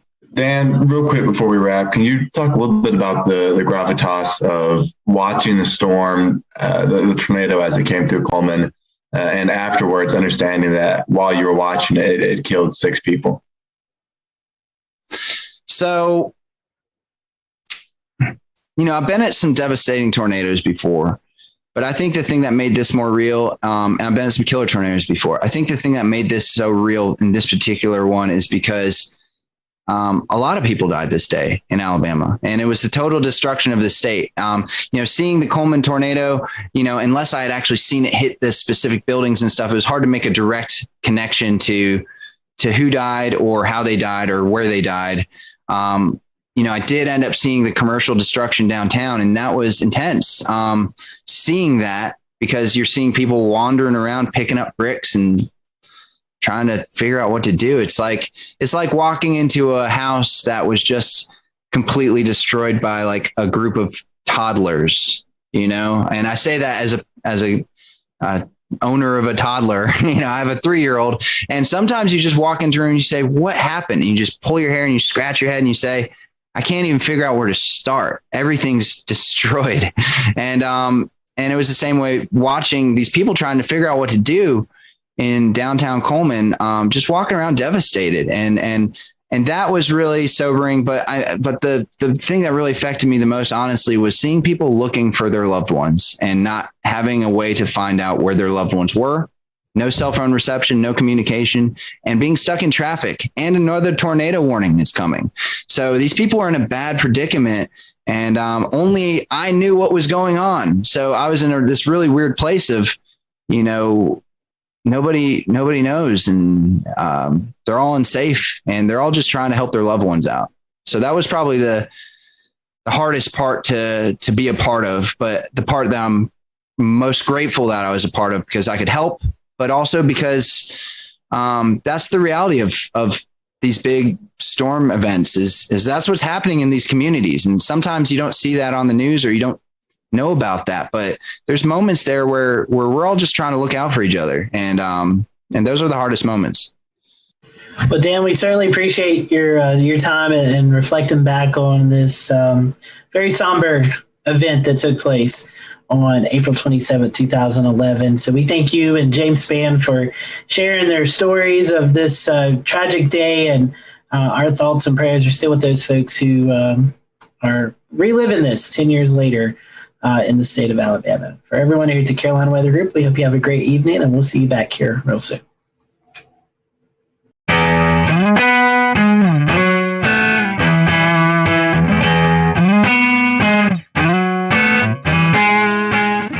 I'm James Brierton. In Charlotte, a state of emergency has been declared in Allegheny County, North Carolina, after a historic 5.1 magnitude earthquake earlier this morning here on Sunday, August the 9th. It was the 5th strongest earthquake in Carolina history and the strongest in the Carolinas since 1916. Luckily, no one was injured, but minor damage has been reported at over 100 buildings across the area and near the epicenter in Sparta. That's where our Scotty Powell was earlier today. I'm Scotty Powell here reporting just outside of Sparta, North Carolina, where you've seen a lot of the earthquake damage. Again, a 5.1 magnitude earthquake rocked Sparta, North Carolina earlier this morning, just after 8 a.m. A lot of damage to some roads, to some structures. In fact, some folks have been displaced from their home. I've never witnessed earthquake damage, but it definitely was something that I wasn't surprised to see. These big, deep craters crossing the road. Thankfully, not a lot of those craters, but some of them on the roadways that will definitely have to be filled up. Also, some structural damage to homes, a lot of rocks and things like that that have fallen off. So that's what it looks like here from Sparta. Again, a 5.1 magnitude earthquake. Again, the USGS already in town doing some surveys. Emergency officials say that homes have been affected, but thankfully no injuries related to these earthquakes. From Sparta, North Carolina, I'm Scotty Powell for the Carolina Weather Group. The mayor of Sparta has declared a state of emergency, and Allegheny County Sheriff Brian Mills says he's spoken to White House officials about what has happened in their community. Sheriff Maines also spoke with our Scotty Powell earlier today. I actually woke up with the crashing of picture frames hitting the floor at my house. I live just over the hill here. And so it was pretty chaotic at my house. All the neighbors experienced a lot of chaos. And we've been going around today looking for injured folks. We've not found any major injuries. And so we're just so thankful that we've not had any reported major injuries right now on folks. And we're so thankful that there's no one been reported stuck in their home, things of that nature. There's been some folks that have had to leave their homes now because it's not safe to stay there. So there were smaller earthquakes ahead of the 5.1 magnitude earthquake, and USGS geologist Dr. Arthur Machat says the cause of Sunday morning's earthquake is still under investigation. First bit I got out here, this officer took me here to see just the cracks in the road. Just looking for any to document any of the surface rupture or any of the other breaking of the structures or damage from the earthquake. So Western North Carolina, known for smaller earthquakes, 5.1 right now. Pretty big event for North Carolina standards, correct? Yes. We normally see smaller earthquakes. Kind of tell us, is this a fault area? What may have triggered this? It's simply, we don't know. Most of the eastern earthquakes are intraplate seismicity, so they're not tied with the direct fault. There are lots of zones. You mentioned there are zones that are known for more seismicity in the east. East Tennessee seismic zone, Charleston, South Carolina, Giles County have all known, in Central Virginia are known for seismicity in the area. Nothing here, so we don't know any recent faults or anything to tie it with. Reports of shaking and tremors could be felt upwards of 150 miles away from Allegheny County, North Carolina on Sunday morning. We have 3 reports for you coming up, one from Greensboro, one from Charlotte, and one from Bristol. And we start in Greensboro, where WFMY Chief Meteorologist Tim Buckley spoke with our own Evan Fisher to recount his early morning wake-up call. So bizarre. You don't expect anything like that in North Carolina. We get earthquakes from time to time. Sometimes they happen, and most of the times we don't even know about it because they're so weak. Usually on the order of a 1 magnitude or a 2, or maybe closer to a 3 if you're rounding. But a 5.1 earthquake is pretty unprecedented. I mean, it's happened before, but by our records, it looks like this is the strongest one to have an epicenter in the state since back in 1916. That was actually near Asheville in Skyland, North Carolina. So anyway, it happened this morning about 8:07. Everyone probably has a little bit of a different story. For me, I was sleeping soundly, and then it happened, and I really woke up. And bizarre, I've never felt an earthquake before, so for me, that was a first. I've missed the other ones. This one definitely was strong enough to wake me up. And checked my phone right away. Tons of messages on Facebook, on Twitter, emails. Everyone immediately, this was within like 5 minutes, wanted to know what was going on. And it took a little bit for that report to come in from the USGS, where we get our earthquake info. But once it did, it was pretty clear. Yeah, that was a strong earthquake, and it wasn't that far away. Starting to see some trickles in of damage reports here and there, mainly in that Sparta Blue Ridge area. But even a little removed from that, I have a weather spotter up in Stokes County, which is just 2 counties away from Allegheny, where the earthquake was, and he has a cracked, a little crack in his roof, the ceiling, I guess, on the inside of his garage. So more than I've ever seen since I've lived in North Carolina over the last 10 years. And, even if you lived here 100 years, I think it counts for that too. Chris Mulcahy is a meteorologist with WCNC Charlotte. He was working Sunday morning when the earthquake first occurred and recounts some of the reports of those tremors that his newsroom received. And I didn't feel anything here. So I live in Northwest Charlotte. But one thing that was really miraculous when I was out here, that time in the morning, early part of 8 o'clock, a bunch of messages were coming in saying, hey, did you feel that earthquake from Denver, North Carolina? Did you feel that earthquake from TKK? Did you feel that earthquake in the southern parts of Lancaster County? This was a big deal. No matter what, even though I didn't feel anything, I gotta admit I'm a little bit disappointed, but seeing this unfold live time as we were doing our cut-ins for the Today Show, this is a historic event. Over 100 years ago is the last time that we had anything close to this, and even though there was one back in 1926 that was just a little bit stronger or similar strength, that's still a long, long time. So this is a big historic event, and one thing that I love that I learned today is that every year worldwide there are 500,000 roughly earthquakes that are detected. Of those, only 100,000 earthquakes are actually felt. The big fact, only 100 of those 500,000 produce damage. So that means the chances of this happening worldwide is a 0.0002% chance of happening. Our own Ricky Matthews works in Bristol, Tennessee, and here's what they saw in their community. Here in the Tri-Cities, where we felt the quake over the mountain chain, even though we're about 80 miles or so from where the epicenter was. If you kind of go from Kingsport, Tennessee, or kind of Johnson City, Tennessee, a lot of people in our area still reported feeling the shaking this morning. Right after 8 o'clock, started to get reports of people saying they felt something, and my Twitter feed lit up of all the reports from people saying that we felt an earthquake, or we think we felt an earthquake, and suddenly we were in a we were kind of trying to gather information, but a lot of reports of people experiencing shaking for a few seconds in our area. No reports of any type of damage in our area, but certainly something that kind of caught a lot of people by surprise early Sunday morning when they were just trying to sit down and enjoy their coffee. And there you have it. It seems 2020 had another trick up its sleeve, but we're happy to report once again no injuries following that 5.1 magnitude earthquake near Sparta, North Carolina on Sunday morning. Before we go, a quick tropical update for you. There is a tropical wave located a few hundred miles off the African coast. It continues to show signs of organization. A tropical depression could form in the next few days as the wave moves west at about 15 miles an hour. The next storm, if it were to be named, would be Josephine. On behalf of everyone here at the Carolina Weather Group, including Evan Fisher and Scotty Powell, I'm James Brierton in Charlotte. Thanks for joining us for this special edition of the Carolina Weather Group, and we'll see you back here again real soon.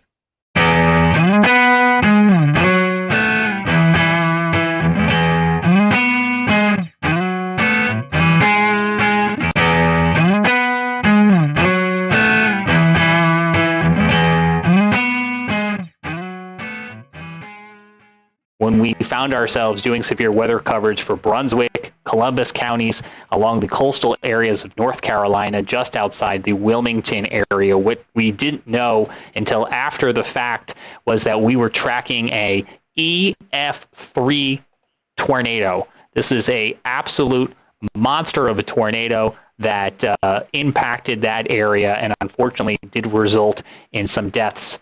2 or 3, if I'm not mistaken, as well as 10 injuries. We got some new video today when North Carolina Governor Roy Cooper visited the communities hardest hit, and I want to allow the panel some time to talk about this, because this in and of itself would be a very big news story for us here in the Carolinas and on this show. And it's just yet, unfortunately, another piece of a very busy weather week that has been playing out. But you can see here the communities still trying to clean up after this storm rolled on through. Let me pop up again for you if I can, and I'm going to ask our group to kind of weigh in on it well too. Is, we look at radar scope imagery from that night. You can see it there on the right-hand side of your screen, the velocity, the measuring of the winds in the atmosphere circling here where the tornado crosses Highway 17, where some of this video was captured just outside Ocean Isle, and then continues for about 25 miles, going 45, 50 miles an hour, at times almost trying to outrun the polygon. The Weather Service working very hard to keep this very fast-moving supercell inside that tornado-warned polygon to try to give people as much lead time as possible. Brad, let me bring you back in. I know you had just finished the 11 o'clock news, but I saw you tweeting about this. What were you thinking at 11:45 at night when you were looking at this on radar? So I had seen that storm offshore in the special marine warning because I was impressed with the signature, but wasn't thinking much about it. Went on to finishing up some emails, and I have all alerts turned on for North and South Carolina. So I heard the tornado warning pop up on my computer, and I looked down, and I was like, "Holy cow!" Right away, I was like, I could see the debris signature, and I knew it was bad. And then immediately, with some of my emergency manager contacts, started getting messages about some serious damage and, requests for search and rescue crews. So I knew it was pretty bad. And when I looked quickly at the map, I knew that area quite well. I actually played that golf course several times. Tiger's Eyes right there, Ocean Isle. It's a beautiful area. So I'm very familiar with that. And I knew, hearing the damage reports, those weren't small homes. Those were well-built, I wouldn't say mansions. Those are nice houses. So for those to be leveled and destroyed, I knew it was a significant hurricane tornado. I'm thinking of hurricane because that area was hurt by Isaias as well, almost the exact same location. But what was interesting is, it was EF3. That's the only second EF3 I could find in the database in the month of February in North Carolina's history. The other one was in 1971. So EF3 tornado in the month of February is incredibly rare for North Carolina, and in that area, period, any time of the year.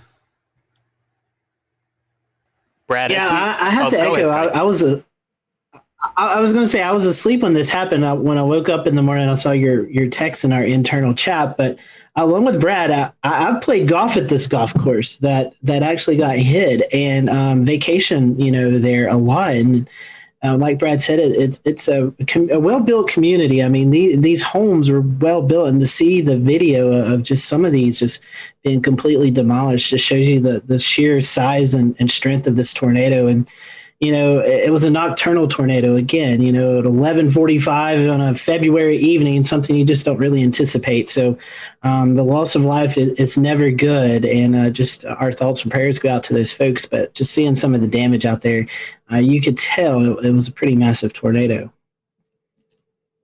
Yeah, I'm like you, Scotty. I slept through this too, and the very next morning I woke up and saw that there had been a big tornado from browsing through Twitter.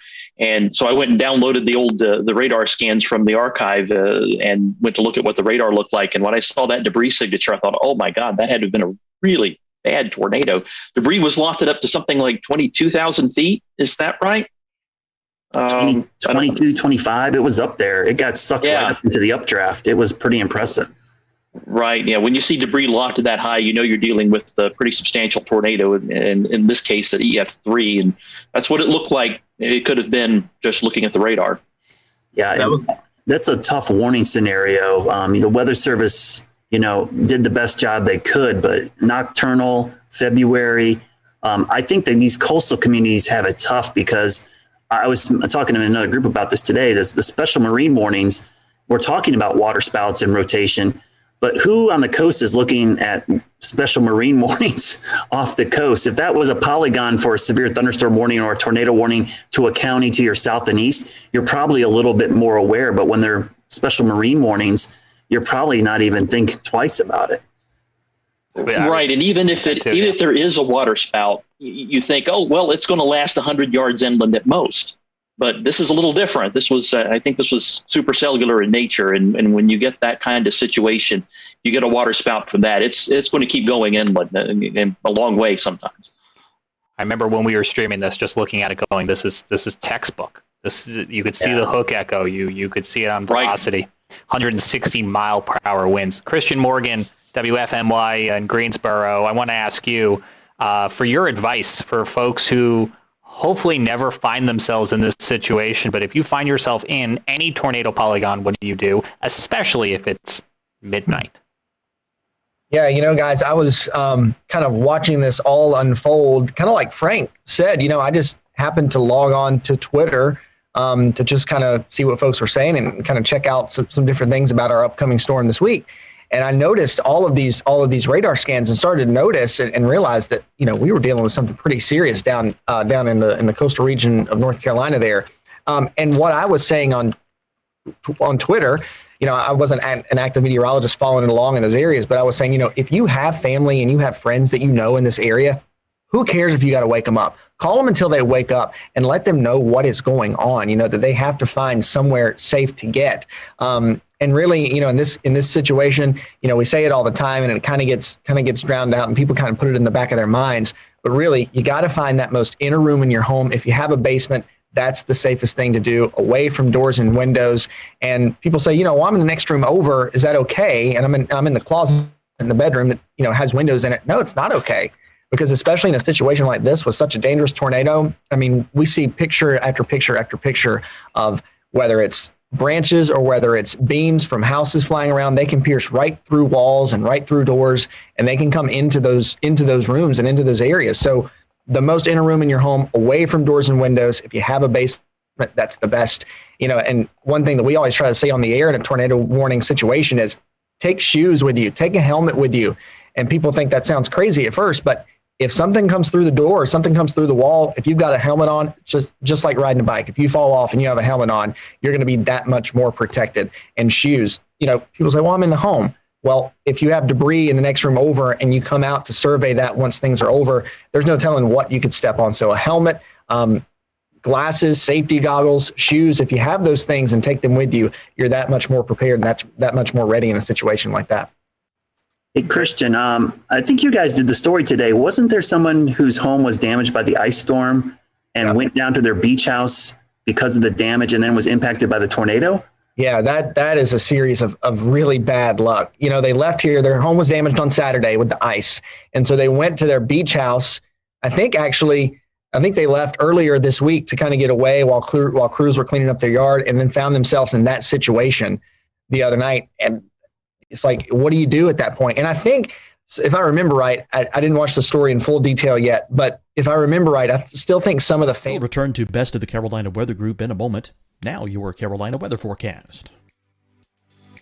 Here are today's forecast high temperatures for North Carolina. Here are the forecast lows for tonight for North Carolina. Here are tomorrow's forecast high temperatures. And here's forecast rainfall across North Carolina tomorrow. Here are the forecast highs for the day after tomorrow.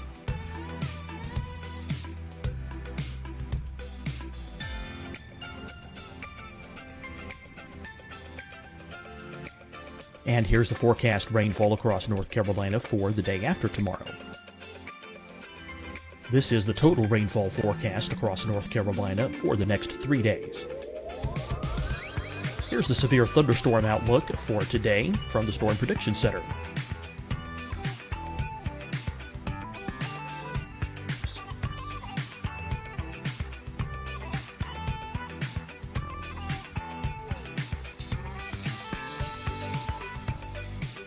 Here are the forecast high temperatures for today for South Carolina.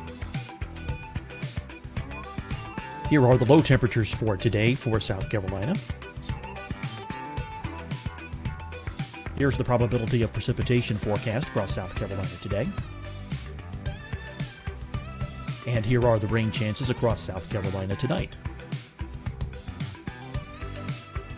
Here are tomorrow's forecast highs across South Carolina. Here are the forecast low temperatures for tomorrow for South Carolina. And here is the probability of precipitation across South Carolina tomorrow. Here's the precipitation chances across South Carolina tomorrow night. Here are the forecast highs for the day after tomorrow in South Carolina. Here are the forecast low temperatures across South Carolina for the day after tomorrow. And here are the rain chances across South Carolina for the day after tomorrow. And South Carolina's probability of precipitation for that night. Here's the Storm Prediction Center's severe thunderstorm outlook across South Carolina for today through tonight. Here's the Storm Prediction Center's severe thunderstorm outlook across South Carolina for tomorrow and tomorrow night. And here's the Storm Prediction Center's severe thunderstorm outlook across South Carolina for the day after tomorrow through that night. Here's the severe thunderstorm outlook for today from the Storm Prediction Center.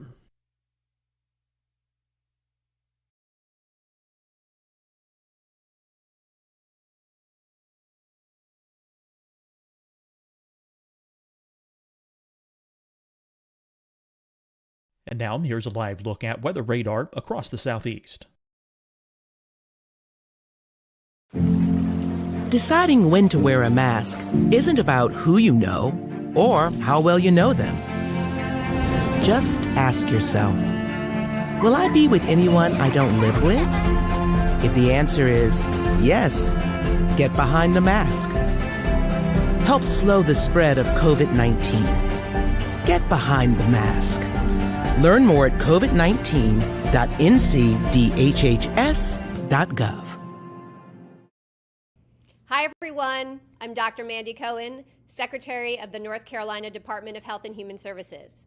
And when you follow the 3 W's, you protect your family and your neighbors from COVID-19. When you leave your home, practice your W's. Wear a cloth face covering, wait 6 feet apart, wash your hands often. Wear, wait, wash. We're in this together. Stay strong, North Carolina. Fight the spread and take a stand against coronavirus. Wear a mask in public. Stay at least 6 feet apart from others. And get tested. Join us and fight the spread. Visit scdhec.gov/COVID-19. Getting tested for COVID-19 helps you to take the steps needed to protect yourself, your loved ones, and your community. Find the testing location at scdhec.gov/COVID-19 testing. You'll see your Carolina weather forecast at 25 and 55 past. And now back to the best of the Carolina Weather Group on the all-new Carolina Weather Net. Either en route or was going to be traveling down to the beach house later. And so they had a really hard time getting in contact with those folks. And that, of course, is scary in itself when you're in one place going somewhere to be safe and your other family and your other party there knows what's happening and they can't get a hold of you. It's really, really sad. That is absolutely incredible. That story had another thing worth mentioning. Go ahead, Frank. Yeah, another thing worth mentioning with all that Christian said earlier, do these things that you can do in advance. Decide where to go when the sky's blue. Make the plans on that day. Share them with your family. Make sure everyone knows where to go, so that when the tornado warning is issued, you can just do that and not have to think about what to do. You just do what you've decided to do, and it saves you time. That way, if you don't get a lot of lead time, and sometimes you don't, then you know what to do and you can do it and get there faster, and having less lead time matters less. Yeah, that lead time is so critical, and the Weather Service does as best of a job as they can, and it's frankly a really good job, and it's improving each and every year to give people more and more lead time. But, an excellent amount of lead time is, 7, 8, 9, 10 minutes, and in this case, it might have been even less because of how fast this cell was moving. Yeah. And another thing, I'm just reviewing the radar again right now, and I just noticed why this was kind of sneaky. I understand why it is. The radar near Charlotte, it looks like it has some obstructions to the radar beam to the southwest. And that was clouding what was going on with this storm. And it made it that much more difficult for the Weather Service to warn, because it was kind of in a dead spot for radar. And it just approached from the southwest, and the thing was over Sunset Beach before they realized what was going on, I think. Yeah, I'll just do a shameless plug here. If you're interested in this, we're going to do a show with Gannon Medwick. He had a really good write-up today about the situation. So, a lot of weird things going on at that time. So sorry about that shameless plug, James. Back to you. No, I'm glad you actually. That's more late breaking news, because I know you had reached out to him there at WECT to find out if he would come on and talk to us. So I think those are all valid points. And Frank brought something up that I think in hindsight, more people are learning about. I think the folks in that area may have already known about it.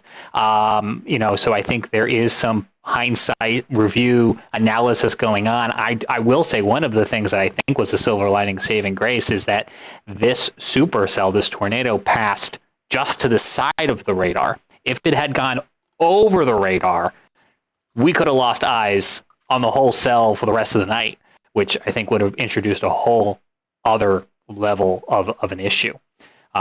Certainly Yeah, radar just issues under in the 3 Carolinas. miles. If it had been just under 3 miles farther east. So we mentioned that Governor Roy Cooper went down to survey the damage today and to meet with folks who were impacted by this tornado firsthand. And amongst some of the video that was fed back, we have about 2 or 3 minutes here where the governor is talking to 2 homeowners who were inside of their home when this tornado approached. You're going to hear them talk about the amount of lead time they had, or what frankly was a very small amount of awareness and lead time for them by the time they realized something was wrong, and what position that left them in, and how they ultimately rode this storm out inside of their home. It's a miracle. It's miraculous. It's heartbreaking. It's inspirational. It's a whole palette of emotions. Now, because of the ongoing coronavirus pandemic, the microphones are a little bit further away than they would be ideally, and I'm letting you know that because the first rule of broadcast is always good audio, and you can hear them here, but especially if you're listening on our podcast, I want you to just stick this out with us and take a listen to the conversation the governor is having here with these homeowners. It's an incredible story. We won't invade your space here, but I thought I'd just come over and just see things. Hello, Governor, how are you? I'm doing okay. How are you guys doing? We're alive. The fact that we're alive is a big positive. I know that's something to be thankful for these days. Yep. So we're thinking about you and hope that everything can be put back together. So sorry about the loss of life here. Yeah. Tragic. That's our greatest fortune. That was not us. Right. This is sticks and bricks. They can be replaced. So is this your house? Yes. And so were you guys home? Oh, yeah. We were in this under the curtain. So what happened? How did you guys, where were you? I was in bed and I heard the hail, and at that point I said it's time to get up. And by the time I turned my back, the doors came in and hit me in the back and knocked me down to the sofa, to the bed. And that's probably the only thing that helped me survive, being knocked down. So, oh yeah, well yeah, you heard the hail. The amount of time between the hail hitting and the noise of the wind was instantaneous. There was no I couldn't tell you what this happened. I was on the living room sofa, and as soon as the hail cracked the first piece of glass, I ducked, and the whole back of the house flew in. And I went for a ride. Fortunately. So how far were you carried? Where were you? I was in the great room. The entire back of the house flew in. This wall here, I'm on the other side of it. Buried under everything else. And I'm sure the only thing that saved my life is our porch furniture is teak. And then one chair blew in on me like a teepee tent. So everything falling and throwing landed on that and not directly on me. And I swear that's the only reason I'm here. That is amazing. Were either of you injured? Minor scratches. I had to get a couple of stitches. But considering, no is the answer. Bumps and bruises by comparison. Well, you have an amazing attitude about all of this. It's got to be devastating to lose your home like this. It's devastating, but you got to maintain a positive attitude. So we're here. We have something to deal with. There are others across the street and across the golf course that don't have that good fortune. Do you have a place to stay? We do. Yes. The neighbors here are families.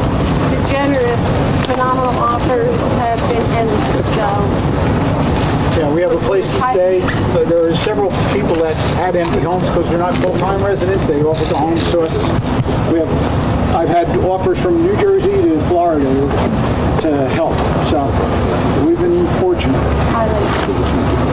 Absolutely an incredible story.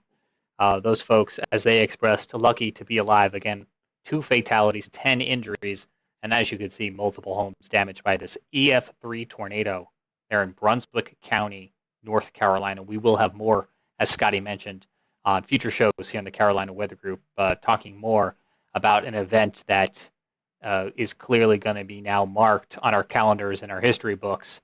160 mile-per-hour winds. That is practically unheard of in this part of the country.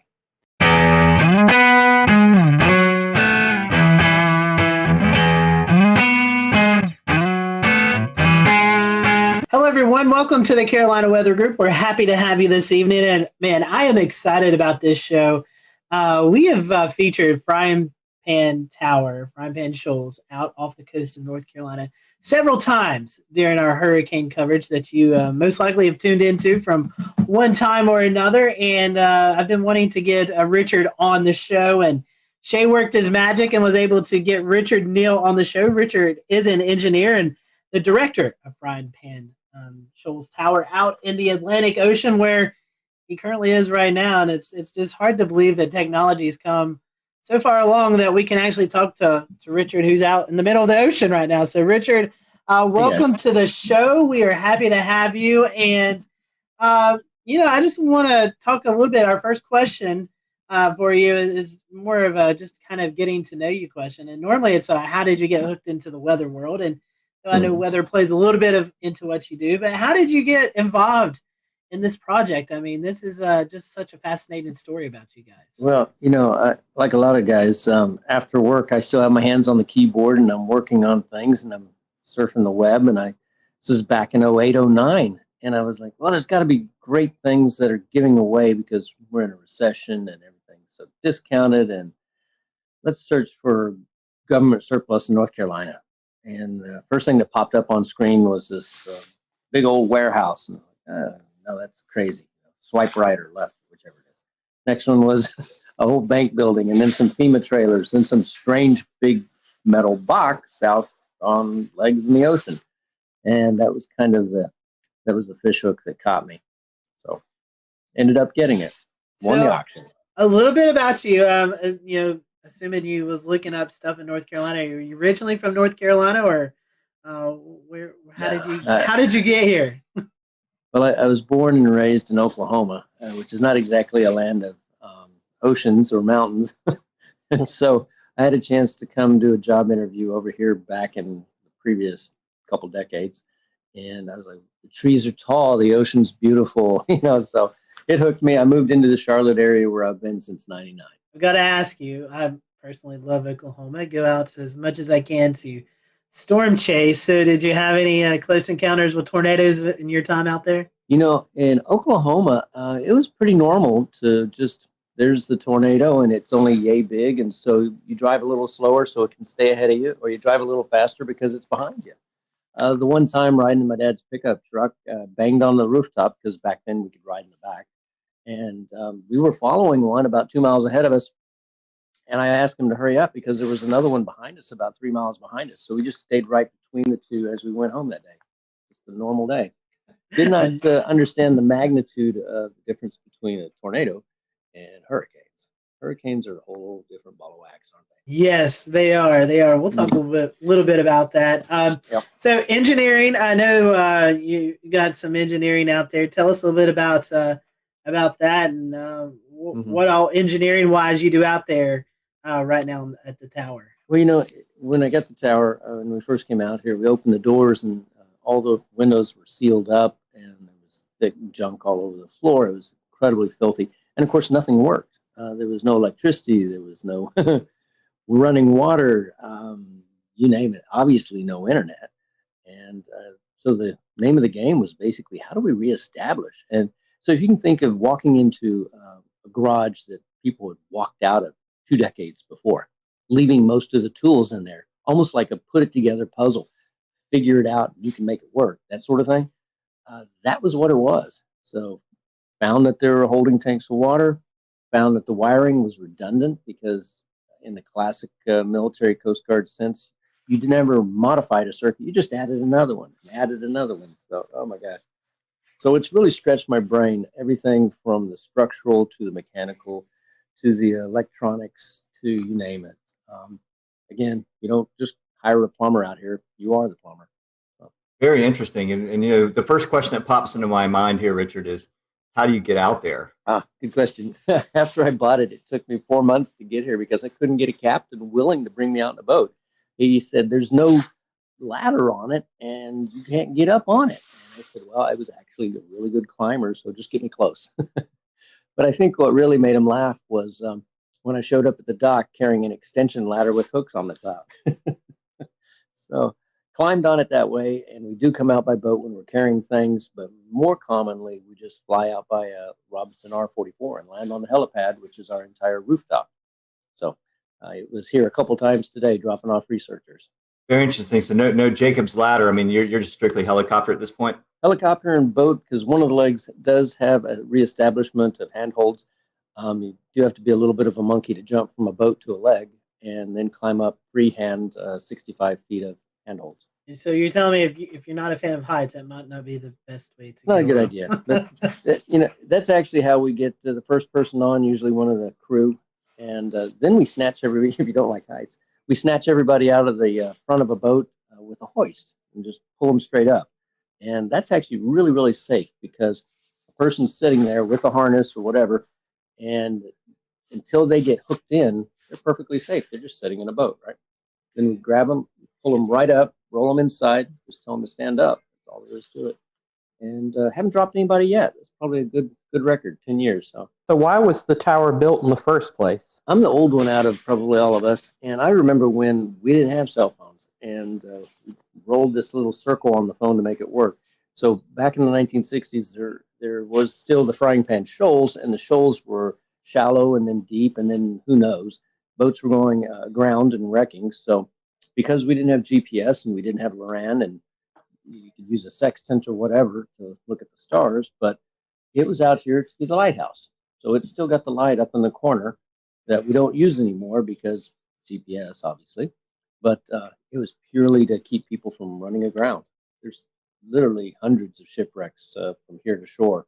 We're about 32 miles from the closest point. Technically, we're outside of America by about 6 miles. And speaking of that closest point, for those who may not know, what is that closest point off reference of North Carolina? A lot of people would be aware of Wilmington, and Wilmington has a bunch of smaller cities flanking it, Southport and Carolina Beach, and coming out to the tip of it of Bald Head Island. And that's from where the shoals actually continue on outward. So Bald Head Island, which is right over that way. We can see the light of a lighthouse on shore occasionally, just a little faint glimmer, but we don't see light of anything else because we're just too far away. Sometimes people just like to go out in the ocean, fishing and stuff. Do people ever come by and just yell up and say hey to you and whatever? Yeah, it is interesting. I don't know if it's good or bad, but I've got, I guess people are like, hey, Richard, and my phone number's out there, so I'll get text messages, emails. I think I'm down to, 5,000 or more emails in the last couple of weeks again. So it's a little tough. I'm amazed you guys could track me down. I'm glad you did. But they'll holler up, Richard, hey, this is so-and-so. And I was out there 2 years ago, 5 years ago, 6 years ago. Sometimes I remember who they are and sometimes I don't. But on a good, flat, calm weekend, we can have 30 boats around here all getting bait fish or catching fish or just hanging out. It's really quite the party. Yeah, I was going to say, I've done spearfishing at the Chesapeake Light Tower to the north up there. That's a popular spot. And there's, there's a lot of fish. There's a lot of great, fish that hang around these things. It's an object in the water. It goes in depth. There's teeming life around it. It's kind of neat. Yep. We've got a lot of bugs underneath this. And bugs, in layman's terms, are lobsters, spiny lobsters. They average about 8 pounds here. So you kind of took up my next question was going to be about the B&B and how long that ran for. Yeah, we were doing that from 2012 when we had our first family stay out here, which was quite interesting. They were like, yeah, we know it's sort of a B&B, right? And then we shifted over in 2018 purely to the nonprofit. And we still have a lot of people come out, but it's not in the sense of coming out and hanging out. It's come out and participate. The walls in here are nice and blue because we had 3 or 4 volunteers a couple of weeks back, clean and scrape and put it all back in order. How many people do you normally average in a year, Richard, that come out and volunteer? I mean, I know it can vary, but it's... that's a really great question. We've had thousands out, and that's because many, many people will come by in their boat, and then they'll come on up, and maybe they'll carry something out. I occasionally get a call on the Marine Band radio. Hey, Richard, we're here, and we brought you that extra water, or we brought you some food, or we have too much beer and we can't get rid of it. We need your help. So, or we have fish that we've caught, and like, yeah, come on up, let's share it and have a meal, and then head out the next morning. But with 8 bedrooms and a crew room in addition, and about 6,000 square feet, and a rec room and a stainless steel kitchen and a big generator room where we can cut and torch and do all the types of mechanical things you would want to. It's actually got a place for all different kinds of people. We've got people that came out and did nothing but work on our garden in the back corner. So we've got a garden that grows. Go figure. And for those who are maybe wanting to know, you do a fantastic job on social media, the Facebook page, of just sharing your experiences from day in and day out. And it's a really cool thing. If you go to Facebook and type in Frying Pan Tower, Richard, you do a great job on social media, just kind of showing the behind the scenes look there. Yeah, it's funny. People ask what the tower is really like and how it survived these hurricanes. And some of the things that I've learned is that the engineers that put it together had a fair amount of experience with what they call Texas tower or Texas oil rigs, the genre in the 40s and the 50s. So they made this thing stupidly overbuilt. I mean, massively structurally strong. With the legs, I just got a blueprint that I hadn't seen in 10 years. And it actually indicates that when they set the base pilings down, they actually took pipes and then hydraulically rammed them through the legs down into the bedrock to the depth of, if you can imagine this, 296 feet. Wow. That's incredible. It's a football field of steel down into the bedrock and then filled up with cement. So, and the casing on the pipe that actually is water level down is multiple layers, so it's approximately 3.5 inches thick. We just, we have to worry more about anything above water and just keep welding on parts there. So, yeah, I've gotten a chance to become a more proficient welder.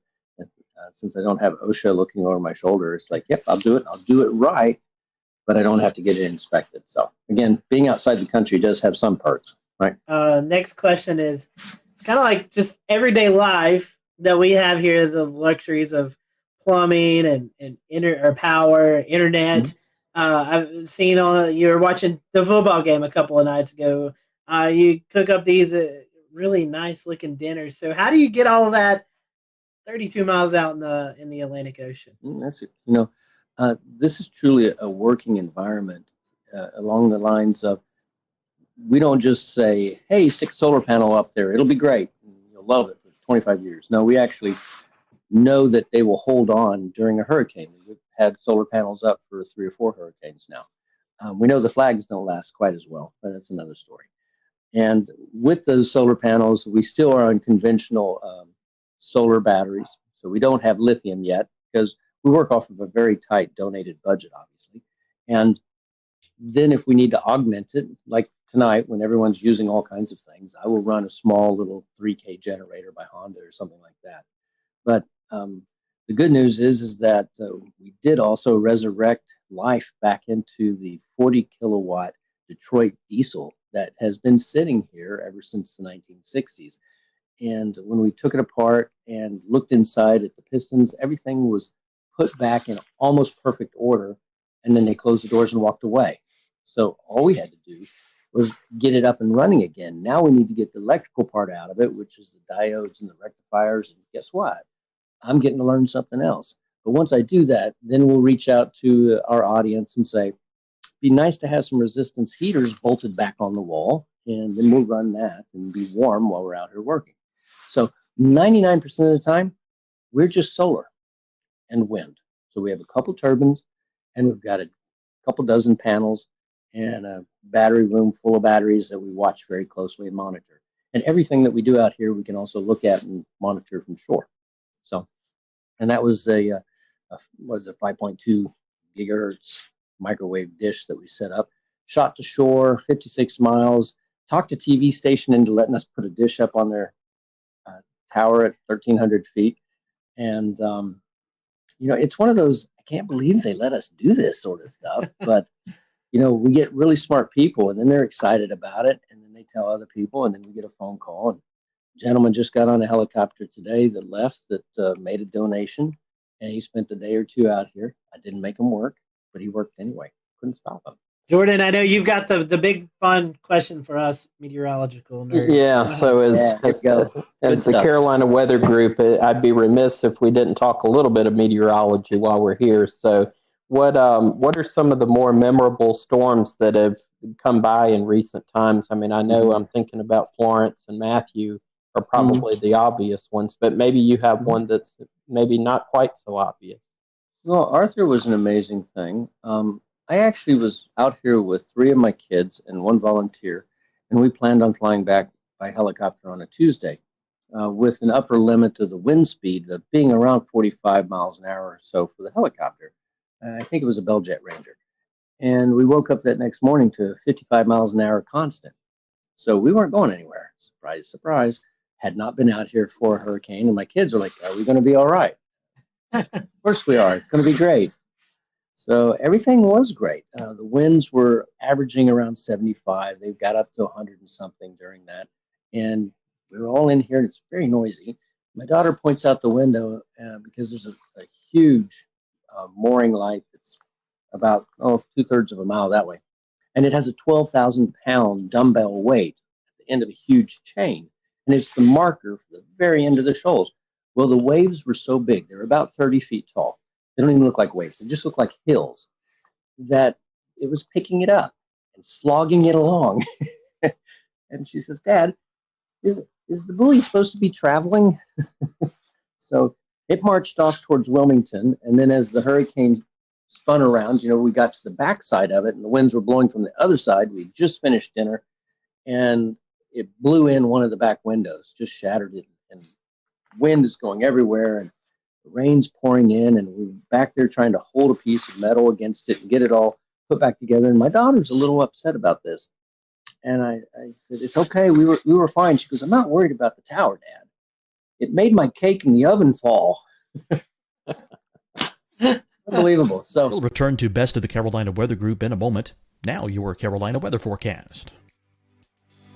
Here are today's forecast high temperatures for North Carolina. Here are the forecast lows for tonight for North Carolina. Here are tomorrow's forecast high temperatures. And here's forecast rainfall across North Carolina tomorrow. Here are the forecast highs for the day after tomorrow.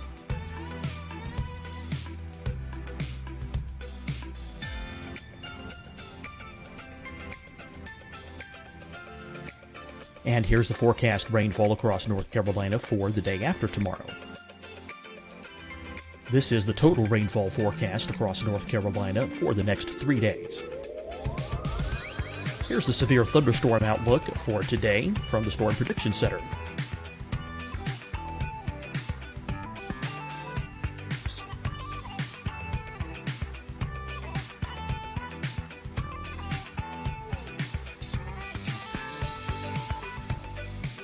Here are the forecast high temperatures for today for South Carolina.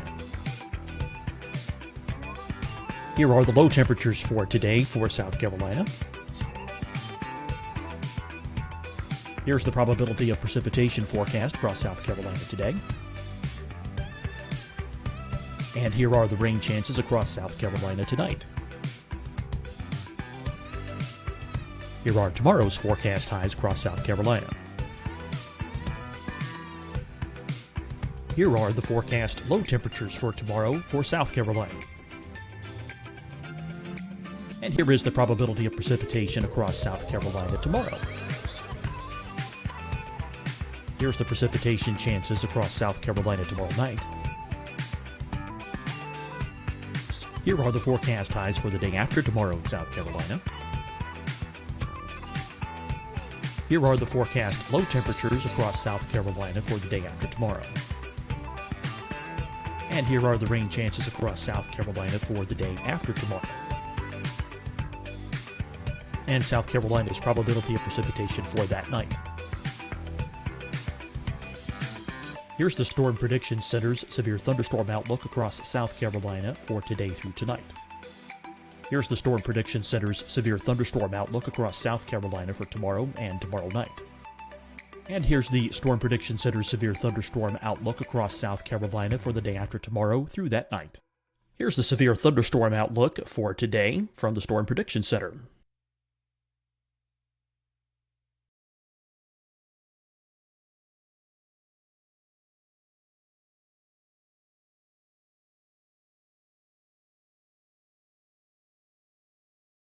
And now here's a live look at weather radar across the southeast. Deciding when to wear a mask isn't about who you know or how well you know them. Just ask yourself, will I be with anyone I don't live with? If the answer is yes, get behind the mask. Help slow the spread of COVID-19. Get behind the mask. Learn more at covid19.ncdhhs.gov. Hi, everyone. I'm Dr. Mandy Cohen, Secretary of the North Carolina Department of Health and Human Services. And when you follow the 3 W's, you protect your family and your neighbors from COVID-19. When you leave your home, practice your W's. Wear a cloth face covering, wait 6 feet apart, wash your hands often. Wear, wait, wash. We're in this together. Stay strong, North Carolina. Fight the spread and take a stand against coronavirus. Wear a mask in public. Stay at least 6 feet apart from others. And get tested. Join us and fight the spread. Visit scdhec.gov/COVID-19. Getting tested for COVID-19 helps you to take the steps needed to protect yourself, your loved ones, and your community. Find the testing location at scdhec.gov/COVID-19 testing. You'll see your Carolina weather forecast at 25 and 55 past. And now back to the best of the Carolina Weather Group on the all-new Carolina Weather Net.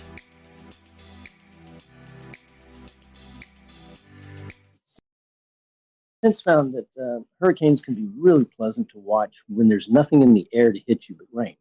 When you're on shore, you have to worry about all kinds of things. You have to worry about trees falling on your houses, that sort of thing. Out here, it's just rain. You wear safety goggles so that it doesn't sting your face too bad.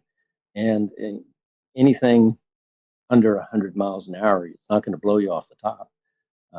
Over 120 miles an hour, it gets a little dicey. We had some gusts to that during a couple of them.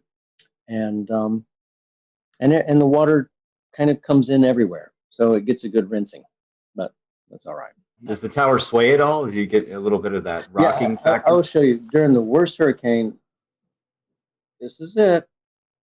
That's it. Just enough to make the water wiggle around in the Culligan jug. That's it. Puts you to sleep really good. And they are really loud. They are quite noisy. But, you asked the question really that I should answer more directly is about the weather and how and what do we watch and how do we know when we can go out here. It's only 30 miles out, but the weather here is very different than the weather on shore. On shore, we can have 30-degree days, and out here, because they have this enormous mass of water underneath us, we could be in, t-shirt and shorts, or like today, we had a 25-degree temperature drop out here. It was beautiful. It was 75, and then it went down to 55 for a while, and I'm wearing a jacket because it's cool. So you kind of have to be aware that the ocean is what they would call an ever-changing, never-changing environment. So it's always going to be a little different, and you can only tell about 3 or 4 days in advance as to the true conditions in this one location. Being on top of a hill at the end of the shoals creates a Venturi effect. So the water goes much faster underneath us than it would maybe just half a mile away. It's quite an interesting place to try and go scuba diving, that's for sure. I would imagine the waves, Yeah. We see storm surge on the coast with landfalling hurricanes. And, we see these models that are predicting 20, 30-foot waves out in the ocean, but the normal everyday person doesn't get to see that. But you do. I mean, you were just talking about the experience with Arthur. I mean, I'm sure the first time you saw it was like, oh my gosh, but have you kind of got used to the fact of seeing these huge waves now after being out there so long? It's funny, the smaller waves, just the 12-footers or so, those actually impact harder than the big ones. We have these legs that are 42 inches in diameter, so relatively speaking, they're very narrow. But if you catch completely square to the cross pipes at the 12-foot level, a 12-foot wave, you know the weight of water. It's quite a bit per cubic yard. You feel it, just a shudder like that. That was a good one. That hit well. The huge waves, they look strange because they really do look like hills rolling past. And then occasionally one of them will break over like you would see on a small wave on the surf. But then you look across it and you realize that it's breaking over hundreds of feet wide and 7 or 8 feet, the top of it's cresting over. And you're just thinking to yourself, if I had a jet ski, I bet I could ride that all the way to shore. But I don't know. From what you've told us, it sounds like there's not many things that would cause such a concern that you'd have to evacuate. But I am curious what your emergency procedures are like. What things might it take to get you to have to bug out of the tower, and if so, what's the process? That's great one. We have about 4 different forms of communication.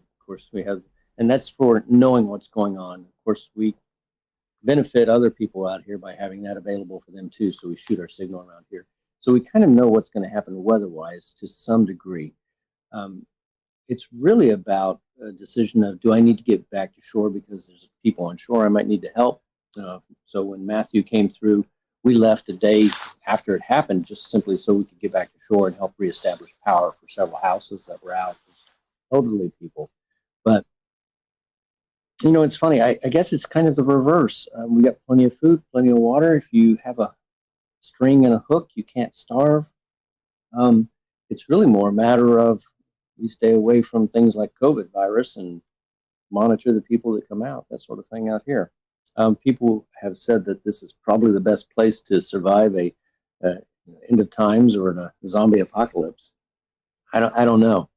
As long as we have our connection to shore with the Marine Band radio, with the internet that we have here, with emergency locator beacons, things like that,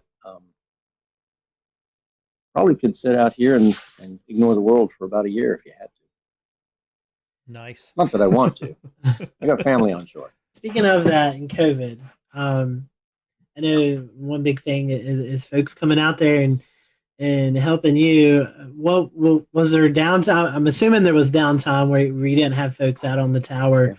What was it like when the world was going crazy and you're already out on this island? I'm sure for you personally it wasn't much of a change, but what was it like? A few years ago, I had finished a job of 11 years and I needed a break. So I came out here and was just here for 6 months straight. Went to shore one time. And I noticed that you don't know what day of the week it is anymore. You don't really know what month it is after a period of time. And you start just living, I'm in this season. Oh, gee, I'm getting into fall now. Okay. But during the time that everyone was really locking down on COVID, I was here for a few weeks by myself and isolating. And it was odd because, I turn on the TV, I get it over the air, I get it over the net, I can see everything that's going on. So, you do always have the ability to communicate, same as we all do while we're still locked down. But I think it just made me really appreciate the fact that out here, I have a mask. I've got one in my pocket right now. And anybody that comes out here is going through a questionnaire. Have you been around anyone? Do you have the temperature taking? All that good stuff.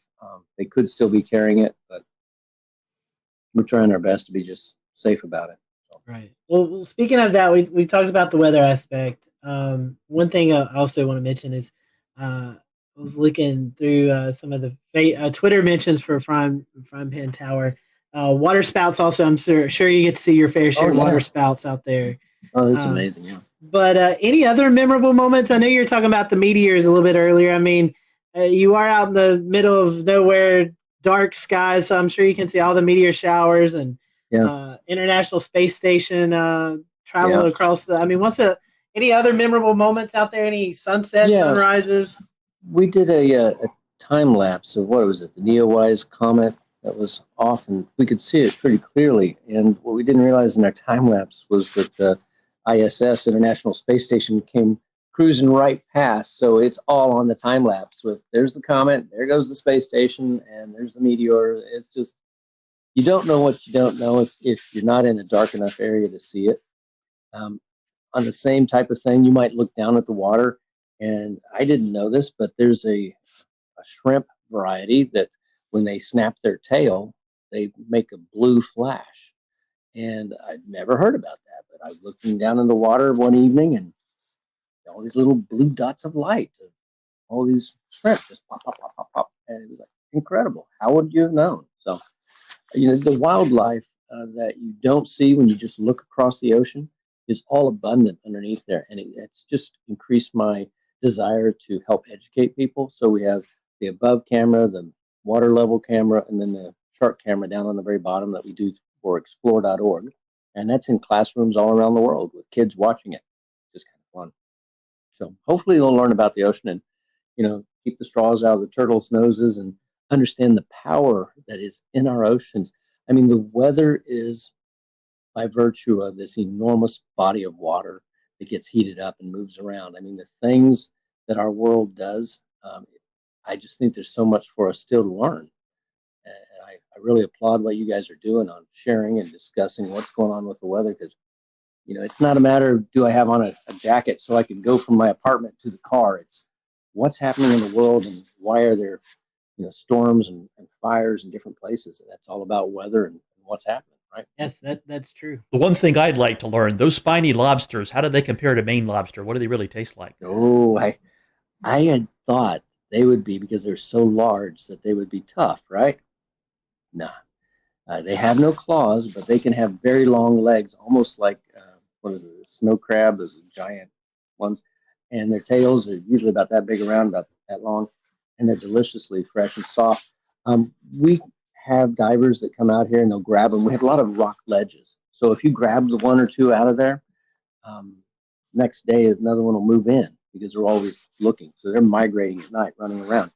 And they brought up 4 enormous ones. We filled up a stainless steel bowl that was about this big, full of lobster meat. We all ate. There was 6 of us, and we ate so much lobster we couldn't stand it anymore. So the next day when we wanted to go fishing, we were fishing with lobster meat, which is just ridiculous. So it's really, really good. For those folks who are listening tonight and they may feel like, this is a worthy cause that I want to give to, I know looking at your website, I mean, you've got a shop with apparel that you can do. You have a list on Amazon that folks can purchase and send to you, all sorts of way to help out the cause. So tell us about that. And I even see a signature coffee blend. So tell us about all the different ways that we can help you guys out there doing the research you're doing. It's really funny. A few times I would have a conversation and talk, people that would be watching about, having this cup of coffee or that cup of coffee. And I finally came across one. And mind you, if you're stuck out here, I'm not going to go and grab a Starbucks or a Pete's or a Dunkin' Donuts. And so I found a blend that was incredible. And the company that makes it, Black Powder, said, well, I'll tell you what, we'll make you that particular variety and we'll give you a percentage of the proceeds for the nonprofit. I thought, oh, win-win. And then they gave me free samples. So I'm going to drink that coffee because it's really, really good. The whole goal is, it's not just a YouTube clip that makes you a few pennies, or an Instagram or whatever, or a few shirts that you make $1 or $2 off of. It's whether or not we can get enough people to pay attention to this, to restore this. And that really is my goal, is how do we restore something? So it's restore, obviously, protect, which is not only the sea life down there, but also the mariners around here. We've been really lucky. We've actually helped save 3 different divers' lives out here, and over the last few years. And then preserve. How do we get it so it's self-maintaining? And I think the only way to do that is basically what we're doing right now, sharing the message, educating people, and helping them understand that it's not me. Again, I joke, it's like I'm the chief custodian and janitor, but I'm also the one that really wants to get the world to understand that this is a rare thing that was done back a long time ago. And we typically don't do things like this anymore. We don't build big steel structures because we simply don't need to. And it's really worthwhile to save it.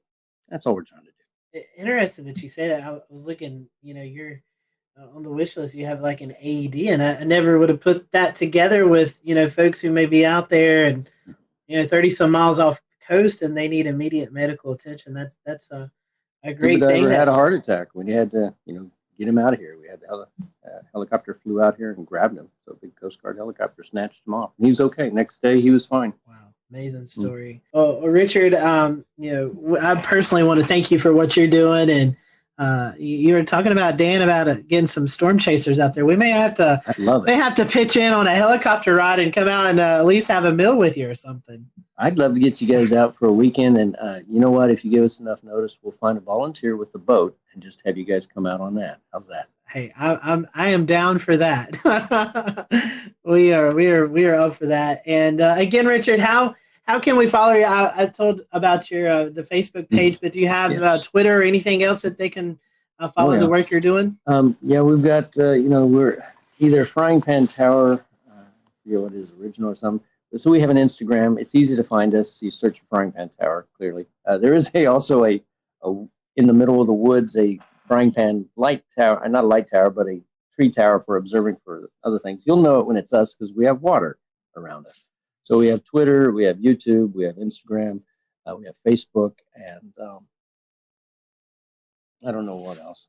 Well, you're talking about and our website. Yeah, at the explore.com, which we got permission to air some of the footage during hurricanes. Oh, good. It's explore.org. They're good folks. Explore.org. Yes. Yeah. They're doing good things. Definitely check that out.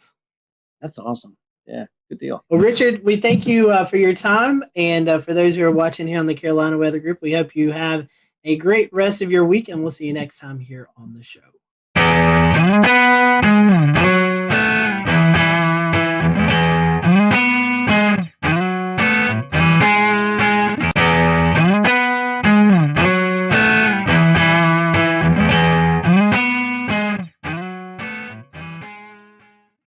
I'm James Brierton. A special edition of the Carolina Weather Group starts right now.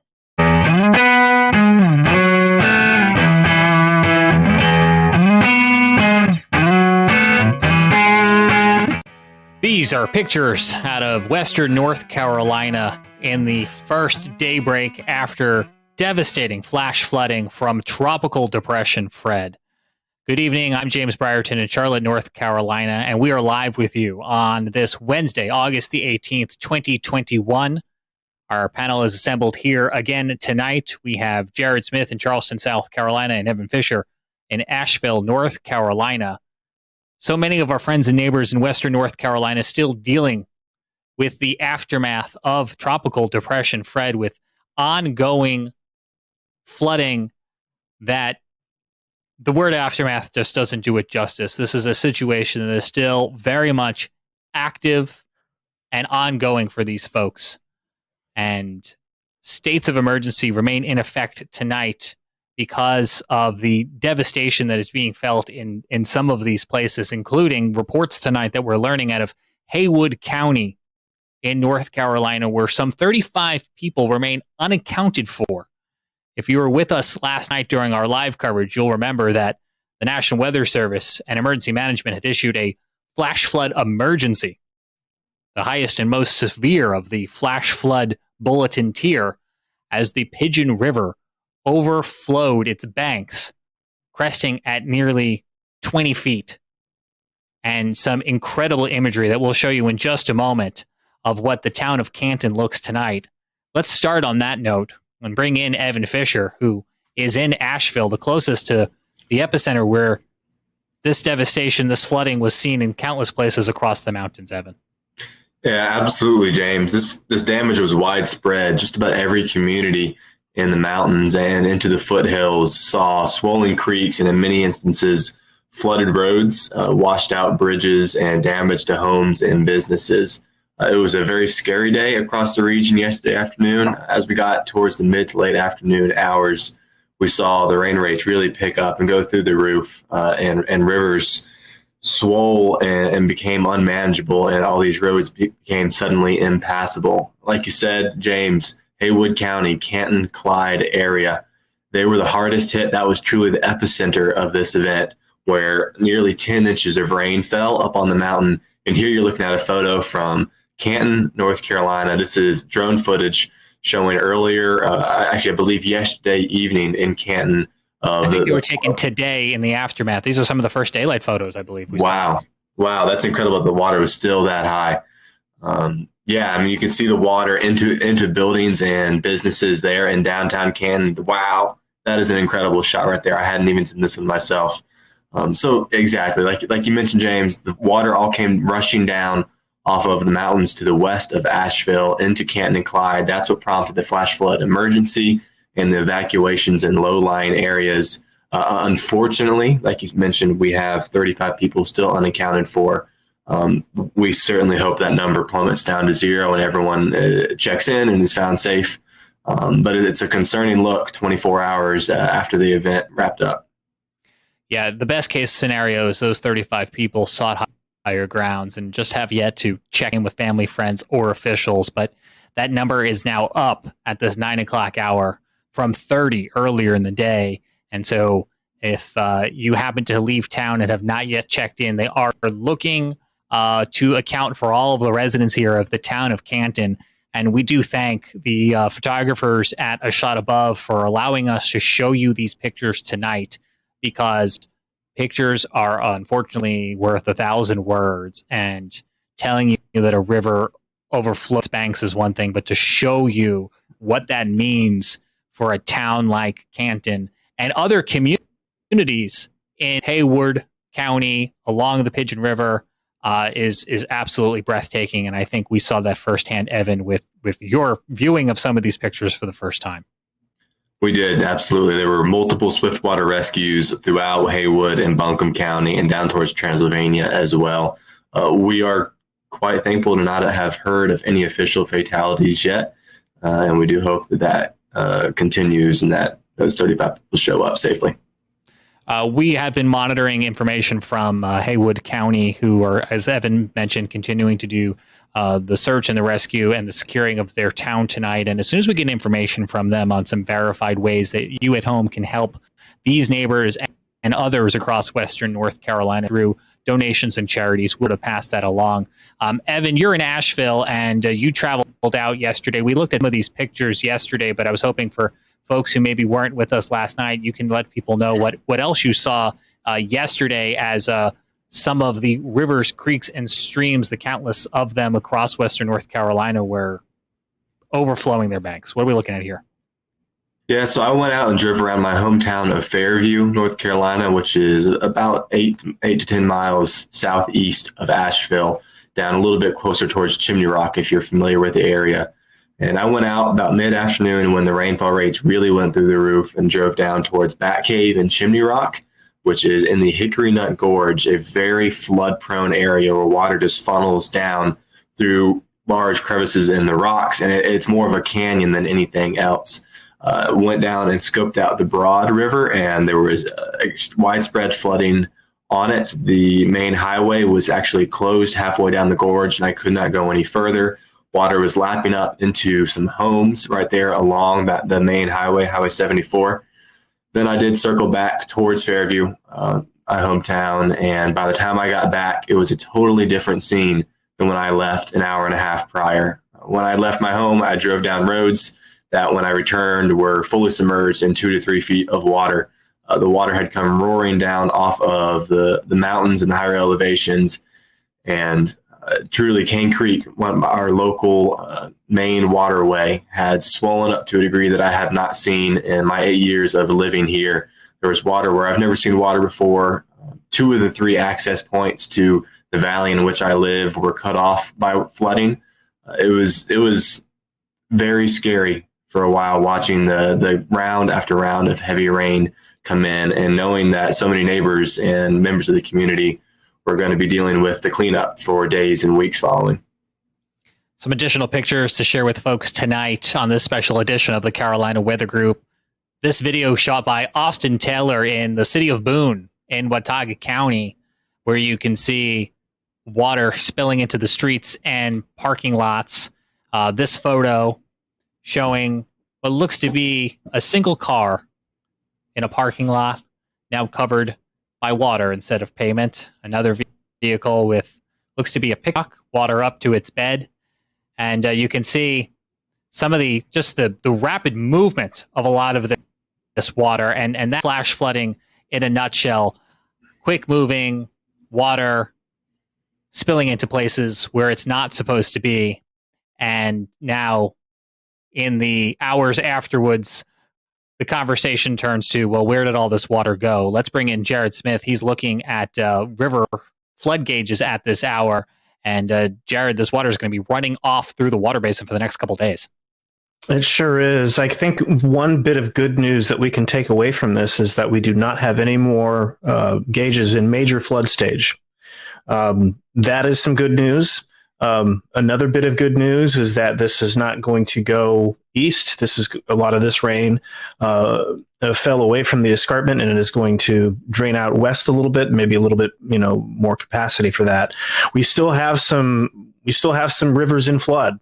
That's going to be certainly an issue here. The French Broad River at Blantyre, I hope I got that right, it looks like its crest around 20.44 feet.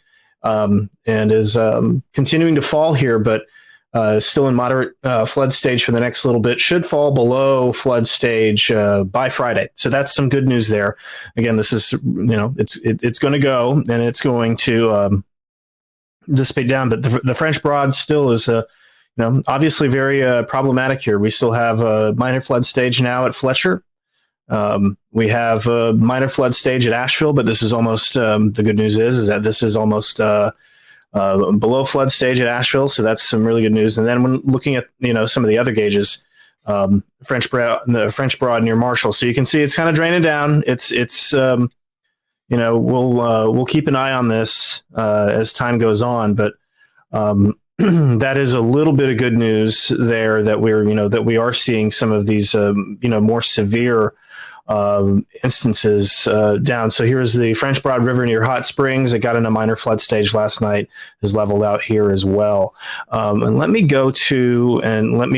see here. It was much easier to find. Let me grab the Pigeon River real quick, because that's what we're looking for. Let's see here. So here's the Pigeon River near Hepco. You can see that. We'll return to Best of the Carolina Weather Group in a moment. Now your Carolina weather forecast. Here are today's forecast high temperatures for North Carolina. Here are the forecast lows for tonight for North Carolina.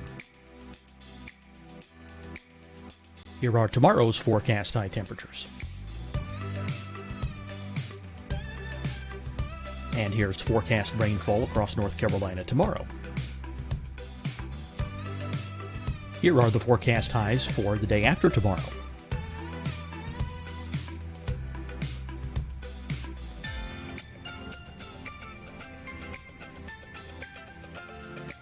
And here's the forecast rainfall across North Carolina for the day after tomorrow. This is the total rainfall forecast across North Carolina for the next 3 days. Here's the severe thunderstorm outlook for today from the Storm Prediction Center.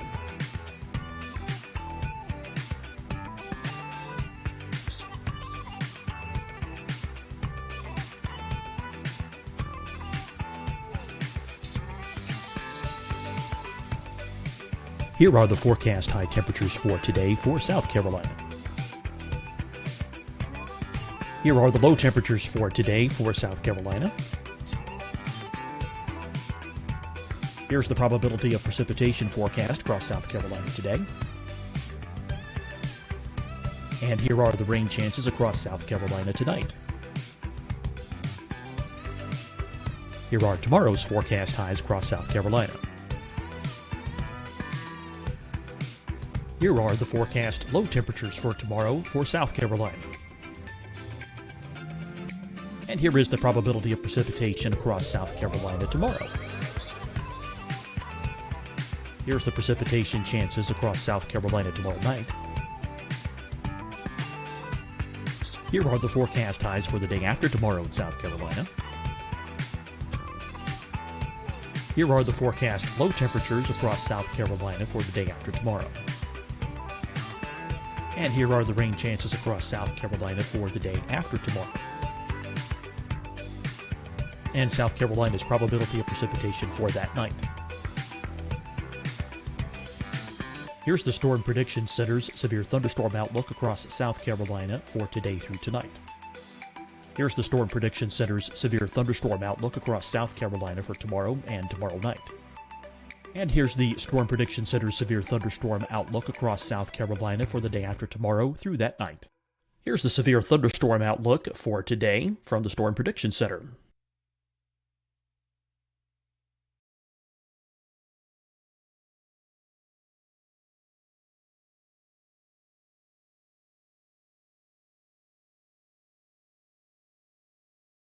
And now here's a live look at weather radar across the southeast.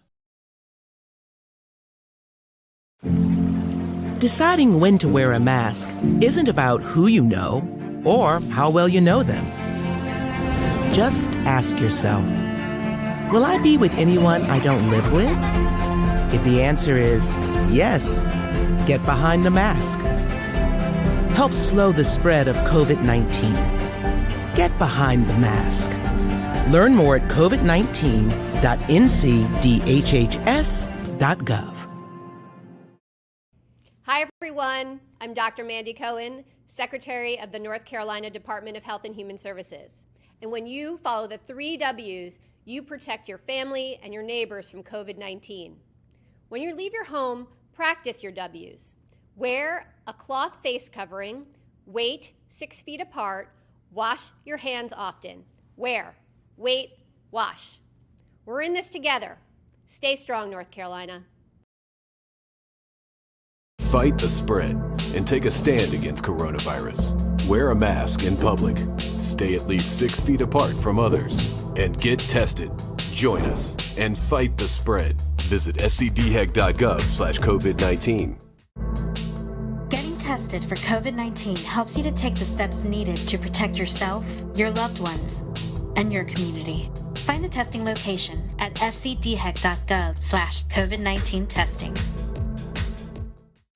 You'll see your Carolina weather forecast at 25 and 55 past. And now back to the best of the Carolina Weather Group on the all-new Carolina WeatherNet.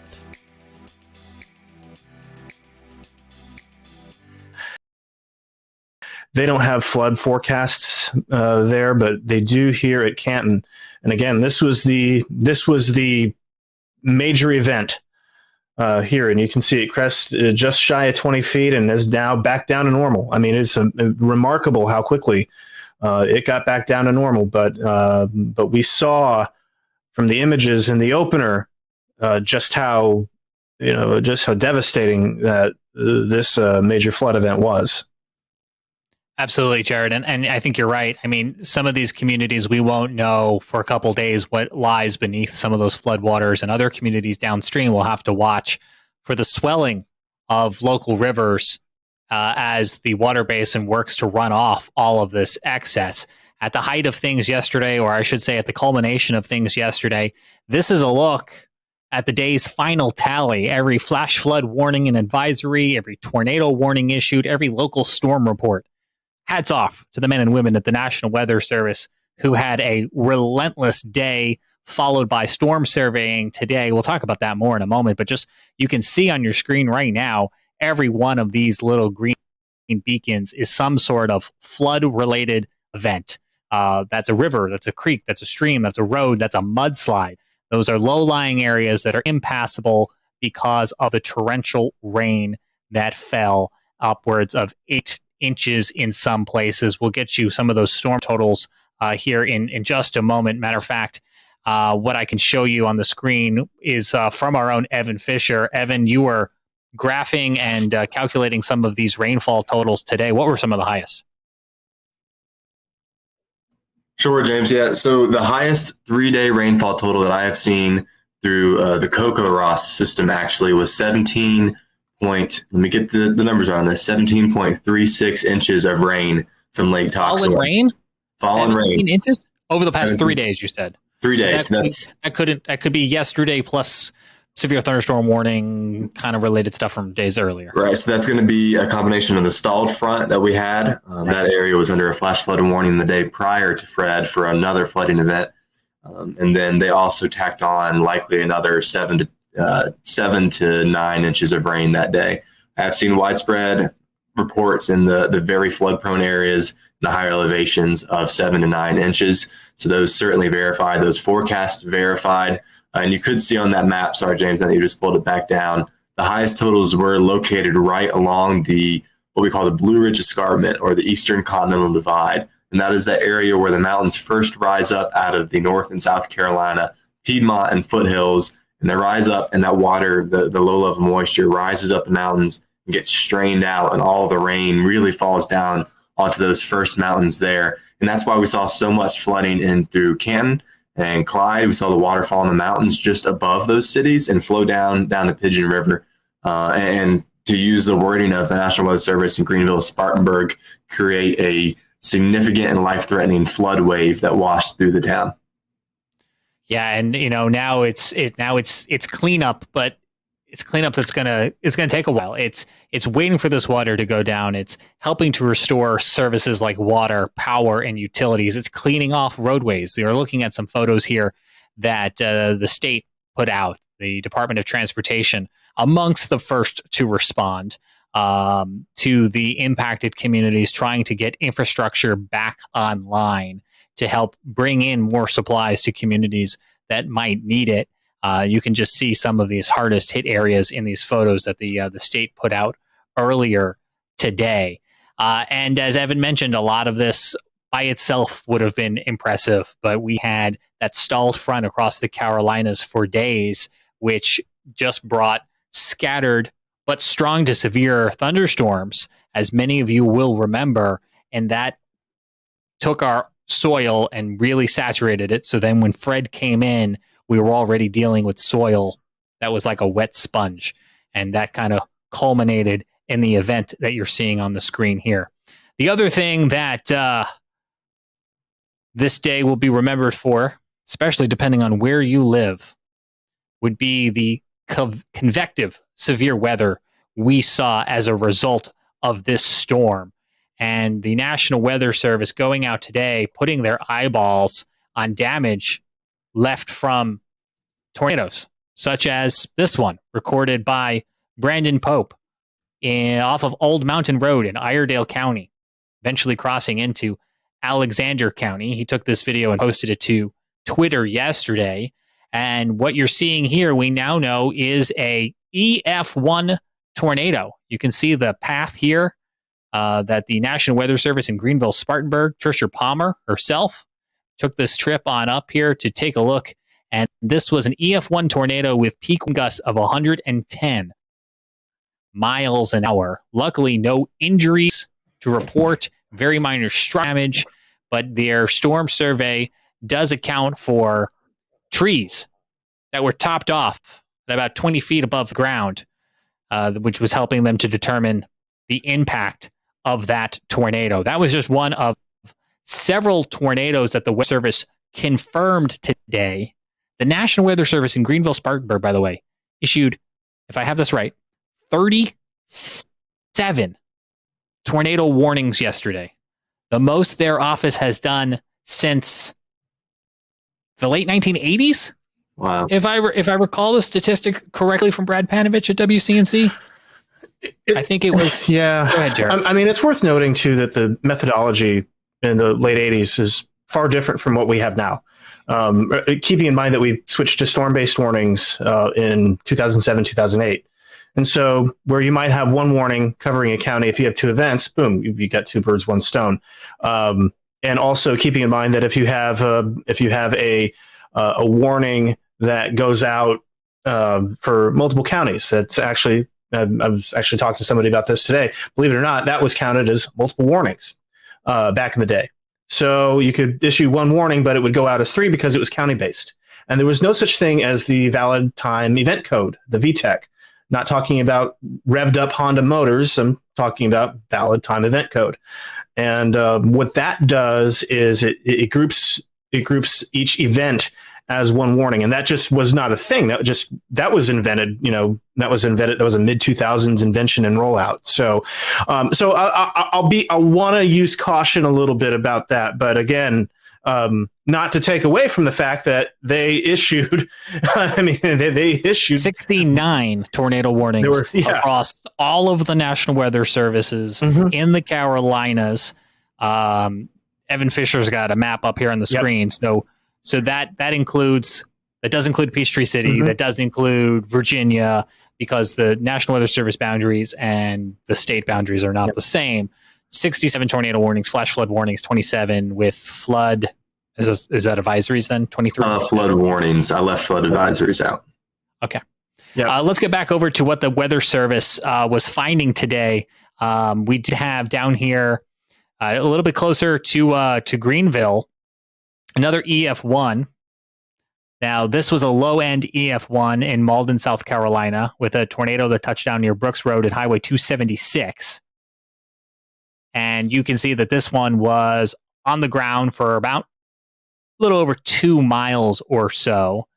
And minor damage to roofs and siding noted to several structures. Damage was primarily limited to multiple uprooted large hardwoods and snapped trees, not too dissimilar from the one seen in Alexander and Iredale counties. Another EF1 here to show you on the map near Fountain Inn, South Carolina, where the storm survey team found that a tornado touchdown east of Pennington Road. This tornado tracking north-northeast, crossing intersections such as Highway 418. Damage, again, primarily limited to some hardwoods and snap trees, which would be expected with an EF1. One of the trees, though, did fall and damage a home on Ritchie Road. The shed there was also damaged and destroyed as a result of a fallen tree. So a direct result of that tornado, which EF0 also striking about 3 miles southeast of Fountain Inn, South Carolina. And I could have sworn, yes, there is. I was going to say, I could have sworn there was another short-lived little guy here, an EF0, that was on the ground for about 1/10 of a mile. And this one near Sandy Springs, South Carolina. And I almost missed this one as well here near 6 Mile, South Carolina, also on the ground for about 1/10 of a mile, where multiple trees were uprooted. Some of these shorter paths are not surprising, considering the tropical nature of the setup yesterday. And if you joined us for live coverage, or your local television broadcasters, they were talking a lot about these cells that were training across areas. But the nature of tornadoes associated with a tropical system like this, they spin up very quickly and they spin down very quickly. So it makes warning on them very tricky. You got to move very quickly, and then they don't live very long, which couldn't be good news. But it comes down to pulling that trigger, getting the effective communication, and then on your end at home, making sure you move to safety as quickly as possible. Because you're not going to have a lot of lead time that you might have with certain other tornado warnings we get here in the Carolinas. Certainly, you always want to try to move to safety as quickly as possible. Again, you can find information about how to help Western North Carolina forthcoming on our Facebook page. We're looking for the county to tell us exactly where and when they need help. I know they did say earlier, thanks but no thanks to volunteers for search for rescue, leaving that first and foremost to the professional first responders. And they said that they would be issuing some additional information about how the community can get involved and helped as soon as they get to that phase of their recovery. Jared, let's shift gears here now. As folks, we are in mid to late August, and the tropical season is well underway. With Tropical Depression Fred now gone, what's next? So that's an interesting question. So and that's a question that is kind of shifting on us a little bit as we've gone through the day. First, Hurricane Grace, second hurricane of the season, is going to make a couple hops in Mexico, dissipate there. Not a concern for the Carolinas, certainly a concern for Mexico with heavy rain and potentially some strong winds. Right now, does not expect to become a major hurricane, thank goodness, but still a very rough go for the Yucatan Peninsula, and then getting into mainland Mexico here. So there's your path for Grace. Again, well, very far south from the Carolinas, not a weather concern for us. Where it gets interesting is with Tropical Storm Henri. So last night, you may remember that we've been talking about Henri a little bit and how it was thinking about, it was going to curve out to sea. Guidance picked up on an interesting trend today, and there's a lot of guidance members that are starting to come around to this idea, so much so that the Hurricane Center is starting to come around to this idea that as Henri it's going to get picked up by cutoff low, and it's going to head north and parallel the coast. Again, this is going to be more of a wave and rip current maker for us along the Carolina coast. We'll need to see how far west it ends up. So, we'll continue to keep an eye on that. I'll show you all another graphic in a second, talking about tropical storm force wind probabilities there. But if you notice, the key difference in the track today versus yesterday is that Henri is taking aim on New England. A ridge of high pressure is going to build just to the northeast of Henri, basically cutting off its escape route. And so if you have plans, if you've got plans or business, I know that, Charlotte in particular, a lot of banking business, Charlotte to New York, that's a pretty common commute. You may be dealing with tropical storm Henri by this time, by next Monday. We'll see how this turns out. Again, there's a long way to go. There's certainly uncertainty around this. We have some guidance that's really strictly on board with it. We have some guidance that has not yet gotten on board with it.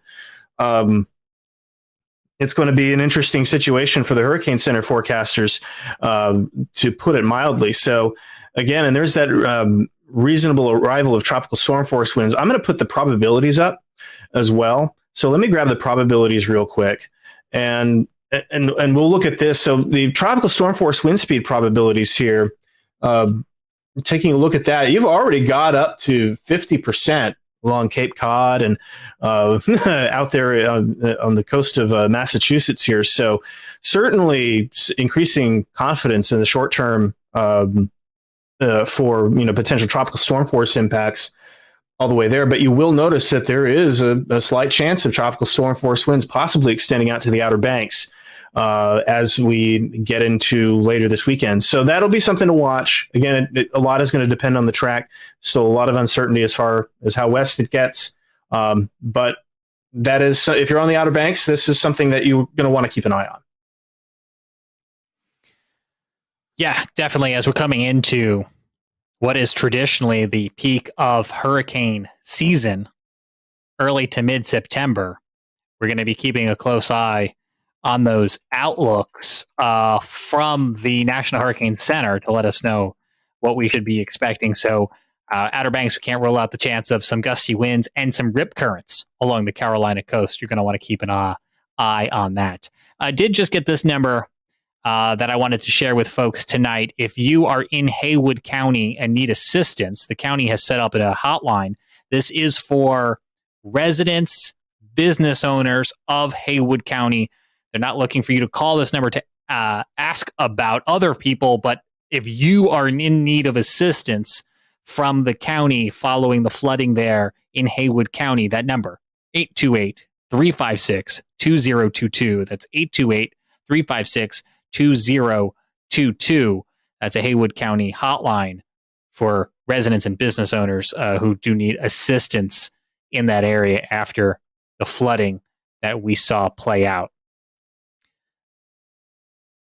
This has been a very tiring last couple days, not just for people who are communicating the weather, but the people who are out there with boots on the ground, the first responders, those coming in afterwards, the National Weather Service. And it really just goes to show that the impact from a storm cannot always be judged by its category. This was a tropical depression, and its impacts are going to be with these folks for a really long time. There are a lot of factors that go into forecasting weather, and purely categorizing them into neat little buckets Well, there's a lot more to it than that. When you factor in things like saturated grounds, stalled fronts, and I think that's a lesson for all of us. Not a critique, but a lesson for all of us to remember. There's no such thing as just a tropical depression. Because all of the pictures and all of the stories and all the damage we told you about tonight are a culmination of factors that get triggered by a tropical depression. And I hope that we remember that in the future. So as people are planning for whatever the future may hold, here in this hurricane season or another, have that go bag. Have it ready. Put it together now and stick it on a closet. There's no harm in just having it. It's better to have it and not need it than need it and not have it. And I think I'm going to be revisiting mine too. Because guys, I'll tell you, I wouldn't be ready if this rolled in here tomorrow. I've got some stuff stocked away either from being a weather nerd or from pandemic toilet paper hoarding. But I'm going to get really tired of eating canned black beans or whatever it is that's down there. And I think that's my upcoming weekend to-do list. Yeah. Best time to do it is now. And that's, aside from Henri potentially kicking up some waves, we've got nothing else out there. And there's a bunch of Saharan dust coming off. We may actually catch a little bit of a break. And that is a welcome reprieve. Yeah. That's a reprieve that we don't usually get in late August. So I will urge everybody, take advantage of this. Check your hurricane kits. Look at your evacuation routes. Get vaccinated. No time like the present. Do not deal with COVID. Don't try not to worry about COVID on top of trying to run away from a storm. You made up a good point on that yesterday. Because the combination of vaccines and masks and everything else instantly, fearfully goes into politics. But if you need to evacuate and go to a shelter, these are going to be factors and considerations on how you plan, where you go, what you can do when you get there. And they were conversations that came up last year and will certainly have to be revisited again if and when we need them.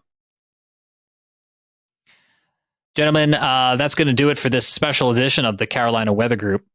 We thank you all at home for tuning in tonight, whether you're watching with us on Facebook or YouTube, or maybe listening to the audio podcast. I don't want to leave you out, our podcast friends. I know you haven't been able to see these visuals that we've been showing you, but the audio podcast is an important mechanism for us because it's a place that during a state of emergency, we will turn to continue to deliver information about the weather. Not live, of course, because a podcast inherently isn't live, but it's a place that we can put forecast updates, weather updates in a means that doesn't require a ton of cellular data, doesn't require a ton of battery power, things that can be scarce during severe storms. So I would encourage you to find Carolina Weather Group wherever it is you get your audio podcasts so that you'll have yet another means to getting information. And we hope it's a part of a matrix of ways that you get information. And so as you're preparing those go kits, as we always say, please know a weather radio. Very important tool not to be overlooked. On behalf of Jared Smith, Evan Fisher, I'm James Brierton in Charlotte, North Carolina. That does it for this special edition of the Carolina Weather Group. We will see you again real soon.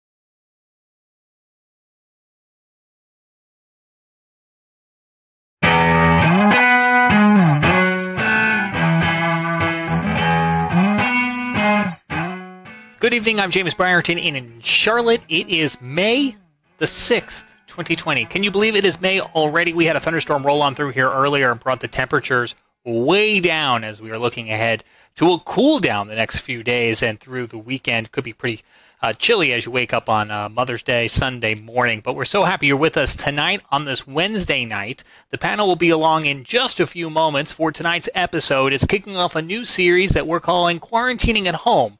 We're kicking it off with the weather team from WECT, the NBC affiliate in Wilmington, North Carolina. It's designed to be kind of a lighthearted experience among all of the serious news that is going on. But first, we do have to start on a more serious tone tonight. The National Weather Service has confirmed that an EF1 and an EF2 tornado struck southern portions of Chester County and Lancaster County in South Carolina about this time yesterday. It all kicked off at about 6:30 when the National Weather Service out of Greenville-Spartanburg issued that tornado warning as a tornadic supercell was moving to the east just south of the city of Chester. It continued to move to the east where it produced an EF1 tornado, brought down some trees and some power lines, and much of that town was in the dark for a good portion of the evening. Now, the storm itself was moving just north of Little Rock Creek when it most likely lifted and then dropped again. What is being considered a second tornado then touching down near Interstate 77 as it began to leave Chester County, enter into Lancaster County, move towards Great Falls, where the National Weather Service out of Columbia took jurisdiction of the storm. Now, both Weather Service offices went out there today, did storm surveys, and the team out of Columbia came back with EF2 damage caused by the tornado in Great Falls, and that would have been winds of about 115 miles an hour. The other thing you're looking at here on your screen, we're going to go ahead and bring these beautiful and stunning pictures full screen for you. This is friend of the show, Chris Jackson, was out yesterday in the area with his drone. I believe it's a DJI Maverick. And take a look at these stunning pictures. You can see that supercell coming towards him, the lightning that is being produced by this storm. Now, the tornado itself is not believed to have caused any deaths or injuries. However, one man did die in Chester County yesterday from a lightning strike, and you can see some of that powerful lightning here being produced by the storm. And then it dropped hail up to 2 inches, golf ball size hail reported as We'll return to Best of the Carolina Weather Group in a moment. Now your Carolina weather forecast. Here are today's forecast high temperatures for North Carolina. Here are the forecast lows for tonight for North Carolina. Here are tomorrow's forecast high temperatures. And here's forecast rainfall across North Carolina tomorrow. Here are the forecast highs for the day after tomorrow.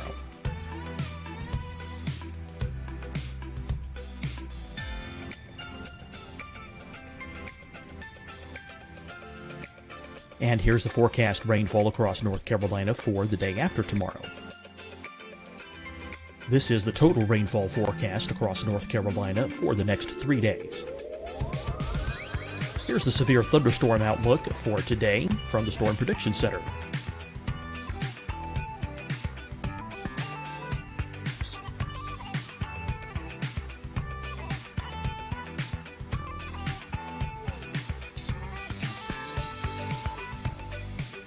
Here are the forecast high temperatures for today for South Carolina. Here are the low temperatures for today for South Carolina. Here's the probability of precipitation forecast across South Carolina today.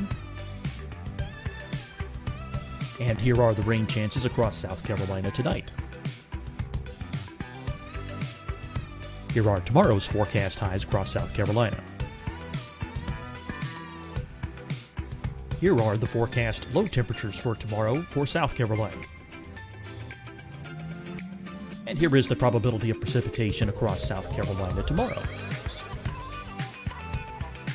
Here's the precipitation chances across South Carolina tomorrow night.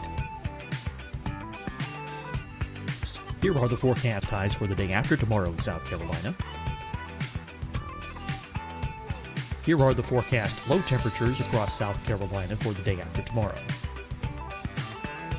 And here are the rain chances across South Carolina for the day after tomorrow. And South Carolina's probability of precipitation for that night. Here's the Storm Prediction Center's severe thunderstorm outlook across South Carolina for today through tonight. Here's the Storm Prediction Center's severe thunderstorm outlook across South Carolina for tomorrow and tomorrow night. And here's the Storm Prediction Center's severe thunderstorm outlook across South Carolina for the day after tomorrow through that night. Here's the severe thunderstorm outlook for today from the Storm Prediction Center.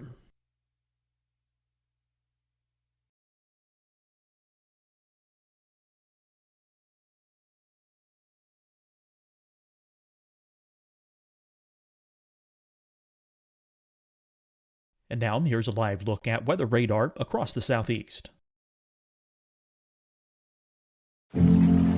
Deciding when to wear a mask isn't about who you know or how well you know them. Just ask yourself, will I be with anyone I don't live with? If the answer is yes, get behind the mask. Help slow the spread of COVID-19. Get behind the mask. Learn more at covid19.ncdhhs.gov. Hi, everyone. I'm Dr. Mandy Cohen, Secretary of the North Carolina Department of Health and Human Services. And when you follow the 3 W's, you protect your family and your neighbors from COVID-19. When you leave your home, practice your W's. Wear a cloth face covering, wait 6 feet apart, wash your hands often. Wear, wait, wash. We're in this together. Stay strong, North Carolina. Fight the spread and take a stand against coronavirus. Wear a mask in public. Stay at least 6 feet apart from others. And get tested. Join us and fight the spread. Visit scdhec.gov/COVID-19. Getting tested for COVID-19 helps you to take the steps needed to protect yourself, your loved ones, and your community. Find the testing location at scdhec.gov/COVID-19 testing. You'll see your Carolina weather forecast at 25 and 55 past. And now back to the best of the Carolina Weather Group on the all-new Carolina Weather Net.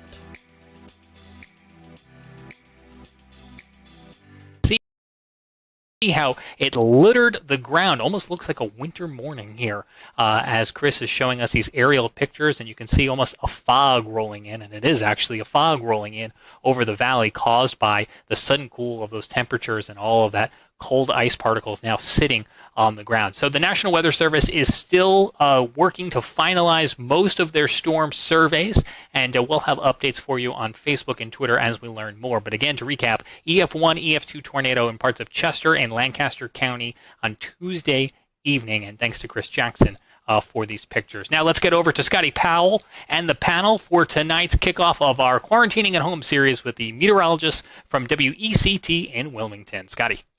Hello, everyone. Welcome to the Carolina Weather Group. Welcome. We want to welcome the WECT weather team out of Wilmington, North Carolina. They've gratefully accepted our invitation to just have our question and answer segment with the folks. So happy to have on with us Gannon Medwick, Eric Davis, and Kelly McGlynn, as they all are at either home or the weather state at the TV station doing some work. And so when this is recorded, we actually had a severe weather event move through. So Eric and Kelly are actually in the studio, it looks like. So happy to have them join us for a few minutes.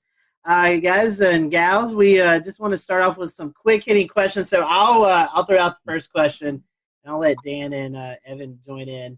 Our first question is about social media. Which do you prefer better, Twitter or Facebook? Gannon, I'll let you start. A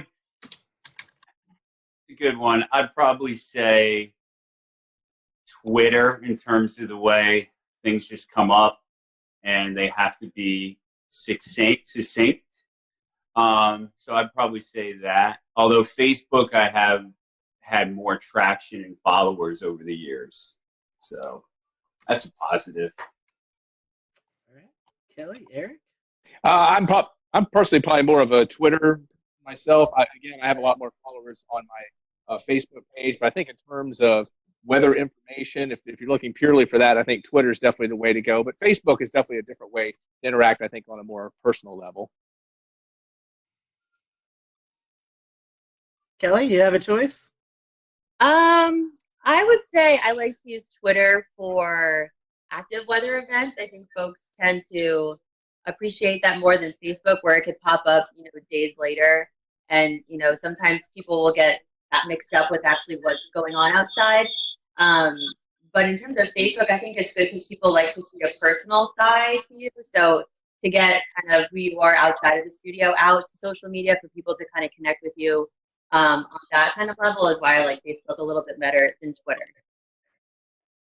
Absolutely. Those are great answers. I'm going to hop in with one of my favorite questions from the list. What is your favorite weather disaster themed movie? I know there's one big forerunner here. That's a great, yeah. But Gannon, we'll start with you.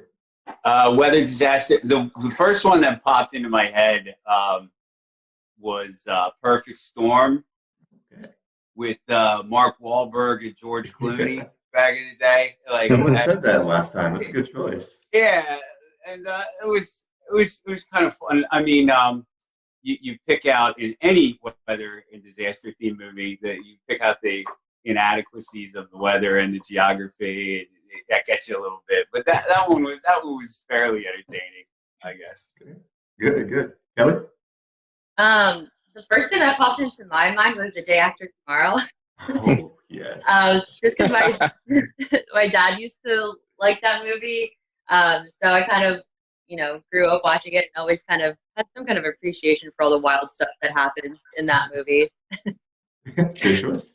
I guess mine would be Twister. That was out about the time I was graduating graduate school or graduate from college. Just about probably aged myself a little bit, but I just love cow, flying up in the air. That's classic. And there's a lot of liberties with that movie, but it's kind of a cool theme. I like it. Yeah, absolutely. Those are great. Dan, you got one? Yeah, and I'm with you there. That Twister. Personally, I think if you haven't seen Twister at least a dozen times, you're missing exactly. out. But kind of in the same mode here. Back to you, Gannon. Kind of circling around. As far as music goes, do you have any favorite type of music, or even any music that kind of gets you in the mood for weather or weather-related music?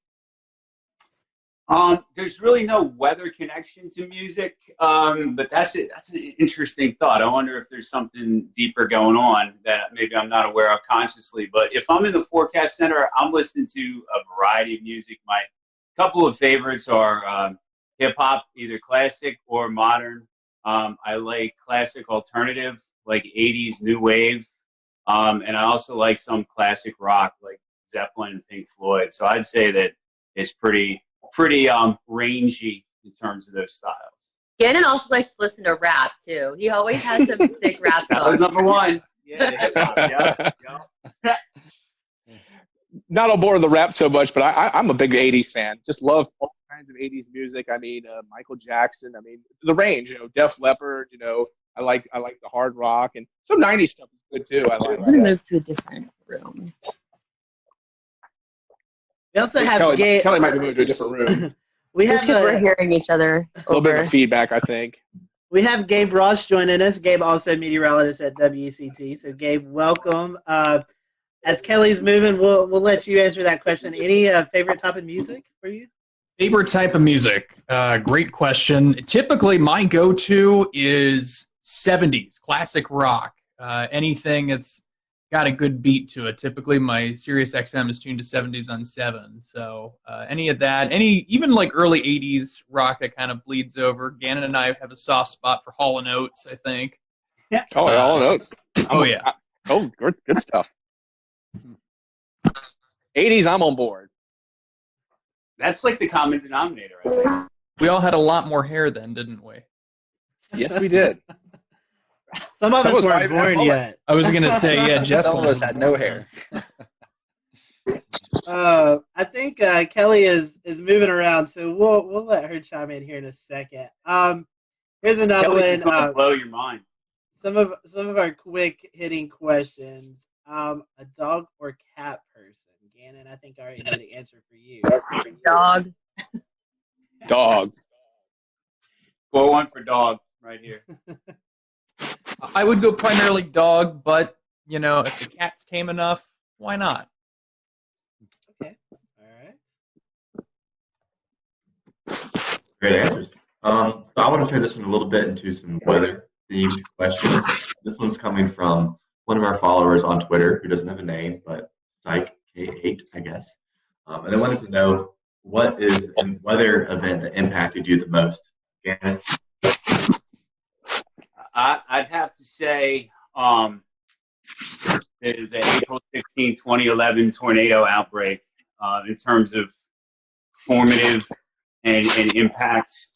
Even though I was shorter than Florence. Florence is maybe an easy reach on a recent level, but just had everything. April 16th, the build up, the actual event, just the emotions of it. We lost people, and then the aftermath, and plus everything that's going on in my life around that time as well. We were speaking about that on a recent Carolina Weather Group, and so that one's going to stick with me forever and probably hold the top spot in terms of real raw impact.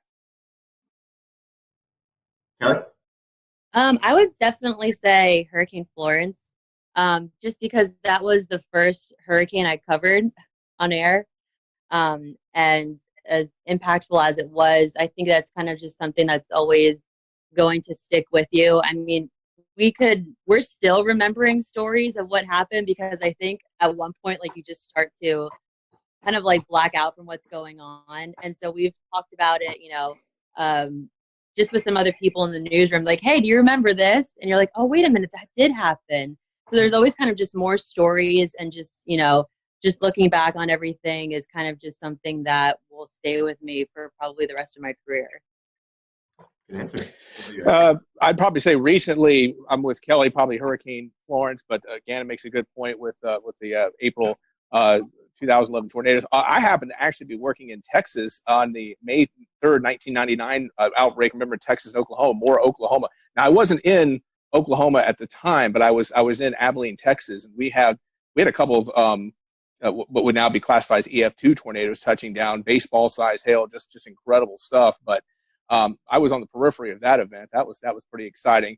And just to maybe turn it in a different direction, I guess two of the big weather events that really inspired me to go into weather. I think growing up, I'd always had an interest in being a meteorologist, but two big weather events happened right about the time I was graduating from high school and kind of pushed me more into the meteorology field. The Raleigh tornado of 1988. I don't know, we're kind of going way back here, but the Raleigh tornado of 1988, I just remember the damage. And one of my friends in high school, there was only 2 deaths, surprisingly, with that tornado, but a friend of mine in high school actually had to perform CPR and unfortunately lost one of the girls who died in that tornado. So that was kind of a direct impact.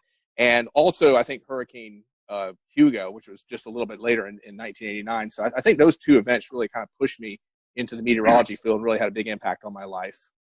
Wow. Yeah. Heavy stuff. Gabe?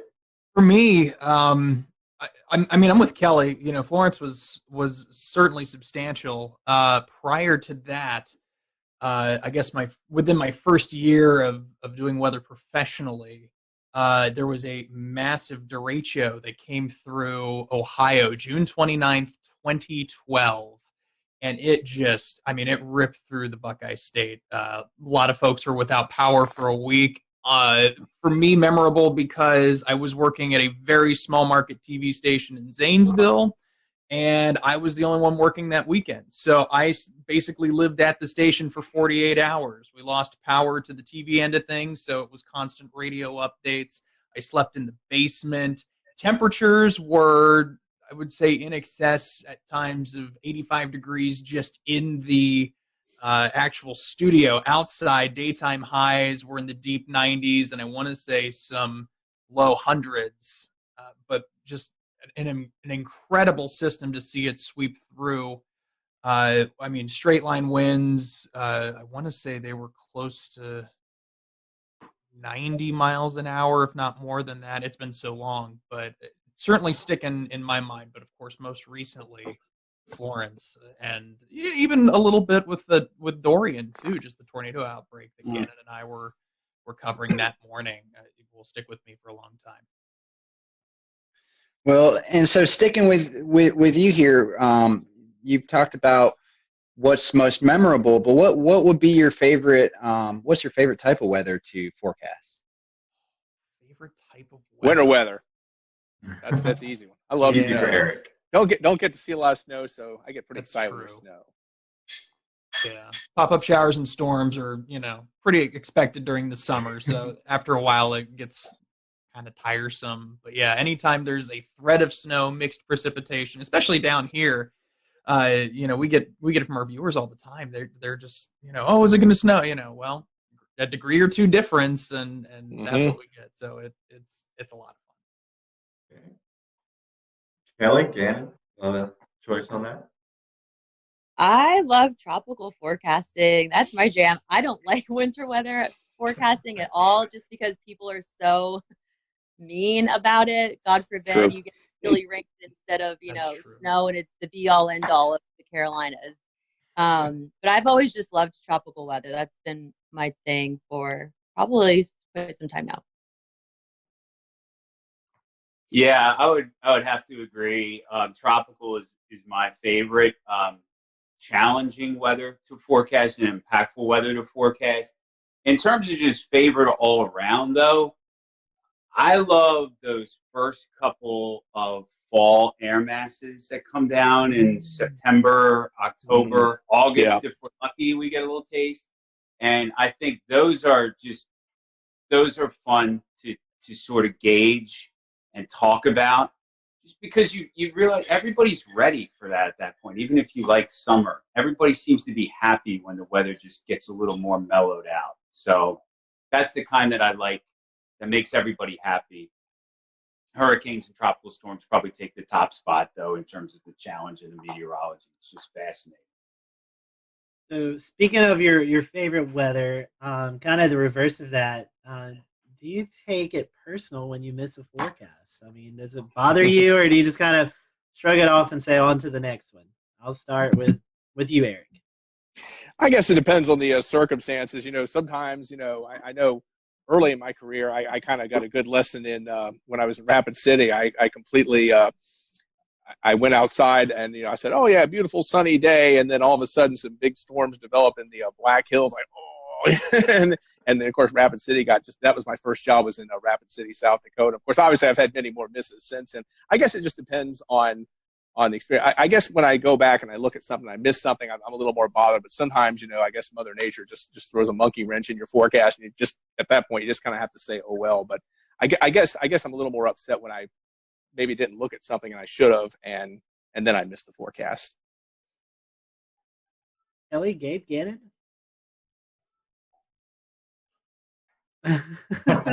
Ladies first. Yeah. And I don't mean you, Gannon. No. He wants to answer. I mean, yeah, of course, it's something that, if we miss a forecast, or, the timing of a line of storms is off by a couple hours and it arrives earlier. And, a lot of people work outside in the summer, like landscapers, and, people have businesses along the beaches, and they rely on those forecasts for their businesses. So, from time to time, we know how the summer goes here. Of course, we can't predict where those pop-up storms are going to be, but, I think it's a kick in the butt when we miss our own forecast, and, we let some viewers down. If you really want to say let them down, or, but I think for the most part, our viewers are very appreciative of our forecasting and how, accurate we can be in the summertime, especially during hurricane season. We get a lot of emails saying, how appreciative they are of, how interactive we are on social media and whatnot. So there's, pluses and minuses to that too.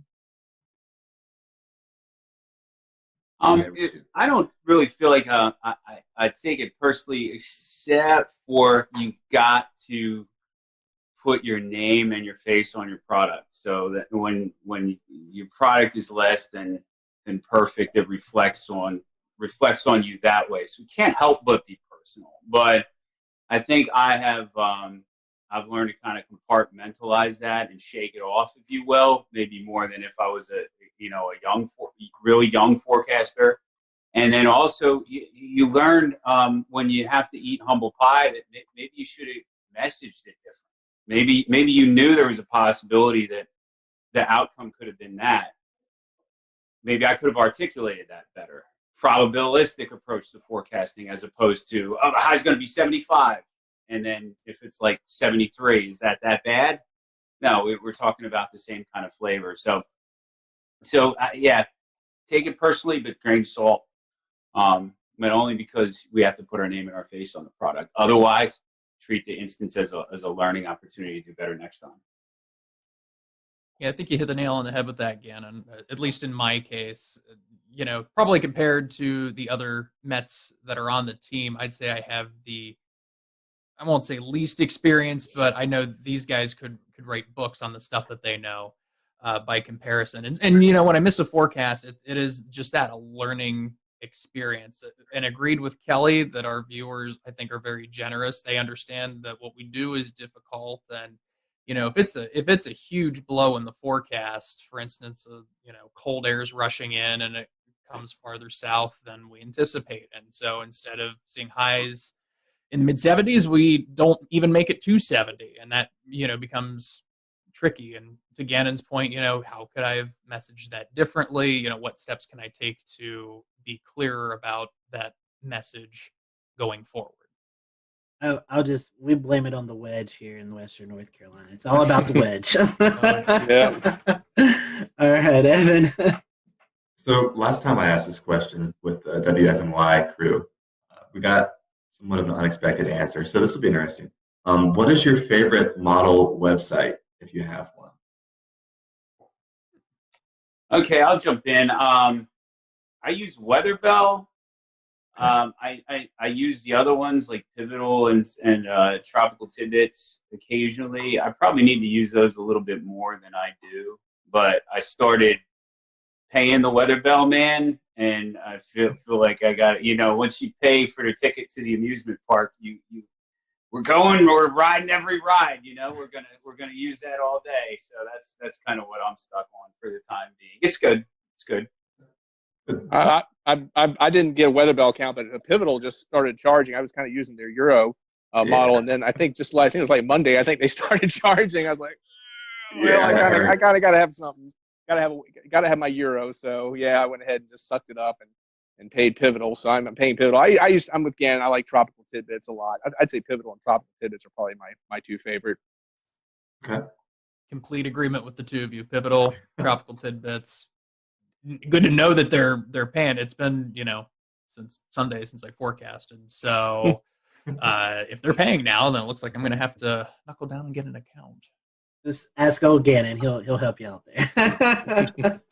Eric, Weatherbell's a good side though. Yeah. Yeah. What about you, Kelly? I have to agree with the rest of the guys too. I like to use Tropical Tidbits obviously during hurricane season, but I favor Pivotal weather for severe weather. I just think they have different parameters than Tropical Tidbits has, and I like to use that more. Now, did those answers surprise you?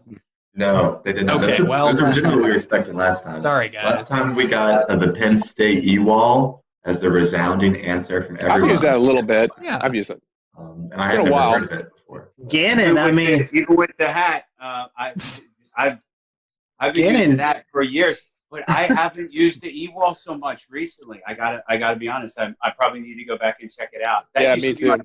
go-to for the HRRR mod for her. I used to go there for the E-Wall. But now I use Weatherbell. So, Gannon, here while we're on you here, the this kind of multi-part question. Were you scared of thunder and or lightning as a kid? And also, was there kind of a period connected to that or after that you knew you wanted to be a meteorologist?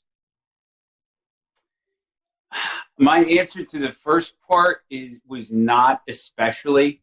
Like, I don't have one specific knock your socks off thunderstorm memory that really freaked me out. And I have a couple of thunderstorm related memories. Like, we actually had a lightning strike to a tree outside of my house, and I remember the current got in the house somehow to the extent that some electronics were messed up.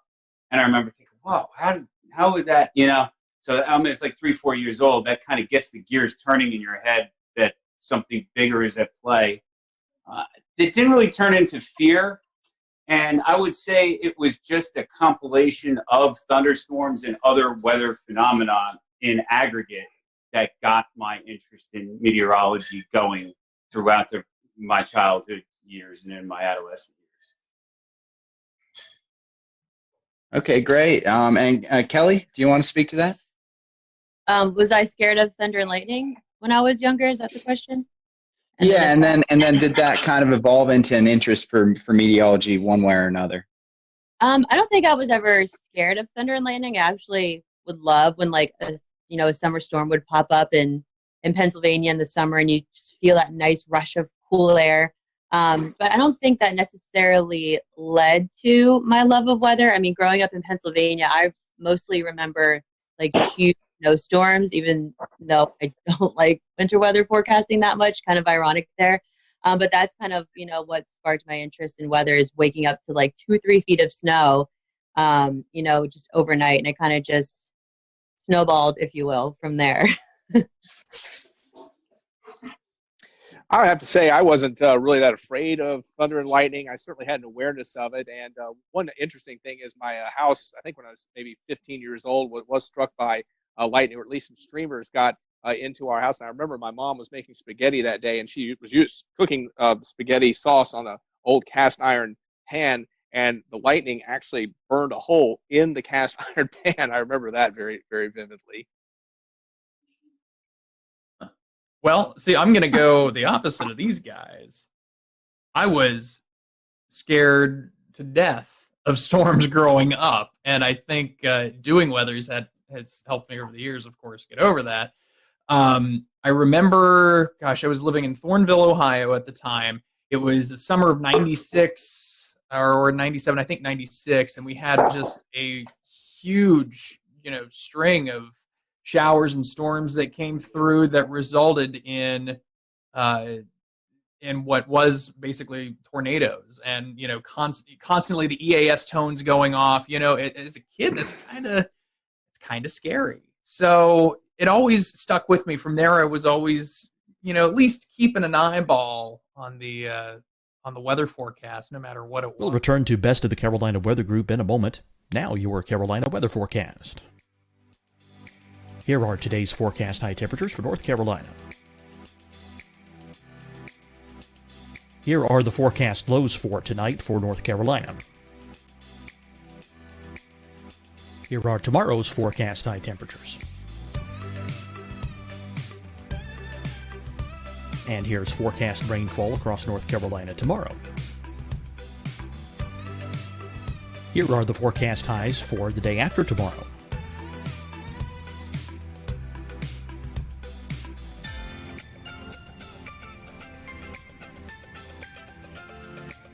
And here's the forecast rainfall across North Carolina for the day after tomorrow. This is the total rainfall forecast across North Carolina for the next 3 days. Here's the severe thunderstorm outlook for today from the Storm Prediction Center.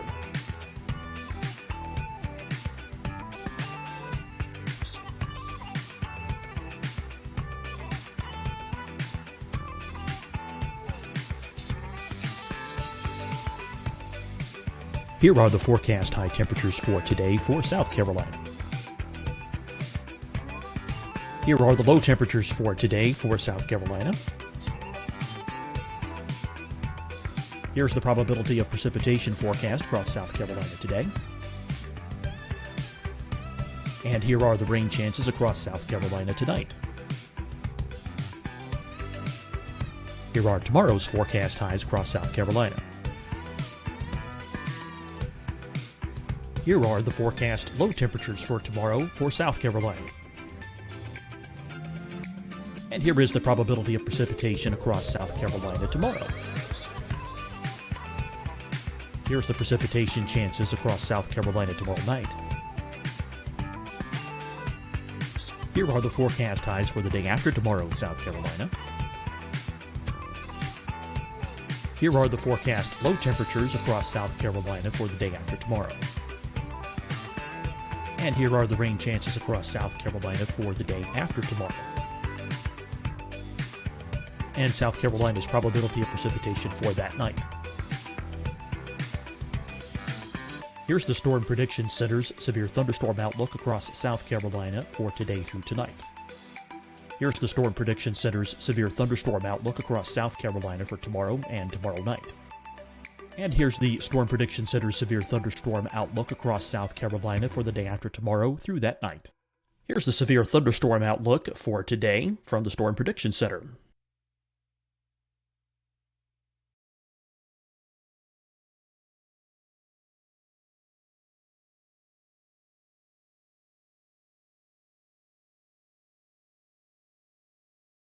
And now here's a live look at weather radar across the southeast. Deciding when to wear a mask isn't about who you know or how well you know them. Just ask yourself, will I be with anyone I don't live with? If the answer is yes, get behind the mask. Help slow the spread of COVID-19. Get behind the mask.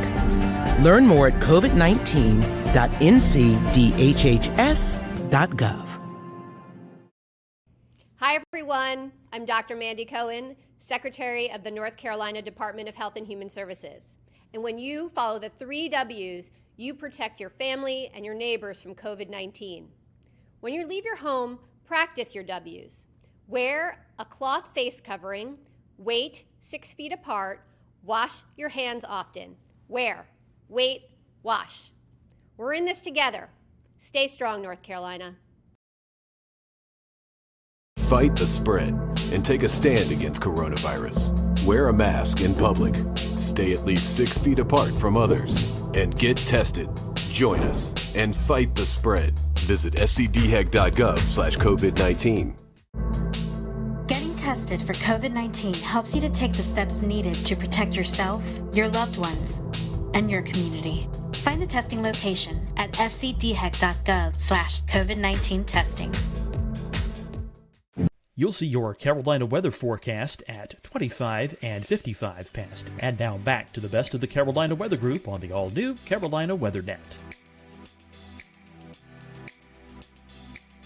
When I got to college, I had actually, long story short, my folks had us grow up basically in TV. They were both TV personalities, TV managers in Columbus, Ohio. Got out of it for a little bit, and then college came around, and then got back into it. And so I started on the news end, and then I actually dated a meteorologist my junior year of college, and then that sparked the love of weather. So the relationship didn't last, but my love of weather from there on did. At least you had something lasting from that. You know, we'll call it a nice parting gift. Another question, and then we want to kind of get to some more fun questions. While we're taping this, we've been going through some crazy times in the country with the COVID-19 pandemic. So this is kind of another two-parter question.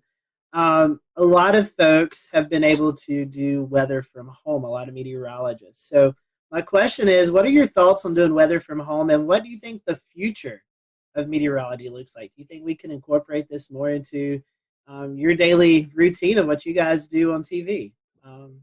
Whoever wants to start, I'll let whoever. Well, my thoughts of weather from home is I think it's a great way to offer the service, the public service of distancing as you can.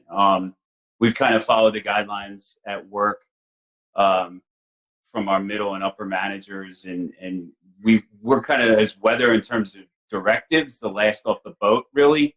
A lot of our anchors have been broken up, and our reporters have been taken away. Some of our producing has been doing sales, etc. But they've left us in place. But I mean, I think it's great when it can be done. I know Gabe has a great setup that he's probably going to speak to, and but I'm enjoying watching some of the setups and the creative things that people have in other media markets. Every little bit helps, I suppose. Yeah, Gannon's right about that.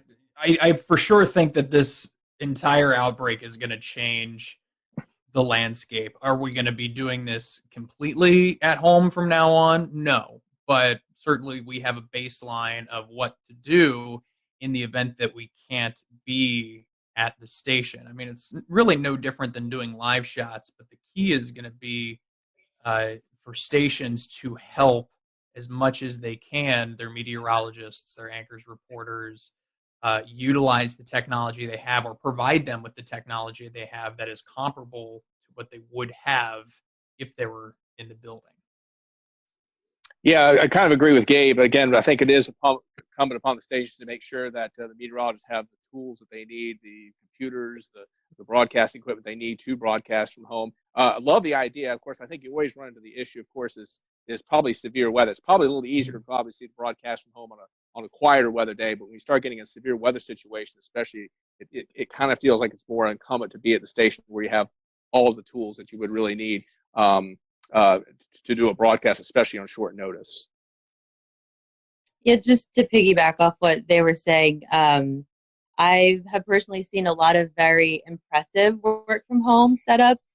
And I think, at least for me, going in, you normally think you're a broadcasting major. Everything that you do needs to be done from the studio. And now that we, kind of are taking that step forward to work from home, there's so many different opportunities and doors open on how much can you expand this? What more can you do from home? And then you also think, how long is this going to last for? And, if it's, tech trends to be something that pops up more in the winter or in the summer or whatever it would be, would people just start to transition to working from home during that, time where people would more likely get sick than, during the off season, if you will, from that coronavirus? It's amazing how many different setups there are too. I mean, I even saw a picture of someone using augmented reality in California and their weather hits. It's impressive. So transitioning away from some of the weather talk, and Kelly, I'll put this right back to you. What are some of your favorite non-weather hobby? Well, I've recently started painting at home just to keep myself busy. And I've also realized that I'm pretty good at doing puzzles, since that's kind of one of the only things that I can do now. But I also love doing anything at the beach. Anybody who knows me knows anything coastal or nautical or ocean related. Like, my name is just all over it. I really want to start surfing. That's like the next thing on my list. Are you able to get to the beach right now? I know. Well, Ganna said there's parking in Carolina Beach, so I'm going to try and get down there like ASAP, because I usually go probably like 3 days out of the week, and I haven't been in like 2 months. So I'm starting to go a little stir crazy there. The waves are good today. So I know. It'd be a good day to learn. I'm seeing that. Even just body surfing would be fine with me. Just something to get into. I love being in water and around water. Awesome. Good choices. Eric? Well, I don't get to do it enough, but I'd like to play tennis with my son. Obviously, in recent years, I've been having raising my kids, but now they're kind of getting older. So actually, probably in the future, I'm going to have a little more time to myself. But yeah, I love sports. I like golf. I'm a terrible golfer. I haven't golfed much recently, but I do love the sport. Obviously, I love just getting out, walking around. And obviously, when I go to neighborhood swimming pool, beach, things like that. Pretty simple guy. Wouldn't say I'm real complicated, but those are the kind of things I like. We found out during a photo shoot that Eric has got some pretty awesome hoop skills. Oh, yeah. This was. I need to get in shape. I got to get in shape though. That's the first thing. Well, yeah. Is there any video of this? I feel like someone recorded some cell phone video with it. I'm not 100% certain, but I could shoot a little ball of the day. I could. Yeah, it was October, November. I'm a perpetual band kid, so my athletic talent is slim and none, unless it's pro wrestling, because it's predetermined and I know how to do it. So you was fitting in well with the WFNY crew last week. Every single one of them played an instrument. They were all in the band back in the day. So we're trying to get a band together, a weather meteorologist band. So we'll maybe reach out. Not me. Oh well, I'm your guy. Any drums or any percussive needs, I've got you covered. Okay. Gannon, what about you? Favorite non-weather hobby? If you guys get a band together, I'll just call the bars to see if I can get you in. That'll be my role. I'm not very musically inclined. I like a lot of the things that my cohorts said they like. I like sports. Play a little sports. this past weekend did tennis, but I like watching sports, keeping up with sports. Around the house, grilling and chilling, gardening. I like to exercise, so try to do that. I got a little elliptical machine that I try to hit at. Even if you're tired, it just feels good to get drenched with sweat when you can, a couple of days a week at the very least. And then just the salt water, having that, I really like it. I'm with Kelly. Made it down to the beach yesterday. They kind of have a just keep moving along directive going on right now. So there's no coolers or beach blankets, but that's real nice when you can do that, because that's just a real good way to unplug, is being near water. I've always found that to be the case. Very nice. Well, in a similar light, is there what makes this city that you live in so great? And do you have any favorite spots to go to? Anything you can recommend to the viewers? I'll say Wilmington is great in its variety of things to do for a city of its size. I think it's a relatively small city, and you might pick something out of Charlotte or Atlanta or Washington, D.C. that Wilmington wouldn't have had a chance of even having. So, I mean, I know there's scale to be had, but there's plenty to do. And then the variety of landscape with the different water bodies, the ocean, the intracoastal, the river, so close, that naturally lends itself to a lot of different things to do. I'd say one of my favorite spots is the part of the downtown riverfront and historic district portion of Wilmington. It's all within a few city blocks of each other, and it's extremely walkable. And there's just a variety of places to dip into and eat and drink. It's a good vibe down there. Wonderful. Do you want to jump in, Kelly? I was going to say, I love Wilmington. I'm not a city person at all. But, visiting from time to time is cool, I guess. But, Wilmington just has, beautiful downtown features. They have the Riverwalk, numerous different kind of restaurants you can go in. They have a raid room. They have, again, what did we do the one time? The knife throwing thing. Oh, you can throw axes. Axes and allies, axes. Multiple axe throwing opportunities in Wilmington. Yes. Axe throwing. Then you have, the beaches. Any beach you go to is going to be a beautiful beach. I love how the people here really take care of the beaches. Like, I rarely ever see any trash on the beaches, and it's great. People pick up after themselves there, and we keep our beaches clean. And, not too far away from here, you can go to Raleigh. You have Myrtle Beach to your south. It's just a really good location, and being in a southern coastal town, for me, it's something that I've always wanted to, experience living in, and I'm glad I did it. Yeah, I completely agree with what my colleagues have said. I kind of like the Fort Fisher State Park myself. I think that's kind of a hidden treasure in a way. One nice thing about Fort Fisher is, you probably, of course, hear about, like, go to Carolina Beach or Riceville Beach, you have to pay a lot of money to park, but obviously Fort Fisher is a state park. You can park there for free, so that's a good beach experience. And plus, it's not quite as crowded either. So that's kind of a nice place to walk around, or if you want a little quieter beach experience. I'm for sure more of a Wrightsville Beach kind of guy. I live near Wrightsville Beach, so I can very easily run or jog to the beach and get in and around there, kind of the Mayfair area. Also, really just from here up through like Surf City, North Topsail, some of those places, they're a lot of fun. I don't want to say a lot of folks my age, but 30-somethings, you're going to find some 30-somethings, in that neck of the woods. So it's pretty cool to get out there. And yeah, most people keep to themselves. And the one thing that was remarkable, when I came down here 5 years ago from Ohio, I was just floored at just how nice everybody is. You don't get that kind of niceness in Columbus, Ohio, when you walk past somebody in Walmart. Oftentimes it's what are you looking at me for? Like, what's going on? Here it's like, hi, how are you? Oh, wow, I didn't get cursed out. That's incredible. So it was a nice change of pace. So I love the people down here and the scenery just as much. Well, what they say is that people who are at the coast often are have a little bit more of a relaxed personality and are generally happier, right? And it sounds like we all need to try the river walk too if we haven't done that. I know that's I'll have to put that on my list. Worth it. But I think Evan, you have one more question to follow up with, and we'll go with that. Yeah, so one last very short, very silly question to kind of end us off for the eve or the afternoon, I guess. Gannon, start with you. Really philosophical here. Is a hot dog a sandwich? Oh shoot! You were really going to ask that? Oh yeah, we weren't joking around there. I'm going to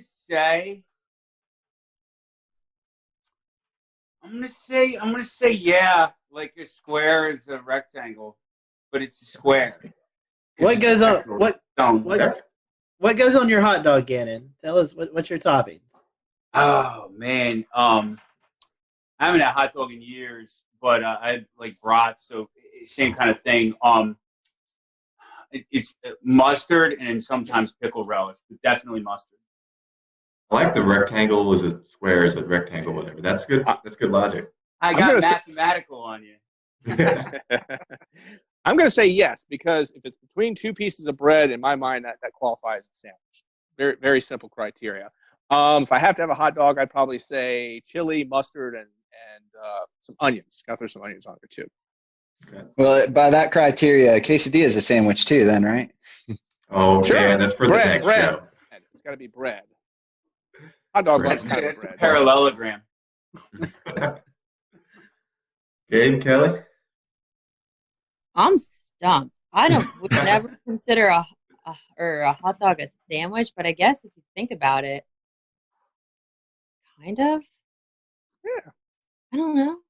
You know, in elementary school, when they'd send out the list of what's for lunch or whatever, they actually would have for us hot dog sandwich, which is okay. Small town Ohio, great, but I guess it would be considered a sandwich in that regard. I mean, if that's the same thing with with a hamburger. I guess it's technically a sandwich between two pieces of bread, like Eric said. So, in my case, I'm with Eric though. I like chili on my hot dog, and I am a cheese fiend. So whether it's nacho cheese, cheddar cheese, you name it, load it on there, good to go. So, Gabe, on my hot dogs, I do the cheese rotel dip. You can mix the rotel and the cheese to get with a little bit of chili. It's good. Oh yeah. Oh, and bacon too. Duh. We're planning in my front. A little bit of bacon on there, just for some taste. Awesome. Kelly, what's on your hot dog? I'm still figuring out if a hot dog's a sandwich over here. I haven't even gone past the first question. But I guess, I don't know, kind of just a classic hot dog kind of gal, onions, mustard, ketchup. What's that one hot dog place in Southport that's now in Wrightsville Beach, guys? You know what I'm talking about? The Trolley Stop or something like that? Maybe it. Yeah. They have a bunch of really cool, different kind of hot dogs there. So, I don't know. Is a hot dog a sandwich, though? This is a question that's going to have to come back every time we do this now. I bet like y'all's answers. These were good. I bet for you guys watching, you never thought we was going to talk about hot dogs on this show. But we are going to start to close up. So would love to give each and every one of you the opportunity, if our followers and listeners find themselves in Wilmington, how can they find you on the social media platforms so they know what the weather's going to be like when they're visiting the Wilmington area? Gannon, I'll start with you. Thanks, Scotty, and thanks, guys, for the opportunity to hang out. I'd like to revise my answer on the hot dogs to include chili, first of all. But also, if you're in Wilmington, you have any interest in Wilmington weather, I'm at Medwick, just my last name, on Twitter, at Gannon Medwick, all one word, on Instagram, and then meteorologist Gannon Medwick, -WECT, is the search for Facebook. So I'm on all of those three places. Forgot my Instagram. I'm going to have to remember that. But on Twitter, I'm at Eric Davis, WECT, ERICDAVIS, WECT. Meteorologist Eric Davis -WECT. You can find me on Facebook. I'll have to get back to you on the Instagram. I forgot for the moment. I have it, Eric. It's WX Eric D 10. WX Eric D 10. There you go. That's Instagram. Thank you, Gabe. Quick search. My Twitter is @Kelly_WX. And for those that may be watching that doesn't know what WX means, it means weather. And my Facebook is just meteorologist Kelly McLinn. So if you do come to the Wilmington area, you won't be disappointed. And hopefully you won't be disappointed in what the weather is that day. But otherwise, it's a beautiful place. I try to make all my social media as consistent as possible. So you can find me on Facebook, Twitter, Instagram, @TV's Gabe Ross, TVS Gabe Ross, GABEROSS, YouTube, and all the other fun stuff you can find on that too. Well, and I just want to say too, I'm not like other Kellys who spell their name with a Y. Oh yeah. My name is KELLIE, so that may help you find me too. All right. There you go. Well, we appreciate you you all joining us this afternoon. For everyone who is watching, thank you for joining us, and catch us next time as we wrangle up another group of meteorologists and ask them these silly questions. Have a good day.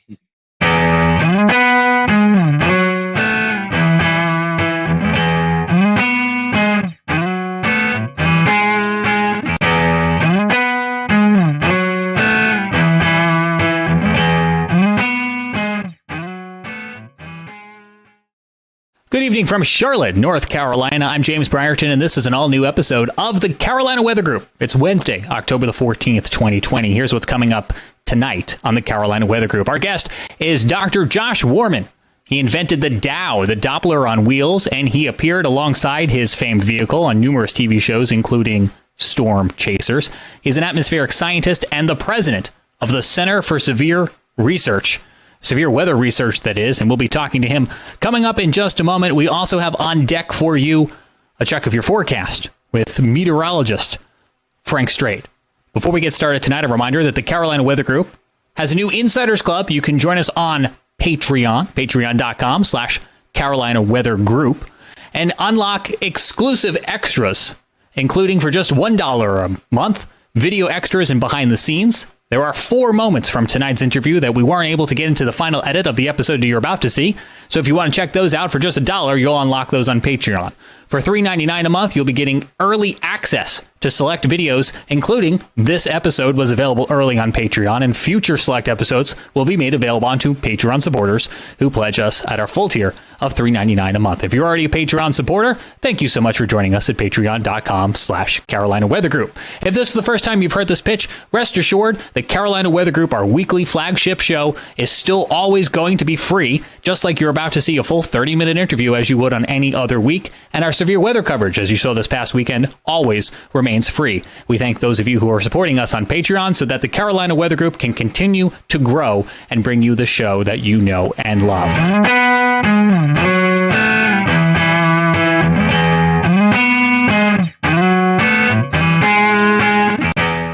Hello, everyone. Welcome to the Carolina Weather Group. We're happy to have you this evening. Tonight's guest is Joshua Warman. He works at the Center for Severe Weather Research, and you may have seen Josh on a few storm chasing shows on TV. We're going to talk a little bit about that as well tonight with all the research he's been doing lately with the active tropical season and just kind of generally talking about his career. So we're happy to have Josh with us tonight. Towards the end of the show, we'll let Josh give out some information, social media websites. That way you can follow more of his content.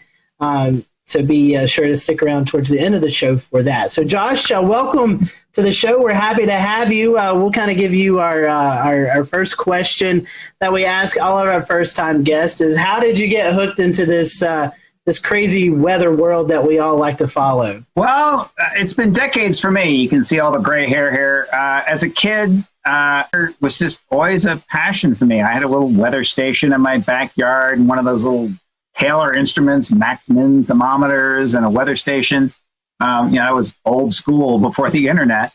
So I always liked weather. It was changing all the time. And it was just a great way to apply my lot of interesting challenges and problems still to be solved. So one way or another, I've been into weather for 50 years. So Josh, before you got started with the Dow projects and everything that you've been working on recently, you actually used to work with the Air Force on nuclear winter simulations, I guess you could say. Could you tell us a little bit about that? That's something I knew nothing about before doing a quick Google search yesterday. Wow, I was going to say, somebody had some old resume out there. I went to school. I went to MIT, was kind of nerdy. I dropped out for 3 years. So, do what I say, not what I do. But I dropped out of school for 3 years and went to work as a consultant for the Air Force Geophysics Laboratories. And there was a group there that was working on modeling of a nuclear winter.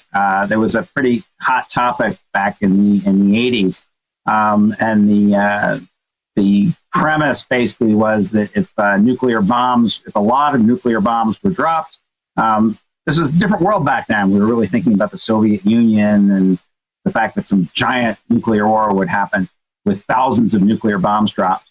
And the concern was that these nuclear weapons would waft a lot of dust and smoke up into the stratosphere where it would last a long time.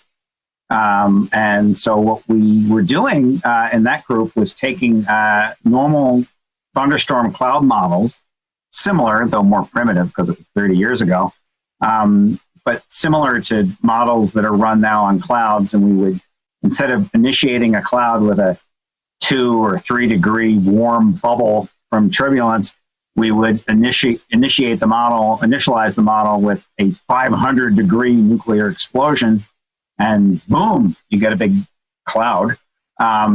And we would look at how high the dust from the ground and how high the smoke and other things would be lofted into the stratosphere. You could see what the effects would be on blocking off the sun. What was the issue? And so the concern then was that a nuclear war might lead to what was called then, probably still is, a nuclear winter. Josh, it seems like you've done a lot of work with radars. What kind of interest when you were trying to figure out what you liked and didn't like in the weather community, what kind of drew you to radars and radar coverage and information? I got into radar as a graduate student, and the group I was working in was working a lot with radar. I was working with radar data. My PhD work. We'll return to Best of the Carolina Weather Group in a moment. Now your Carolina weather forecast. Here are today's forecast high temperatures for North Carolina. Here are the forecast lows for tonight for North Carolina. Here are tomorrow's forecast high temperatures. And here's forecast rainfall across North Carolina tomorrow. Here are the forecast highs for the day after tomorrow.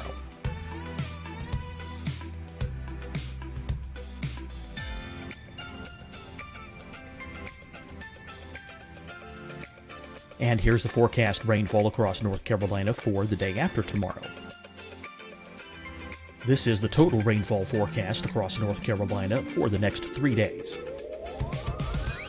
Here's the severe thunderstorm outlook for today from the Storm Prediction Center.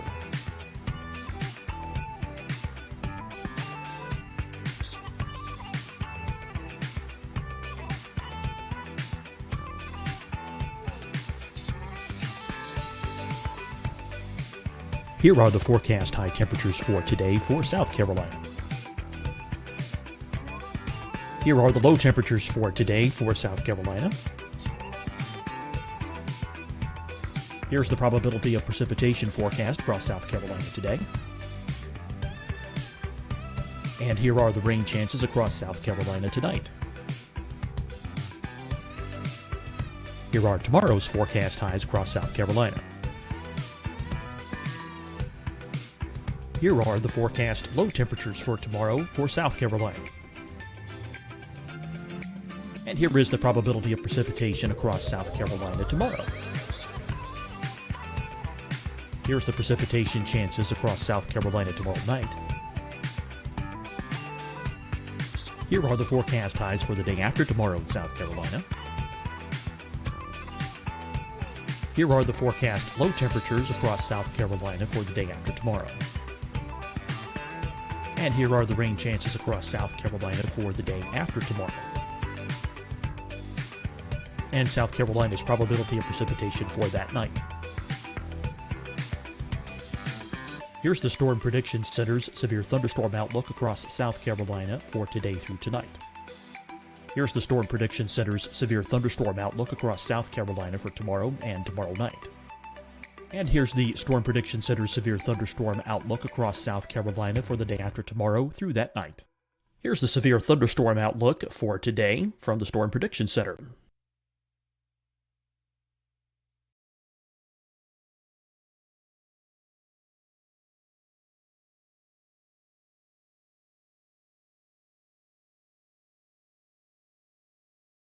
And now here's a live look at weather radar across the southeast. Deciding when to wear a mask isn't about who you know or how well you know them. Just ask yourself, will I be with anyone I don't live with? If the answer is yes, get behind the mask. Help slow the spread of COVID-19. Get behind the mask. Learn more at covid19.ncdhhs.gov. Hi, everyone. I'm Dr. Mandy Cohen, Secretary of the North Carolina Department of Health and Human Services. And when you follow the 3 W's, you protect your family and your neighbors from COVID-19. When you leave your home, practice your W's. Wear a cloth face covering, wait 6 feet apart, wash your hands often. Wear, wait, wash. We're in this together. Stay strong, North Carolina. Fight the spread and take a stand against coronavirus. Wear a mask in public. Stay at least 6 feet apart from others. And get tested. Join us and fight the spread. Visit scdhec.gov/COVID-19. Getting tested for COVID-19 helps you to take the steps needed to protect yourself, your loved ones, and your community. Find the testing location at scdhec.gov/COVID-19 testing. You'll see your Carolina weather forecast at 25 and 55 past. And now back to the best of the Carolina Weather Group on the all-new Carolina Weather Net.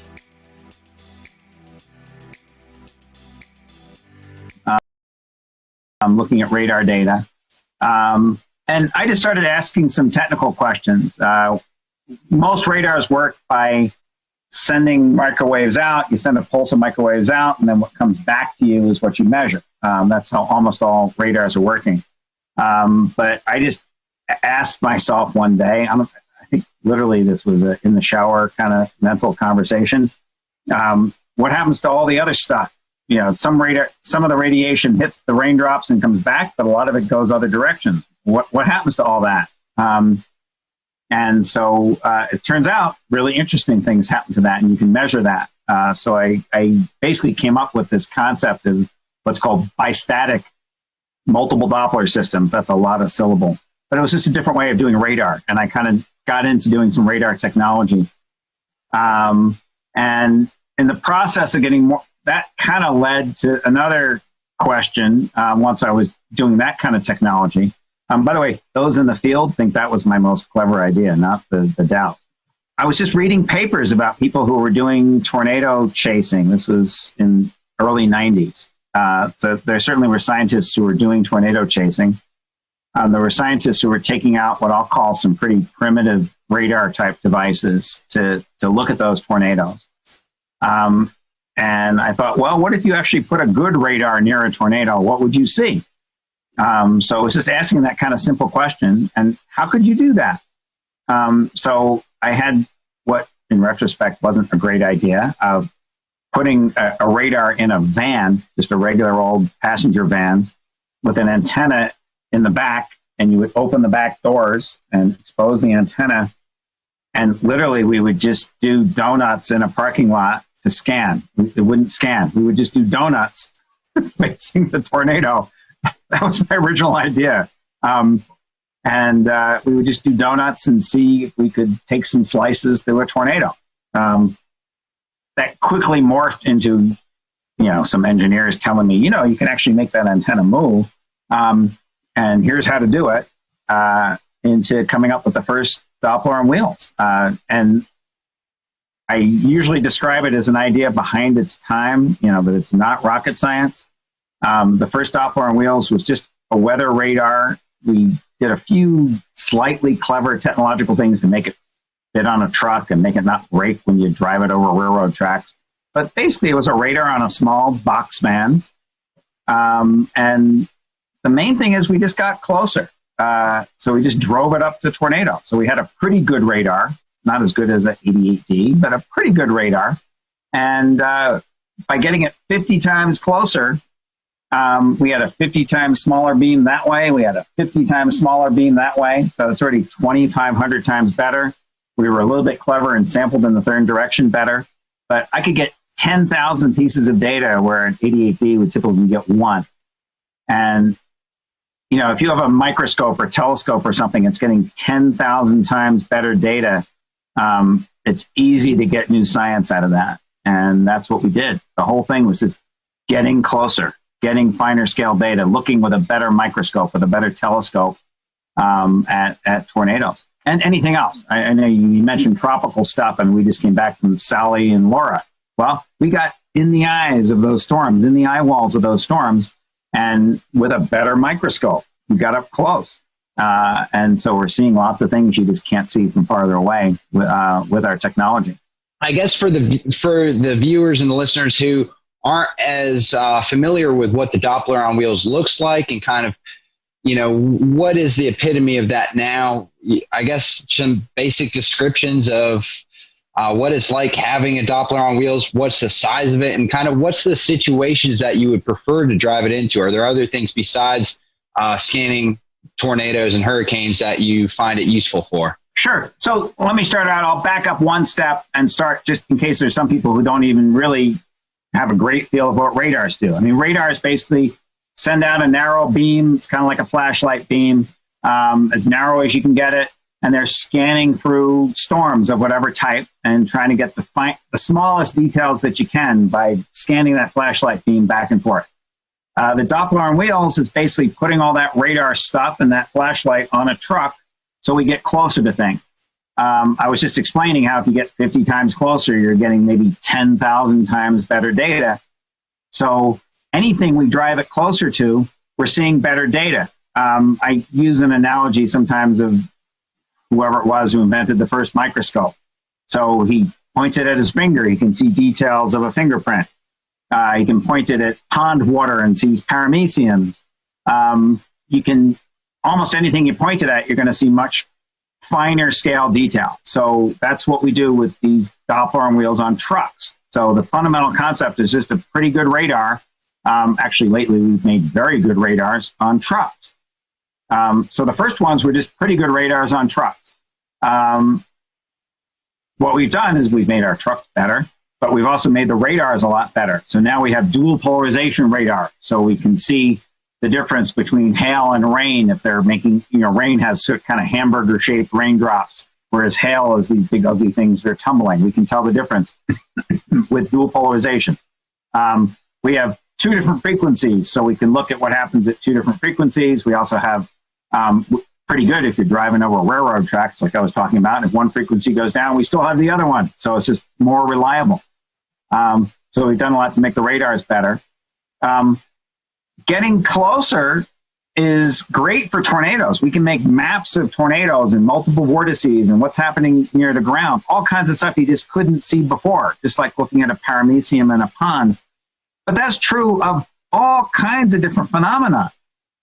We've had these radars up on mountain peaks in Idaho and Wyoming for winter storm projects where we're looking at what happens with snow bands and what happens with snow bands when you see them in really remote areas. Well, for a radar that's 100 miles away in Boise, you can't see what's happening in that remote area, Idaho. But we put the radar right on the mountains where we're doing the seeding, and we can see what's happening close up. We just took the radars, just a year and a half ago. We took them down to South America to look at storms down there. And by getting up close and targeting those storms, we can see the small-scale details of what's happening. They weren't making tornadoes pretty much. They were just making big hail, actually huge hail, and torrential rains, just horrible flooding. Some of the biggest, strongest storms are happening down in Argentina, northern Argentina. We've taken the trucks up to New England to look at coastal storms there and watching all the small scale details and banding and other phenomenon that we don't even understand what they are. We're still trying to get funding to go study what those things. We've seen some things we don't understand.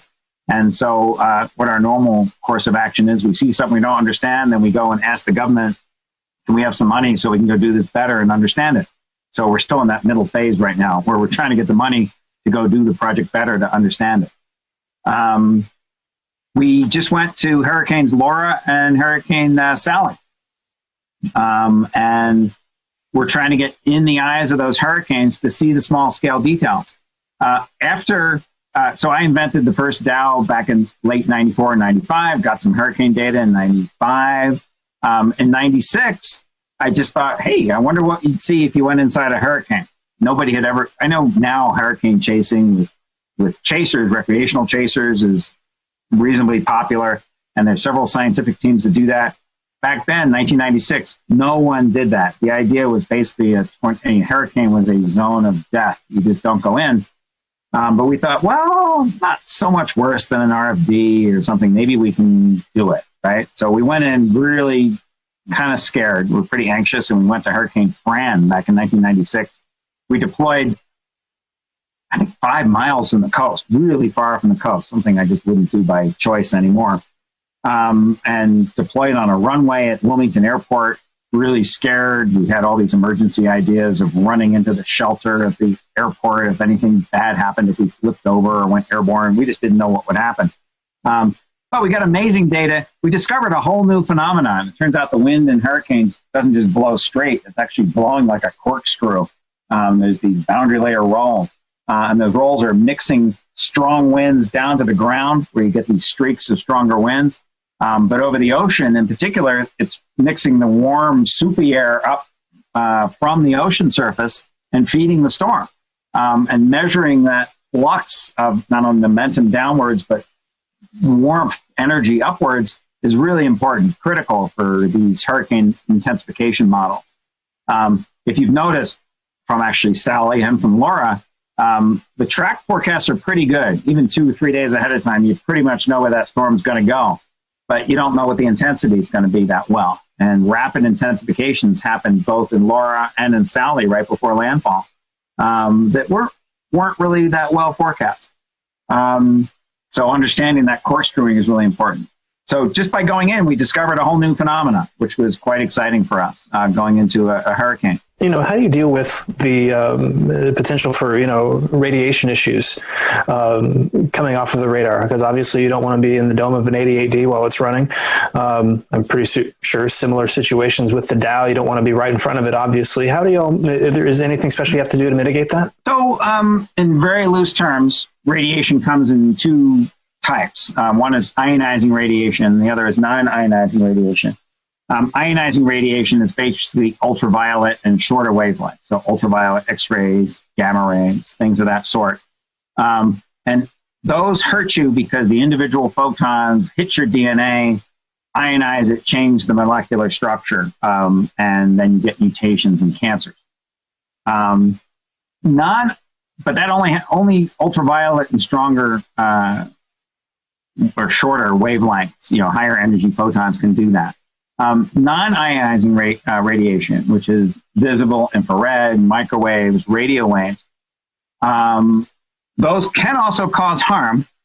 What those do is they interact, they don't actually hit the electrons and knock them off the DNA molecule.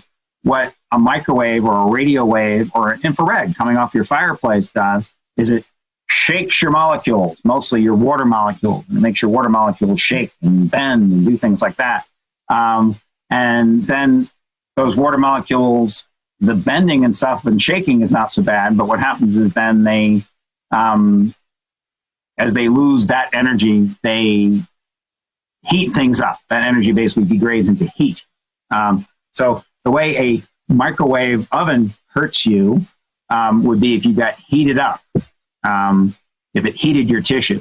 And in theory, a radar or a microwave or something like that could heat your tissue and hurt you if it raised your body temperature. So if it heated up your eyeballs or your brain or your liver or something up to some dangerous temperature, that would be bad for you. But it takes a lot of energy to do that. Now, and a lot of energy focused in a small area to do that. So your microwave basically makes about 1 kilowatt of energy, but it's focused on a small area like that to heat up your muffin, right? Or whatever you're trying to heat up. A radar, so let's say the Dows, they might put out on the average 1 kilowatt or 2 kilowatts of energy, but it's spread over this huge dish. So in fact, an 88D, I would stand in front of the dish of an 88D. It would not heat me up that bad because sure, it's putting out an average of 1 kilowatt. It puts out a megawatt for a microsecond, but on the average, it does that 1,000 times a second. On the average, it's putting out about 1 kilowatt. Now that kilowatt compressed in this much space, if you put your hand on the waveguide of the 88D or a Dow, it would be like holding a light bulb. It would hurt you because of that heat. Well, actually old style light bulbs. See, now I'm going to date myself. Not these LEDs you kids use, the old incandescent light bulbs like we used to use. But an old incandescent light bulb, if you held it, it would hurt you, right? But if you stood 2 meters away, it would not hurt you. The brightest light bulb 2 meters away is not going to hurt you. Pretty much these radars, when you're a couple meters away, like an 88D or a Dow, are not going to hurt you by heating you up enough. Now, there can be exceptions. There are some military radars which have more power if you got super close to them. I think cell phone towers, microwave links, there's some things where you can get an energy density that's pretty high. And if it's an energy density that's enough to heat up your eyeballs or interior, several degrees, like a fever, then that would cause harm. But in general, we don't believe. The best medical knowledge that we have is that this low degree of heating from 88Ds, from Dows, from things like that, from light bulbs, from standing out in the sun, you get heating from standing out in the sun, probably doesn't hurt you. Now, that said, as with anything, if you Google on the internet, and there's 6 billion people out there, you'll find some people who have some alternate theories about anything, right? Google Flat Earth Society if you want to prove that theory. And so there are people who believe that these pulses and things like that can cause harm in some other ways. I don't think they're right. There really isn't medical evidence that they're right, but there are some concerns over that. I had a question. I wanted to kind of switch gears a little bit away from hurricanes and tornadoes and maybe talk a little bit about your work with lake effect snow. I was curious just, how is the DOWs used to look at lake effect snowstorms, and what are some of your favorite places to set up along the Great Lakes? So we did 2 lake effect snowstorm studies in the last several years. The most recent was called OWL, which I forget what it stands for. Ontario something, lake effect snow. And they were fascinating for me. I was really interested. I'd grown up in the East Coast, and so been up there a little bit and seen some lake effect snow, but not really experienced it in that way. We based in Oswego, New York, and the idea was to look at Lake Ontario lake effect. Lake effect snow happens. I'll say very very loosely. Cold air comes over a warm lake. You get moisture and heat coming up from the lake, and you get convection. Lake Ontario is deeper. Lake Ontario, Lake Erie get a lot of lake effect, but Lake Erie freezes over in the winter, and basically that warmth and moisture coming up stops. So the lake shuts off. Lake Ontario is deeper, has more mixing, so it stays open for business. They say for most of the winter, usually the whole winter. So we based in Oswego, which is on the southeast side of the lake. And with the Dows, we could operate different places along the lake. So we went as far west as Buffalo, as far east as the Canadian border, up on the northeastern side of Lake Ontario. And what we did the fall before the project is we scouted out lots of potential sites where we could park our radars. We had 3 radars up there, and we were trying to operate them in triplets triangulate on the different parts of the storm. And depending on the forecasts, we would drive to site 1, 2, and 3, or site 15, 16, 17, wherever it was along the lake, and then scan there for the duration of the storms. Sometimes it was a bust and the bands didn't happen where we thought they would. Sometimes it was pretty amazing. These bands would happen right there. And very impressive snow. You get these, it was kind of windy. We were always right along the lake, so it was particularly windy, 30, 40 knot winds sometimes.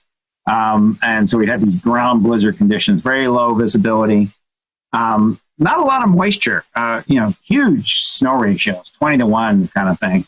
But it would just be blowing like crazy. So you couldn't see anything. And the snow rates, I remember one day, we're getting 6 inches an hour. I mean, it's just, you can't believe that. I couldn't. It's just amazing amounts of snow coming down. Again, over the course of the winter, it wasn't like there was 8 feet of snow on the ground. It would kind of compress between storms because it was such fluffy stuff. But these bands were quite impressive. Some of the bands had little cells in them, which almost looked like miniature supercells. We get these little mesovortices, or what we call the misovortices, MISL, because they were pretty small, kilometer or so in scale. Weaker than tornadoes, but these pretty pronounced spin-ups. So we were mapping those out. It seemed like those were associated with some enhancements in the snow and changes in the type of snow crystals. So those were pretty interesting. So Josh, as we wrap this up tonight, let's just talk briefly about some of your TV appearances. People may remember you from the Discovery Channel show Storm Chasers and other shows that you're on. So let's talk about some of those experiences and any memorable moments from those shows. Yeah, so tornado work, that gets, off and on, kind of ebbs and flows, gets a lot of media attention at times. It's pretty interesting. It's dynamic. It's people out there next to danger. I was going on at great length again about, potential risks and dangers in El Reno. Discovery Channel was a very different character of show because instead of just doing a documentary type of thing like we've done with History Channels and Nat Geos and Novas, they wanted to film something which was kind of documentary-like, but then evolved into being more reality show-like, and multiple seasons of reality show. And so that was an interesting kind of thing to do. I think both cultures struggled with that. I think we managed to do some things which were worthwhile. Discovery Channel funded and supported a lot of our science, and they stuck with us during uncertain seasons where we weren't getting a lot of data, but other seasons where we got good things. I think we were probably very difficult. Reality shows thrive on people who want to be on TV and who want to act up. And it's known that the more crazy you are and the more outrageous and the more you scream or have fights or do whatever, the more you're going to be on TV and the more it's going to be interesting. That is the opposite of what boring scientists like me want to do. I mean, we are just not into that. And so getting enough interesting TV out of people like me, I think, is a real challenge. Dealing with people who are trying to make a drama show and not do serious business like I want to do is a challenge for us. But that match was made, and it worked pretty well. Now, eventually, I think they got tired of us. We were in there a lot in seasons 1 and 2, and then in season 3, they were trying to bring in more interesting people, and in season 4, I don't know if I'm catching these seasons right, but we basically were out of it. Maybe we made some cameo appearances, but they just wanted more exciting chaser type activity, and the science aspect wasn't as important to them. I wish they kept doing science more, but that's not what they're trying to sell pickup trucks and pills or whoever advertises on Discovery Channel. It's a business. So I'm sure they were making commercially sensible choices for what's good there. As we were making choices for what was good for our science. I mean, we didn't care about pickup trucks. What we cared about was getting good data. So it was interesting working with that. For those who are listening or watching the podcast or the live stream, If folks want to learn more about what you guys are doing with the Dow project and all the other things you're doing, how can they do that? Do you have social media, website our folks can follow? So first, because I'm old, but second, actually, because of Discovery Channel, I basically don't do social media. So first of all, my phone number here at home is not under my name. I don't have a Facebook page. The problem was just, I think they had 3 million people watching that show. Let's say 1 out of 1,000 of them are crazy, right? I don't want emails or Facebook or stalking or, phone calls from that 1 in 1,000 who are crazy. So I basically never got involved with any of that sort of thing. That's so old, it probably wouldn't matter anymore.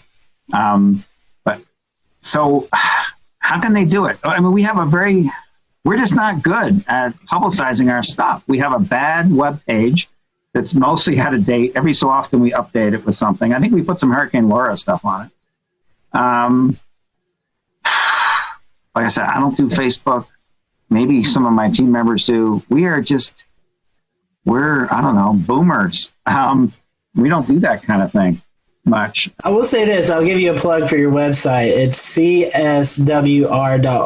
And I do see the article there about the Dows being deployed during Hurricane Laura. So if you want to check out the website, in fact, that's how I got in touch with you, Josh. So okay. Check that out. So, but we appreciate you. Go ahead. Sure. I said that's the best formal thing is that website, and I don't even do it. I mean, actually, back in the day, I used to actually type HTTP, which also was probably a boomer thing. But I have somebody on my team, and I say, hey, put some link to our Washington Post article on there if you can. So sometimes we get some things like that. Maybe there's something about our fire, but so we went to this Cameron fire and got data, and I don't know if that's on our webpage. I don't know how you find out about it. I mean, we're just not good at publicizing ourselves. No, we need some influencers on our team. Well, hey, I know a group right here that would love to help you out. But in all seriousness, so Josh, we appreciate the work that you and your team do and the valuable research that you provide to all of us here in the weather community. We appreciate you joining us tonight, and we hope you stay safe out there the next time you venture out into hurricanes or tropical storms or tornadoes or this upcoming winter storms. We wish you the best out there, and we'll stay in touch. Okay, thanks. It was great talking to you. Terrific questions, all of you. We'll return to Best of the Carolina Weather Group in a moment. Now your Carolina weather forecast. Here are today's forecast high temperatures for North Carolina. Here are the forecast lows for tonight for North Carolina. Here are tomorrow's forecast high temperatures. And here's forecast rainfall across North Carolina tomorrow. Here are the forecast highs for the day after tomorrow.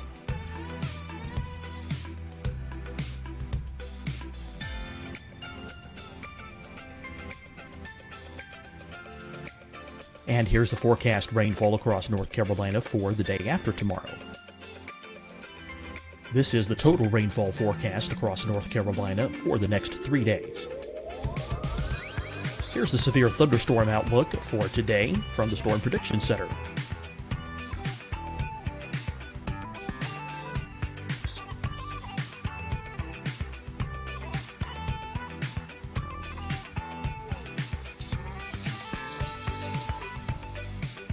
Here are the forecast high temperatures for today for South Carolina. Here are the low temperatures for today for South Carolina. Here's the probability of precipitation forecast across South Carolina today. And here are the rain chances across South Carolina tonight. Here are tomorrow's forecast highs across South Carolina. Here are the forecast low temperatures for tomorrow for South Carolina. And here is the probability of precipitation across South Carolina tomorrow. Here's the precipitation chances across South Carolina tomorrow night. Here are the forecast highs for the day after tomorrow in South Carolina. Here are the forecast low temperatures across South Carolina for the day after tomorrow. And here are the rain chances across South Carolina for the day after tomorrow. And South Carolina's probability of precipitation for that night.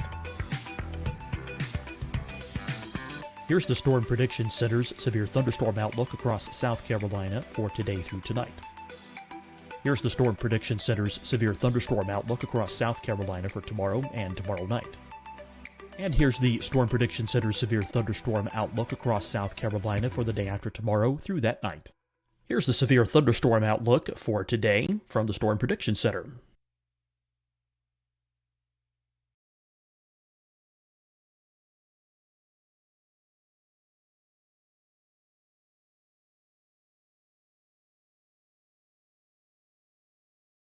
And now here's a live look at weather radar across the southeast. Deciding when to wear a mask isn't about who you know or how well you know them. Just ask yourself, will I be with anyone I don't live with? If the answer is yes, get behind the mask.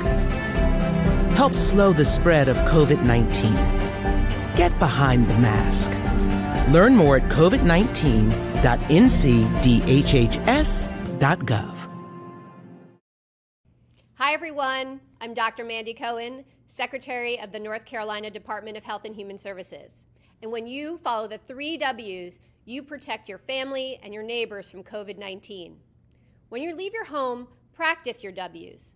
Wear a cloth face covering, wait 6 feet apart, wash your hands often. Wear, wait, wash.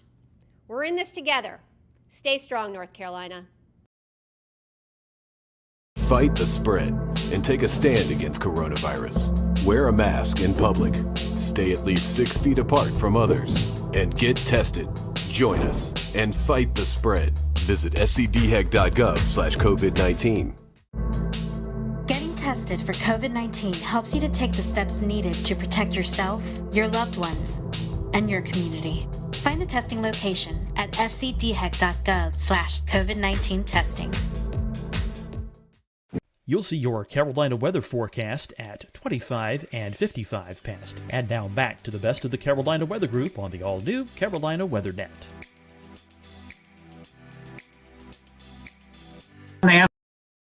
Answer those, and I'm happy to answer others or do something like this again whenever you guys are interested. Thank you guys for watching the Carolina Weather Group. We hope you have a great evening, and we'll see you here next week.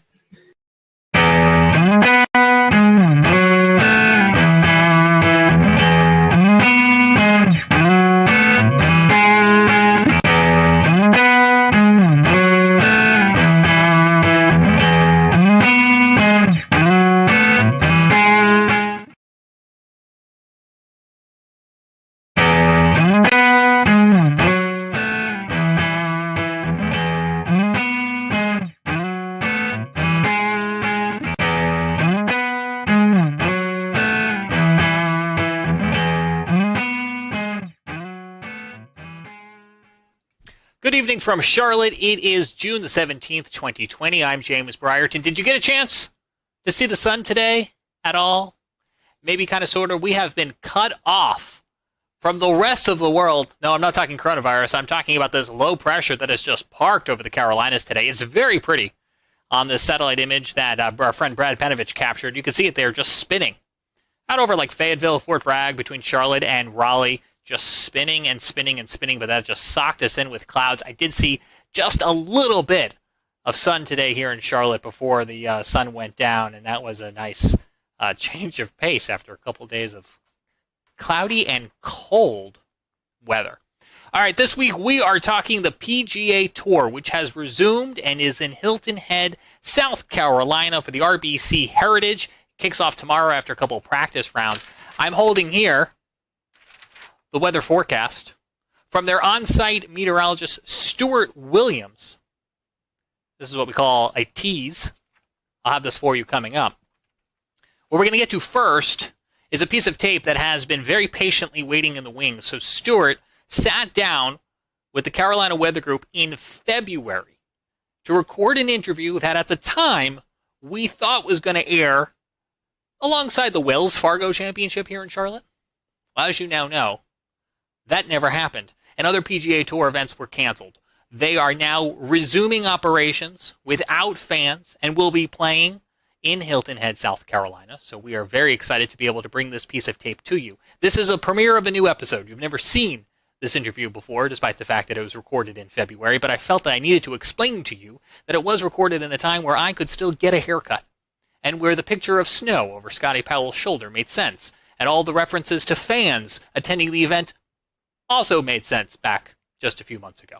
So without further ado, we'll get on over to this, and then coming up later on in the program, about 30 minutes from now, we'll get a check of your weather headlines this week, including that PGA Tour forecast, an update on Sharpie Gate, and we'll take a look at the tropics as well, too. But without further ado, here is our interview with Stuart Williams, the on-site meteorologist for the PGA Tour, and he'll tell us a little bit about the company he works for as well. Hello, everyone. Welcome to the Carolina Weather Group. We're happy to have you this evening, and we present Mr. Stuart Williams, meteorologist for the PGA Tour, which is a really cool job that I would love to have. As a big golf fan, I think it's a really unique job that Stuart has, and he's going to talk to us a little bit about that tonight and let us know what all his duties are as he travels across the PGA Tour. And we'd love for you to interact with us tonight. So if you have any questions or comments, feel free to drop them on the social media platforms, and we'll address those. And we'll let Stuart give out some of his social media information towards the end of the interview tonight. That way, if you want to follow him on Twitter, you can do that, or just get more information. So we appreciate having Stuart with us tonight. Stuart, welcome back to the show. I know we had you on a couple of years ago, fellow North Carolinian, and it's great to have you with us tonight. Glad to see that you're actually home and not out on the road right now. So for those who may be introduced to you for the first time, tell us a little bit about you. I know you live here in North Carolina. You went to school here in North Carolina, so kind of give us a brief background about who you are. Yeah, I grew up in Winston-Salem. I currently live in High Point, North Carolina. And I got my meteorology degree from UNC Asheville, so I was actually there from 1988 to 92. So that kind of dates myself there. So 50 years old now, so I'm getting older. But after that, I started working for a company called Mobile Weather, and we started doing golf tournaments, weather for golf tournaments. So it started like with the Crosby Celebrity Tournament there in Winston, and the Vantage Championship, which was a Champions Tour event in Winston. And after that, I was interning then at that time when we started those, probably about 91 or so. And then as I graduated, we kind of formed a company called Mobile Weather, and we started doing more and more golf tournaments. So individual tournaments would hire us. And then from there in 1995, we signed a full-time contract with the PGA Tour doing all their events. So, and it just kept snowballing from there. And then, so I was working with a company then called Mobile Weather, and so we were doing golf tournaments. I was traveling all over the country. And then in 2005, I started working for DTN, and ever since then, I've been with DTN, and we just keep growing and doing more and more events. So, you know, we have all the PGA Tour, Champions Tour, Korn Ferry Tour. We do the LPGA. We do the PGA of America, which includes the PGA Championship, Ryder Cup, Senior PGA, and some of their smaller events. And we do quite a few international events for IMG. We do a lot of Asian tournaments in China and Taiwan and that kind of thing. So, you know, we do over 150 events a year now, so it's quite busy. Well, sort of. I know you're not the only one. I mean, that's a lot of traveling. So, yeah. Tell us a little bit about your team. How many meteorologists do you guys have? Is it just you that goes out to a tournament, or is there kind of a team aspect for you guys? Yeah. How's that going? Yeah, we've got we've got 7 or 8 guys that travel all the time, and we usually just send one person to each tournament or event that we cover. You know, because we also do outdoor concerts, and we do some other events like that we have a meteorologist go to and that help out. But you know, there's one guy per tournament, and so basically, you know, on the PGA Tour or any golf tournament or any outdoor event that we do, lightning is the number one concern. So that's why a meteorologist is on site. We set up an electric field mill. We have 2 laptop computers that have obviously the Doppler radar, lightning detection. We have a mix of VISLA's National Lightning Detection Network, and and so all that data that we get in-house, we have all the computer models that we look at, the NAM, the Euro, the GFS, all those. So everything's in-house, and we sector where we're going to go, and we can make custom products for ourselves and that kind of thing. So we make our own forecast on site.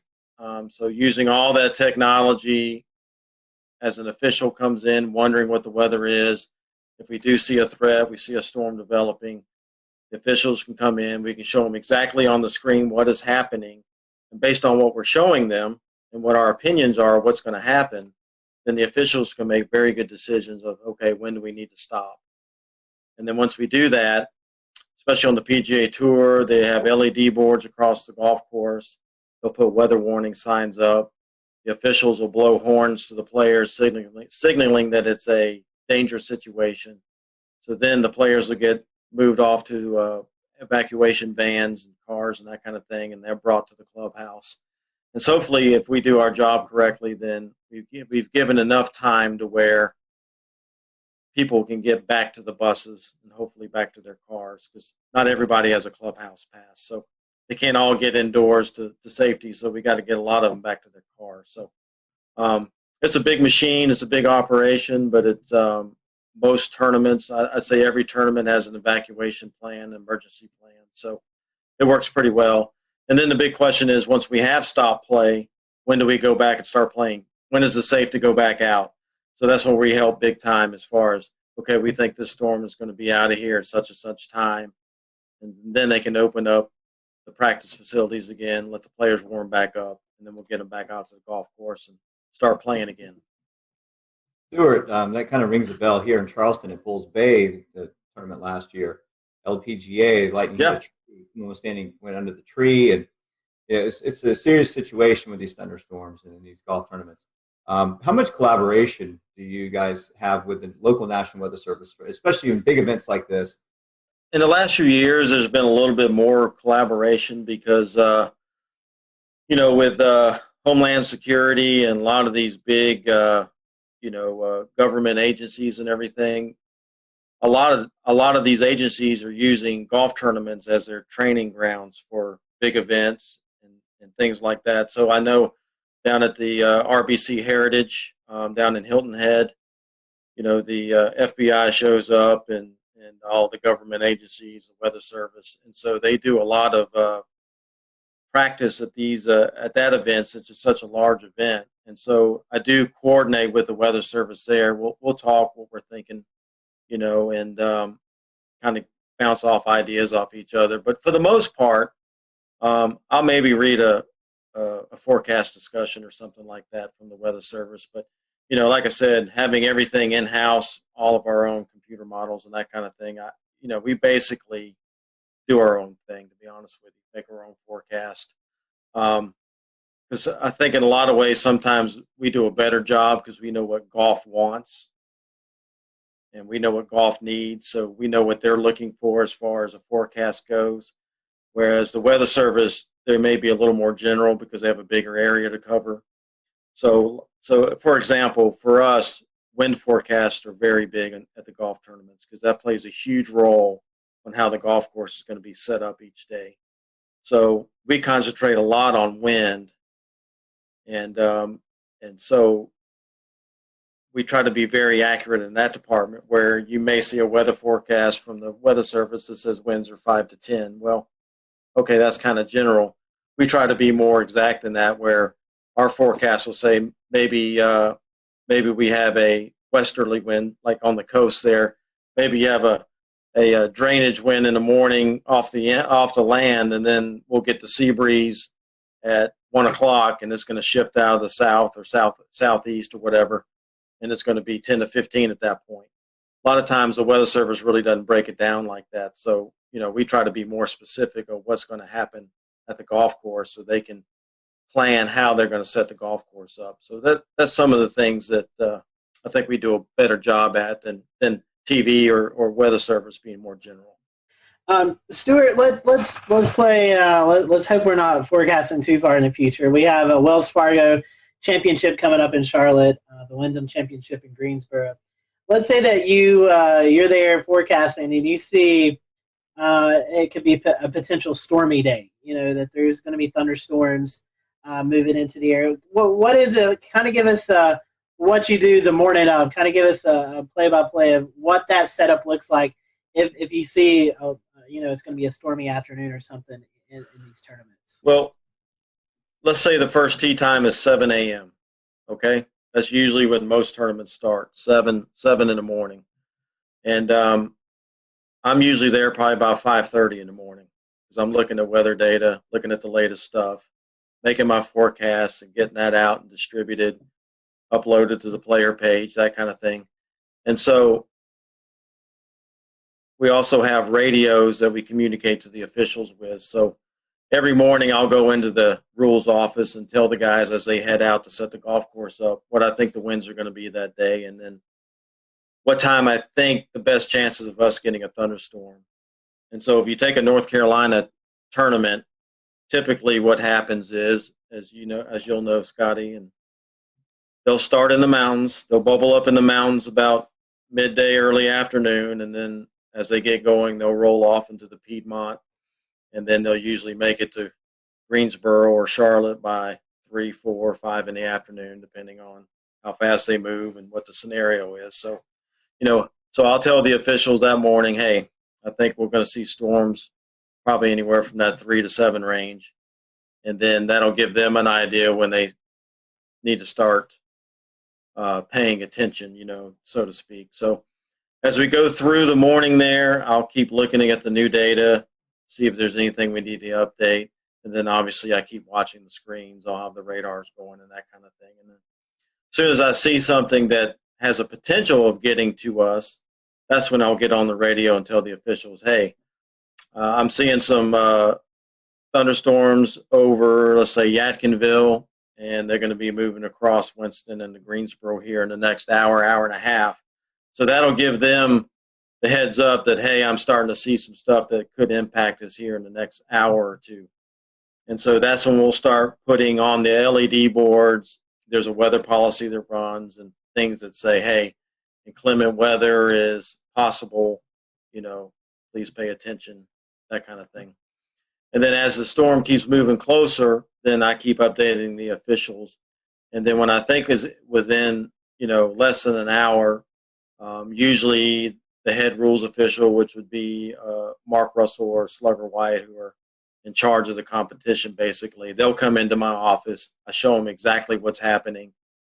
And then we try to give at least 30 minutes notice before the storm's going to hit the golf course so that we can blow the horns and give enough time for people to start trickling out and get the players in.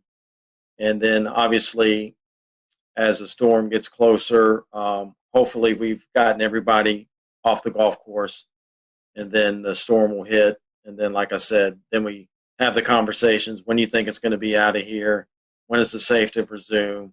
And so they'll already start making the plans on when that gets out of there, when we're going to let them to go back out and warm up on the range and then get them back out on the golf course. So, it's kind of a lengthy process, but as with weather, you guys, we have thunderstorms that can pop up right on top of you. So that's why we also have an electric field mill that we set up on site that measures the electrical charge. And so if we're seeing something develop real close to us, hasn't produced lightning yet, and we're wondering, is it going to, that electric field mill gives us the heads up that, hey, charges are building. And also looking on the radar, you look at the cloud tops. You kind of know what those cloud tops keep growing, and you know what the freezing level is. And when it gets a certain height above that freezing level, that's when you start seeing the lightning. So using all those things together, using all those things together, we can get a good idea that, hey, this cell will probably going to produce lightning. So that electric field mill is crucial in that aspect. So it may give us 10 or 15 minutes that we wouldn't have had if you waited for the first lightning bolt to come out. So, we may only have 10 or 15 minutes to get them off, but that's still better than having no warning, and all of a sudden there's a lightning bolt. So, yeah, technology plays a huge role in what we do. That's pretty fascinating. I didn't realize that much went into it. That's pretty sophisticated and really good coverage on your part. Stuart, once y'all blow the horns, it's kind of going back a few minutes, but once y'all blow the horn to warn there's a tornado or tornado warning storm or even a severe thunderstorm on its way, the players, they're coming off the course, but for bystanders that are sitting alongside the course or even in the stands, is there a safe place for them to go? Unless you have a clubhouse pass, and generally no. So, if you're having a severe weather event, obviously you don't want to keep them in the tents and the skyboxes because those are temporary structures and big lightning rods as well, just, with the poles and everything. So, we try to get people to go back to their cars, go back to the buses, get back to their cars. But, it doesn't always happen that way. There's always stragglers. There's people that try to hide and wait it out. And because, as soon as we start back play, then they can run out and get a good spot on 18 or whatever. And they're in a good spot to get a good position to watch golf again. But, it happens. We put weather warning signs up. We do the best we can. The PGA Tour and all these events try to do the best they can to get people to leave. But, there's always a few stragglers that always try to stand under a tree. And, it's not recommended, but it definitely it happens. No, I was just going to say that I'm sure that's a problem at a lot of these outdoor sporting events, whether it be air shows, I would imagine, have a big problem with that, or even like you mentioned earlier, concerts. I think it was just last year we saw some video went viral of a concert tent just taking off, and downdraft, outflow wind of a tornado, thunderstorm. There's my brain. So yeah, that seems like a real problem. Yeah, it is, and there's a lot of outdoor festivals and concerts and stuff that don't have a meteorologist, and the people in charge really don't know weather. So I think that's when you have more of the mistakes made or decision making, not poor decision making, when those things happen. So, fortunately for us and my company I work for, DTN, we do a lot of consultation. We have a lot of customers that call in and get opinion from a meteorologist. So I think it's getting better and better as far as people hiring meteorologists or at least weather companies to help them out and make good decisions. And like for me, on the on-site business, actually have a meteorologist at your site it's expensive. You got to pay for hotel rooms and airline tickets and ship equipment and plus have the meteorologist there. So that's kind of a hard thing for some organizations to pay that kind of money to have somebody there. But once you have that meteorologist there that's on site, they see how it works and how it takes the pressure off them making these decisions. And it actually pays for itself, to be honest with you, to make good decisions. But, like I said, if you don't have the money, a lot of these organizations just don't have the budget for it. Hey, at least they can still hire a company like mine and have a consultation where they can call in, so it definitely makes a difference. Definitely so. Able to do that for Speedway Motorsports Incorporated. It definitely, I tell them, I'll worry about the weather. You guys worry about running the event. And it's just, I think it's a peace of mind for those folks. Well, I say it all the time myself is I'll tell you when you need to worry. Yeah.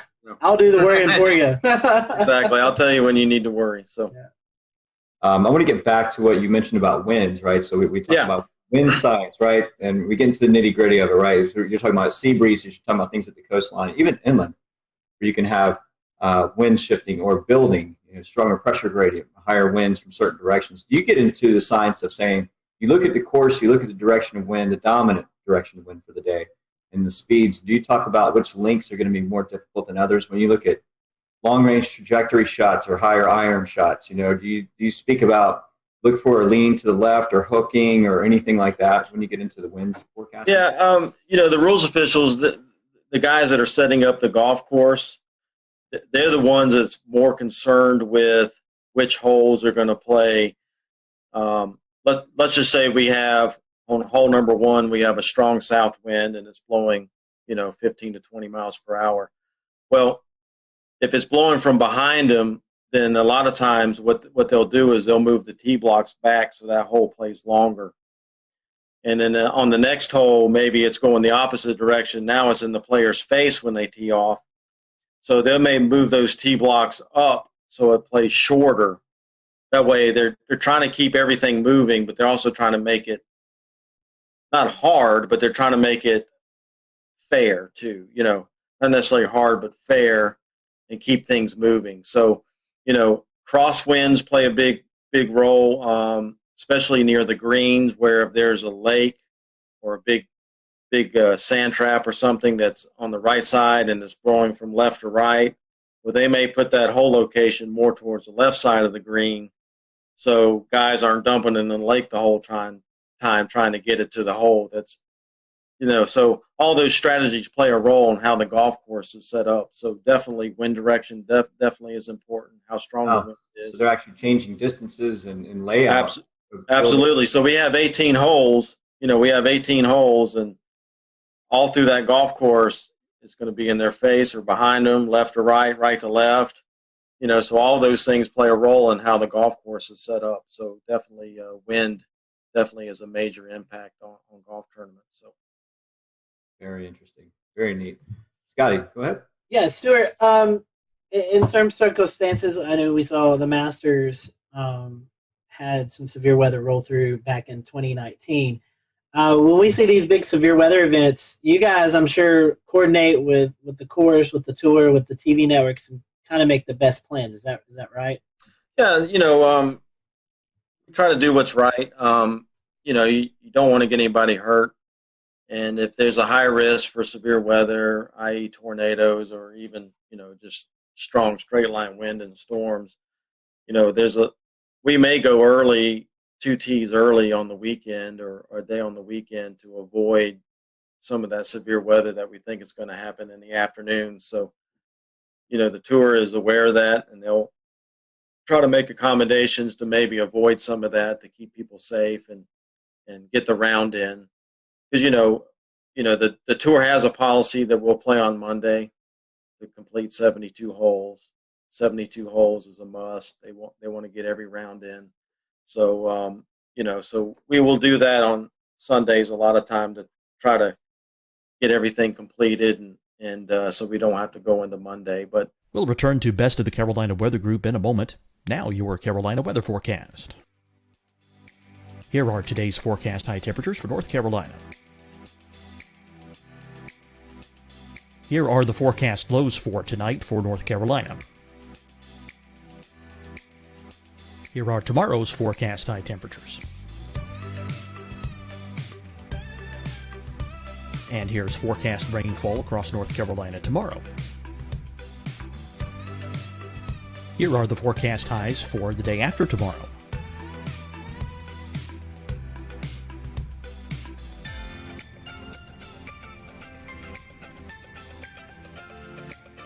And here's the forecast rainfall across North Carolina for the day after tomorrow. This is the total rainfall forecast across North Carolina for the next 3 days. Here's the severe thunderstorm outlook for today from the Storm Prediction Center.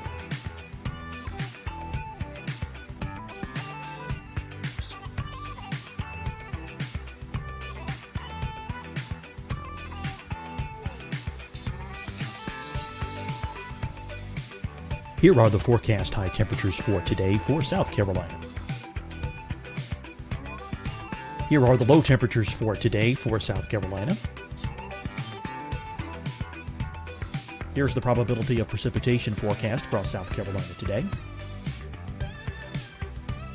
And here are the rain chances across South Carolina tonight. Here are tomorrow's forecast highs across South Carolina. Here are the forecast low temperatures for tomorrow for South Carolina.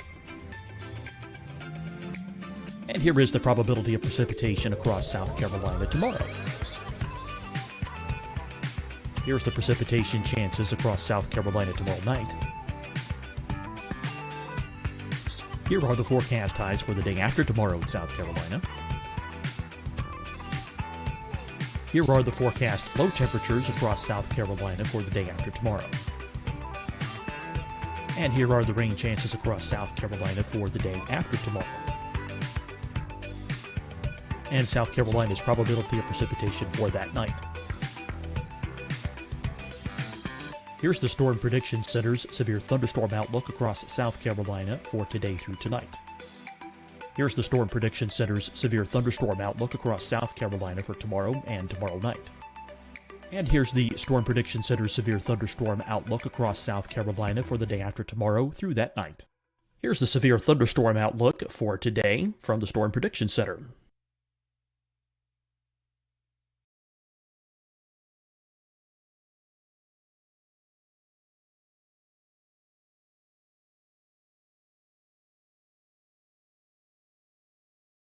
And now, here's a live look at weather radar across the southeast. Deciding when to wear a mask isn't about who you know or how well you know them. Just ask yourself, will I be with anyone I don't live with?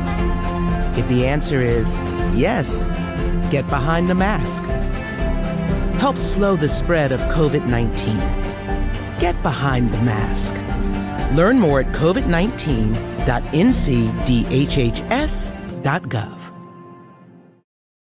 Hi, everyone. I'm Dr. Mandy Cohen, Secretary of the North Carolina Department of Health and Human Services. And when you follow the 3 W's, you protect your family and your neighbors from COVID-19. When you leave your home, practice your W's. Wear a cloth face covering, wait 6 feet apart, wash your hands often. Wear, wait, wash. We're in this together. Stay strong, North Carolina. Fight the spread and take a stand against coronavirus. Wear a mask in public. Stay at least 6 feet apart from others. And get tested. Join us and fight the spread. Visit scdhec.gov/COVID-19. Getting tested for COVID-19 helps you to take the steps needed to protect yourself, your loved ones, and your community. Find the testing location at scdhec.gov/COVID-19 testing. You'll see your Carolina weather forecast at 25 and 55 past. And now back to the best of the Carolina Weather Group on the all-new Carolina WeatherNet. If it's a 30-40% chance of a thunderstorm day, then they're not likely going to change anything. It's just we're going to play golf and hopefully, that scattered thunderstorm will stay away from us. But if we do get hit and we don't finish, well, we'll be back Monday morning. So that's how it works. I know another element that is tricky for you guys, especially on the West Coast swing early in the season, is fog. Seeing lots of fog delays and even some cancellations of round because of visibility. Talk to us a little bit about forecasting fog.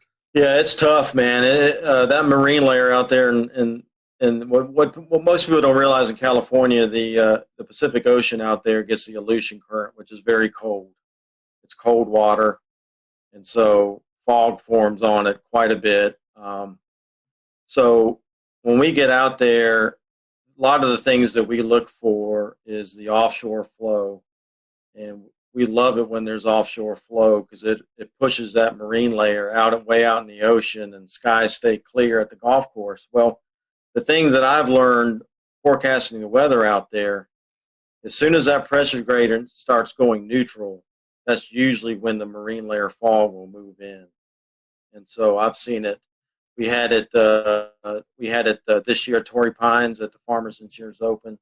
One day the fog rolled in early in the morning, and it stuck around till about 9:30 in the morning. So we had to delay for a couple hours, and then the sun finally ate through it and broke it apart, and it pushed offshore. So, it's a tough thing because with fog, you just don't know how long it's going to stick around. How thick it's going to be. We get the marine layer out there too. Sometimes it lifts and it's just a cloud deck, and you're fine. It's just a cloudy day. But at Torrey Pines, we do have some elevation. I think we're up at 400 or 500 feet there. And so if it lifts up to 500 feet, we're in the cloud and we get socked in. And then obviously you go other places along the coast there that's not elevated, and it's fine. So it's definitely tough, but something we deal with, and we just try to help the best we can with that. So I know we're getting late on the interview.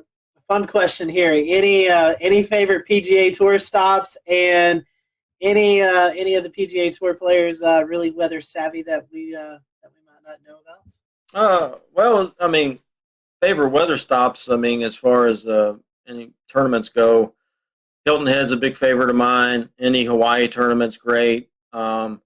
Pebble Beach is awesome if the weather's good. Same thing with Torrey Pines in California. So yeah, we go to some great places. I mean, this past year I went to Japan and South Korea. I went to Shanghai, China, and this year, later in the year, I'm going to Australia. So yeah, I mean, we go to some great places and it's a lot of fun. So yeah, it's good. I was going to say, you have to go to these areas and actually learn the weather in these areas. You probably would have to understand it before you even go.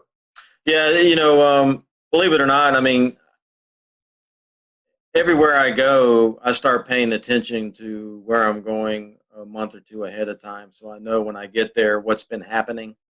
So you kind of got a feel for what's been going on. So, I've already been keeping tabs for the next couple of weeks when I go to Tucson and California again.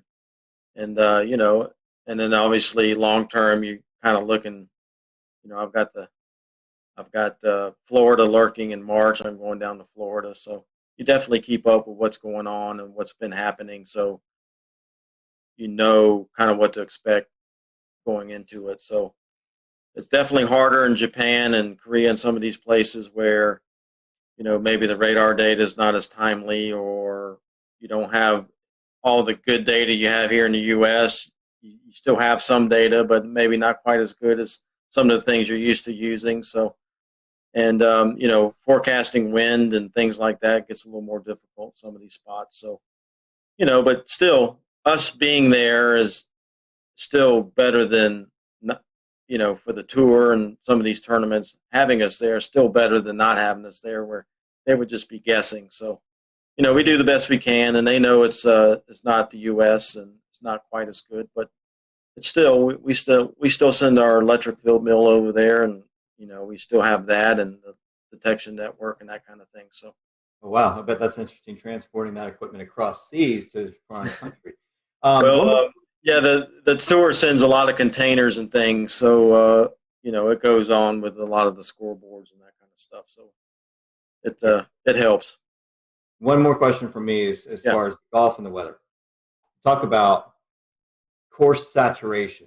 We're talking about frost in the morning, dew on the grass, dew points, humidity, right? How does it factor in your forecast for when the starting time is? Does that sometimes get pumped up because of the ground's just wet and needs time to dry out, or? Well, obviously, if it's totally saturated, there's the rules of golf dictate what we can do as far as playing golf on a saturated golf course. So if there's still some standing water or some real wet areas, the tour a lot of time will institute a policy of lift, clean in place, where they can get relief maybe from some of those spots to a drier area that's not any closer to the hole, but they get some relief. And then they can pick up mud on their ball, so they can pick the ball up and wipe the mud off and place it back down and then hit it. So that helps us out quite a bit. But if we still have water running down the fairways, or there's puddles on the greens, and you can't put the ball through a puddle, so then obviously we can't play in those conditions. But golf courses are made to drain, so typically once the standing water is gone, then they institute that policy of maybe lift, clean in place. That way we can still play and not be stopped under the rules of golf. So as far as frost goes, we do try to do frost forecasts. It does come into play a lot of times when we're in the desert of Arizona in February and March, because it can get really cold there in the mornings and then warm up pretty quickly for the mid to late mornings. So We try to help them out with frost forecasts. Obviously, you got to just wait for it to melt before you can get on there because you don't want to kill the grass stepping on it. So usually frost delays are not that long. They're usually 30 minutes to an hour, and then we can get out there and play. As far as late in the year, a lot of places where we go is Florida and the Southeast and that kind of thing. So typically, we don't deal with frost too much in the fall, but definitely early in the year. Well, Stuart, thank you so much for joining us. We certainly appreciate it, and glad that we could catch you while you're here at home. And we wish you the best of luck as you travel out to all these cool destinations, and hopefully you'll have some good weather. If folks want to follow along, do you have a social media account or something you'd like to promote?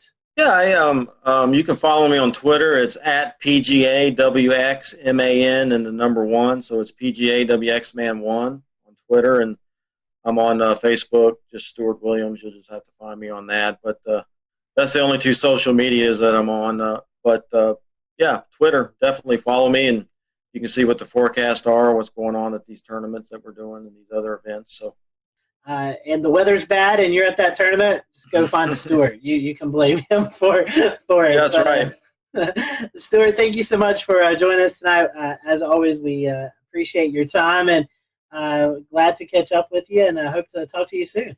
Absolutely. Scotty, thank you guys for having me on. I appreciate it. It's been a lot of fun, and hopefully we can do it more often. Yes, sir. All right, guys, thanks for watching the Carolina Weather Group. We'll see you back for another episode next week. All right, and that is our interview with Stuart Williams, DTN meteorologist who goes to all the PGA Tour events and provides them on-location weather support. That interview, again, was recorded in February for what we thought was going to coincide with a premiere for the Wells Fargo Championship in Charlotte. This week, the PGA Tour is back in action. They are at the RBC Heritage event in Hilton Head, South Carolina. From Charlotte, I am James Brierton. We will see you back here next week. We will leave you, I'm trying to pull up a camera in Hilton Head, South Carolina to take a look at conditions there right now. It's not coming up, go figure. But you'll have to trust us that Stuart's forecast says it won't be all too shabby. And here it is, a look from the Salty Dog there in Hilton Head, South Carolina. Again, I'm James Brierton, Charlotte. Thanks for joining us. Have a good night.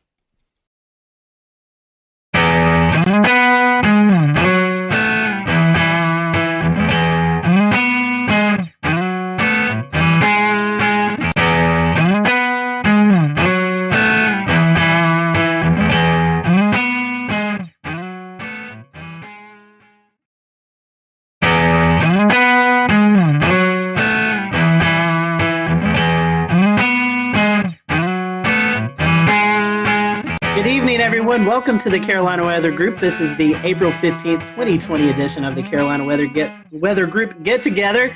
If you're tuning in tonight to watch the April 16th, 2011 severe weather look back, sorry, we have a new one to talk about. As many of you know, we experienced quite a bit of a severe weather event over the Carolinas on Sunday night into Monday. So tonight we are going to turn our attention to that. We have a whole host of guests on tonight. We have Rob Fowler on from Charleston, Ed Piotrowski on from Myrtle Beach, Shane Hilton on from New Bern, Brad Panovich on from Charlotte, Tim Buckley in Greensboro, Efren Afonte in Columbia, Kendra Kent in Greenville, South Carolina, and Brendan Goldner, a reporter at WCNC Charlotte. So we really want to say our thank you to them publicly because we put this together at the last minute. So we're very happy for everyone to kind of donate a little bit of time tonight to talk about this. We are live streaming, so if you have any questions or comments, we'd love to hear about you if you had experienced any of this storm throughout the past couple of days. So I'm going to toss it over to Brandon Goldner. Brandon, you've been out in the field reporting kind of the aftermath of the tornadoes, and something we've been talking about here on the Carolina Weather Group is the COVID-19 pandemic. And so we've talked about storm chasing and doing severe weather coverage from home. I know that you ran a little spot about the recovery efforts in COVID-19. I think we're going to dial that up, and then we'll toss it to Brandon and let him kind of give us a few of his remarks from his story. Brian Morris. You want to carry that one side? Is an essential worker. Go out that way. Let's take it to the van. He's cleaning up this Gastonia sunroom after a tree slammed into it one of 5 emergencies his company, Custom US, had to go to. It was kind of unique in that they were all very large trees, and that doesn't happen as much. What also doesn't happen as much, cleaning up during a pandemic. Morris and his co-workers have to wear masks when going into people's homes. They also have to ask clients if they've been around anyone who's sick. We've been keeping the pace. Utility crews are also trying to keep the pace and restore power to nearly 39,000 customers. North Carolina Emergency Management Director Mike Sprayberry says the largest outages are in Mecklenburg, Anson, and Richmond counties. For families uprooted from their homes, the Red Cross's Robbie Sofoli says volunteers are helping them virtually, using platforms like FaceTime and Zoom to interview clients. We are an organization that really relies on interpersonal connections with our clients and really trying to provide compassion and care. And it's a little difficult to do that right now, but we're adapting and using some of those different digital platforms. Family and friends helped Robbie Clark's parents clean up a tree that crashed through their Kannapolis home, all while following social distancing rules. I'm just hoping that everything gets sorted out pretty quick. All right, so that was a report from Brendan Gollner. Brendan, I'm going to bring you in. This is something we've been talking about, COVID-19 and how it's affected the weather enterprise. As you was out reporting, talking to the folks, what was it like kind of in this new time that we're all experiencing? It reminds you, we're all talking all the time about reporting during the coronavirus, and yet, Mother Nature, the weather, doesn't care about pandemic. It's going to do its thing. And so, obviously there's the challenges with us as a crew. It was me and photojournalist Kevin Wardlaw. We have the 6-foot stick with the microphone at the end that we have to use to interview everyone, and we have to keep that social distance. But what was really fascinating was talking to some of the disaster recovery crew members, Duke Energy, the Red Cross, how a lot of them have had to change up a lot of what they're doing when it comes to cleaning up during the coronavirus. Duke Energy, they've been trying to do the social distancing, keeping the 6 feet distance, but when they're trying to repair power poles, a lot of times they have to be in close proximity. It's the same way with these disaster recovery people that was said in the beginning of the story. They're wearing the masks. They have to ask everyone before they go into a house whether they were interacting with anyone with coronavirus, and it's the combination of all of the weather damage with having to deal with the coronavirus. So it's been really a double whammy for a lot of people. And so, after disasters, we've seen it with the Nashville tornado, Jonesboro, Arkansas tornado a couple weeks ago. The community really comes together. How do you think that, how is the community interacting with their neighbor helping neighbor? Did you see any of that, even though we're in the midst of It's this? actually a good point. We didn't see nearly as many people outside as normally, especially there was Monday, we were at, there was a fire at a house caused by a tree that snapped power lines and then went into a house, caused a fire. Thankfully, no injuries, but normally you'd see a lot of people out and about milling around asking for help, but really there weren't a lot of people out. A lot of people were just standing on their porches. A couple people wanted to enough, but keeping that 6-foot distance. But it's a good point. You really didn't see those huge crowds of people like we normally do, and probably likely due to COVID-19. Brendan, we appreciate that. We appreciate you joining us tonight, giving us that perspective. Hang around if you want to.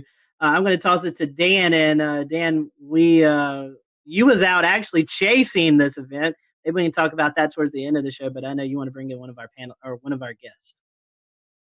Yeah. So, talking kind of about some of the stronger tornadoes that hit there in South Carolina, I want to send it over to Rob there.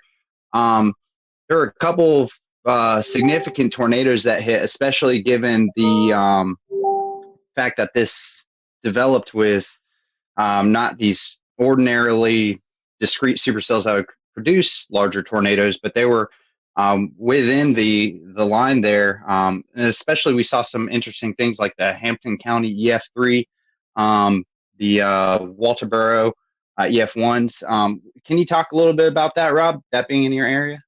Yeah, absolutely. I've been here in Charleston for 33 years, and I've been through several tornado outbreaks, and I don't know how substantial compared to other parts of the country they are. We know every tornado for us is very important because we don't get that many, so we don't really prepare that often for these. But when we got here early on Monday morning to see what was going on in southeast Georgia, because these really started there and then crossed over the Savannah River and came all the way through eastern South Carolina. So to see the debris ball in Hampton County, which officially the winds are 165, they finished that survey and released it today, but it's on the cusp of an EF4. And I think here in South Carolina since 1950, only 3% are EF3s and 1% EF4s. So you're talking about something very rare for us in a state that, depending on which service you look at, averages 12 tornadoes a year. Then, obviously, for us here in our Channel 2 viewing area, Hampton County is more in the Savannah area. Our neighbors down at WSAV taking care of that, but that's still in our state. But then Colleton County is the next state over, or next county over. And then we really got concerned there, seeing what was going on in Hampton, transferred to Colleton County. Colleton County, that was released. There were 3 separate EF1 tornadoes there. One of them 110 miles an hour that, if you saw the video, did damage at the Low Country Regional Airport. Unfortunately, we had 1 fatality there. A tree came through a house and killed a lady there. And then kept on moving into our more populated areas of Dorchester, Berkeley, and Charleston counties. Had a separate tornado that moved, probably started as a water spout, moved over Edisto Beach. And then they surveyed just a little while ago that Berkeley County, they released it, and that was an EF2 with the winds of 120 miles an hour. So, and then came into Ed's territory up into Georgetown County. We kind of share that, and they already had confirmed tornadoes up there. And I know Shay, Weather Flow, you guys measured a wind gust of 114 miles an hour right there. So, Dan, to put it, I don't know. I'm still shaking my head. I'll put it that way. It was just something I've never seen before. And I've been through, a lot of the hurricanes that produce tornadoes like Francis, but this was unbelievable. In Irma, we had 4 tornadoes in the Charleston area, but I think we're all still shaking our heads. Okay. Yeah. Well, and I was watching very closely on radar as that Hampton County tornado started showing up on radar in CC, and also kind of the debris ball that was showing up there. I mean, that was a significant signature on radar that you just don't often see in the Carolinas at all. It's something you would generally see more in the deep south of Alabama, Mississippi, or in Oklahoma, Kansas, something along those lines. The damage report has it at least a half a mile of width of that tornado. Fortunately, it seems like a lot of that did happen over rural areas, but that being one of the first tornadoes that happened in that early morning, did that kind of set a precedent for how you were responding to the other tornado warnings and potentially trying to get the message out to people who may have been asleep at this point, knowing that how huge these could be? Absolutely, Dan. I think here personally, myself, Josh Marthers, our morning meteorologist, he was on the air on News 2. I was manning Facebook Live for a long period of time. We know that's become a major way to get information out and get information in. But I think we were looking at that couplet, which was, we just don't get to see that on Velocity products very often here, and to see that continue to hold together all the way across the state. Absolutely. We were able to give warnings upstream. And I know it's a cliche, people write in saying, hey, because we watched you, you probably saved our lives. But I think in this situation, it really comes to play, because we could show it, we could tell them, we knew where it was going, we knew who might be impacted. And if we could give them any warning at all, this was the case. Most of our tornadoes that happen could be a water spout. The couplet's not as well defined. It could be very broad in some cases. So this was really fine, that I think it really prepped us for what we had to do for the rest of the morning. But I think probably the saving grace for all of us is the fact that with the crisis going on, schools were not in session, people were not going to work, they were not in the car on the highways going from point A to point B. So if anything, I think we were able to reach a lot of people in their house, and they could just hunker down right there.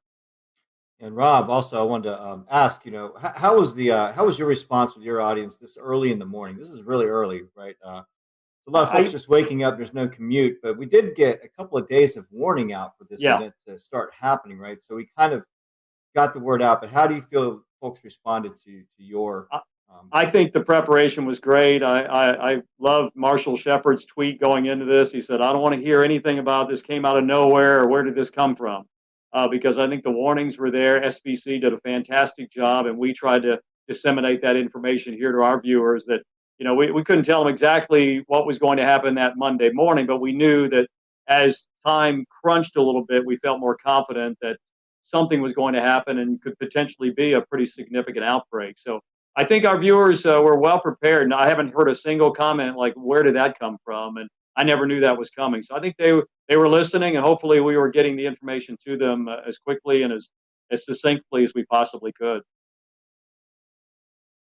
Efren, I'd love to hear your perspective on the Midlands, because unfortunately you guys saw the highest number of EF3s as well as an EF2 that passed real close to Orangeburg and even over I-26. How has the community responded to all of these tornadoes, and what kind of steps are y'all taking to recover? Well, the cleanup process right now has been incredible. There's been a lot of community help in this, and even with the coronavirus, in which a lot of people are taking heed to that warning, there was a very large presence of people helping out. Now, the EF3 tornadoes that came through part of the CSRA, the Low Country, into eventually our Southern Midlands community, those areas are very rural. And the fortunate thing was that we were already on the air at 4:30 in the morning. And there were a lot of storms that were crossing over the Savannah River into the upstate, but there was already a knowledge of all of our viewers, since we've been talking about it in earnest since Friday, that we're looking at the possibility of strong thunderstorms. That was the message on Friday. The message on Friday was like, there's very likely going to be a severe weather outbreak of some sort in the lower Mississippi River Valley. That message usually is taken with a grain of salt because it's not us. It's not even near us. And as we got into Saturday, our morning meteorologist, Danielle Miller, started emphasizing that we're looking at the possibility of strong to severe storms in South Carolina.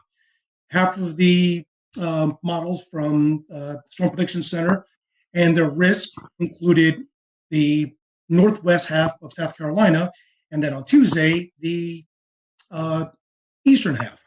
So the message is already out there. And by Sunday, it was a clear message that this is going to be an event that we're going to see storms on Sunday, probably late morning, that may be strong to severe, but at least the knowledge that there is going to be storms on Sunday, but that's only the first round. The stronger storms and the worst ones are going to be in the overnight hours, and that was the biggest emphasis that we sent the message. And the worst part was waiting.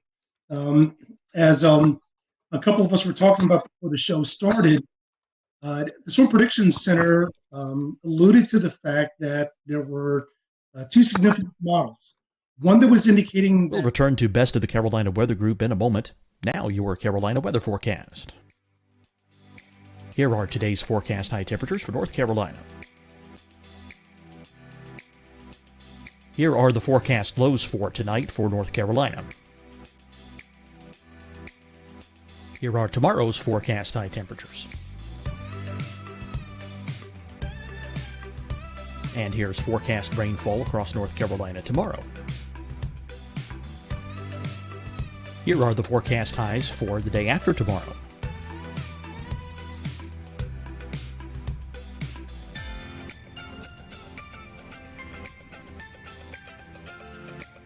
And here's the forecast rainfall across North Carolina for the day after tomorrow. This is the total rainfall forecast across North Carolina for the next 3 days. Here's the severe thunderstorm outlook for today from the Storm Prediction Center.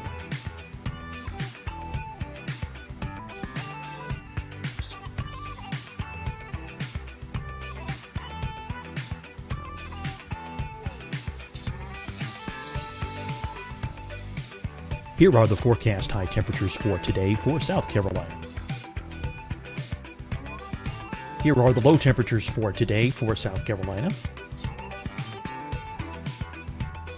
Here's the probability of precipitation forecast across South Carolina today.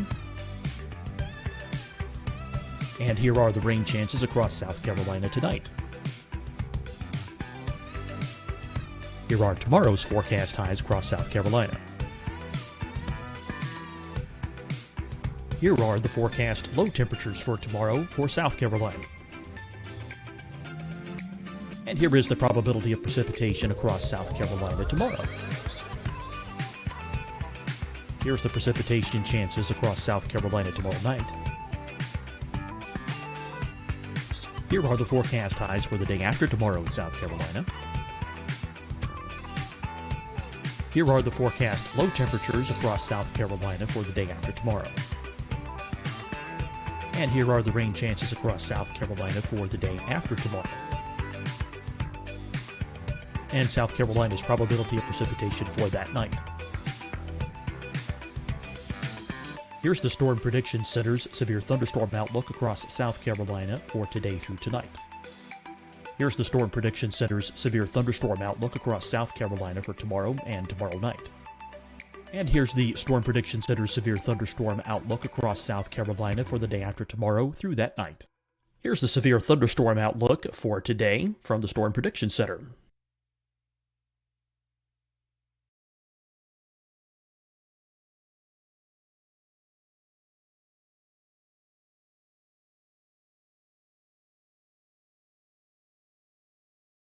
And now here's a live look at weather radar across the southeast. Deciding when to wear a mask isn't about who you know or how well you know them. Just ask yourself, will I be with anyone I don't live with? If the answer is yes, get behind the mask. Help slow the spread of COVID-19. Get behind the mask. Learn more at covid19.ncdhhs.gov. Hi, everyone. I'm Dr. Mandy Cohen, Secretary of the North Carolina Department of Health and Human Services.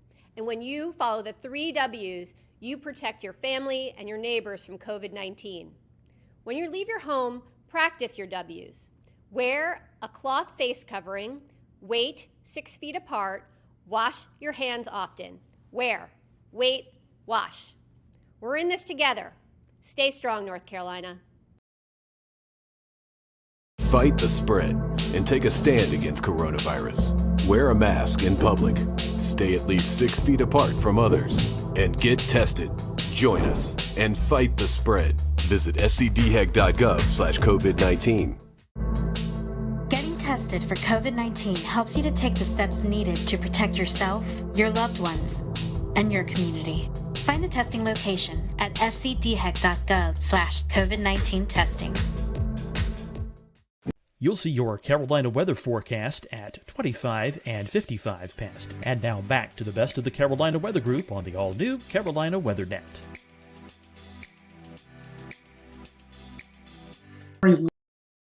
Likely start entering portions of South Carolina upstate and the high country by late morning, and by midday crossing to the areas from northwestern North Carolina into the Piedmont and the PD down to the Midlands into the early afternoon. That would have been the worst case scenario. The evolution of the storms were far greater, and the magnitude of the damage would have been far greater. The other model was one that verified, showed that it came in a lot earlier. The problem is that when you have storms that are that early in the morning, and the first tornado warning actually came out, I believe it was 6:30. That was the tornado warning that was in Richmond and Columbia County in Georgia. And then once it crossed over to South Carolina, it was still warned. At that point, we're already talking about it in earnest, that these storms are tornadic. One is already confirmed, and this has got a direction that will be impacting part of our southwest Midland communities. And at that point, things just exploded. The one interesting thing that we did watch very carefully and with great concern was when the tornado was confirmed crossing out of Richmond County, crossing into Richmond County, Georgia, into Aiken County, South Carolina. Within 3 or 4 scans for about 12 minutes, we noticed that the inflow was pushing at about probably 95 to 100 miles an hour, but there was no debris ball. Once it got right along the county line of Barnwell and Aiken County, there was no doubt a debris ball. Within a span of 5 to 7 minutes, 2 scans later, we now see 2 debris balls. And I mentioned on chat, I was like, guys, do we have twins? And they said, we definitely have a TDS on both storms.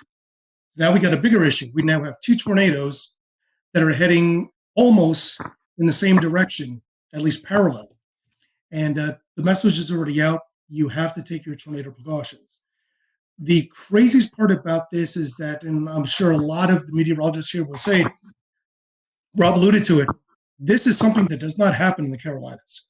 We're well known for the Carolinas to have the type of tornadic event that's low cape, high shear, versus when you go out into the central and southern plains, it's the exact opposite. But we've had our fair share of tornadoes that have been low cape, high shear, but nothing to this magnitude. I'm really hoping that the viewers were prepared. Unfortunately, we had 2 deaths out of the EF3 tornado that went through western Orangeburg County in the community of Livingston, and as well as 7 injuries. But this happened at least later in the morning. If this happened 2 or 3 hours earlier, the result could have been significantly different. Efren, you were talking about the twins. There's some speculation on Twitter, and after looking at the radar scans, it could have kind of been like a Fujiwara effect, like they were kind of dancing around each other. Any comment on that? That's a good possibility. Keep in mind that the only data that we can go off, since we can't really go off of any visual satellite, is off of the radar, but that is the possibility. However, both of the debris balls were running parallel to each other, probably about 7 to 8 kilometers apart, but they were going unidirectionally. Usually when you see a Fujiwara effect, you see the debris balls that are actually dancing around each other. They really weren't dancing around. They were running parallel. So at the very least, we know that this was 2 confirmed separate tornadoes. Was the debris ball, and eventually the second one, from the original tornado that came out of Aiken? Because the deadly tornado actually originated in northern Bamberg County, northern Barnwell County, and then eventually moved into southwest Orangeburg County. But just as the initial tornado dissipated, the other one continued going. So I don't believe, in my best experience, that was the Fujiwara effect. It could have been, but I didn't see enough motion between the 2 TDSs to facilitate that idea. Yeah, definitely a busy morning for you guys. I want to bring in Kendra Kent. This is kind of where as the storm system moved in, it kind of hit her area first. Kendra, first of all, we hope we can see you or hear you. Sorry, Scotty. You're fine. We can hear you now. And I just want to ask you, I know you guys kind of started the live coverage first when these storms first moved in. Mm-hmm. Tell us a little bit about your morning and how things went there in the Greenville area. Well, I feel like I learned a lot from this particular outbreak. And can everybody hear me okay? Yes. Okay, good. Sorry you can't see me. I hooked up to a computer that doesn't have a camera, apparently. Anyway, no, we started the coverage a little after midnight. We had a rogue warning. It was essentially a shower that just started rotating. You could tell how much dynamically was going on in the atmosphere. I mean, it was just things were beginning to blow up. So I think I knew from about 12:30 in the morning that we were going to have a very, very long night.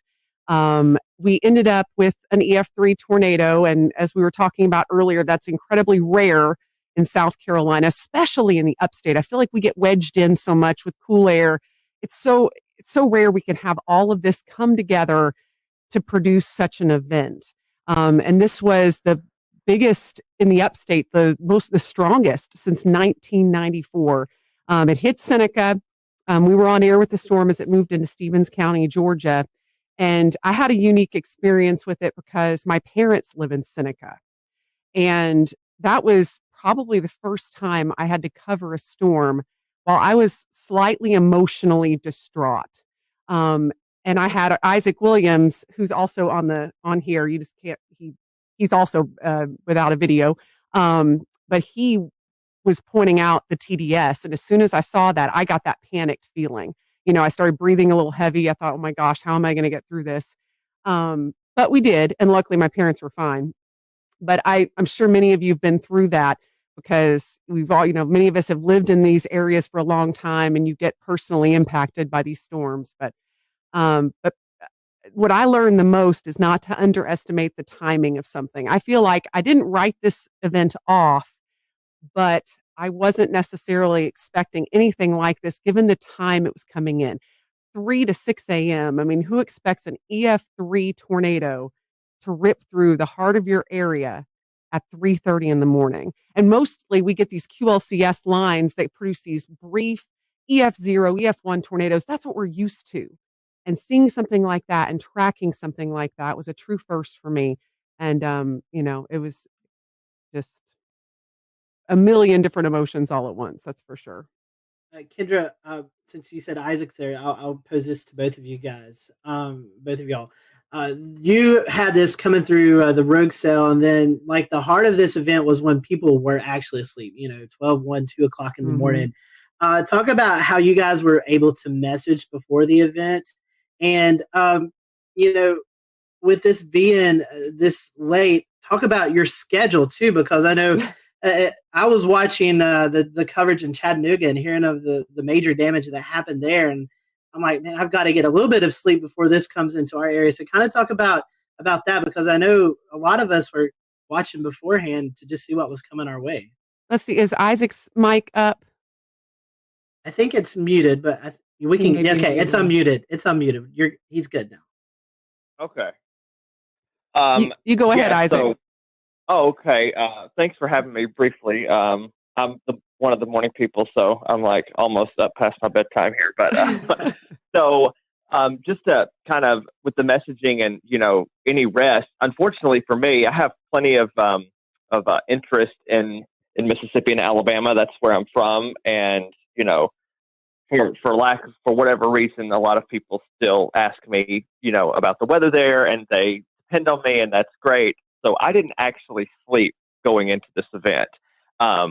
So that's not uncommon for me because I am a severe weather nut. But that being the case, in terms of messaging, we started talking about it, I think, on Wednesday. Just kind of highlighting the threat for storms. That gave people about 5.5 days, and of course we started ramping up, the wording a little bit more once we got to, Friday and Saturday. And, Kendra always, mentioned, like when I first was hired here, we do get a lot of wedge events, and we started that day in the 50s. And I'm like, back in my head, I thought, what if the wedge holds and, we're going to be seen as like hype people, and that's not what we want, but we don't want severe weather either. I think our message was pretty stern by Sunday morning when we got up and saw they had pulled that enhanced risk over a little bit into the upstate, which I've been here 3 years, not nearly as long as Kendra, but I think that's only my personal third enhanced risk here. So I knew that I see parameters, and parameters mean nothing unless you have a storm in them, but I knew with those parameters that we had the potential to have something, fairly unusual happen, but I wouldn't have had I don't work weekends, so I don't even know if I would have said something about a strong tornado even the night before, just because it's just so rare to get them here.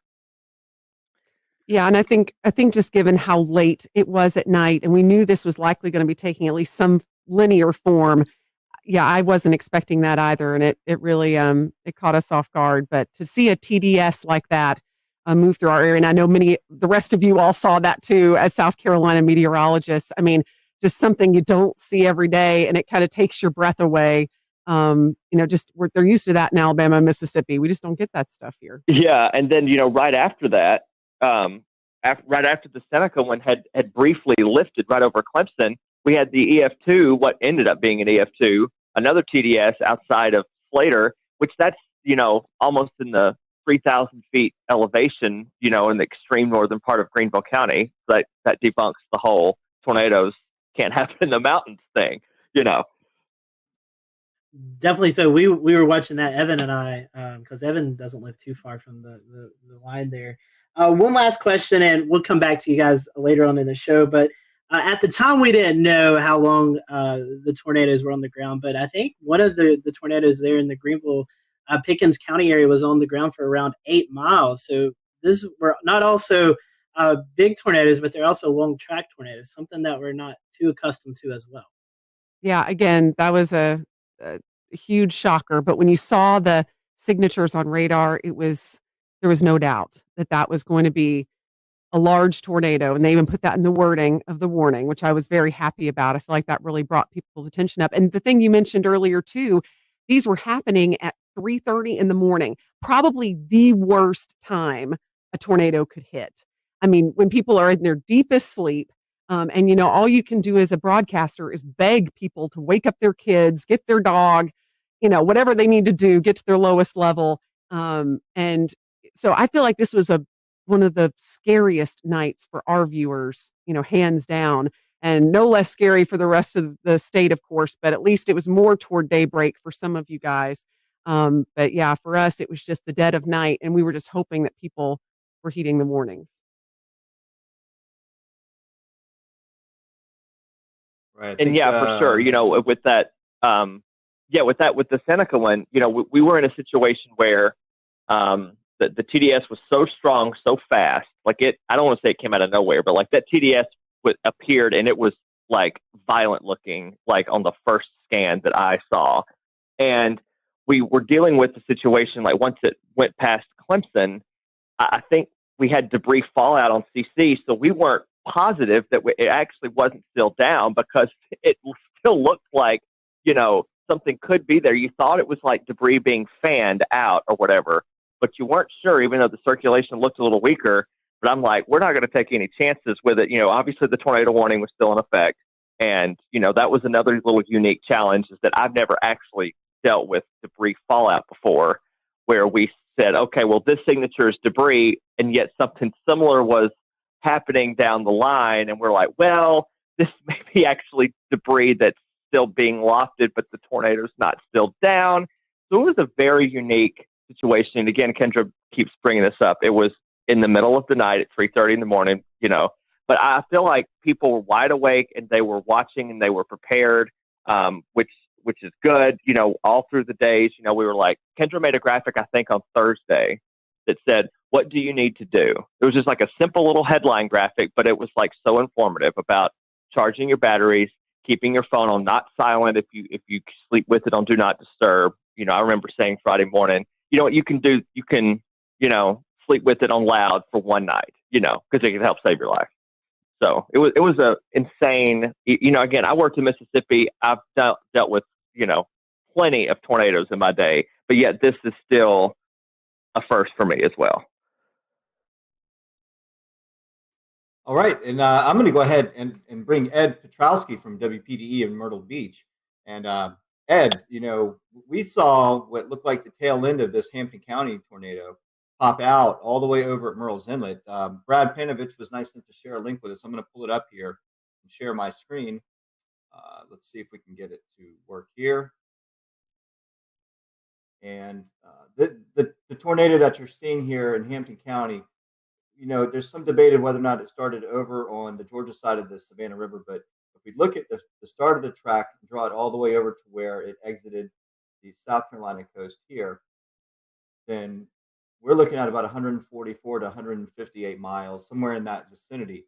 And so, we know this continued on, maybe up even into the Oak Island area of North Carolina, but it's just impressive to see the length and track of that storm. It did pop out in Myrtle Beach, where one of our weather sensors for weather flow got a reading of 114 miles an hour. We had a pressure drop of 7 millibars within a 1 minute time span. So that reading went up within 2 to 3 minutes, from 46 to 76 miles an hour to 114. And so talk about that area and how it affected your viewing portion of that area of Myrtle Beach. But for us, considering what happened across the rest of South Carolina, we were relatively unscathed. We had no injuries and no deaths. There was never really any tight circulation anywhere in our viewing area. We were, of course, watching the ones that were over Orangeburg County and also down near Hampton County in the morning while we were on the air with our regular morning show at 5 o'clock in the morning. And those were the two big storms, the two supercells that we were watching very carefully, knowing that they were heading generally in our direction. The one in Orangeburg County faded away before it ever got to our viewing area. But the one in Hampton County that eventually went over Monk's Corner, eventually got into Georgetown County, and they warned for that one where there was EF1 damage done in Sandpit and Graves. And then you hit a really populated area on the south end of the Grand Strand where Litchfield Beach is located and Pawleys Island as well. And they both took a hit on EF0, EF1 tornado. There was substantial damage done to trees and even some homes in Litchfield Beach and also in Willbrook. In fact, one of the things about a lot of people being home is a lot of people took video. So we were able to get pretty good video of at least damage and high wind knocking over trees, but not necessarily a tornado touching down. And then, of course, it went out over the ocean, became a water spout, and that's when it rolled over the Murrells Inlet jetties with the recording of 114 mile per hour winds. And, you know, I look back in that and I think, my goodness, if that was just a couple of miles west of there, we would have had substantial damage on the south end of the Grand Strand. And if it had paralleled the Grand Strand coast, it could have buzzsawed the entire Grand Strand, nearly 60 miles with extensive damage. So we were very fortunate that it actually went out over the ocean. And that was really the only set of tornadoes from that particular supercell that we had in our viewing area. Although I will say in Marlborough County, which is just to the east of Chesterfield County, in the northern part of the state, we had a massive microburst of 110 mile per hour winds that did substantial damage in Wallace. And of course, everybody, when they get that kind of wind, thinks it was a tornado. But in reality, it was a microburst. Although on radar, it did have some rotation. It wasn't very tight there either. But Steve Paff, who works with the National Weather Service in Wilmington, those guys do a phenomenal job.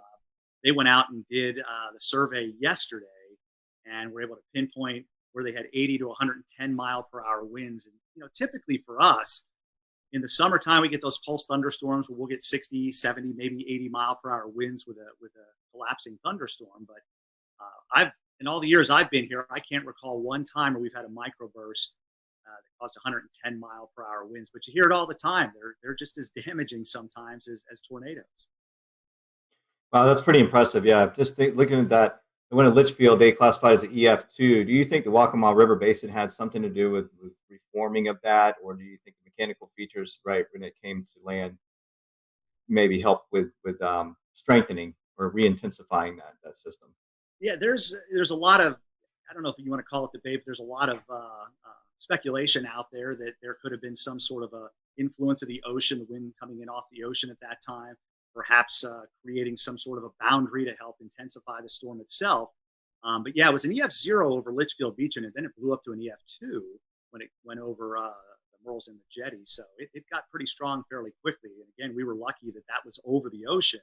Literally, the jetties are only a couple of 100 yards away from very populated areas of Garden City. And we had two different people that have homes there who have their home weather units, and they both registered 71 and 72 mile per hour winds respectively. So literally within a couple of 100 yards of where your unit is, we had those measurements. So you can see how tight the wind gradient was between Garden City and the actual jetties themselves.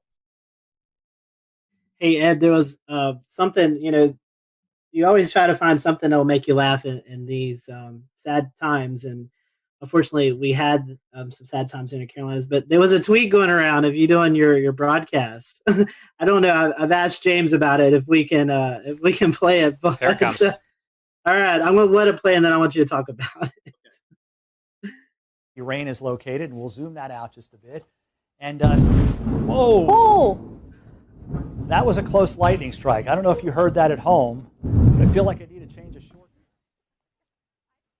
All right, I'm pulling the audio back down, but Scotty and Ed, the viewers at home heard it, even though we didn't hear it in our headsets. Ed, what's going through your head there? Well, you know, we were in a sense just about ready to wind down. We were getting through this thing for the most part relatively unscathed. Our last severe thunderstorm warning was still in effect, but the storm was moving out of Horry County.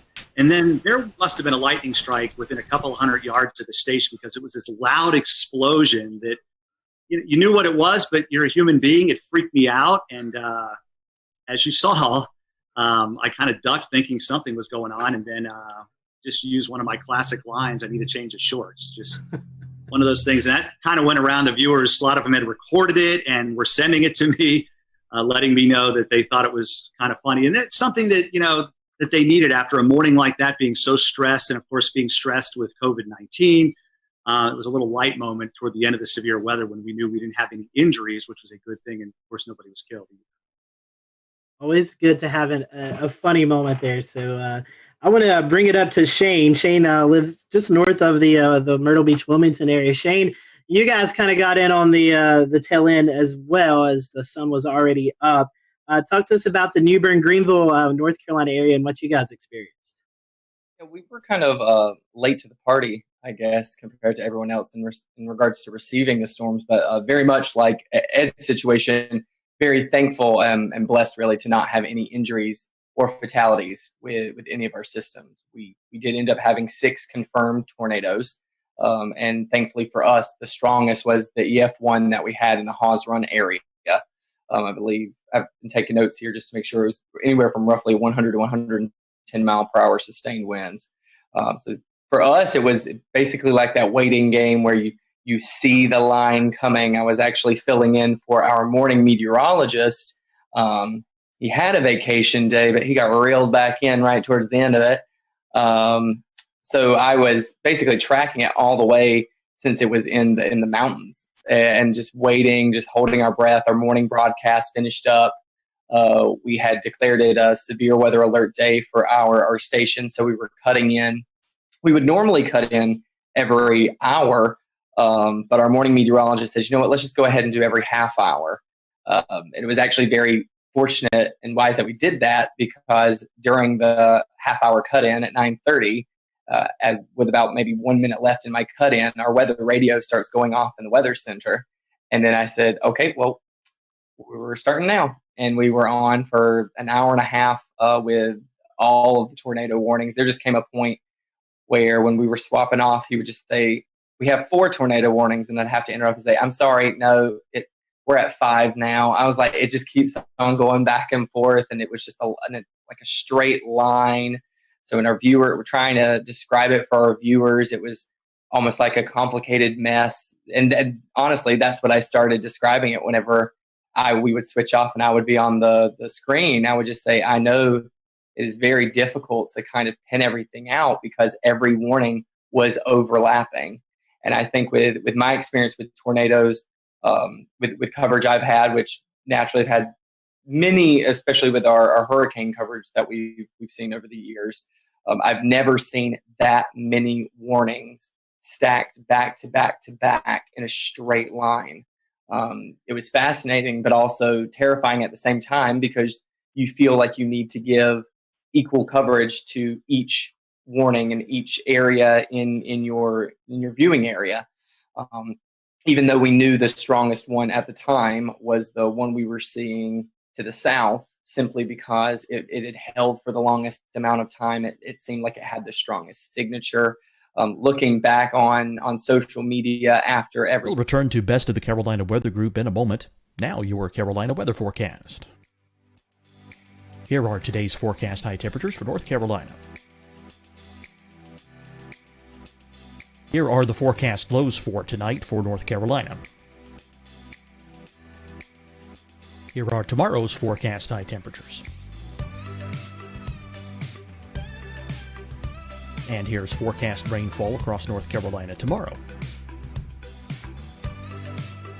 Here are the forecast highs for the day after tomorrow.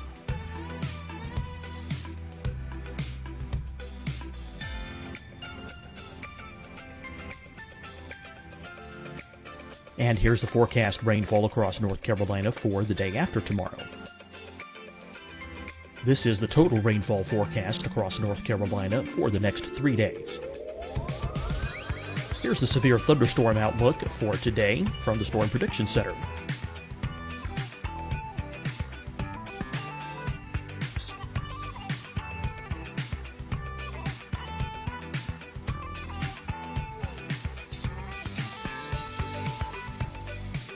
Here are the forecast high temperatures for today for South Carolina. Here are the low temperatures for today for South Carolina. Here's the probability of precipitation forecast across South Carolina today. And here are the rain chances across South Carolina tonight. Here are tomorrow's forecast highs across South Carolina. Here are the forecast low temperatures for tomorrow for South Carolina. And here is the probability of precipitation across South Carolina tomorrow. Here's the precipitation chances across South Carolina tomorrow night. Here are the forecast highs for the day after tomorrow in South Carolina. Here are the forecast low temperatures across South Carolina for the day after tomorrow. And here are the rain chances across South Carolina for the day after tomorrow. And South Carolina's probability of precipitation for that night. Here's the Storm Prediction Center's severe thunderstorm outlook across South Carolina for today through tonight. Here's the Storm Prediction Center's severe thunderstorm outlook across South Carolina for tomorrow and tomorrow night. And here's the Storm Prediction Center's severe thunderstorm outlook across South Carolina for the day after tomorrow through that night. Here's the severe thunderstorm outlook for today from the Storm Prediction Center.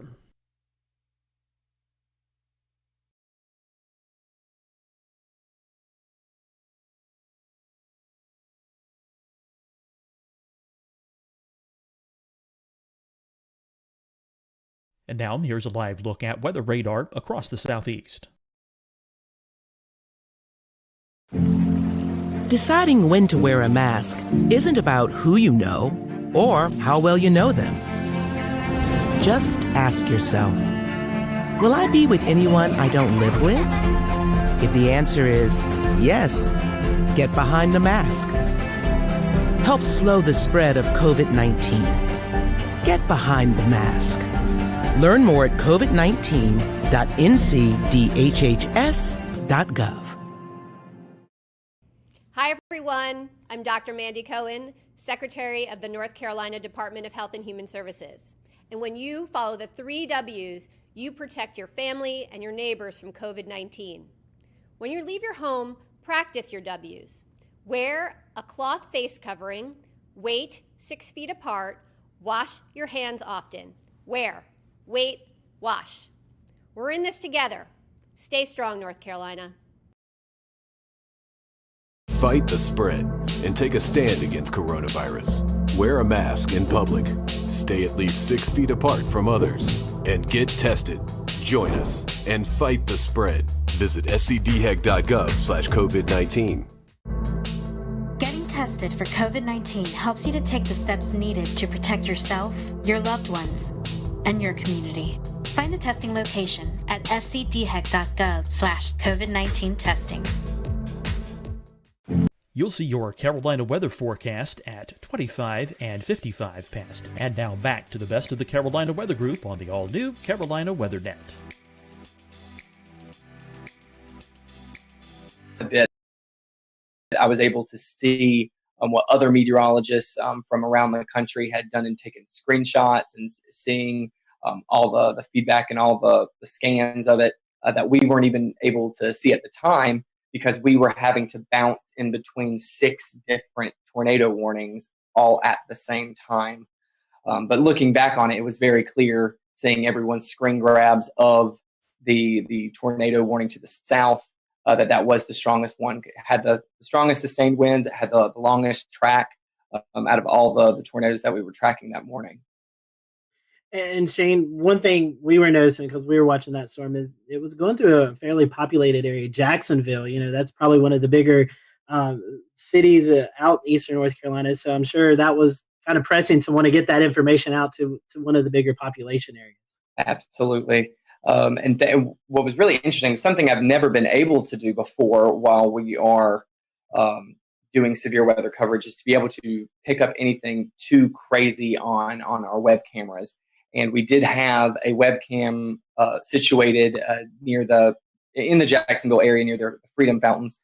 And while we did not see the feature at all, you could see it looked like the flags about to be ripped off of the top of the flagpoles. I've never seen that before, and never been able to capture anything during the height of a storm or during a warning before until this particular system. So naturally, yes, we did have all that concern because even for our specific station, Jacksonville is a very heavy populated area into which they tune into us. They know that we are the closest station to them, so they rely on us heavily. But thankfully, I believe the heaviest damage that was sustained in that area was at a hog farm. So we might have a few pigs that won't be tuning into our broadcast next time. But like I said, just very thankful and blessed that we had 0 fatalities, 0 injuries throughout the entire morning. Shane, I got a good chuckle out of that. Thank you. Tim, we still have 2 areas to cover, Charlotte and Greensboro. So Tim, I want to start off with you. I know you're just dying to talk. We've had you waiting for 40 some odd minutes now, but you guys did have 1 tornado in Alamance County. Can you kind of tell us a little bit about that and maybe some of the relief that you felt that there was only 1 and things weren't quite as bad as they could have been? Yeah, sure. Thanks, guys. So, this kind of thing that we were tracking for days, all of us were tracking it for days. It was pretty much all anyone could talk about for the Easter weekend. So one of the things leading up to it, I kind of sensed I was kind of trying to read the room and on my Facebook page and just see where people's heads are at. It really seemed like people were dreading this and they were very freaked out and they really were spooked, just in the sense of maybe they were stressed out already. I am not a psychologist, but there was just a lot of stress building up. And I think whenever something is coming in the middle of the night, people are really worried, and justifiably so. So one of the things we decided to do is just let them know, we're going to be there the whole night. Because even with, we had the warm front coming through in the afternoon. I'm always worried about those little warm fronts too. You can kind of get little spin ups. So I was there starting at 8, 9 o'clock, and I just stayed till the morning. We had the rest of the morning Mets come in as well to help out. And good thing that we did, because, one of the things, we just kind of walked people through the night. We would just do Facebook Lives and they would chime in and we would say, everything's still okay. You can go to bed, but make sure you have the phone. And you got to wake up if the warnings are issued. And people really did that, and I think it helped out. But you mentioned we had 1 confirmed tornado in our area. We had 9 tornado warnings, and I had no problem with any of the tornado warnings. And a lot of times I'm complaining in the back of my head about some of them, right? None of them were light tornado warnings at all. There was so much rotation in almost every storm that was pushing across our area. Everyone in this chat knows this. We have a radar issue here. The radar beam is so high. So, of course, when we're showing these warnings, it's showing more mid-level rotation. It's not at the ground. So all we can do is say, hey, this storm is spinning like crazy. Our first tornado warning came in at 4:20 in the morning, and we had continuous tornado warnings until 7 in the morning. So we were on for a while with all of those different storms. And it turned out that the last one in Alamance was the one that, in fact, was confirmed. And we confirmed it on air, too. We were watching it, Taran Kirksey and myself, and there was a clear as day debris ball just a few scans after the first couplet showed up. So I believe they talked about this in South Carolina, too. Some of these, they formed, they came right down, and they did the damage right away. And it was very quick.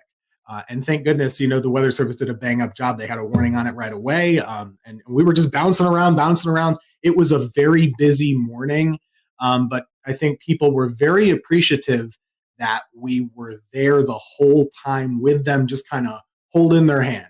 There's this storm. Here's what you do. Grab the kids, grab the dog, put a helmet on, put shoes on, and get ready to go. And, we made through it. Thankfully, there weren't there were no injuries or fatalities in that one tornado. On the same token, in the squall line itself, we did have a tree, unfortunately, kill somebody in their home. And one of the things with this line that we also tried to do, you have to give the highlight coverage to the tornado warnings. But this whole squall line, we knew it was capable of putting down 80+ mile per hour gusts.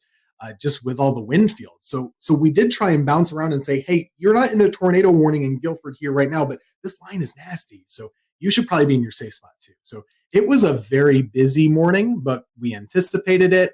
Everybody in the weather enterprise talked about it for days. People knew about it. And I actually think it's a big success story that in the middle of the night, people were still well prepared and took good action.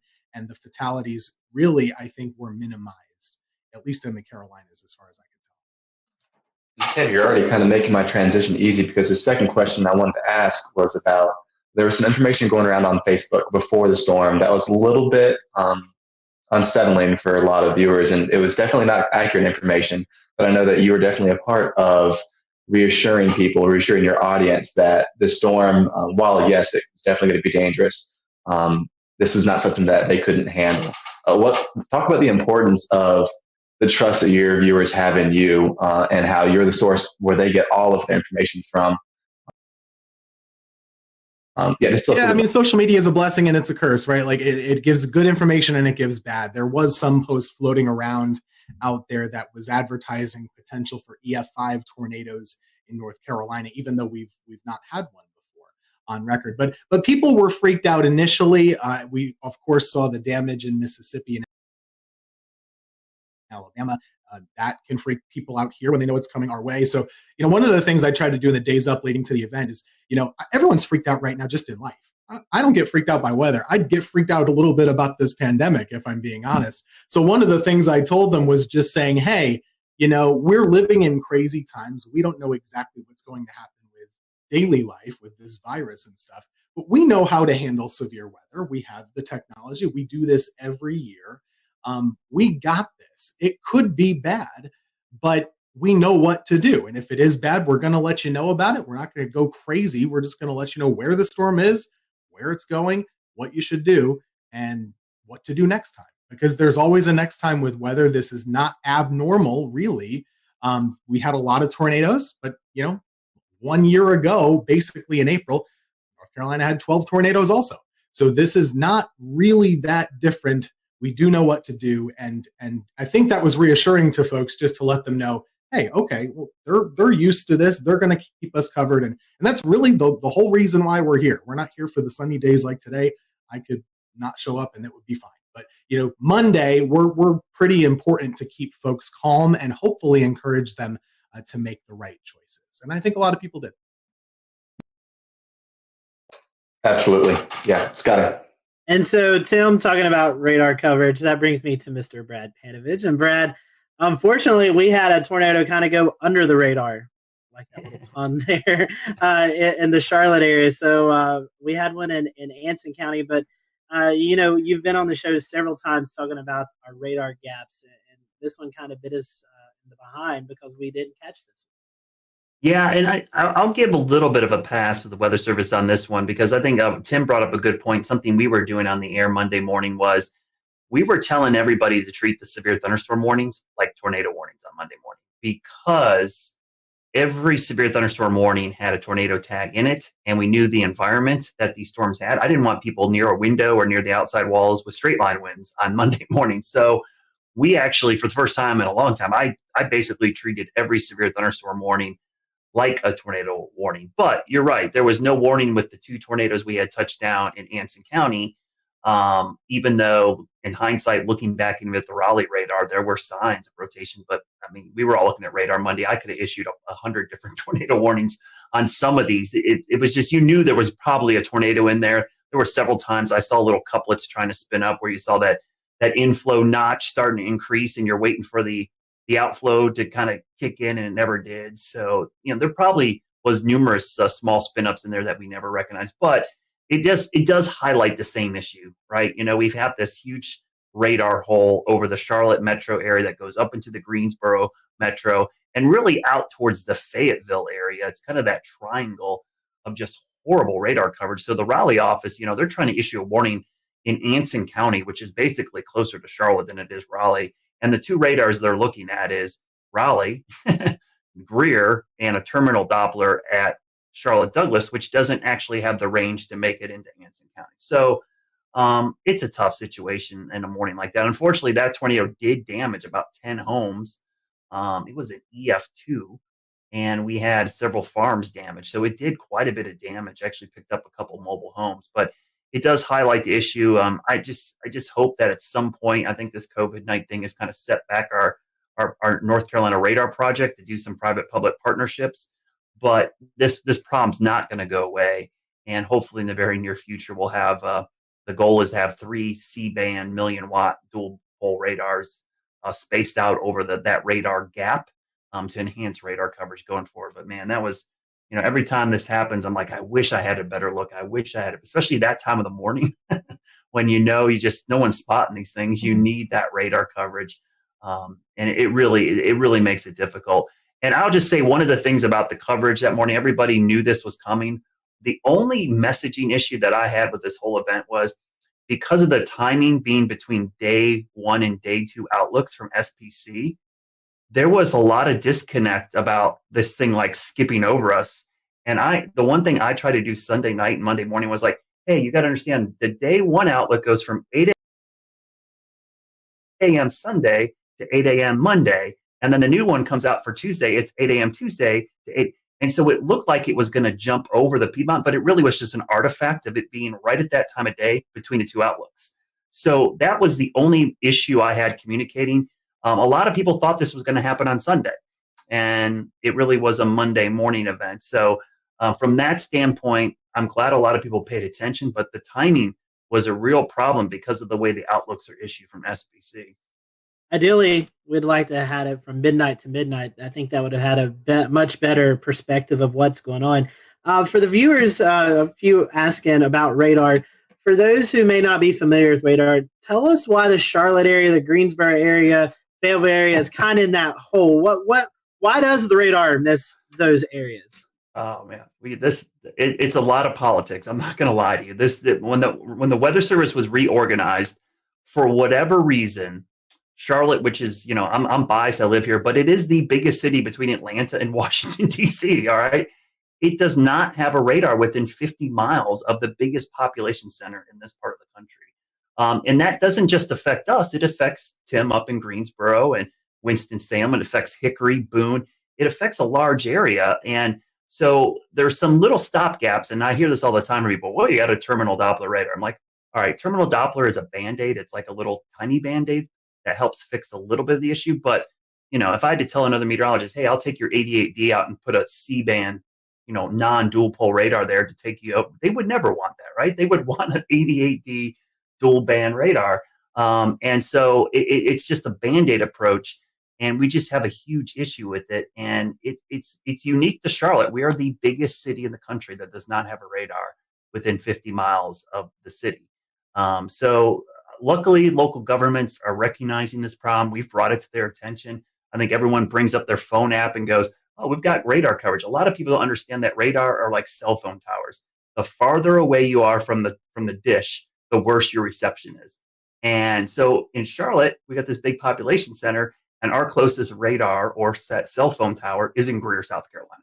So it makes it incredibly difficult. It's not that we don't have any coverage. I don't want to make it feel like, we're in this giant hole. We just have degraded coverage. We have really poor coverage. We have 1 bar on our cell phone. We want 5 bars. So what we're trying to do is get that radar closer because the radar beam, as you see in the picture right there, thanks, James, the radar beam goes in a straight line, but the Earth curves. So by the time the radar beam gets to Charlotte, depending on which part of Charlotte you're in, it's at 8,000 to as much as 10,000 feet above our heads.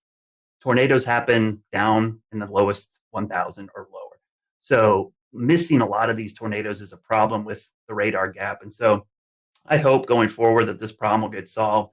For years, we tried doing this back 10 years ago, and we went through federal issues, and it's just dealing with the government sometimes incredibly difficult to get things. But now that we have this private-public partnership, it's the closest we've been to solving this problem because we've got local, state, and even private entities involved, and the data is going to be public and free for everybody.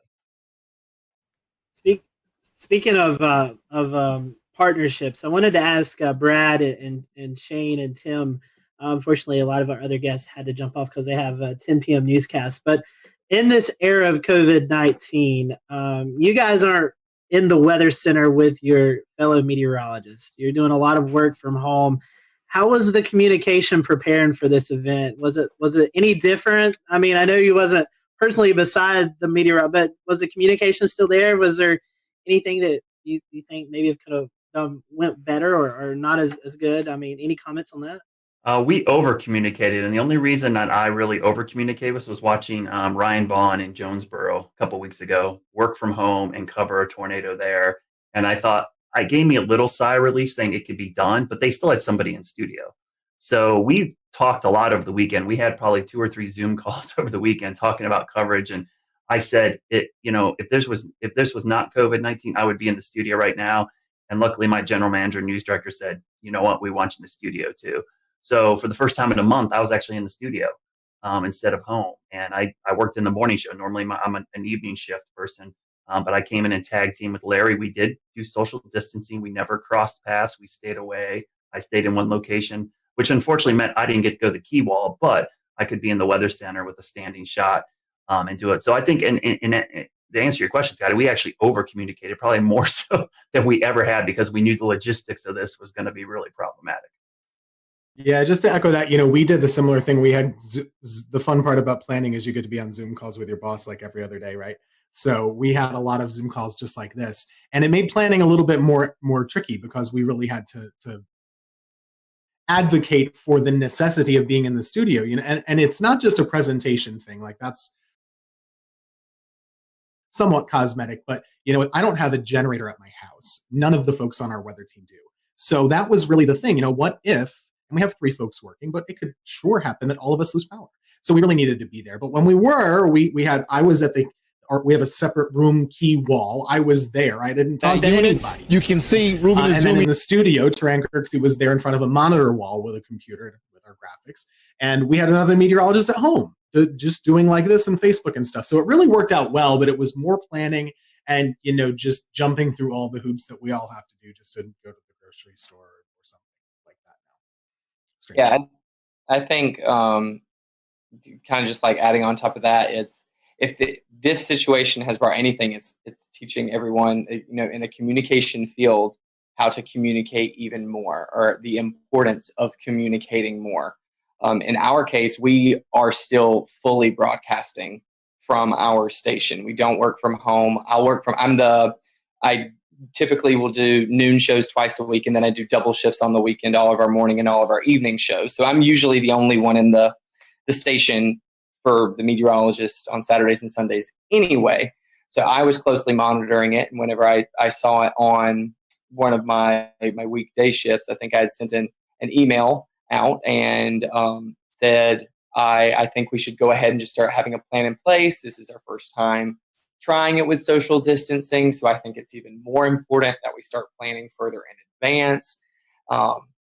And I just think these are times like this where you do learn how crucial communication is between a team. And I think it really applies for all fields, not just our specific industry.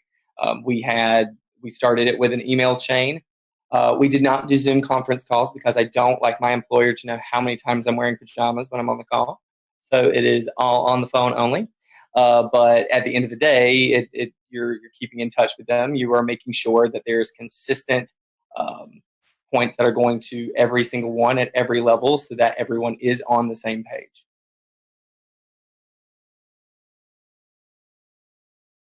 Yeah, I was going to say real quick, Tim, we had that same issue. That was our biggest concern, was the generator issue. I have a great setup here. I'm great, but man, if I lose power, out of luck.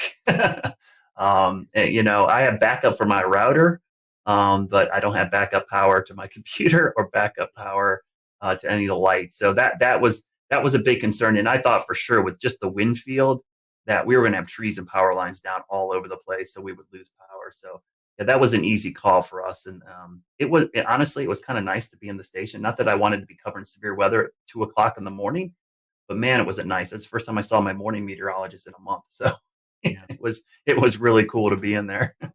One weather thing, actually, the surprising part, we talk about how many tornadoes there were. We kind of expected a lot of tornadoes. The fact that the wind field didn't materialize as much in regular severe thunderstorms, I thought was surprising. There wasn't a lot of widespread damage in the squall line. There was a lot, but not as much as I thought there maybe could have been. Yeah, I agree. Only thing I'll say is that, and I'll give a shout out to Shay and Weatherflow, because I have 2 Weatherflow stations on my roof. I had 30 minutes of continuous gust over 50, which was the highest sustained gust above 50 since probably Hurricane Michael came through here. I've had those things for 2 hurricanes passing overhead, or at least the remnants, and that was by far the highest. So yeah, it was really impressive. And what happened in our viewing area was we had a lot of wake up calls. People just heard that roaring sound of the wind and the rain hitting their windows, and people were freaking out. They woke up, and so it was easy for me to get people to act because it was so loud. It woke people up from a sound sleep. That sound, and We had a lot of people sheltered in their bathroom for these straight line winds. But yeah, I'm surprised we didn't have more damage, Tim, but I was really impressed with the data from my roof. I looked at it and I'm like, I actually had a camera up there that swung around and broke off and I had to fix it again because my house got hit by a tornado back in February. So and I had a 71 mile-an-hour wind gust with that storm. So it's been crazy having all these events at my house and having this data now collecting from my house. My wife's texting me. She's like, the kids are freaking out. Should we go downstairs? I'm like, yes, go downstairs. Well, Brad, what a way to QC those stations with a camera breaking, right? And then the stations are still standing. But I mean, that's pretty impressive if you think about the mechanical features over land, how trees and other homes block wind, and you're still getting gusts like that. You could almost assume that just above homes, right at the treetop level, probably several notch stronger just because of those mechanical features. But yeah, even here along the coast, just like Tim said, I was surprised we didn't see a lot of those gust fronts or there's really strong convergences right ahead of the storms. It never really materialized here. I mean, we got 30 to 40 knots, and then maybe one little spike upwards, but we didn't see any of these big blasts of wind like we normally do here at the coastline, where the energies just drop out of the storm, and then we get a long line of really strong wind. So that was a good thing because it was less damage over the entire area, even though we did have one tornado along the coastline, immediate coastline, and even one just inland. But a lot of folks just saw a lot of heavy rain, lightning, and just some gusty wind at times. It wasn't terrible. So, I mean, there's a little bit of reprieve from that storm, at least here along the immediate South Carolina coast, except for Murrells Inlet area and Litchfield. Yeah, so today's date, I think, is kind of significant, too. The initial thing we were going to air today was going to be about the 2011 tornado outbreak that everybody really thinks about when they think about the strongest storm system maybe they've lived through or seen. We chose to do this instead because this was such a significant severe weather outbreak. Going kind of back to you, Brad, and anyone else who wants to talk about it, is there any sort of feedback that you're receiving from the public that this is going to be kind of the new thing in their heads as the biggest severe weather threat that they've seen, or how do you think this compares as far as response to what we kind of saw on April 16th, 2011? I remember that April well because that is the highlight of that month, but there were 4 separate significant severe weather events back in April. We had a derecho, we had baseball-sized hail, we had the tail end of the Tuscaloosa tornado outbreak actually affect the Carolinas. And then April 16th, which I remember that night because I stayed up all night long and watched that line of supercells pass over Charlotte, not touch down, and then immediately as the sun came up, starts. We'll return to Best of the Carolina Weather Group in a moment. Now your Carolina weather forecast. Here are today's forecast high temperatures for North Carolina. Here are the forecast lows for tonight for North Carolina. Here are tomorrow's forecast high temperatures.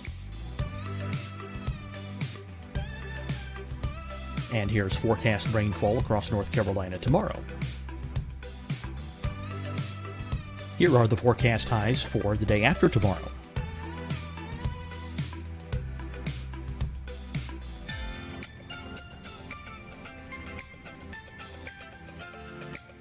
And here's the forecast rainfall across North Carolina for the day after tomorrow. This is the total rainfall forecast across North Carolina for the next 3 days. Here's the severe thunderstorm outlook for today from the Storm Prediction Center.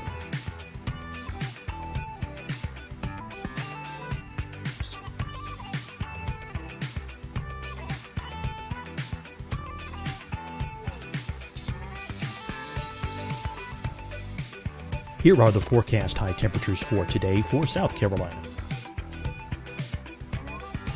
Here are the low temperatures for today for South Carolina. Here's the probability of precipitation forecast across South Carolina today.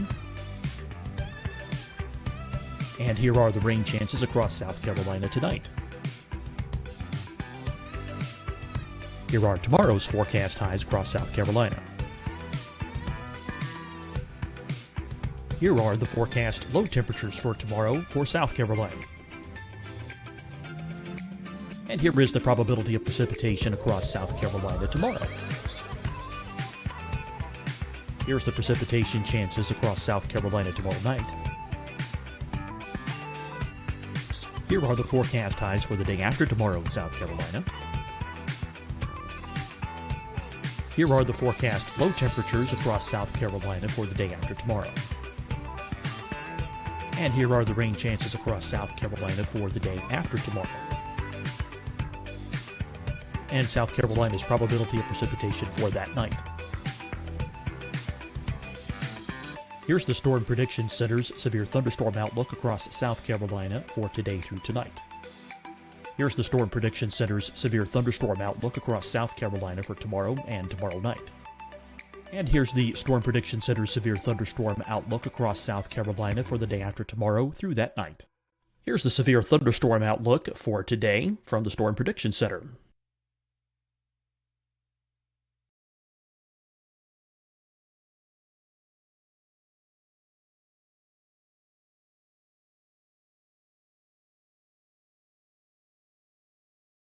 And now, here's a live look at weather radar across the southeast.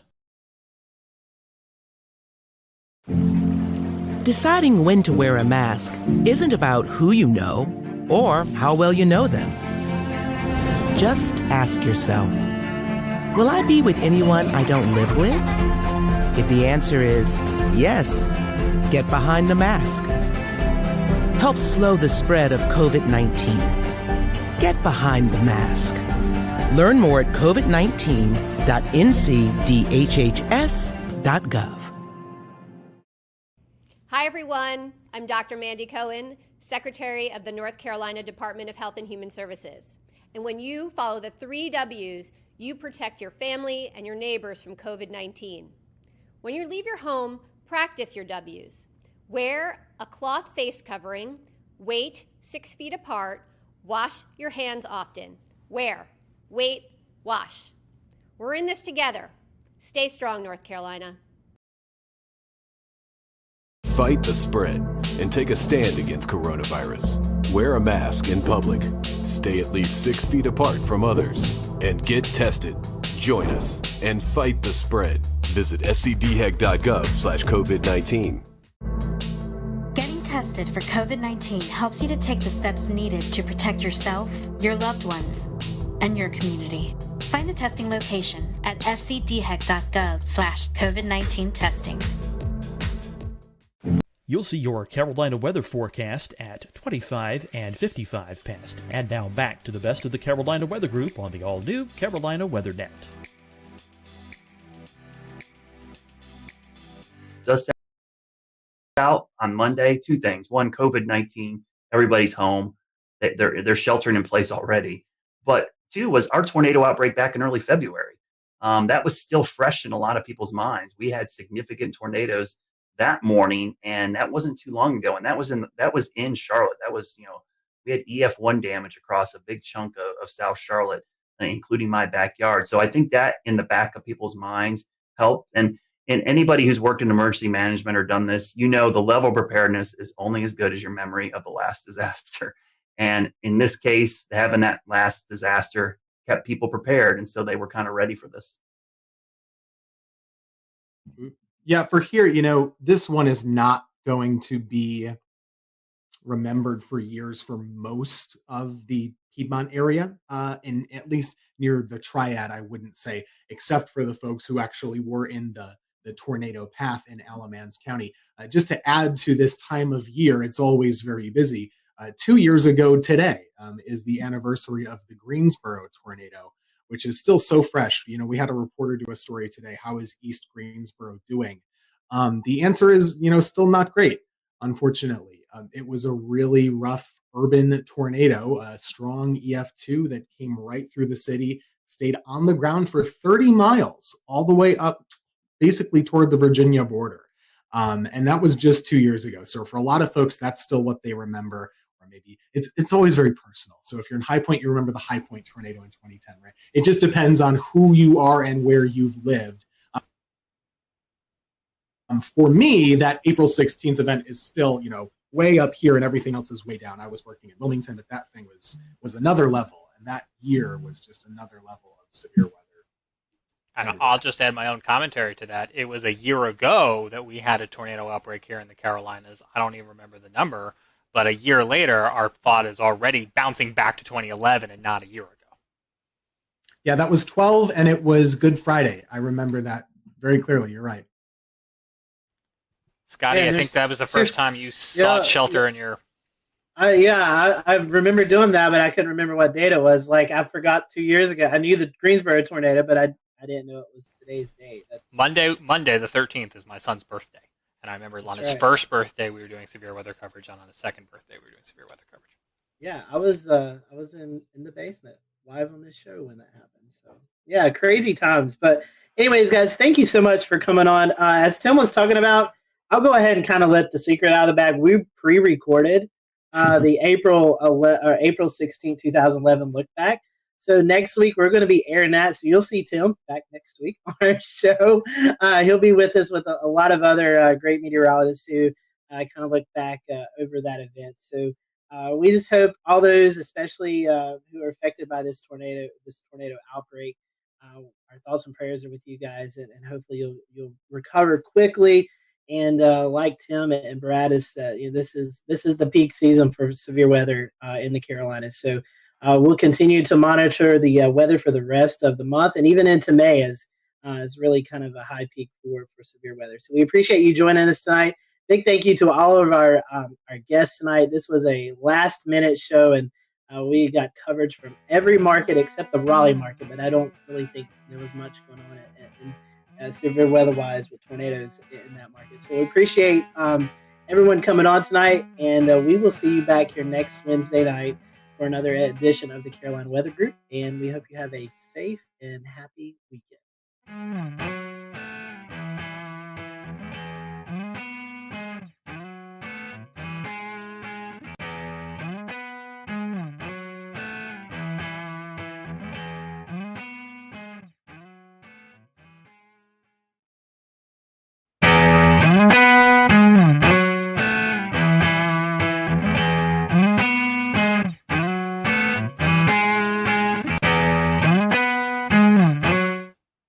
And good evening from a very warm Charlotte. Happy Wednesday to you. It is March the 11th, 2020. I am James Brierton.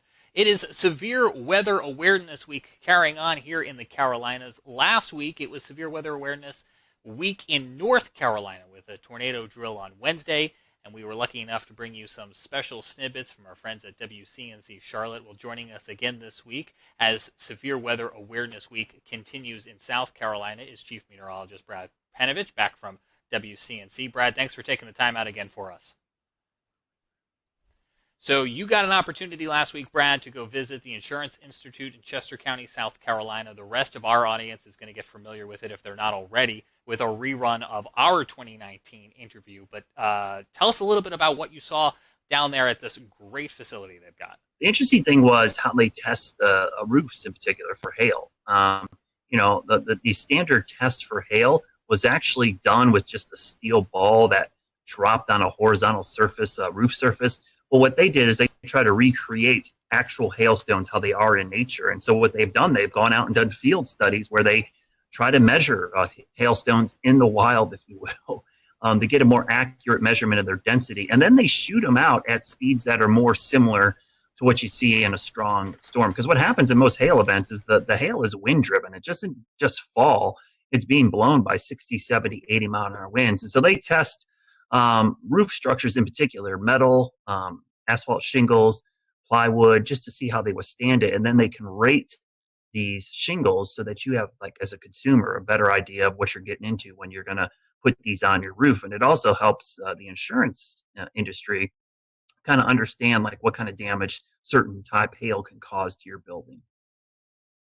Well, let's talk a little bit about that roof, because you just put a brand new roof on your home about a week before that EF1 tornado came through Charlotte. Did you get some ideas from the Insurance Institute?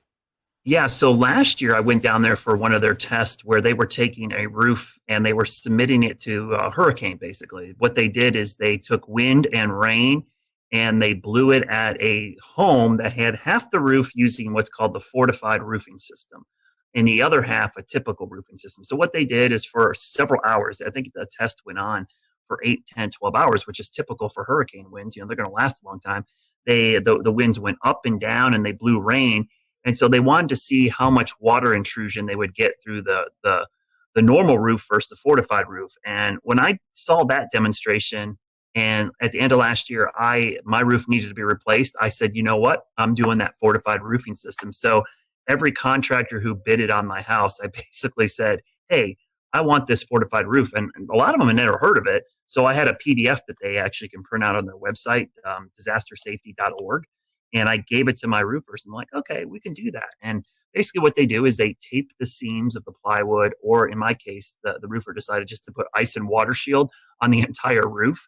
They also use underlayment that's synthetic with caps, cap nails instead of just regular nails or staples. And then they use double shank nails, which don't pop out when the wind rips on them. And the reason you do this is in a big storm, shingles are going to fail. But with this fortified roofing system, if water gets underneath the shingles, you have the layers of protection that will keep the rain out of your house. That's the goal, is you don't want water getting into your house to cause further damage if the roof gets damaged. So I had just got my roof replaced a week before the tornado came through my backyard. I lost 15 trees in my yard, and we only ended up losing 10 cap shingles, which are the shingles on the peak. Those are weaker shingles, and the nails held. The shingle was actually ripped off the roof. The nails did not pop out, and because I had that ice and water shield underneath, it actually kept the rain out of my house. So my roof held up pretty well. Considering I had a 71 mile an hour wind gust, I was pretty impressed on how well it did. And our viewers right now on our Facebook and our Periscope and our YouTube feed are looking at pictures from your neighborhood from February the 6th. What have you seen in your neighborhood in terms of neighbors helping neighbors over the past month? You know, that event is going to be crazy. It was by far the worst weather event in my neighborhood. And, you know, it seems now after the Nashville tornado, it doesn't seem nearly as bad because most of the homes escaped with minimal damage. Most of the damage in our neighborhood was all trees. And obviously, so those trees came down and did cause quite a bit roof damage. We had, I think, 50 or 60 roofs damaged. And you really didn't notice until the following days when you started to see the blue tarps go up everywhere. And we had one house that was heavily damaged because a tree fell through their kitchen in the back of their house. But what's amazing is that here we are, over a month removed.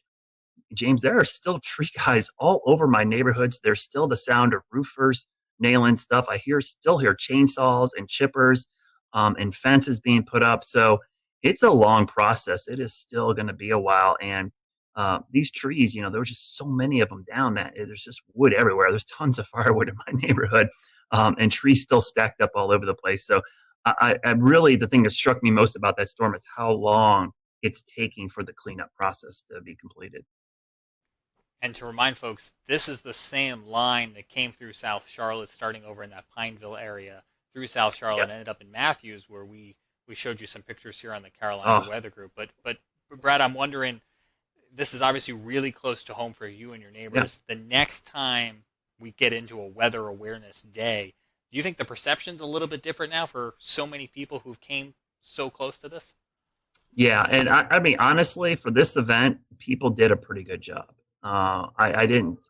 There was some schools that didn't evacuate their students, but in general, I think it was a pretty good success story considering we had an EF1 tornado go through the heart of South Charlotte and no injuries or deaths is pretty amazing.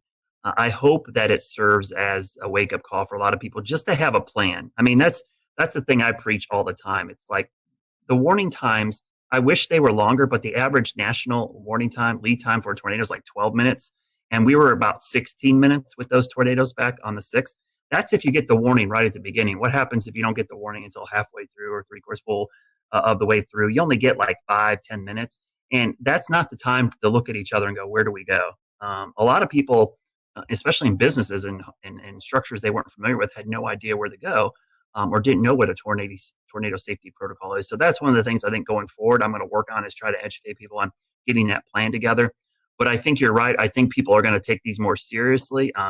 Used to have a saying all the time at the coast when I did hurricane coverage, but people's level of preparedness is only as good as their memory of the last disaster. And it's just human nature. If people are going to remember this tornado and the next one, they're going to take it much more seriously because they have that recent memory of this event. And we unfortunately had another incident last week in Nashville that will be on a lot of people's mind, with a deadly late night, overnight tornadic event that came on through, playing out right in the middle of what was North Carolina's severe weather preparedness week. So for Brad, so anyone who may have missed some of the material that went out last week, what are some of the items that you would recommend that people have on hand to be informed and be prepared? The most important thing, first and foremost, is have at least 3 ways to get a warning. And I mean 3 minimum. That would include watching us on WCNC. That would include weather apps, text alerts, social media, radio, a weather alert radio. Have at least 3. And the reason I say that is because often in these cases, 1 or 2 of those might fail. So you need some redundancy. So first and foremost, think about, do I have 3 ways to get a warning? And the WCNC Charlotte weather app is great. Our news app is great. Text alerts are awesome. The WIA, which is a wireless emergency alerts, are great. But also, Twitter notifications from me is pretty good. I have a lot of people that actually have done that. And I'm kind of shocked how many people actually do that. They have my notifications turned on when they think there's going to be severe weather. And I push out all our tornado warnings. The next thing is to have a plan. So once you get the alert, you got to know what to do. So whether it's your home, your business, your school, or your place of worship, you need to know where to go for severe weather safety in all of those structures. So think about it when you're at work or school the next couple of days. Where would I go in this building? And it's got to be an interior room away from the outside walls and windows, on the lowest floor possible. So make sure you have that plan in place. And those 2 things are really the most important things that you can do, because those are universal. Those work with, hurricane season. It works with earthquakes. It works with just about any natural disaster, to have a way to get the alerts, but also a way and a plan of what to do. And then obviously we talked about flash flooding, severe thunderstorms, and lightning, which from a hazard standpoint, lightning, severe thunderstorms, and flooding are much more frequent than tornadoes. I did a graphic in my class the other day about risk perception. Tornadoes have a very high risk perception, but the actual hazard is small. And it's just because the tornado is actually pretty small compared to the map.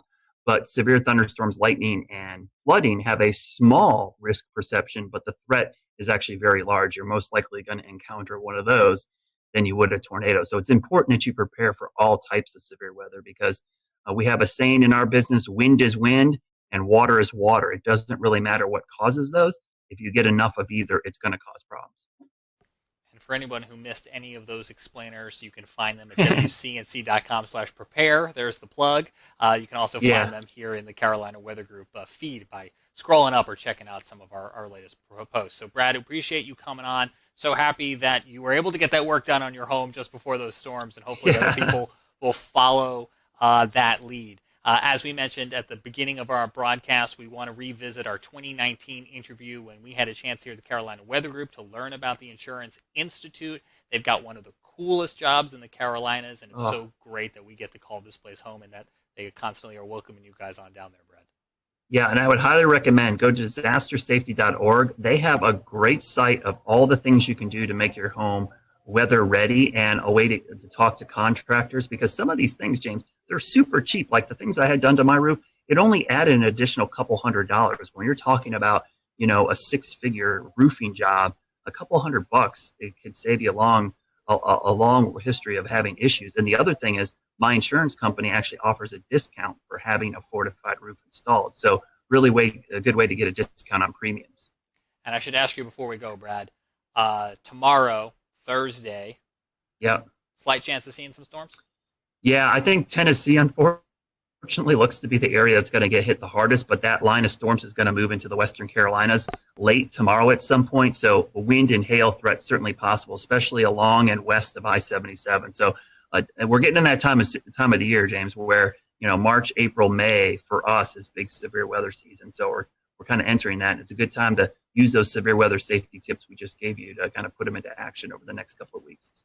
Stay tuned, stay weather aware. They're tips that you could use tomorrow, and if not tomorrow, it never hurts to be prepared for the next go around. Absolutely. Thanks, Brad. We're going to go ahead now and take you to that 2019 interview and check out this place in Chester County, South Carolina.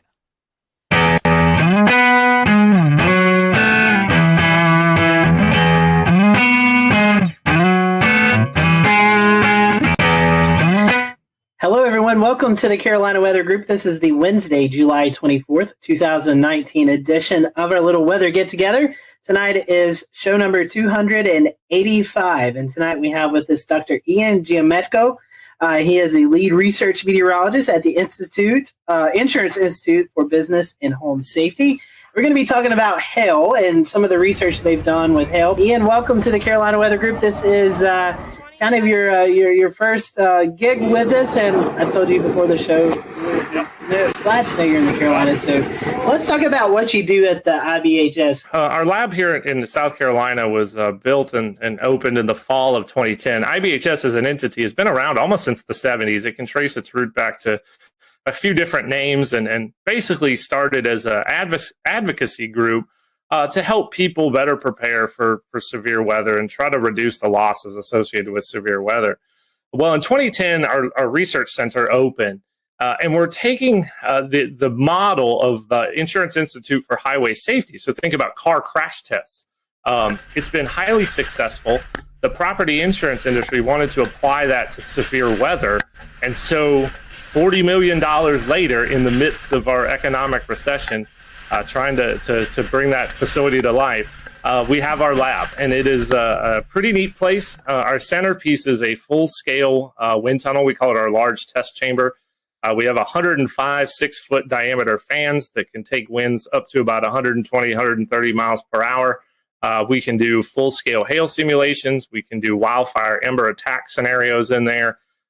Basically, anything the weather's out there, we can throw at it. And our goal is to understand how all these different hazards associated with severe weather attack structures. How can we build better? What are the systems that we can improve? And how do we show people those steps that resilience is affordable, and then we can start to bend down the loss curve that we see growing and growing each year? Tell me a little bit more about, one, to go start basic, how do we get hail? And how do you do a hail simulation? That sounds really interesting. Yeah, so most intense thunderstorms have hail aloft in them. It can grow from particles that freeze or grapple, kind of those melted snowflake conglomerate things, and as they make their kind of horizontal arcing traverse through a thunderstorm, they can collect more ice and water and essentially grow and grow. Sometimes they become too heavy and fall out and get down to the ground. Sometimes they fall and then they melt before they get down to us. And other times they can hang around up there in a thunderstorm and get really, really, really big and then fall down. And those are the ones that can break things. Once you get above that kind of 1.5 inch or so threshold, that's when you start seeing legitimate property damage. Now for cars, it's a little bit less. But for us, it's duplicating the properties of hailstones in the lab. And we can propel them or fire them at materials, basically using electronic controlled potato guns. So in our small lab, we have a single, actually we have two setups, basically cannons with barrels that have a pressurized air tank, and we calibrate that to an exit velocity and associated kinetic energy that a hailstone would have when it hits things. Now in our big chamber, if you ever come to visit us, you can go out in there and look straight up, and you'll see a whole bunch of white pieces of PVC pipe. Well, that are the barrels that can basically put down a swath of hail across the footprint of our large test chamber. We can do 3 different sizes and shoot as fast as 1 per second. So really unique piece of capability. I do a lot of work both in the small lab, very meticulous scientific testing, but we can also test the full roof system on a building. You have a job destroying things with hail. That sounds really fun. That's a little bit of what we do. We try to break things in the lab so it doesn't happen out in the real world. That was really interesting. I can't wait to tell my friends and family that you guys shoot hail out of potato guns for testing. So that's kind of cool. Talk about some of the hail studies that you do in the lab. You mentioned something earlier about recreating hail crystals, and you're actually building hail in the environment in which it forms. What we found out, because of the strength, it can do about 3 different things when it hits your roof. It can bounce off. It's really hard hail. It can shatter. That's kind of the hard to medium, or it can just become really slushy.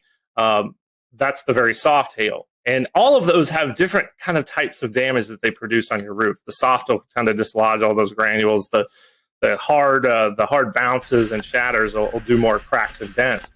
So we realized all that stuff was mattered, and we needed to simulate it in the lab and also repeat it. That's scientific testing right there, is being able to repeat this stuff over and over and over again. And after about 8 years of work, we released a new hail impact test standard for asphalt shingles, and we have our actually we rated the products that are considered impact rated, and we have a rating scale that's actually out on our website now. So if you're looking to get a roof that's more resilient to hail, I would encourage folks to check that out. It's at ibhs.org. You'll see what products are out there and which ones meet the top of our class and which ones are at the bottom, and where you might want to be.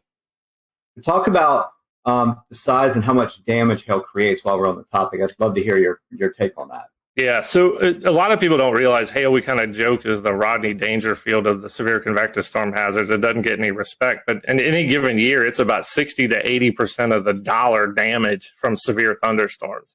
That's a lot. And we're in probably what will be the 12th straight year of damage totaling over $10 billion. So it's a big piece of the damage that comes from severe thunderstorms every year. Now, when you start talking about damage thresholds, of course, we have the National Weather Service severe criteria of 1 inch. That's when we really start to see some issues, dents and things with auto. On the building side, if you start looking at roofing materials, once you get close to that 1.5 inch mark, that's when you can potentially see some damage. Now, there's a lot of things at play, age of roofs, age of materials, all that, the wind-driven aspect. Now we can go all the way out to the extreme size. And once you get to about 3.5, 4 inch hail, that will puncture the plywood roof deck that you have. So you're thinking fall speeds close to 100 miles an hour, pretty intense hail. That I hope we never have to see here in the Carolinas. I'm sure it's happened before, but that size hail, very rare here. So I don't know what's more interesting, the work that y'all do in the lab, or the fact that you also have field work. Tell us a little bit about your field work and what y'all have done over the years. Yeah, so way back in 2012, we decided there was all this hail data we needed to go get about strength. And a lot of the tests and how we test buildings were all rooted in information going back all the way to the 1930s. So nobody had looked at this stuff for a while. Plus, we didn't know what strength actually did. There was no data on it. So like any good scientist, we just, hey, let's go to the field and let's go measure it. Let's go look. We kind of use the motto, you can learn a lot just by looking, and we kind of took that approach with hail. So we started out back then going out to the field, collecting hailstones after a thunderstorm, doing crush tests, basically measuring the amount of force it took to crush the hailstone. That's how we get to the strength. Making very detailed measurements of them, weighing them all. And we did that for about really 4 or 5 years. That was our focus, to collect this really big data set, which is now somewhere over near 4,000 different hailstones that we've tested. And to guide how we did the lab work that we just talked about. We needed that guide to be able to give us that information. Now we've switched a little bit. We'll return to Best of the Carolina Weather Group in a moment. Now your Carolina weather forecast. Here are today's forecast high temperatures for North Carolina. Here are the forecast lows for tonight for North Carolina. Here are tomorrow's forecast high temperatures. And here's forecast rainfall across North Carolina tomorrow. Here are the forecast highs for the day after tomorrow.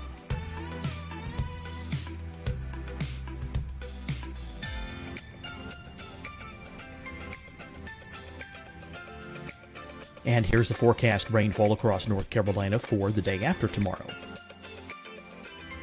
This is the total rainfall forecast across North Carolina for the next 3 days. Here's the severe thunderstorm outlook for today from the Storm Prediction Center.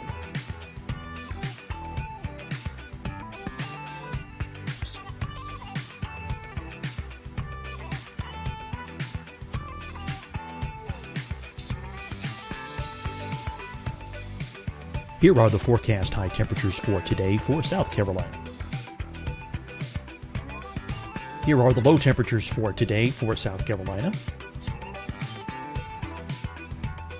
Here's the probability of precipitation forecast across South Carolina today. And here are the rain chances across South Carolina tonight. Here are tomorrow's forecast highs across South Carolina. Here are the forecast low temperatures for tomorrow for South Carolina. And here is the probability of precipitation across South Carolina tomorrow. Here's the precipitation chances across South Carolina tomorrow night. Here are the forecast highs for the day after tomorrow in South Carolina. Here are the forecast low temperatures across South Carolina for the day after tomorrow. And here are the rain chances across South Carolina for the day after tomorrow. And South Carolina's probability of precipitation for that night. Here's the Storm Prediction Center's severe thunderstorm outlook across South Carolina for today through tonight. Here's the Storm Prediction Center's severe thunderstorm outlook across South Carolina for tomorrow and tomorrow night. And here's the Storm Prediction Center's severe thunderstorm outlook across South Carolina for the day after tomorrow through that night. Here's the severe thunderstorm outlook for today from the Storm Prediction Center.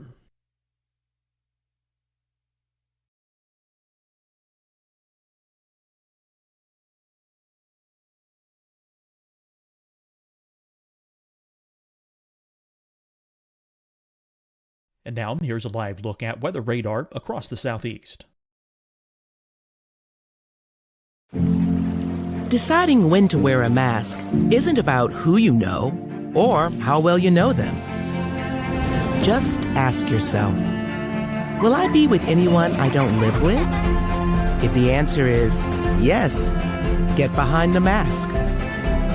Help slow the spread of COVID-19. Get behind the mask. Learn more at covid19.ncdhhs.gov. Hi, everyone. I'm Dr. Mandy Cohen, Secretary of the North Carolina Department of Health and Human Services. And when you follow the 3 W's, you protect your family and your neighbors from COVID-19. When you leave your home, practice your W's. Wear a cloth face covering, wait 6 feet apart, wash your hands often. Wear, wait, wash. We're in this together. Stay strong, North Carolina. Fight the spread and take a stand against coronavirus. Wear a mask in public. Stay at least 6 feet apart from others. And get tested. Join us and fight the spread. Visit scdhec.gov/COVID-19. Getting tested for COVID-19 helps you to take the steps needed to protect yourself, your loved ones, and your community. Find the testing location at scdhec.gov/COVID-19 testing. You'll see your Carolina weather forecast at 25 and 55 past. And now back to the best of the Carolina Weather Group on the all-new Carolina Weather Net.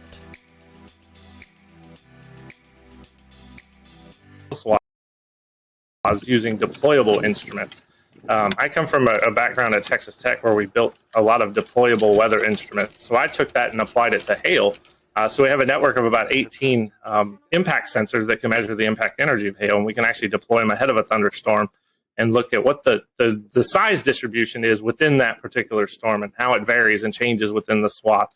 It's really, really important for how we look at radar hail detection, even looking into how numerical weather prediction manages hail. And how did it go this year? Oh, two good missions for us. Spent about I think we spent about 12 days total in the field. Ended up, my target was somewhere, I think 5 to 7 total cases. I think we were right there at 7, which was really, really good for us. So yeah, that's usually the case. We spend about somewhere 10 to 14 days each year in the field. And we'll continue this going into 2020. Yeah, and talk about some of the more memorable cases that you guys have covered, maybe some of the more interesting field tests that you guys have done over the past couple of years. Yeah, for hail, a couple of years ago, intercepted a supercell near Eric, Oklahoma that produced just this really narrow swath of just really big 3-inch hail with a concentration maybe 10 to 12 or so per square foot. That's a lot for big hail. It was the first time we got our instruments into hail that size, so that was kind of a unique experience for us. Now, a memorable case, and this goes back all the way back to, I think, 2013 or 2014 when we were doing a lot of those crush tests. We encountered some hail. This was in Montana. What we kind of think of as low-density, spongy-type hail, that when you crushed it, it actually deformed almost like a sponge, but held its shape. It actually didn't fracture. And there's some literature out there that talks about how these hailstones can come about. But talk about kind of blow your mind of how complicated hail can be. That the fact you could get this spongy kind of hail that you could compress, it basically just did that and then held its shape even after you took the load off of it. It never broke. I'm guessing those are rare. We haven't seen that again. It was one particular case, and I don't know what kind of environment might produce that, but it's really unique, and it's always been a memorable one from looking at hailstones. And I've seen a fair bit of them. We got a hail threat, right? So how do we tell businesses and homeowners how to better protect their property? One of the things you can do, make sure you can get your car in your garage if you have one. If you're like me, you got all sorts of stuff in the garage. I couldn't get my truck in there if I tried. But that's a step you can take, is make sure you can get your car under cover. And maybe, say we're under a higher risk for a particular day. If you can find a way to keep that vehicle covered, that's one way to reduce your auto damage. Now, for homes, it's a lot trickier. If you're in an area that sees a lot of hailstorms, think about the folks in Tornado Alley. If you live in Dallas, Oklahoma City, Wichita, we saw how sick of people were of hail in Dallas this year by their putting pool noodles on cars and inflatable mattresses. And I'm sure they're tired of getting new roofs every 2 years. So I'd encourage people to look at our impact rated shingle test results and look for those good performing products. There are impact rated shingles that do perform, and we tested up to 2-inch, and the top performers really do perform very well. So there are products out there from a roof perspective that I would encourage homeowners to look at, and talk to your insurance agent too, because in a lot of cases you can get a discount for some of these things. You own a business, you have a building, you have roof, you have items up on the roof, you have your HVAC units, you have satellite dish. I mean, whatever instrumentation you have up there, is there anything we can tell business owners? For HVAC, that's a very good point, because there are some shields that can be made that actually surround HVAC units that, from what we've been able to tell, looking at their performance, they do a decent job. And HVAC, just the damage to the fins and coils in an HVAC system can be very, very expensive. So there are a few steps you can take if you're a business owner there. You guys are located here in the Carolinas. Many folks may not know that. How did you guys choose the Carolinas? The lab came about in the Carolinas. There was kind of a little bit of a bidding process, and this is before my time at IBHS. We wanted to be away from the immediate hurricane coastline. That's having a facility like that could damage by a significant hurricane was a concern for our membership. So that's one reason why we're a fair bit away from the coast. We had a power requirement, and we wanted to be within a certain distance, basically an hour's drive from a hub airport. So what was settled on was essentially kind of the general Charlotte area.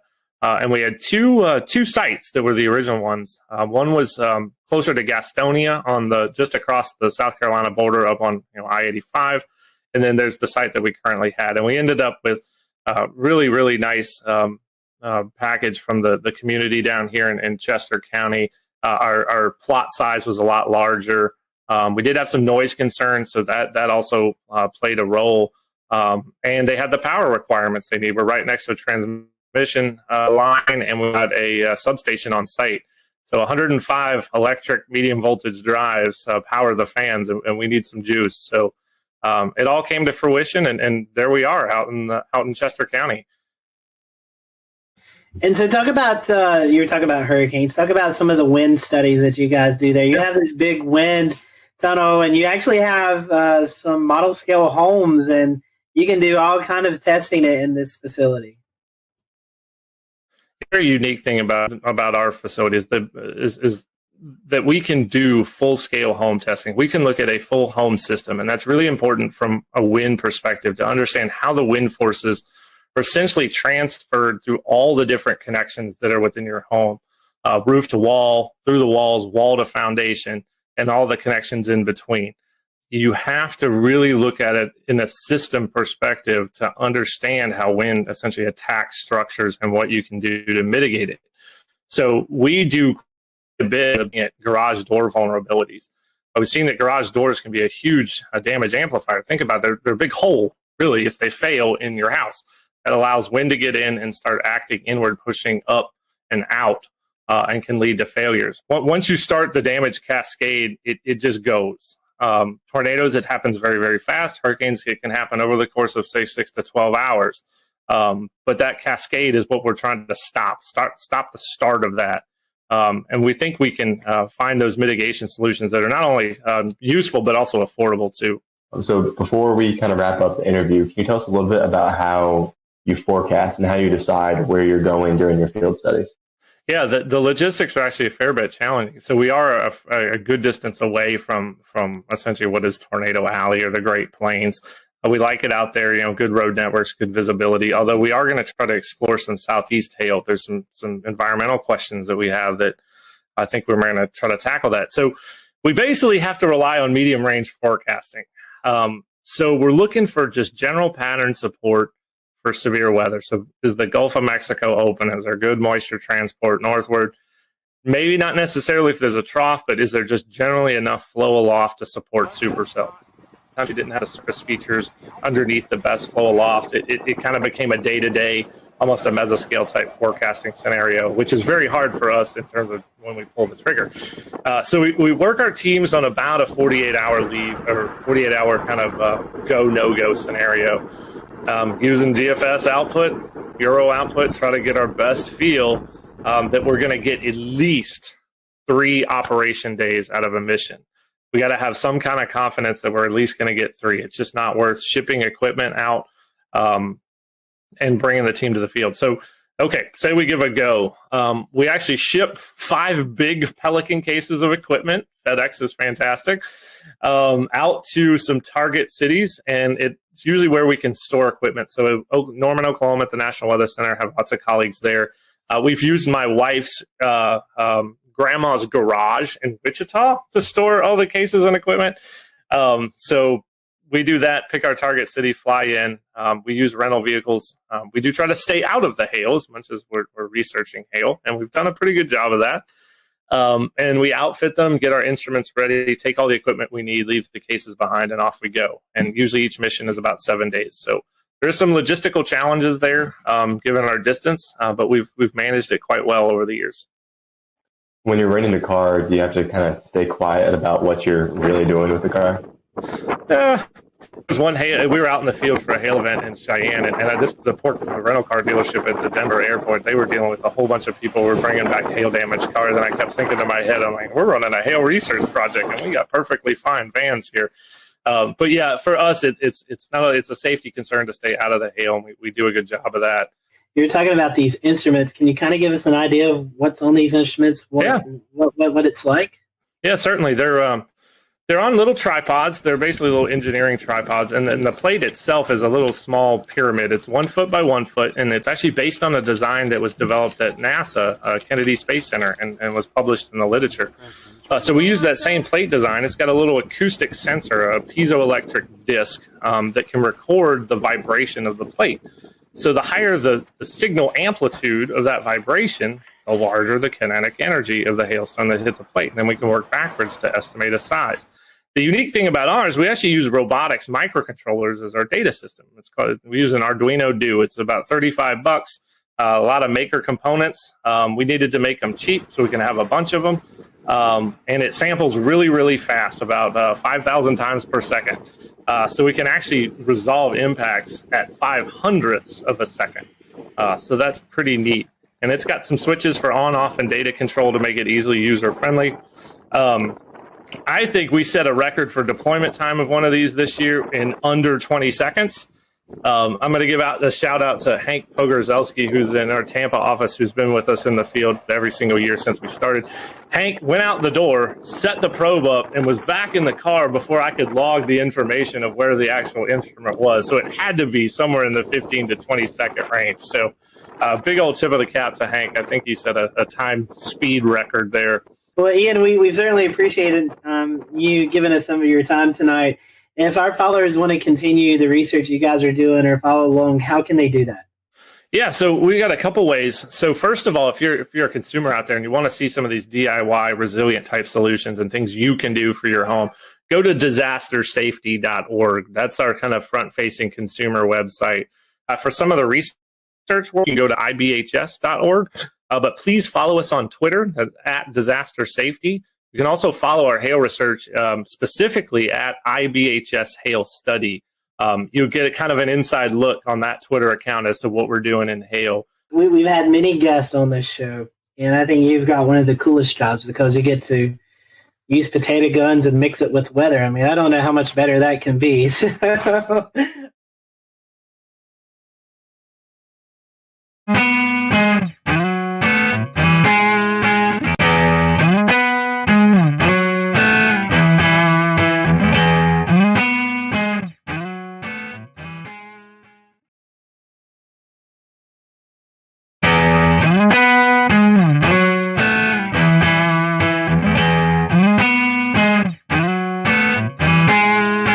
Hello, everyone. Welcome to the Carolina Weather Group. We're happy to have you this evening. Welcome to another episode, and tonight's going to be a fun episode. I'm going to go ahead and apologize. I hope I don't talk too much because we're combining weather and sports, and when we do that, it really makes me happy.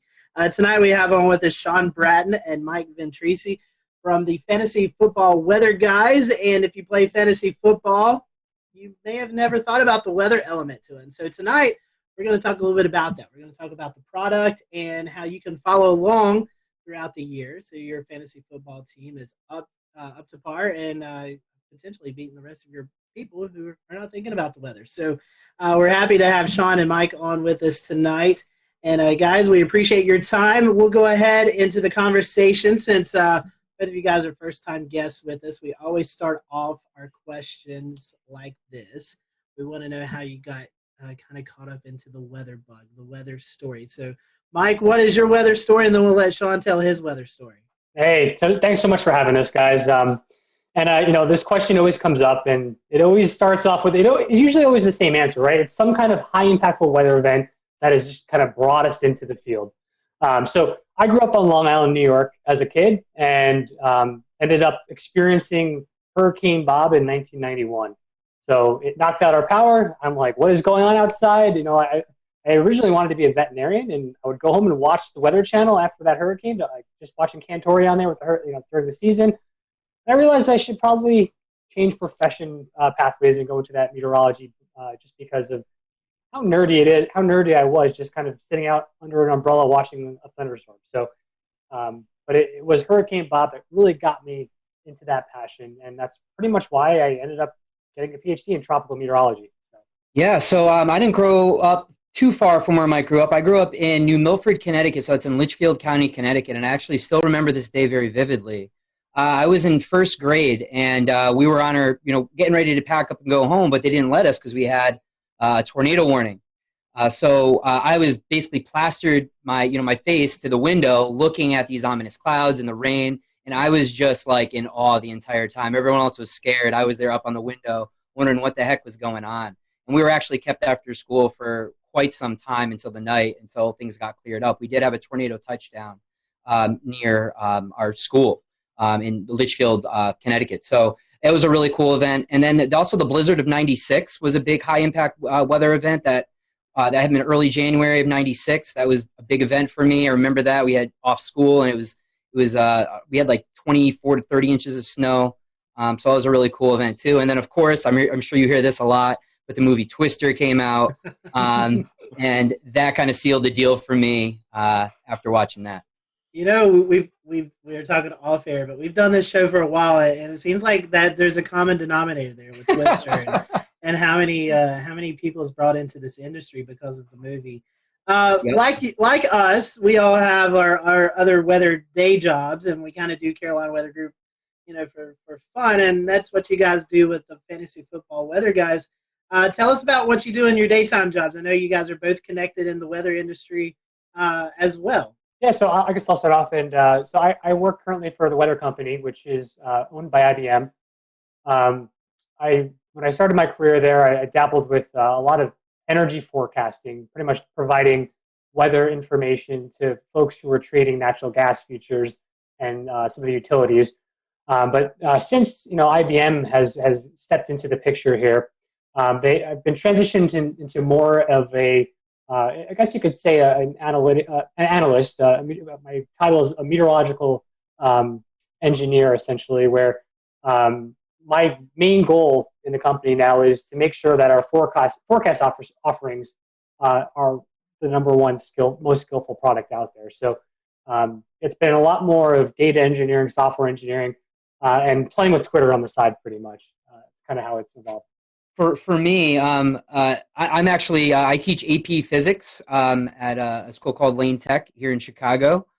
So I teach honors in AP Physics, and then I also teach at the College of DuPage. I teach some weather and climate courses there. That's very cool. And so, Sean, that's something, weather, it seems like a lot of people are interested in, but you're actually teaching these kids. We'll get into fantasy football, but I find this really unique. Yeah. What is it like teaching kids weather? I mean, as something I know we all get to go out and do school talks, but you're actually maybe talking to high schoolers, college kids. Yep. What's the field like right now? I mean, is there a lot of interest in weather? Yeah, so I have taught at the high school level and the college level. And in both of those cases, people are just kind of taking it as a gen ed, right, to take that credit. But one of the things that I found is the application of the content really goes a long way. So if you're going to sit there and just read off some slides, they're going to go to sleep. But really getting them involved with the weather, looking at current events, looking at maps. I had students typically do their own map discussions, run their own map discussions once we get into forecast mapping and all of that stuff. And they really seem to enjoy that. And there are a lot of students that have become avidly interested in weather as a result. I have a few people really interested in climate, some more in synoptics and mesoscale meteorology. That's been really cool. We also do kind of like these little trips. The National Weather Service locally here will do balloon launches. And they'll kind of go and kind of experience that, which is a really cool experience for them. But it's really cool. I mean, really just it's a really cool science to bring to life because you experience it every day. And students really enjoy that aspect of actually being able to experience the weather, make your own forecast, and kind of making it come to life. That's very true. Well, let's talk about fantasy football, weather. I told you guys before I play fantasy football, but never really put the concept together until I came across your product. So tell us how did you guys become about? I mean, how did this website blog? I know you guys do a podcast now. How did you guys come about putting the product together? Yeah, Sean and I have been talking about fantasy football and the weather component for a number of years. We've kind of gone back and forth and just saying, hey, did you see that snow game? Like Roethlisberger threw 4 interceptions. He was projected to be the number 1 quarterback of the week. What just happened there?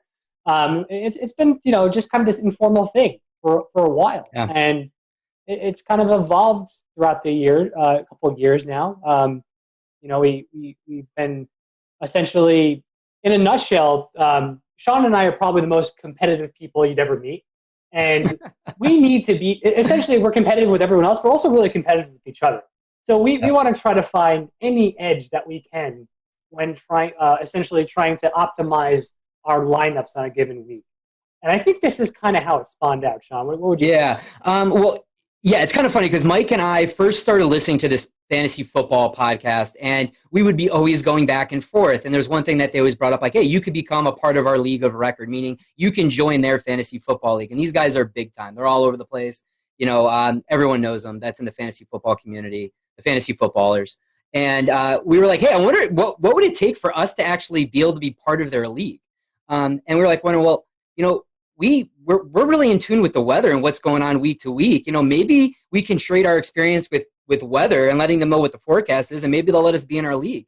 And so Mike and I were actually kind of just pitching this idea, and we're like, wait, as Mike explained, we were thinking about all these events in which weather has played a major role, and we're like, we may have something here. And so last August, essentially, we were like, hey, let's do this. So Mike threw together a website. He's like, all right, we're going to meet at this time every week, do a forecast, and make projections for players. We had a data set we were able to work with at the time, and then we brought on our friend Colin, who's kind of our producer and behind the scenes guy, and our host, exactly. And he's been kind of doing stuff on the side, and it just kind of gained momentum during big weather impact games. We would get people on Twitter and asking us for advice and what was going on, and it's kind of built. And now we're at a point where we brought on Nick Straldi, who also has a PhD in meteorology, and he's working on our quantitative statistical analysis package and user interface on our website to really kind of nail down those numbers, and as Mike mentioned, that kind of give you the edge. So it's just a really cool thing that we kind of were like, hey, let's just try it out, see what happens, and it's kind of getting some momentum over the last year or two. I just want to say one quick thing. All the fantasy football weather guys we just mentioned, we're all University of Albany alumni guys. So that's our deep root connection. Well, I'm going to go ahead and share your website. Let's take a look at what you guys have created here. And I mean, this is pretty impressive because it looks like you guys have developed your own modeling within for the continental United States, what we call CONUS. And so you have U.S. winds and precip primarily for these, with the key, of course. And it looks pretty simple to understand for the average person, right? I mean, for lay terms, this will show a forecast.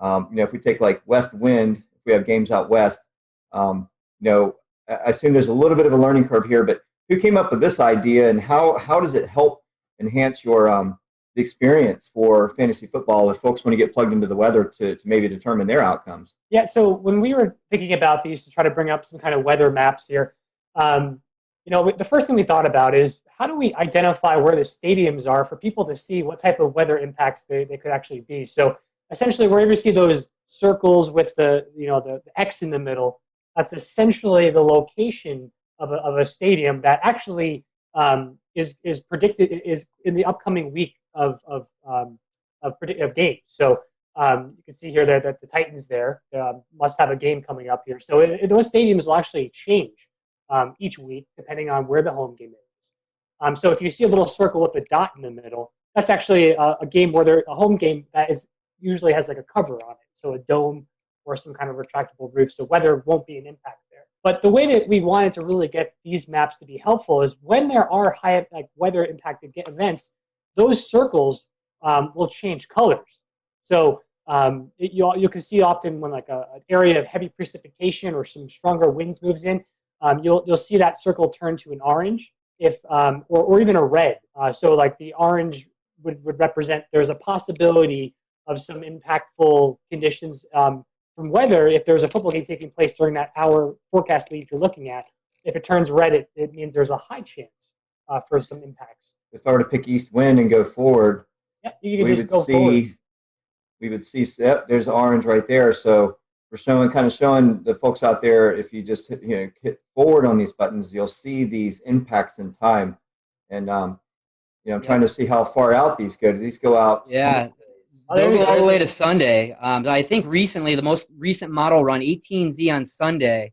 We got right there. We got one in Miami. I think they're supposed to get some precipitation and maybe some wind. So I think it was on 0Z Monday or 18Z Sunday for this upcoming week. I think that's the only caution that we have for upcoming weeks. It's going to be a relatively quiet week this week, but there it is right there. So it popped up. Looks like Tuesday evening. So it looks like that timeline got pushed back a little bit. But yeah, I mean, that's pretty neat how you've integrated weather into a forecast impact for a specific area, and it could be anything. It could be anything going on for that area too. So football games in particular, but that's pretty neat. I really like that format. We'll return to Best of the Carolina Weather Group in a moment. Now your Carolina weather forecast. Here are today's forecast high temperatures for North Carolina. Here are the forecast lows for tonight for North Carolina. Here are tomorrow's forecast high temperatures.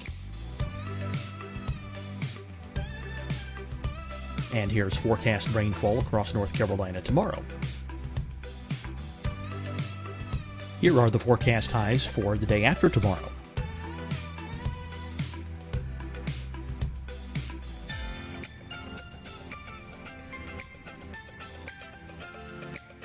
And here's the forecast rainfall across North Carolina for the day after tomorrow.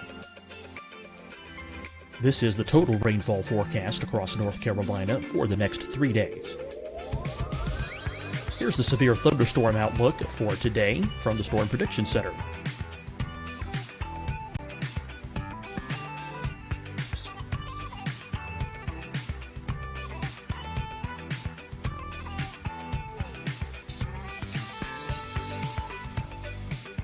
Here are the forecast high temperatures for today for South Carolina. Here are the low temperatures for today for South Carolina. Here's the probability of precipitation forecast across South Carolina today. And here are the rain chances across South Carolina tonight. Here are tomorrow's forecast highs across South Carolina. Here are the forecast low temperatures for tomorrow for South Carolina. And here is the probability of precipitation across South Carolina tomorrow. Here's the precipitation chances across South Carolina tomorrow night. Here are the forecast highs for the day after tomorrow in South Carolina. Here are the forecast low temperatures across South Carolina for the day after tomorrow. And here are the rain chances across South Carolina for the day after tomorrow. And South Carolina's probability of precipitation for that night. Here's the Storm Prediction Center's severe thunderstorm outlook across South Carolina for today through tonight. Here's the Storm Prediction Center's severe thunderstorm outlook across South Carolina for tomorrow and tomorrow night. And here's the Storm Prediction Center's severe thunderstorm outlook across South Carolina for the day after tomorrow through that night. Here's the severe thunderstorm outlook for today from the Storm Prediction Center.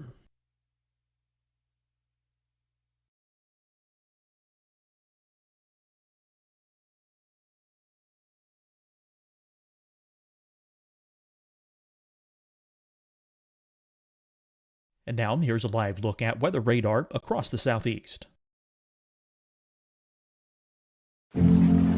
Deciding when to wear a mask isn't about who you know or how well you know them. Just ask yourself, will I be with anyone I don't live with? If the answer is yes, get behind the mask. Help slow the spread of COVID-19. Get behind the mask. Learn more at covid19.ncdhhs.gov. Hi, everyone. I'm Dr. Mandy Cohen, Secretary of the North Carolina Department of Health and Human Services. And when you follow the 3 W's, you protect your family and your neighbors from COVID-19. When you leave your home, practice your W's. Wear a cloth face covering, wait 6 feet apart, wash your hands often. Wear, wait, wash. We're in this together. Stay strong, North Carolina. Fight the spread and take a stand against coronavirus. Wear a mask in public. Stay at least 6 feet apart from others. And get tested. Join us and fight the spread. Visit scdhec.gov/COVID-19. Getting tested for COVID-19 helps you to take the steps needed to protect yourself, your loved ones, and your community. Find the testing location at scdhec.gov/COVID-19 testing. You'll see your Carolina weather forecast at 25 and 55 past. And now back to the best of the Carolina Weather Group on the all-new Carolina Weather Net. The impact table. Yeah, sure. So this is a table that will outline each set of games for the week. And to be honest, there's been so many changes with the schedule here because of all the impacts from COVID. But so we try to make sure this is up to date. And I think I did update this on Tuesday.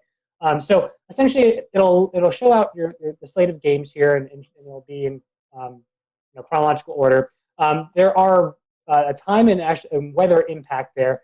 And you can see for the weather, if it says fair, this is the predicted weather for the time of the game, then the impact will show none, right? If you have good conditions, there won't be any real impacts from weather. But if you do see certain criteria met in the wind or precipitation, that's where essentially you could see things like a caution, where essentially winds might be, and precipitation might be like this marginal type of event where there's probably going to be some weather, but it doesn't look like it's going to really be a stunter or a significant impact on all the players in the game. But if you do see like some criteria, let's say you have winds 20 miles per hour with heavy rain for the duration of the game, that's where you would see an extreme impact. And this table would update that this updates probably twice a day. So this is a way to kind of come back to the site and look at it. And this kind of gives us a bird's eye view as to what to expect. So what we do is we use this as kind of a template, and then we'll expand on this during our podcast, and we'll let people know what players we're interested in, because we do have historical stats for specific players and also by position in general. And we can elaborate on, okay, we have, forecast at 18, 25 mile an hour winds, whatever it may be. Well, this player in windy conditions, this is how they perform statistically. So we kind of update them on the expectations based on the weather. We are in the process of updating this. Hopefully over the next several weeks. Again, our buddy Nick Giraldi is going to actually customize this by position and also possibly by players. So the ultimate thing is people want to know, how is my fantasy team going to be impacted? That's bottom line, right? So we're going to have fantasy point differentials based on those weather conditions that we're going to be adding to this table hopefully soon here. And Sean, you were talking a little bit earlier. You guys actually are doing a lot of analytics and numbers, and you're talking about specific players who may see the effects. You're talking about Roethlisberger throwing 4 INTs in a snowstorm, or it could be Denver. It's an extremely windy day, so Drew Lock, the wind may affect his performance. So how do you guys talk to us a little bit about that? How you're breaking down how it's affecting individual players? Yeah, I can lead on this one. So we have basically archived data that we're able to use that breaks it down basically almost every play for every game going back to 2009. So what we're able to do is look at those fantasy stats. So we have fantasy point projections for half-point PPR, full-point PPR, standard leagues, and we're able to look at how that player has performed statistically during those weather-like events. So, hey, how has this quarterback performed in 20 to 30 mile an hour winds? Okay, well, we see a decrease in fantasy points by 4, and they throw their TD or their touchdown interception ratio has changed X, Y, and Z amount. And then we also kind of have another stats package that we'll use based on weather conditions as well. So what we try to do is say, all right, our forecast is this for the weather. Let's look at the specific players and the positional players that we're interested in for that game and see if there's actually going to be an impact. Because quite frankly, for some players like an Aaron Rodgers, maybe we don't see as much of an impact for them, so we're not going to be as concerned about that player. For other players like a Jared Goff or something like that, or Kirk Cousins, for example, who played in Seattle this week during rainy games, there's an impact there we've seen statistically. So we really got to kind of decipher. We just, we kind of do this by position, but even a little bit more specifically by player when appropriate. That's really awesome. You guys have been doing this. Obviously, you started the website last year. When we're recording this, it's October 14th. So we're about week 5, I think, into the season, maybe week 6. I can't remember with COVID and all that stuff going on. But talk about how the fans, how have you guys, the outreach? I mean, have you got a lot of positive responses from fantasy football player or fantasy footballers? How's that went? So I think our biggest interaction with folks right now is on our Twitter handle at FF Weather Guys, where it typically the interaction is most prevalent during weeks where there is predicted weather and the folks are aware of those impacts. Usually when you see like some of the mainstream media or sports channels talking about weather impacts, and usually I guess that as you get up into later in the season, as we know, winter storms or late fall storms can get more energy from the jet streams. That's where we typically see those larger weather impacts, and I think that's where the draws start to come in, especially when people are fighting for those playoff positions, right? They want to make sure that they don't make a mistake, and people start to get really meticulous with their lineups. And we're speaking more specifically on like these redraft leagues, essentially where you have like a draft at the beginning of the season, and you have your team throughout the year. So that's where we've seen the most interaction with regards to our fan base. Yeah, and during those weeks, I mean, we'll broadcast on our Twitter feed like, hey guys, this is what we're forecasting. Here's are the impacts, and people will reach out to us. They're like, hey, I'm deciding between playing this player and that player. What do you think? And we'll say, hey, based on what we've seen in these weather conditions, this player has a discrepancy of this. We would side with this guy. And so we've seen this for a variety of weather events. Most people think of the big rain or snowstorms. This also applies for high impact wind events as well. We had 1 week last year that we had 4 big wind events, whereas 25, 35 mile an hour winds, we saw considerable impacts. Yeah. One of those games was the Kansas City Chiefs, and people who were starting Tyreek Hill and Patrick Mahomes, they were really intent on getting some of those deep bombs that just never happened. They didn't get any passes over 20 yards. Yeah. You literally see these coaches' plans. They change their game plans essentially based off of some of these weather conditions. Yeah, when it's bad enough. And even more recently, like Mike and I used this information. We were expecting rain for the Washington game for the Washington football team. And so we actually steered away from Terry McLaurin, and he only had 3 catches for 26 yards, I believe, on Sunday. So, which I mean, it wasn't wet for the entire game, but enough where it played an impact. So, yeah.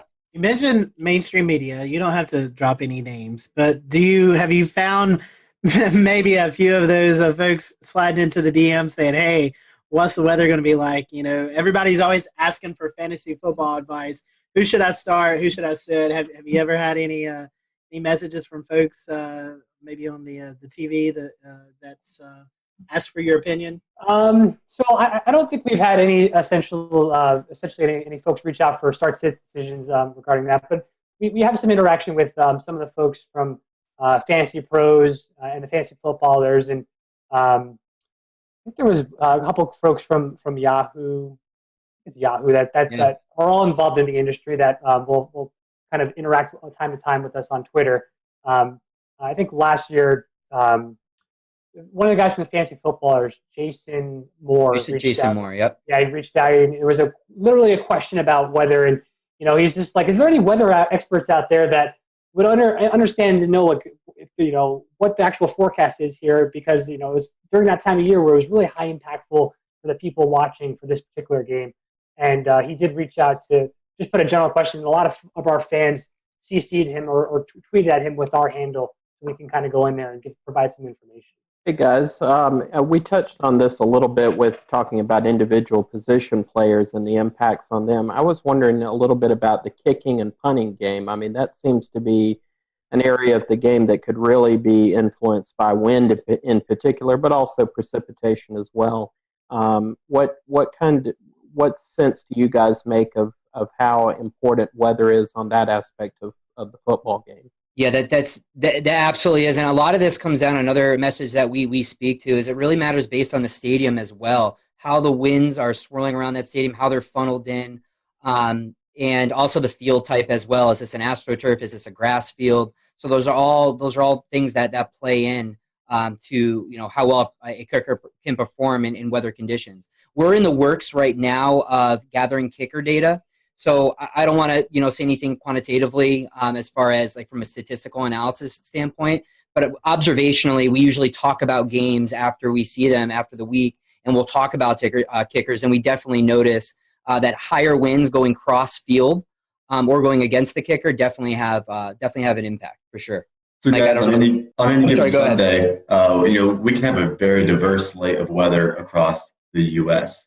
Are there any particular locations across, anywhere that you guys forecast for that you find particularly challenging or frequently come up as a caution flag? The most challenging weather for us is convection. It's a really anything in the Florida area, typically in the southeastern United States. This is something that we struggle with early season, late summer into early fall when convection's still blooming. And the high res models will pick up on this stuff. And, we're out 72 hours out. We're like, all right, it's looking like it's going to happen. And we literally have to update people like hourly on Sunday to be like, all right, guys, this is the recent model run. This is what we're expecting. Because, those are mesoscale features that are incredibly hard to predict for a 3 to 4 hour window of time during a ball game. But at the same time, those could be incredibly impactful because you got heavy rains and a lot of wind typically associated with those as well. So I would say those are the ones that we struggle with the most when there's any type of convection. Yeah, those are the events that typically trip our algorithms in our fantasy impact table and some of our maps. If you look at those circles and when we change different colors, you'll see certain model runs show the impacts, and then all of a sudden they take them away because the models are having a hard time resolving the convective features. And sometimes they can sneak under the radar. I remember there was a game last year in Jacksonville where we had this strong northeasterly flow off the ocean that was just bringing these shallow convective cells across the stadium. And it was just like the popcorn variety, and it was just causing, you'd hear we didn't talk about it much in the podcast that week because we the models didn't see it.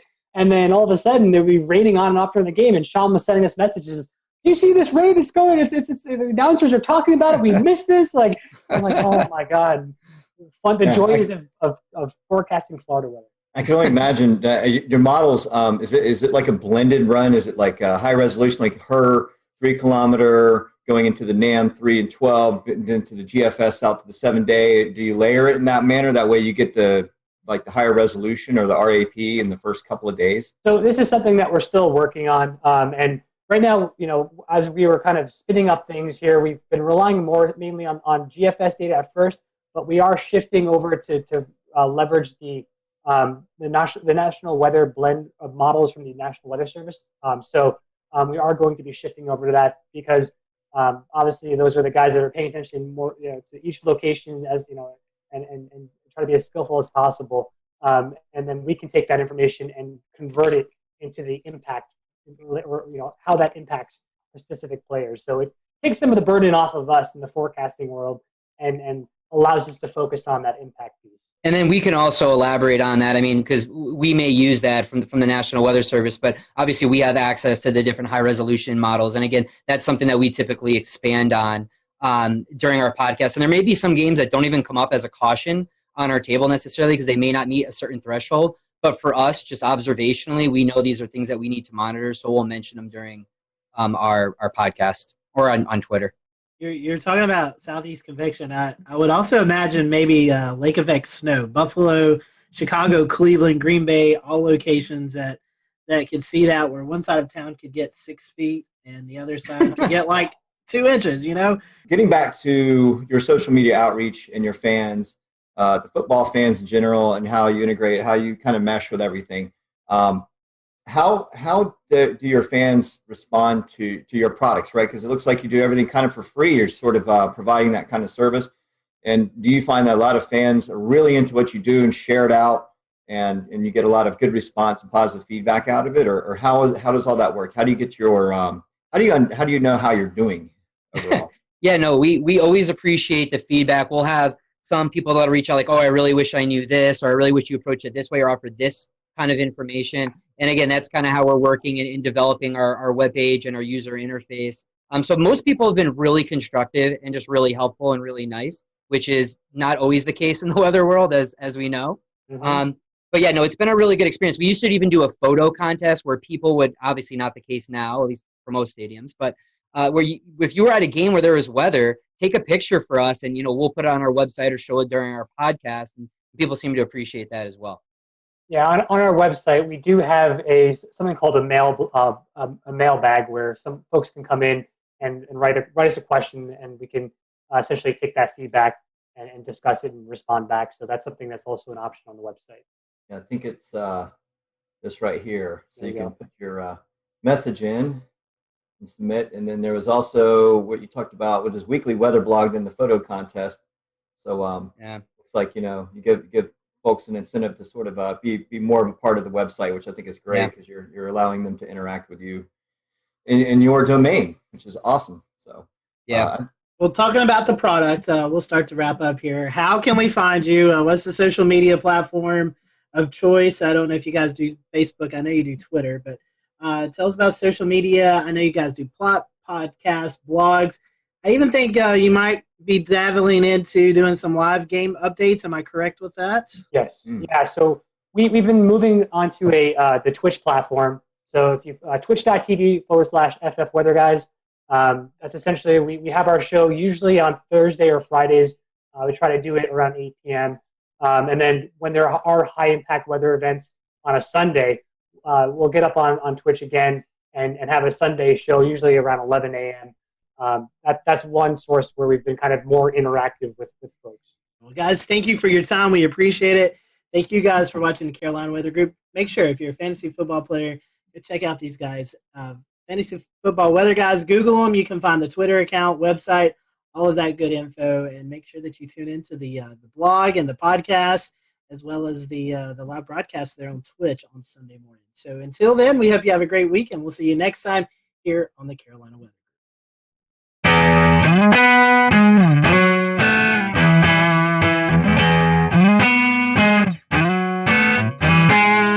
Good evening, everyone. Welcome to the Carolina Weather Group. We're happy to have you tonight, and we have a special treat for you. Chief Meteorologist Bill Walsh from WCSC in Charleston, South Carolina, Emmy Award-winning Chief Meteorologist, who's also an author, a Lieutenant Colonel in the U.S. Air Force Reserve, and much more. We're looking forward to having Bill with us tonight, and Bill just celebrated his 34th year in broadcast meteorology, and we're just going to look back over those moments for this next little bit, so we're happy to have you. And towards the end of the show, we'll let Bill give out some of his social media information. So if you're not following Bill on Twitter or Facebook, definitely want to give him a follow, especially if you're in the Charleston area, if you plan to visit. So Bill, welcome to the show.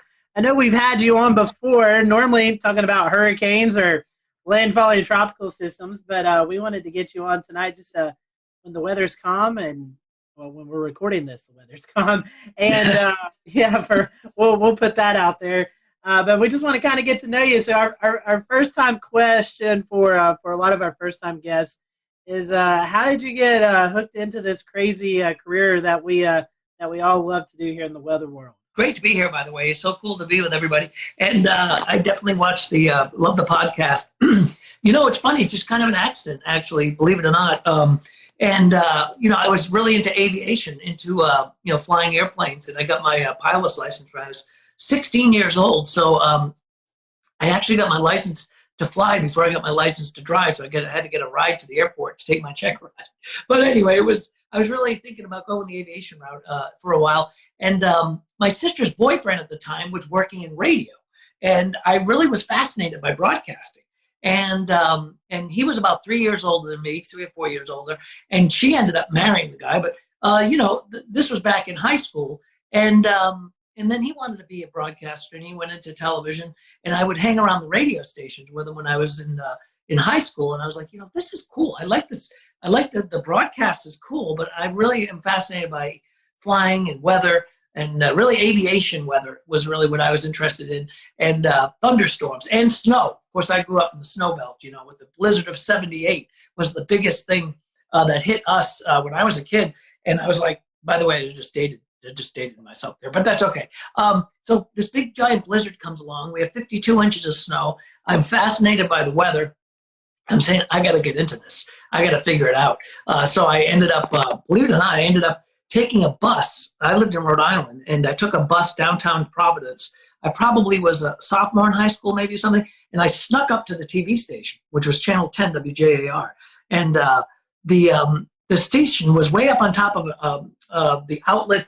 It was kind of like a Macy's type store, right? So it was on the top floor, and back those days, there was no security. There was no, it's just like the door opens in the elevator. I walk out. There was one woman there, and she said hello, and I just looked like I knew what I was doing. So I walked right into the studio, and there was, the guy I watched growing up on TV, John Giorgi. I'm like, oh, there's John Giorgi. Look at that. Look at that green wall. Wow. Well, what is that thing? Look at, wow, a satellite picture. Holy mackerel. One satellite picture. It was, oh, look at, those are the maps that they put the little stickies on. How about that?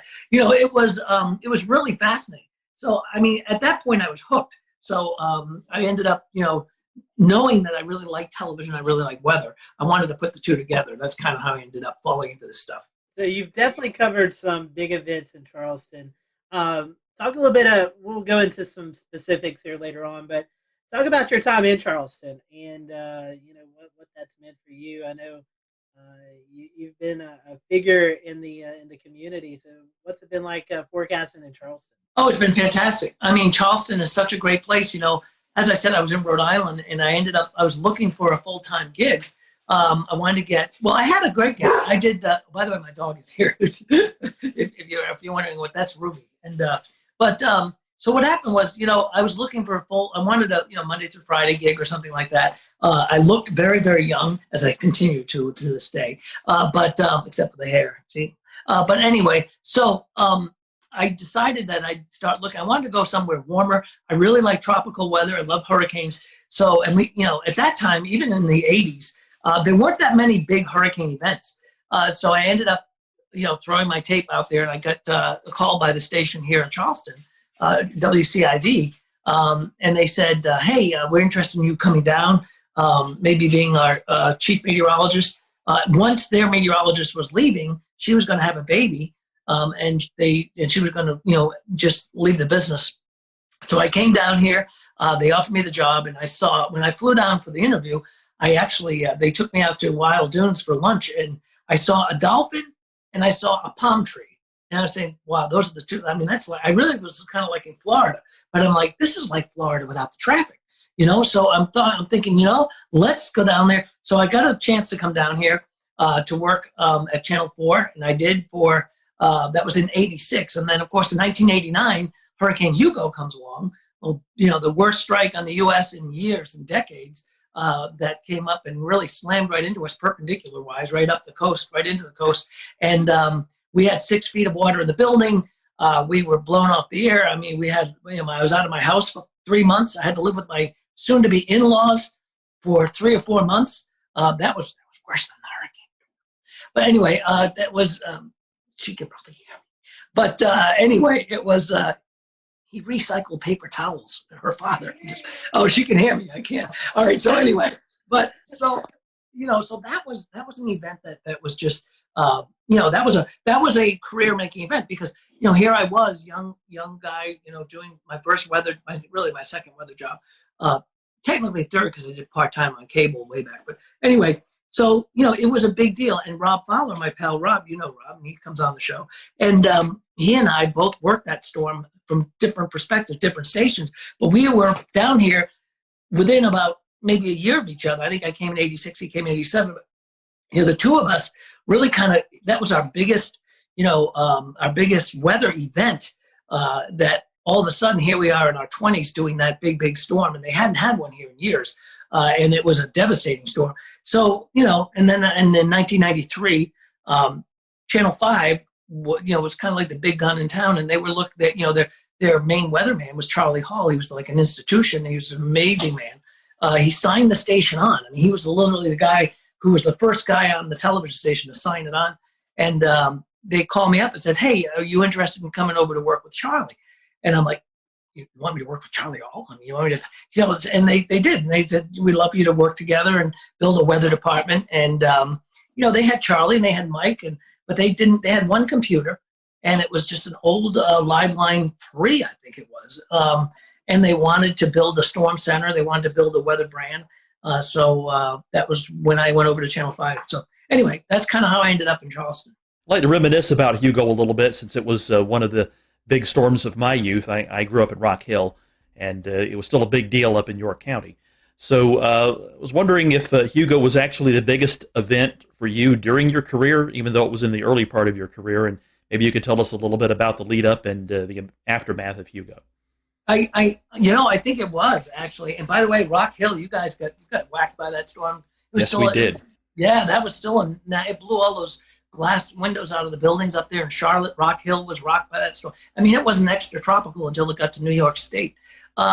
So, I think in my weather career, as far as like biggest storms that I've, forecast and lived through, that's got to be at the top of the list, I think. I mean, we've had a lot of, close calls since.